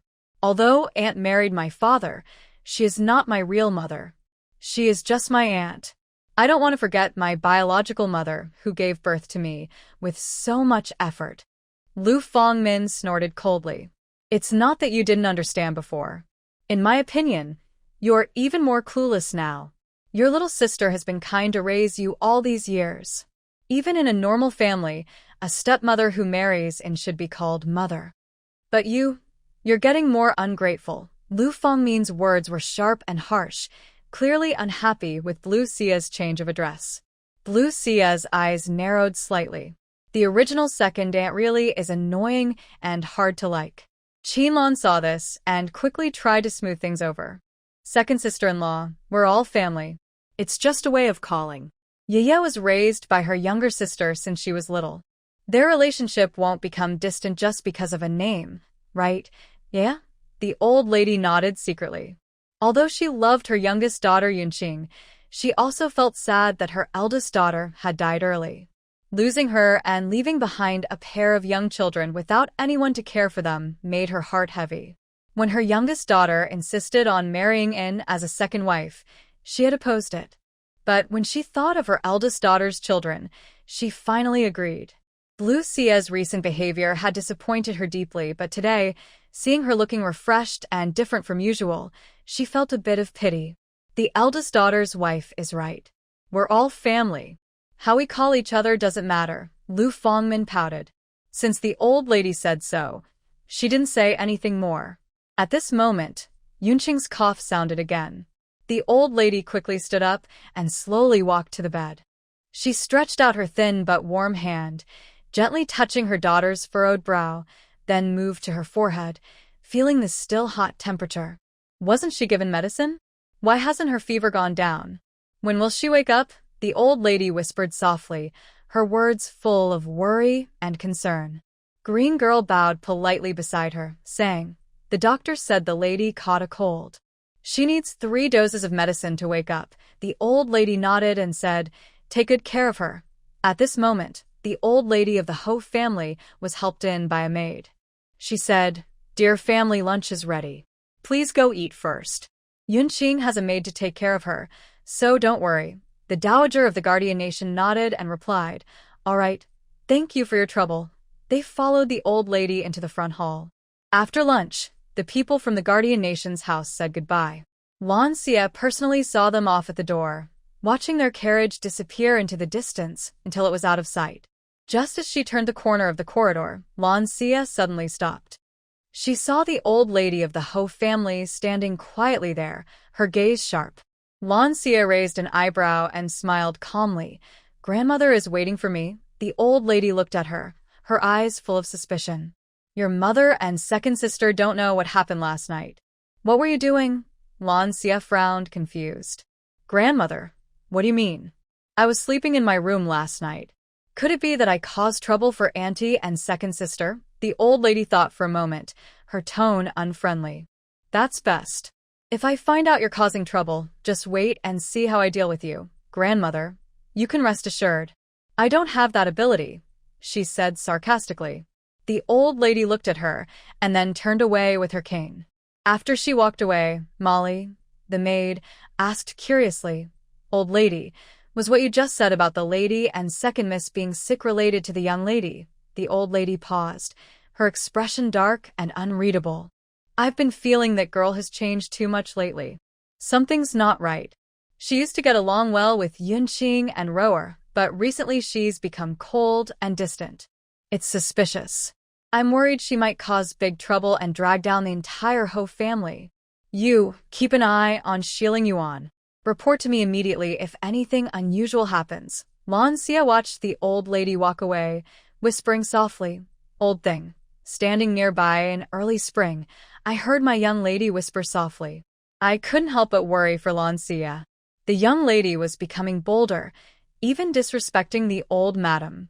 I spoke up to remind her, Young lady, the old madam has left. Should we go back or visit the second young lady? Lan Xiyue turned around, her eyes shining with a rebellious light. Let's go out and have fun. Hearing this, Chuxia's eyes lit up. Yes, that sounds great. Chu Chun was surprised and glared at Chuxia, who was beaming with excitement. Young lady, the madam and the second young lady are still sick. If you go out now, the master will be angry. He's still investigating what happened last night at Furong Court and Lingbao Court. But Lan Xiyue kept walking without stopping. She said casually, Their illness is none of my business. It's just a fever from catching a cold. It will be fine in a few days. Chu Chun felt helpless. The young lady had changed so much. If it were before, she would have eagerly taken care of her. But now, she preferred her current way. Outside the Marquis' residence, Lan Xiyue took a deep breath of fresh air and wandered through the bustling marketplace. Suddenly, a young boy bumped into her suddenly. Sorry, the boy stammered nervously. As soon as he finished speaking, he tried to run away. Lan Xiyue's eyes narrowed slightly. She grabbed his collar and said coldly, with a hint of playfulness, trying to run. The boy was startled by her sudden action and looked around nervously. I didn't mean to bump into you. I apologized. What more do you want? He said, sounding a bit wronged. Lan Xiyue looked at him with a faint smile. Just bumped into you. The boy felt guilty under her gaze and avoided her eyes. Suddenly, he shouted loudly, Help! Everyone look! I just accidentally bumped into this young lady. I apologized, but she won't let go. Can someone help me? His shout immediately drew the attention of the nearby people. They gathered around, pointing and whispering. Look at this girl. She's pretty, but her heart isn't kind. She just bumped into him, and now she's holding on like this. Yeah, many agreed. Faced with the crowd's criticism, Lan Xiyue released her grip on the boy's collar. She quickly took out a delicate purse from the boy's arms and waved it in front of him. You're really good at blaming others first. You clearly stole my lady's purse, and now you're acting innocent. Chu Chun immediately recognized the purse. It was the new purse she had just embroidered for the young lady a few days ago. She was so angry that her face puffed up, and she pointed at the boy loudly, saying, Humph. This is the purse I embroidered for my young lady. You're just a little thief. The villagers around were surprised and looked at the boy, who now seemed pitiful. The boy's face turned red. He stammered, This is the purse my mother embroidered for me. It's mine. Lan Xiyue looked at the boy's poor acting and smirked. Oh, really? How much silver notes are inside? If you can tell me, I'll give it to you. If you can't, I'll send you to the authorities. Suddenly, the boy dashed out from the crowd and ran away quickly. Lan Xiyue narrowed her eyes slightly. She suddenly appeared with a sewing needle in her hand.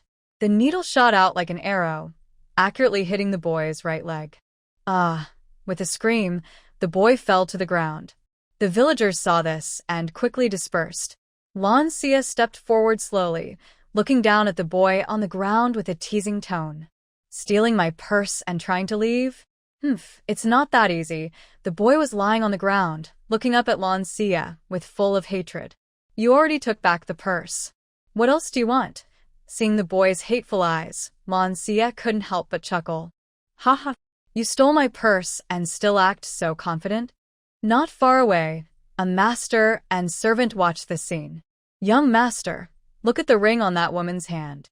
It seems to be our sacred item. Dongfang, dressed in red, was exceptionally handsome but carried an inexplicable charming and sinister aura.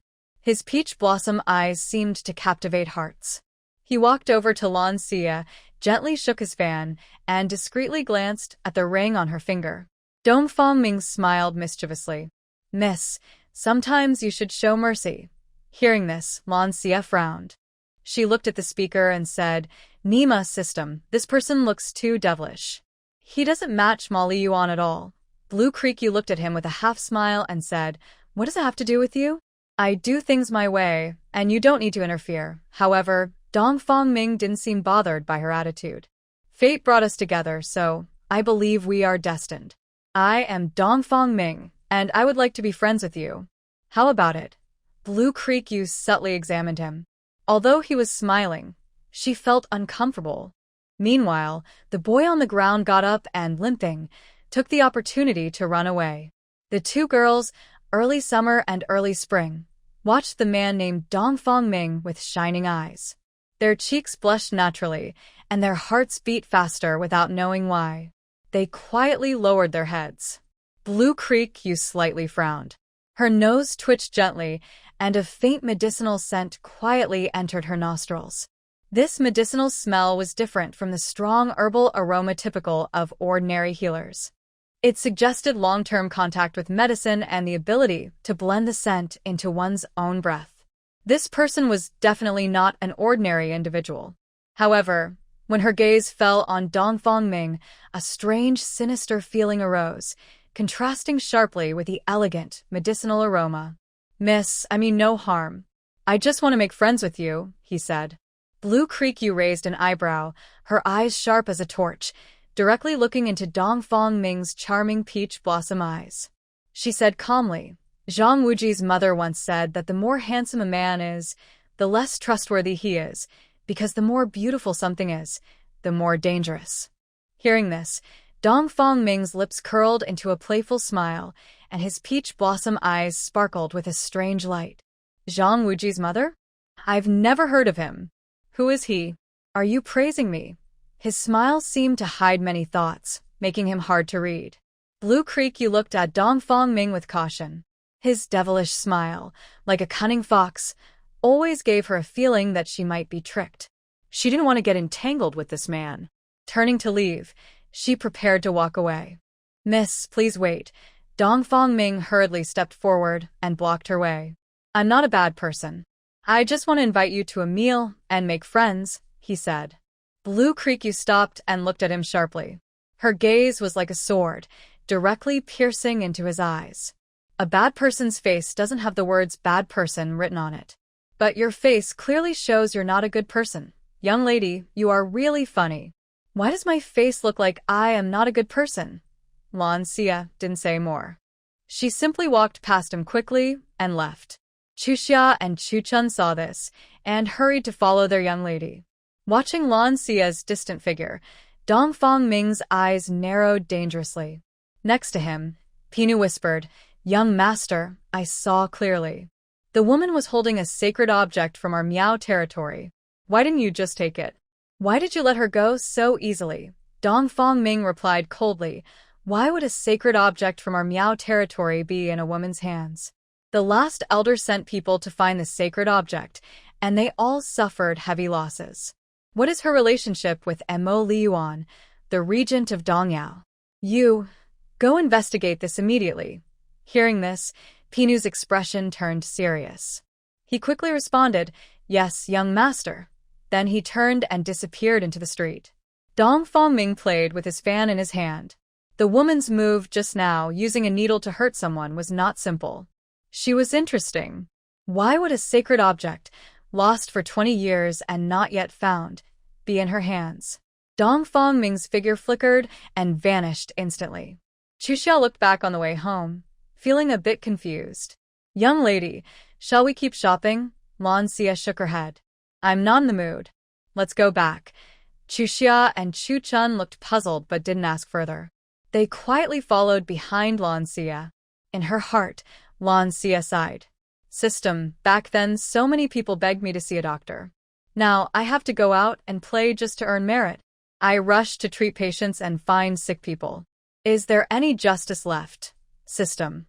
Host, think about the benefits of upgrading your space." Lan Xiyue. Chuxia couldn't hold back and asked, "Young lady, that young man just now was so handsome. I've never seen a man look so good." She blushed and her heart pounded. Chu Chun agreed nearby. "Yes, and who is that mother you mentioned just now?" Lan Xiyue stopped and turned around, her eyes deep as she looked at Chuxia and Chu Chun. She slowly said, "Who she is doesn't matter. Just remember, the more beautiful something is, the more dangerous it can be." Upon hearing this, Early Summer whispered softly, but the young man just now didn't seem like a bad person. He only wanted to make friends with Mississippi. Lan Xiyue heard this, gently tapped Early Summer's forehead, and said sincerely, "Isn't it inappropriate for men and women to be too close? When we just met, you want me to go out to eat and make friends with a stranger. What about my reputation?" Early Summer looked a bit wronged and softly explained, "Miss, I didn't mean it that way. Besides, miss, when did you start caring about your reputation?" Early Summer silently added in her heart. Lan Xiyue turned and walked casually, saying, "What does it mean that appearances can be deceiving? The more beautiful something is, the more dangerous it often is." Bai Lianyan was originally going to Jinmenlu to buy jewelry. Suddenly, she saw a figure in the distance. Her brows furrowed, and a hint of unwillingness and anger appeared at the corner of her mouth, as if a fire was burning fiercely inside her. "Lan Xiyue." Bai Lianyan gritted her teeth, recalling the scene from the day before. She thought Lan Xiyue would be thrown out of the residence by the Regent King without mercy, giving her a chance to humiliate her. She waited outside until it was dark, but didn't see Lan Xiyue being thrown out. Helpless, she had to leave first, leaving Xuehua to guard. But unexpectedly, Lan Xiyue came out from the Regent King's residence very late, swaggering. This made Bai Lianyan's jealousy burn even more fiercely. The Regent King was a man many women dreamed of. She had always admired him and tried to get close many times, but he never even looked at her. And Lan Xiyue, why could she win the Regent King's favor? Bai Lianyan pointed at Lan Xiyue's back and turned to order the servant behind her. "Go, catch Lan Xiyue for me. Today, I must teach her a good lesson." Xuehua advised, "Miss, Lan Xiyue is the legitimate daughter of the Wu Kingdom Marquis' residence, and her maternal family is the Protector Duke's family. Isn't that inappropriate?" Bai Lianyan proudly raised her chin. "Others may be afraid of her, but I am not. My father is the Prime Minister, my aunt is the Empress, and the Crown Prince is my cousin. Why should she compare to me? Go now." Hearing this, the servants immediately moved toward Lan Xiyue. Lan Xiyue stopped in her tracks. Early Spring and Early Summer also paused. Just as they were about to speak, Lan Xiyue turned around and sharply looked behind them. In Early Spring and Early Summer, when they turned around, they saw a few guards approaching aggressively.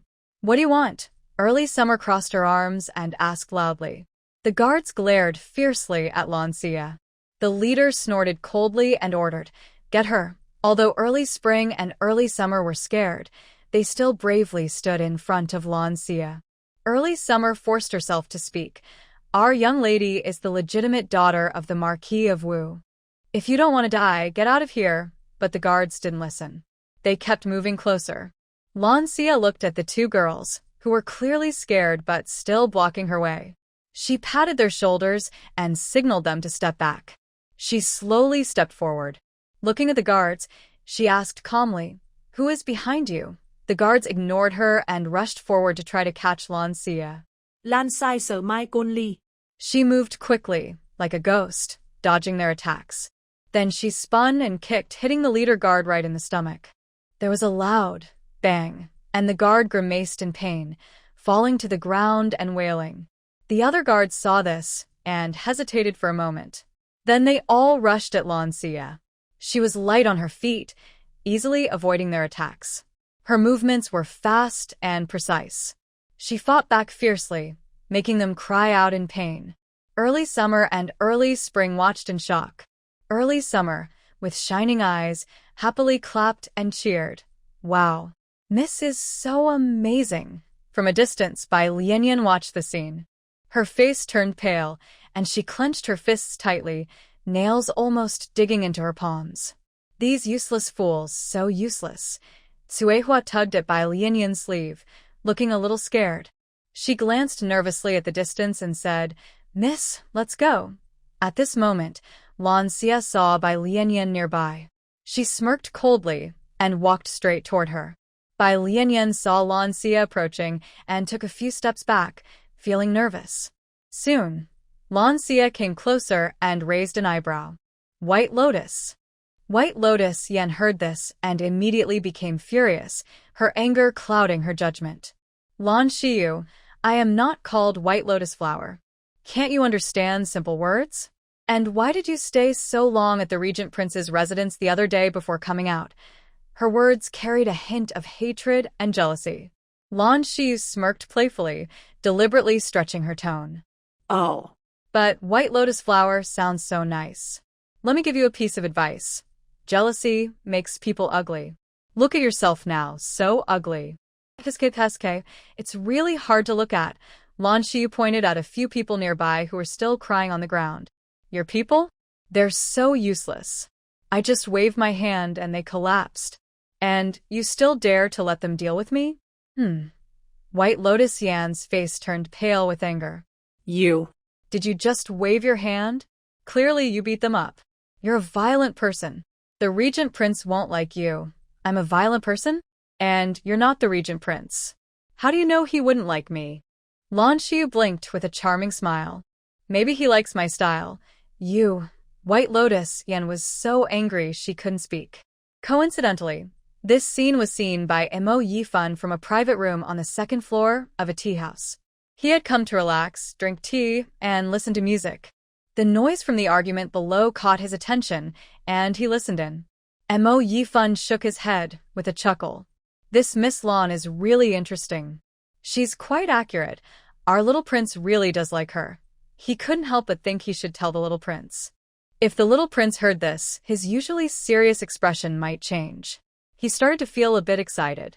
Unable to hold back, Mo Yifan stood up, left the private room, and hurried toward the Regent Prince's residence.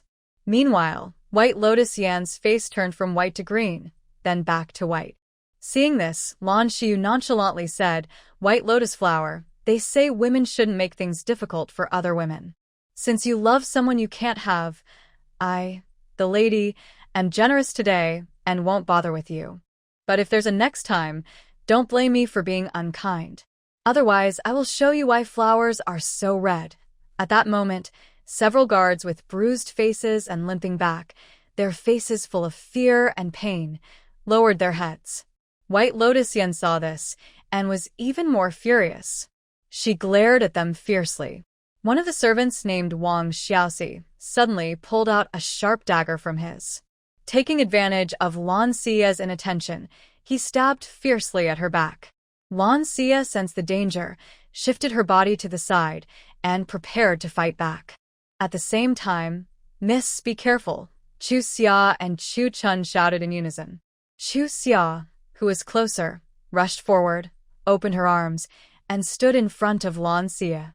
Suddenly, the dagger had already pierced deeply into Chu Xia's chest, and her blood instantly stained her clothes red. Seeing this, Chu Chun trembled and cried out, "Chu Xia." He hurried over, supporting Chu Xia as she slowly collapsed. Lan Xie's face instantly turned dark as water, her eyes filled with raging anger like a storm. Suddenly, she had a sewing needle in her hand and threw it without hesitation. The needle accurately hit Wang Xiaoxi's forehead. Wang Xiaoxi's body trembled violently, blood trickled from his forehead, and he fell straight down, his eyes wide open, lifeless. "Ah!" Bai Lianyan screamed in fright at the scene before her. Lan Xie, however, seemed as if nothing had happened. She calmly pressed a few points on Chu Xia's chest, temporarily sealing her acupoints and stopping the bleeding. Lan Xie turned around, her face full of murderous intent, and looked coldly at the frightened Bai Lianyan. Her voice was icy. "Bai Lianhua, I gave you a chance. You chose to die yourself." Just as Lan Xie was about to attack Bai Lianyan, a system voice sounded. "Warning. The host's virtue points are deducted by 500. Current points, minus 150. Deduct 15,000 points, remaining points, 26,000. Lan Xie was stunned by the voice in her mind. What? Bai Lianyan was so intimidated by Lan Xie's aura that she took a few steps back. She trembled and said, "Lan Xie, don't mess around. I am the daughter of the Prime Minister's family. If you dare to hurt me, my father and the Queen Mother won't let you go." Then, Lan Xie ignored her. Seeing Lan Xie suddenly lost in thought, Bai Lianyan was stunned. Suehua, standing nearby, quickly helped Bai Lianyan away. As Bai Lianyan left, she didn't forget to turn back and shout, "Lan Xie, just wait. You killed someone from my household. This isn't over." A few servants were so scared that they carried Wang Xiaoxi's body and ran away quickly, afraid of being caught and ending up like him. Lan Xi was now too angry to care about Bai Lianyan. She was shouting inside her mind, "System, you murderer. Do you think earning points is easy? You actually deducted 15,000 points from me. Come out, I'll cut you with my sword. System. Host, stay calm, bah. 15,000 points, I can't stay calm. System. Host, I reminded you before that killing with medical skills will deduct virtue. Humph. I didn't use medical skills or poison to kill. I just used a needle, not a silver needle. Why are you deducting my virtue and points? System. Because the host's virtue isn't enough. You can only make up for it with points. The host shot a needle into someone's forehead, causing death. The system detected it related to medical skills, so virtue is deducted. No mistake. System, come out and see if I'll cut you with my sword. I suspect you're just making excuses to eat my points. System. Host, threaten the system, and all your points will be deducted as a warning. Now, your points are 0. Your virtue is 0. You still have 10 days of life. Please earn points quickly to avoid losing your life in 10 days. Lan Xi was so angry she almost cursed. How could she clear all her points like this? She took a deep breath, thought about points, and softened her tone. System, I was just joking.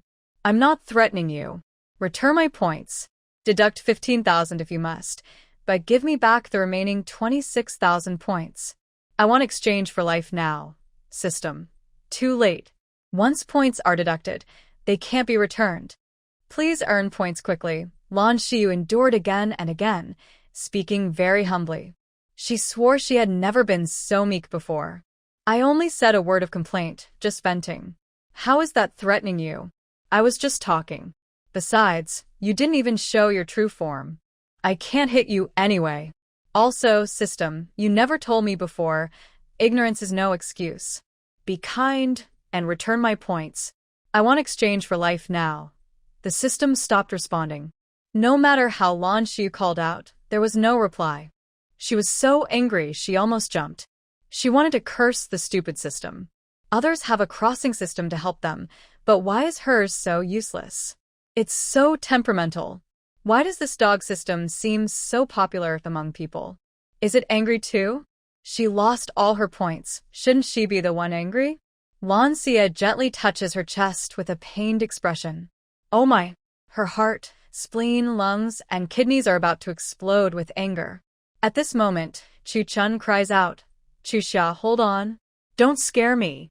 Mississippi Chuxia, Lan Xiyue, can only suppress her anger inside. Today has been a big loss.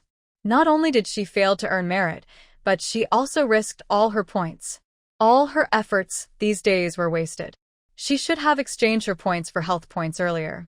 She really wants to slap herself. Why save points? Why wait until her life is almost gone to exchange for health? Now everything is ruined. White lotus flower. Our grudge just got worse. Lan Xiyue squats down with a grim face and lifts Chuxia horizontally from Chu Chun's arms. At this moment, Chuxia has lost consciousness. Holding Chuxia, Lan Xiyue quickly walks away. Chu Chun pouts, surprised by her lady's strength. But now isn't the time to talk. Her lady looks very angry, and Chuxia is very important. Chu Chun hurriedly wipes her tears and runs after them. Lan Xiyue's steps are especially fast. She tightly holds Chuxia, whose face is pale as paper. The dagger on her chest is very eye-catching, and there is blood everywhere. At the gate of the Marquis' residence, the guards see Lan Xiyue's gloomy face. They all fall silent at the same time. Her determined and fierce gaze seems to freeze the air, making people feel cold. Lan Xiyue has no time to care about these. She just holds Chuxia and rushes straight to Shilin Courtyard. As soon as she reaches the backyard, Lan Xiyue comes over and says, "Wow, when did Big Sister become so strong? You, maidservant, don't you understand? You're letting Big Sister carry her." But when her eyes fall on Chuxia's shocking wound, she is so frightened she takes a few steps back. Big Sister, what's going on? Who hurt her? Lan Xiaoyun's voice carries a hint of curiosity and schadenfreude she can't hide. Get out of the way. The cold tone is like the coldest winter wind, piercing straight into the heart. Lan Xiaoyun trembles at Lan Xiyue's fierce gaze and instinctively moves aside. She had never seen such a frightening blue creaku before.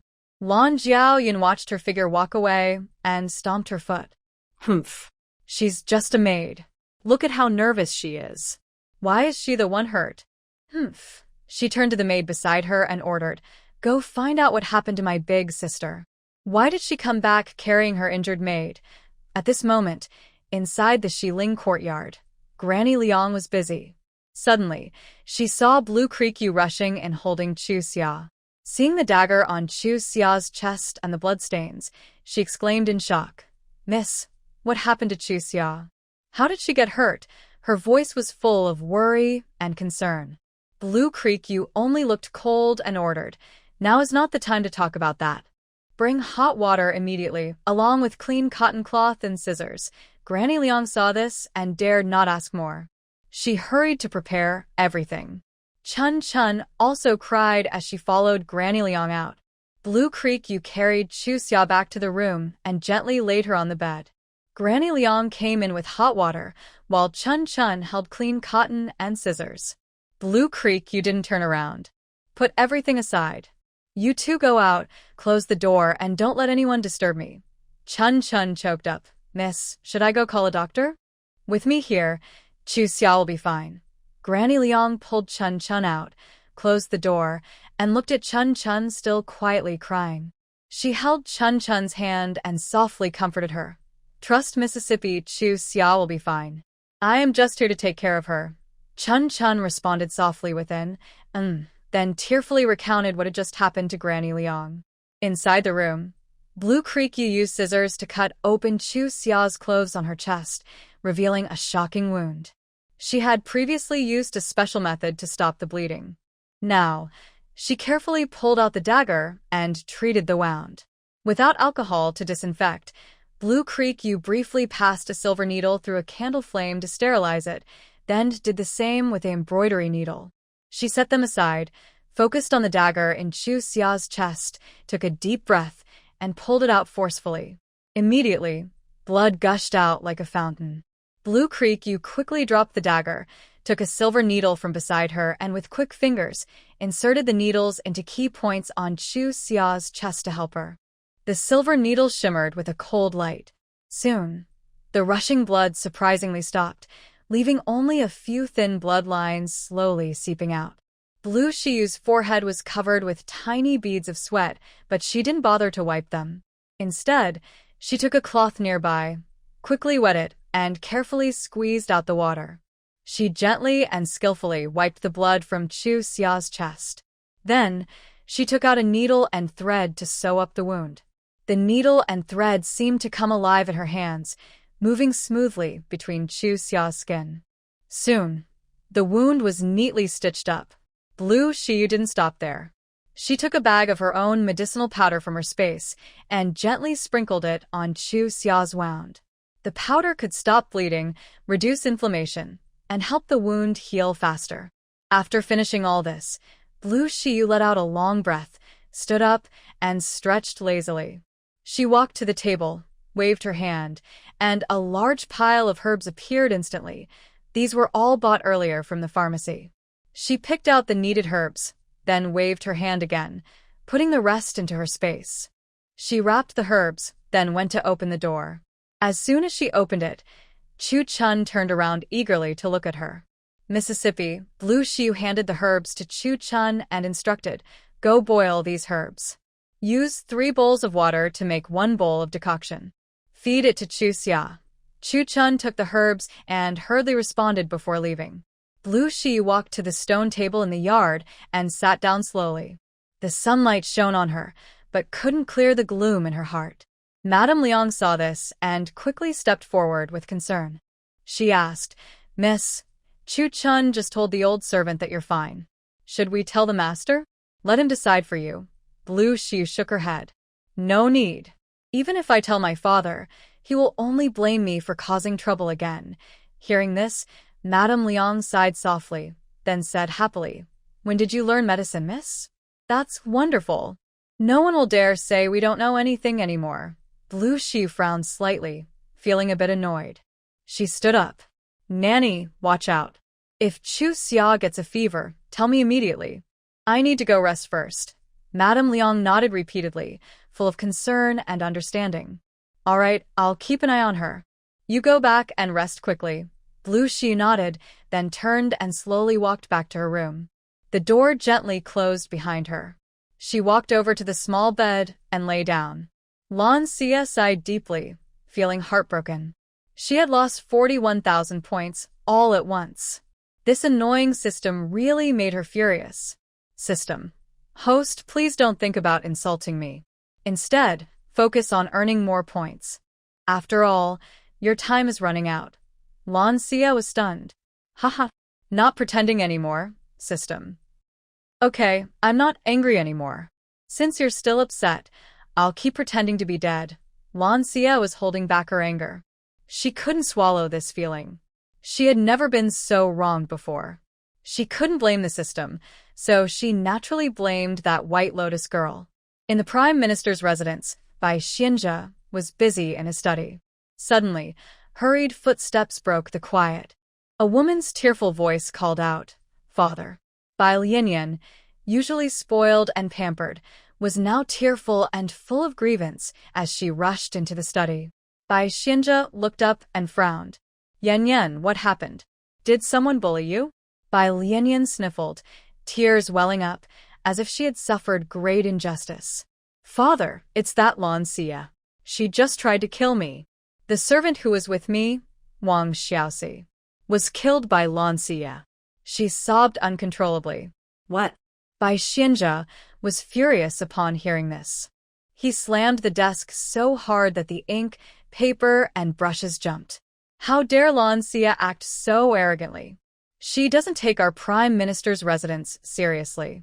Come on, I'll take you to the Marquis of Wu's estate to get justice. A faint trace of pride flickered in Bai Lianyan's eyes. She nodded, secretly feeling pleased. "Lan Xiyue, this time I want to see if you still dare to be so arrogant." Meanwhile, by the pond at the Regent's palace, Missouri Lian was relaxing in a bamboo chair, playing with a delicate teacup, a calm smile on his face. Next to him, Mo Yifan curled his lips and secretly thought, "Look at that." After telling the little crown prince about the argument between Miss Lan and Bai Lianyan, the crown prince looked so happy. He rarely saw the cold little crown prince smile. It seemed that even he could be affected by a woman's influence. Looks like the crown prince is really falling for her. While Mo Yifan was lost in thought, Tian Yi hurried forward and whispered, "Master, the secret guards just reported that the Prime Minister led a group angrily to the Marquis of Wu's residence." The secret guards went to investigate and found that the Prime Minister was going there to confront the Marquis of Wu. Hearing this, Mo Liyuan narrowed his eyes. What happened? Tian Yi then explained everything he found out. After hearing Tian Yi's report, Mo Liyuan was silent for a moment, a complex look flashing in his eyes. Next to him, Mo Yifan scratched his head, feeling regretful. He thought, I should have stayed longer to watch the show. Now it seems the scene is even more exciting than he expected. Inside the Marquis of Wu's residence, the atmosphere was very tense. In the main hall, Lan Xiyue stood straight but lowered her head. Her long black hair flowed like a waterfall, hiding her cold and stubborn face. Her eyes showed no fear, only deep coldness. Good. The White Lotus still dares to come here. Marquis of Wu, your daughter Lan Xiyue, dares to kill a servant of my Prime Minister's household in broad daylight and even try to attack my daughter. If you don't give us an explanation, I, Bai Xianzhe, will not give up. Bai Xianzhe's voice echoed like thunder in the hall. His face was full of anger, and his eyes seemed to shoot fire. Hearing this, Lan Jinrong was surprised. He didn't know what was happening, but now he had to smile politely, trying to calm Bai Xianzhe's anger. Prime Minister Bai, please have some tea and calm down. Bai Xianzhe snorted coldly and didn't even look at the tea on the table beside him. Lan Jinrong felt anxious inside. He knew Bai Xianzhe's temper and status. If this matter wasn't handled properly, it could cause trouble for him and the Marquis of Wu. He suddenly turned to Lan Xiyue, glaring angrily. You wicked girl, always causing trouble. Hurry up and apologize to Miss Bai. Lan Xiyue slowly raised her head. Her cold face showed no emotion. Her eyes met Lan Jinrong's directly. She spoke calmly. Father, you haven't even asked what really happened, but just listened to their side of the story? Are you going to condemn me without knowing the truth? Lan Jinrong's face darkened further. He snorted coldly, full of disappointment and anger. What's there to ask? You, wicked girl, have caused enough trouble since you were young. Is there anything you haven't dared to do? Blue Xia's lips curled into a mocking smile. If I don't apologize today, Father, what will you do? Will you throw me out of the house, or will you end my life yourself? Before Lan Jinrong could speak, Bai Xianzhe shouted angrily. Such arrogance. As the Prime Minister and Marquis Wu both serve in a court, I was trying to give him some face and keep things from escalating. But you dare to be so ungrateful. Killing someone and paying with your life is only right. Hearing this, Lan Jinrong's forehead was covered in sweat. Prime Minister Bai, calm down. Naughty girl, you should kneel and admit your mistake. Bai Lianyan looked at Blue Xia with pride. She's just a servant. As long as Miss Lan kneels, admits her mistake, and begs for forgiveness, I won't pursue this further. Blue Xia stood still like a statue, unmoving. Bai Lianhua, you think you can get what you want? There's no way I will kneel and apologize to you. Bai Xianzhe snorted coldly. Humph. Marquis Wu, your daughter has some backbone. Fine. Let's handle this properly. Kill to pay with her life. Hearing this, Lan Jinrong trembled with anger. He pointed at Blue Xia with a shaky finger, voice hoarse with rage. You wicked girl, today I will definitely beat you to death. He was about to rush forward and attack her. At that moment, a voice full of teasing yet authority rang out. What a lively scene. As the voice fell, Emolian slowly entered the hall. Everyone in the hall turned to look, their hearts tightening with respect. They bowed politely. Greetings, Regent King. Lan Jinrong's gaze quickly shifted to the butler, who had just entered. The butler shook his head slightly, face full of helplessness. He secretly cursed himself. How could the Regent King suddenly arrive without warning? No wonder he didn't report it. Emolian paid no attention to their reactions. He walked over to a nearby chair and sat down comfortably. Everyone, no need to bow, he said softly. Prime Minister Bai, Why are you so aggressive in coming to Marquis Wu's residence? What's going on? Bai Xianzhe was stunned. He didn't understand why this lord suddenly appeared at Marquis Wu's house. He glanced at Lan Xiyue, who looked just as confused, clearly unaware of the situation. So, Bai Xianzhe explained everything in detail. Mo Lian listened quietly, his gaze occasionally sweeping over Blue Xia.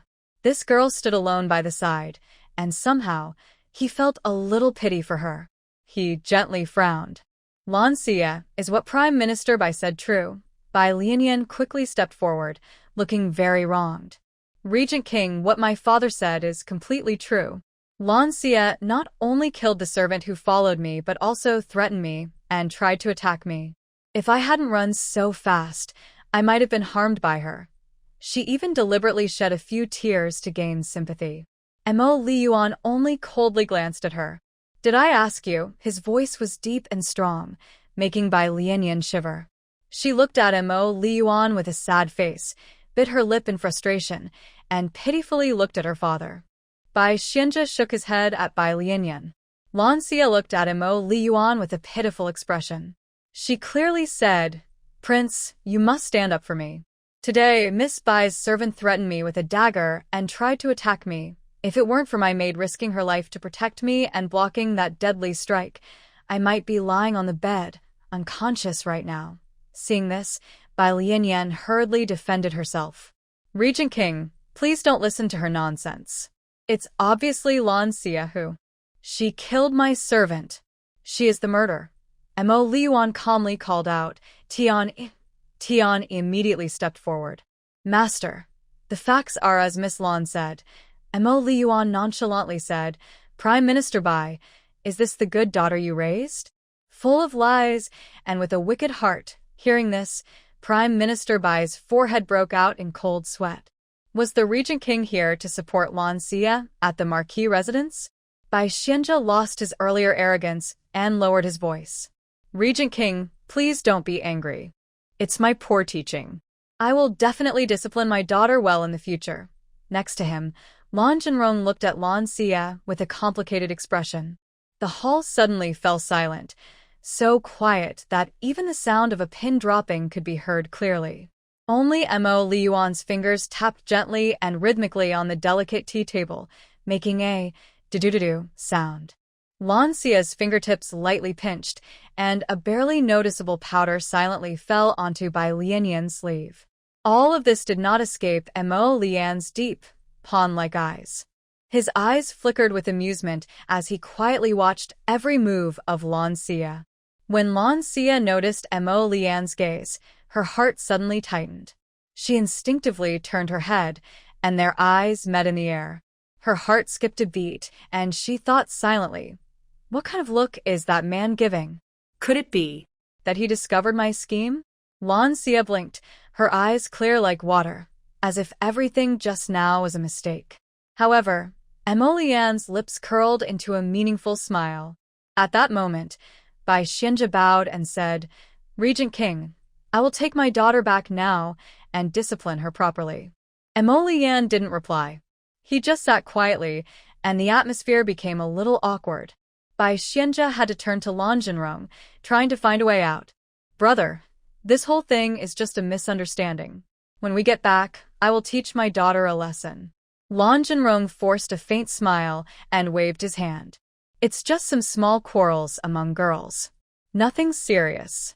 Once we talk it out, it'll be fine. Bai Xianzhe nodded and said, All right, I'll take my daughter back now. Then he turned to Bai Lianyan and urged, Let's go. Bai Lianyan suddenly covered her stomach, showing a pained expression. Bai Xianzhe frowned. Yener, what are you doing? Let's go home with your father. As soon as he finished speaking, there was a puff. Sound. Bai Lianyan's face instantly turned red, and her eyes were full of panic and embarrassment. She looked at Mo Lian, her voice trembling slightly. Regent King, I didn't do it on purpose. I don't feel well in my stomach. Before she finished, there was another series of puff-puff sounds. The atmosphere in the hall suddenly became strange and awkward. Lan Xiyue covered her nose and sneered quietly. White lotus flower, you actually farted in front of everyone. How shameless. Montag Lians brows forehead tightly. His gaze towards Lan Xiyue carried a hint of helplessness. This woman, even if she used medicine, was fine, but she actually used such a harmful drug. Bai Xianzhe's face darkened. He glared at Bai Lianyan. Yener, what kind of manners is this? As he spoke, he reached out to pull Bai Lianyan's sleeve. Today was truly a shameful day. Bai Lianyan's face turned pale.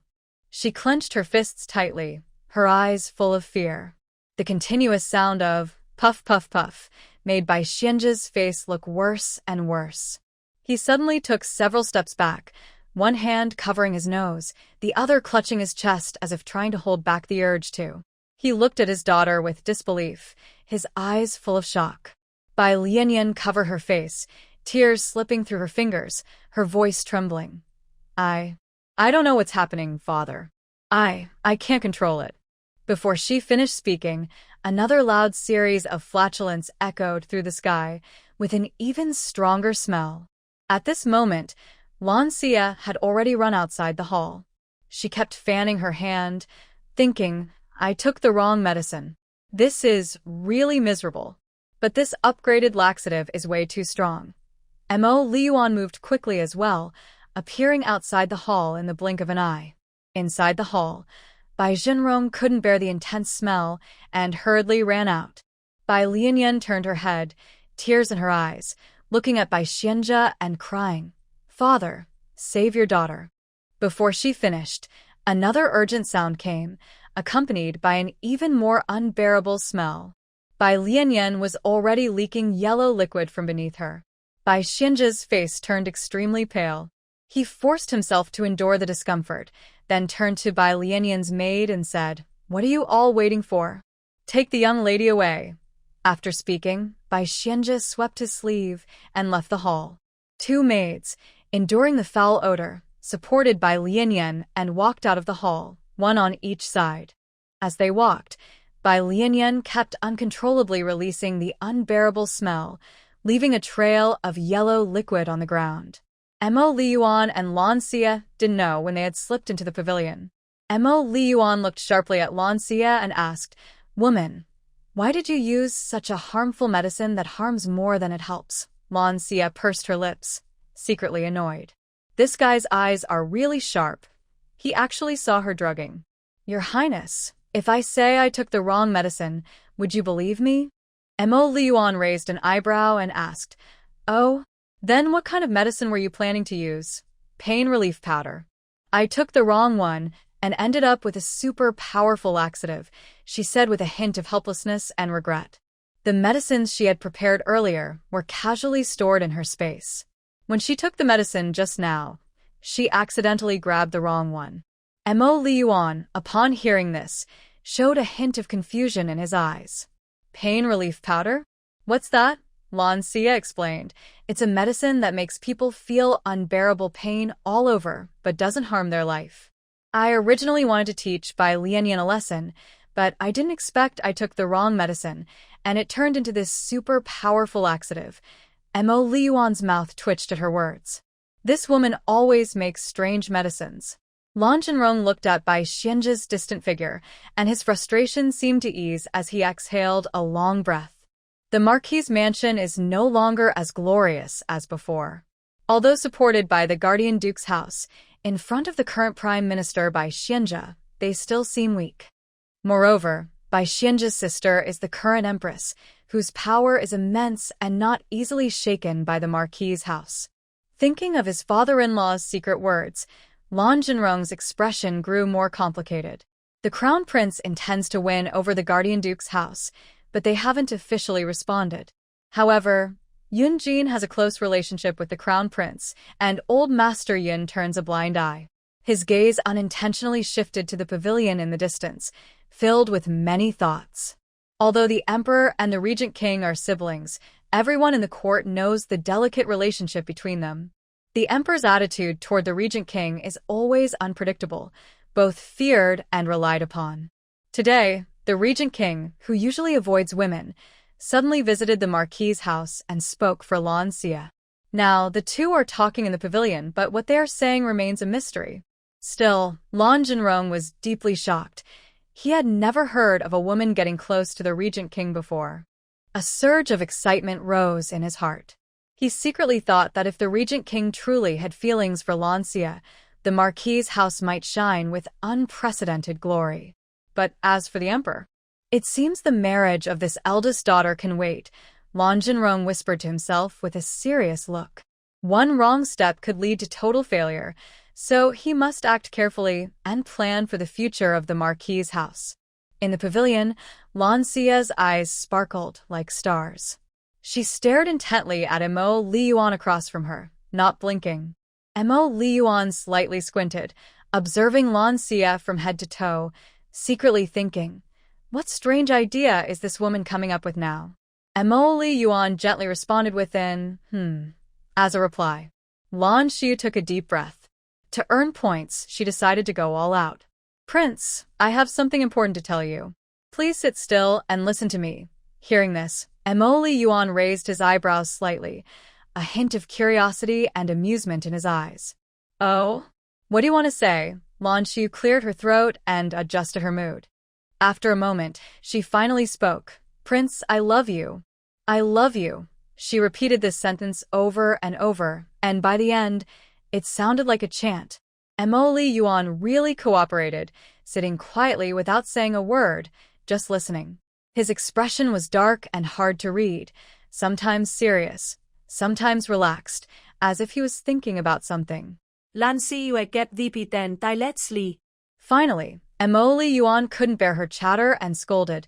Shut up, Lan Xiyue was stunned, blinking in surprise. How could this man change his attitude so quickly? System. How many points do I have now? System. Congratulations, host. You have received 5,000 points. Lan Xiyue was happy, but also a little annoyed.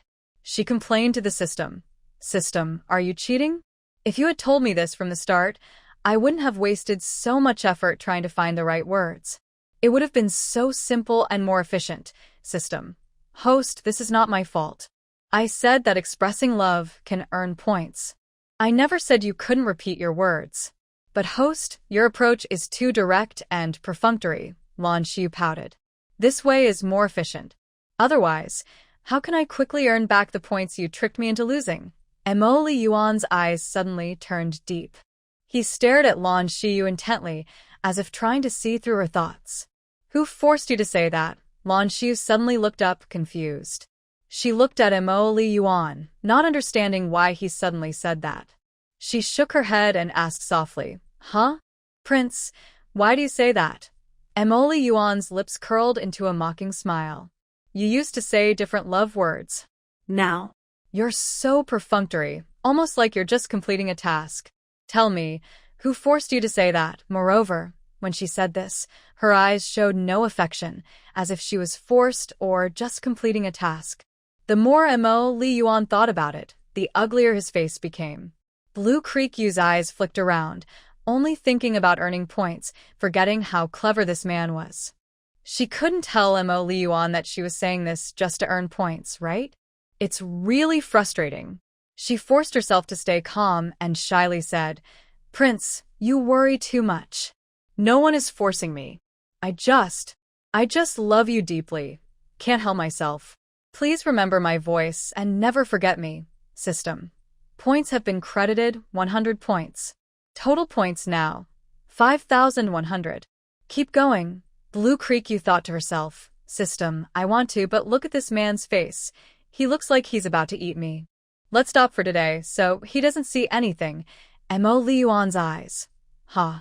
Blue Creek-Yu, do you think I am stupid? Acting so indifferent and emotionless, like reciting a prayer. Do you think I believe what you say? If you don't believe me, I can say it 50 more times. Until you believe. Hearing this, a complex, hard-to-read emotion flickered in Mo Liyuan's eyes. He stared at Blue Creek-Yu, a sarcastic smile curling his lips. 50 times? Ha! So, you already said it 50 times? Were you counting? Blue Creek-Yu was stunned. She hadn't been counting, but her system was silently keeping track. A strange feeling of irritation rose in Mo Liyuan's heart. He stood up, looked at Blue Creek Yu with deep eyes, then suddenly vanished into the pavilion. No. Why did he get angry and leave again? Never mind, if he leaves, he leaves. Anyway, she earned 5,100 points this time, no loss. System, exchange all for life points, Blue Creek Yu silently thought. Ding. Exchange successful. Congratulations, host. You gained 51 days of lifespan. Your total lifespan is now 61 days. Keep working hard, host. Hearing this, Blue Creek Yu felt very excited. She had 2 more months of life.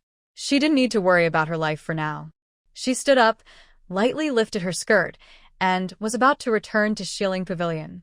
At that moment, Blue Jinrong hurried in, his eyes flickering with complicated emotions. Yeah, Blue Jinrong just opened his mouth, but was coldly interrupted by Blue Creek Yu. No, father. I still prefer you to call me niece. Hearing you say it makes me feel uncomfortable all over, Blue Creek Yu said with some sarcasm and distance. Her eyes were cold as she looked at Blue Jinrong like a stranger. Blue Jinrong's face suddenly turned ugly, and his mouth twitched slightly, as if he wanted to explain something, but didn't know how to start. He hesitated for a moment, then finally spoke. Yeah, I really had a reason for what I did earlier. White Prime Minister. Before Blue Xia could finish, she turned around and left. Blue Jinrong watched her figure walk away, feeling a strange mix of anger and helplessness in his heart. This stubborn girl. No matter what, since she can get close to the Regent King now, she should try to improve their father-daughter relationship, Blue Jinrong muttered to himself. Blue Jinrong turned and headed toward the hibiscus courtyard. As soon as he stepped over the threshold, a strong cough burst out like a sudden gust of wind. His brow furrowed slightly, then he quickened his pace and went inside. Inside, Bai Qing was half leaning on the bed, her face pale as paper, but her eyes sparkled with joy upon seeing him. Cough. Sir, you're here, she said softly, her voice faint but full of hope. Blue Jinrong nodded, but his gaze didn't linger on her for long. Yunqing, don't rush Xia's marriage. Yunqing was stunned. She thought the master came to visit her, but he started talking about Yeya's marriage instead. Master, as soon as I woke up, I asked the maid to tell second sister. She agreed, and in a few days, she will bring the matchmaker to set the wedding. Hearing this, Blue Jinrong looked very annoyed. He paced back and forth inside the room, each step making the floorboards thump loudly. Tell second sister that the marriage is off. Cancel it. Cough, cough, cough. Master, why is that? I told you to say it, Blue Jinrong said coldly and briefly. After speaking, he turned and left. Watching his figure walk away, Bai Qing felt her heart sink like falling into an icy cellar. The master only talked about Yeya's marriage and didn't say a single caring word to her. Her eyes flashed with anger. At this moment, Alvier hurried in, her face showing some hesitation. Madam, something strange happened today, she whispered softly. What happened today? I was just in the kitchen making medicine for Madam and Second Miss when I overheard some maids gossiping behind my back. I went to find out and I learned that White Prime Minister brought Miss Bai to our house. Not long after, the Regent King also arrived. However, they were talking in the hall, but I don't know what they said. Not long after, Prime Minister Bai hurriedly left with Miss Bai. On the way, the maidservants and servants still heard Miss Bai repeatedly farting, and some yellow liquid was flowing out. After they left, the maidservants even washed the floor. Meanwhile, the Regent King stayed outside in the pavilion with the young lady for a short while. No one dared to approach, and no one knew what the young lady and the Regent King discussed. Yunqing gritted her teeth and whispered angrily, "How did that dead girl get so close to the Regent King? Isn't he usually not interested in women? Why does he keep allowing Lan Xiyue to get near? Humph, no wonder father said her marriage isn't urgent. Turns out, she's trying to get close to the Regent King through Lan Xiyue." Luer, standing nearby, looked a bit troubled and said, "That's right. The Regent King seems to treat the young lady differently. Even father seems pleased about it. We have to be careful." Hearing this, Yunqing's eyes flashed with a fierce look. If she succeeds and becomes the Regent King's wife, she will definitely look down on me even more. No, I absolutely can't let her have her way. That dead girl doesn't deserve to marry better than my rower. She only deserves to be trampled under my rower's feet forever. Next to them, Grandma Zhang lowered her head, her eyes showing some comfort. Madam, don't worry. The Regent King is a man of great importance. He wouldn't truly fall for the young lady. Maybe it was just a passing fancy. As for our second young lady, she is talented and beautiful, much better than the young lady. Hearing this, Yunqing's anger slightly eased, but she still couldn't hide her dissatisfaction. Cough. Is Rower feeling better? When mentioning her own daughter, Lan Lingru, her tone unconsciously softened with some tenderness and concern. Grandma Zhang softly replied, "Second young lady has already reduced her fever. She's now like Madam, still coughing a little, but it's nothing serious." "Rest assured, Madam." Yunqing nodded, but her expression remained tense. She recalled that night's dangerous experience, which still haunted her. Carefully, Grandma Zhang asked, "Madam, what exactly happened that night? Why were you and the second young lady soaking wet and lying in bed?" The maid on night duty didn't notice anything unusual. Hearing this, Yunqing's expression darkened further. She remembered the darkness and fear of that night, and a cold feeling rose in her heart. Cold water suddenly engulfed her. She struggled to call for help but found her voice tightly blocked in her throat, and she couldn't even open her eyes. Cough. That night felt like I was thrown into the water and drowned. I wanted to shout for help but couldn't make a sound, and I couldn't open my eyes. Aunt Zhang looked puzzled and said, "Strange." After the second young lady woke up, I asked her about it. She described the same situation as the lady. The master also sent people to investigate, but they found nothing. Truly a strange case. "Madam, do you think someone did this?" Yunqing's voice was cold and low, like it was squeezed from between her teeth. Aunt Zhang shook her head seriously. "Madam, could it be some kind of evil spell, or something unclean? Otherwise, why would both the lady and the second young lady have accidents at the same time? It might have alarmed the guards patrolling the estate." Yunqing narrowed her eyes. "Lure, tomorrow go to Xianghua Temple and donate some money to pray for safety for the lady and the second young lady." Yunqing's face darkened, and she whispered a few words to Aunt Zhang. Aunt Zhang nodded and turned to leave. Yunqing sneered softly and muttered, "Dead girl, this is your own fault. I shouldn't have been soft-hearted and spared you back then. I don't believe you'll come out of this unscathed." Meanwhile, Lan Xiyue returned to Shilin Courtyard, unaware that her kind aunt was secretly plotting against her. But even if she knew, she wouldn't care. "Miss, you're back." Just now, Chuxia woke up for a little while and then fell asleep again. Lan Xiyue nodded. "I'll go check on her." She entered the room, sat by the bed, and checked Chuxia's pulse. After a moment, she let out a gentle breath and said softly, with a hint of reassurance, "As long as the wound doesn't get infected, it should be fine. Tonight, have 2 little maids take turns watching her.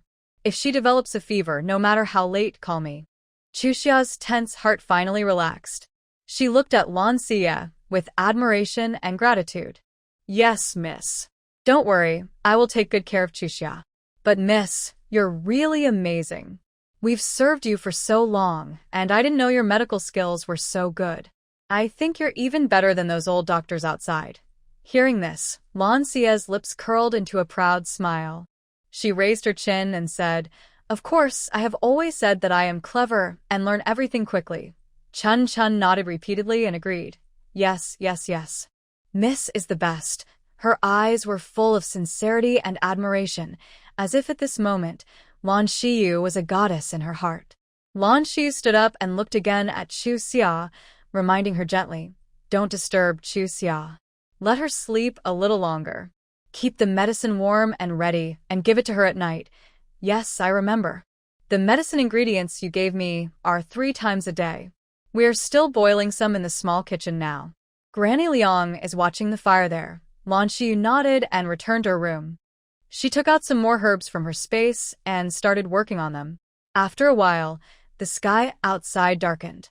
Chun Chun came in quietly and asked softly, "Miss, dinner is ready. Should I bring it to your room or to the side hall?" Lan Xiyue didn't look up, focusing on her herbs, and said casually, "Bring it to the room." "Miss, what are you doing again?" Lan Xiyue continued working on the herbs and replied, making scar-removing ointment for Chu Xia. "As a girl, if you get hurt on your chest and leave a scar, it won't look good. In a few days, when the stitches are removed and the wound heals, she can start applying it." Hearing this, Chun Chun's eyes slightly reddened. She gratefully said, "Thank you, miss," on behalf of Chu Xia. "I heard only noble ladies in the palace use scar-removing ointment. I didn't expect our miss to make it too. I will go bring the dinner now." Lan Xiyue paused her work. "Silly girl, I told you before, there's no need to call me miss or servant in front of me. And next time, if there's danger, don't foolishly stand in front of me. No, once Chu Xia is better, I need to set some rules for you." Chun Chun quickly turned around, wiping tears from her eyes. Their miss was really too kind to them. "I'll go bring the dinner now."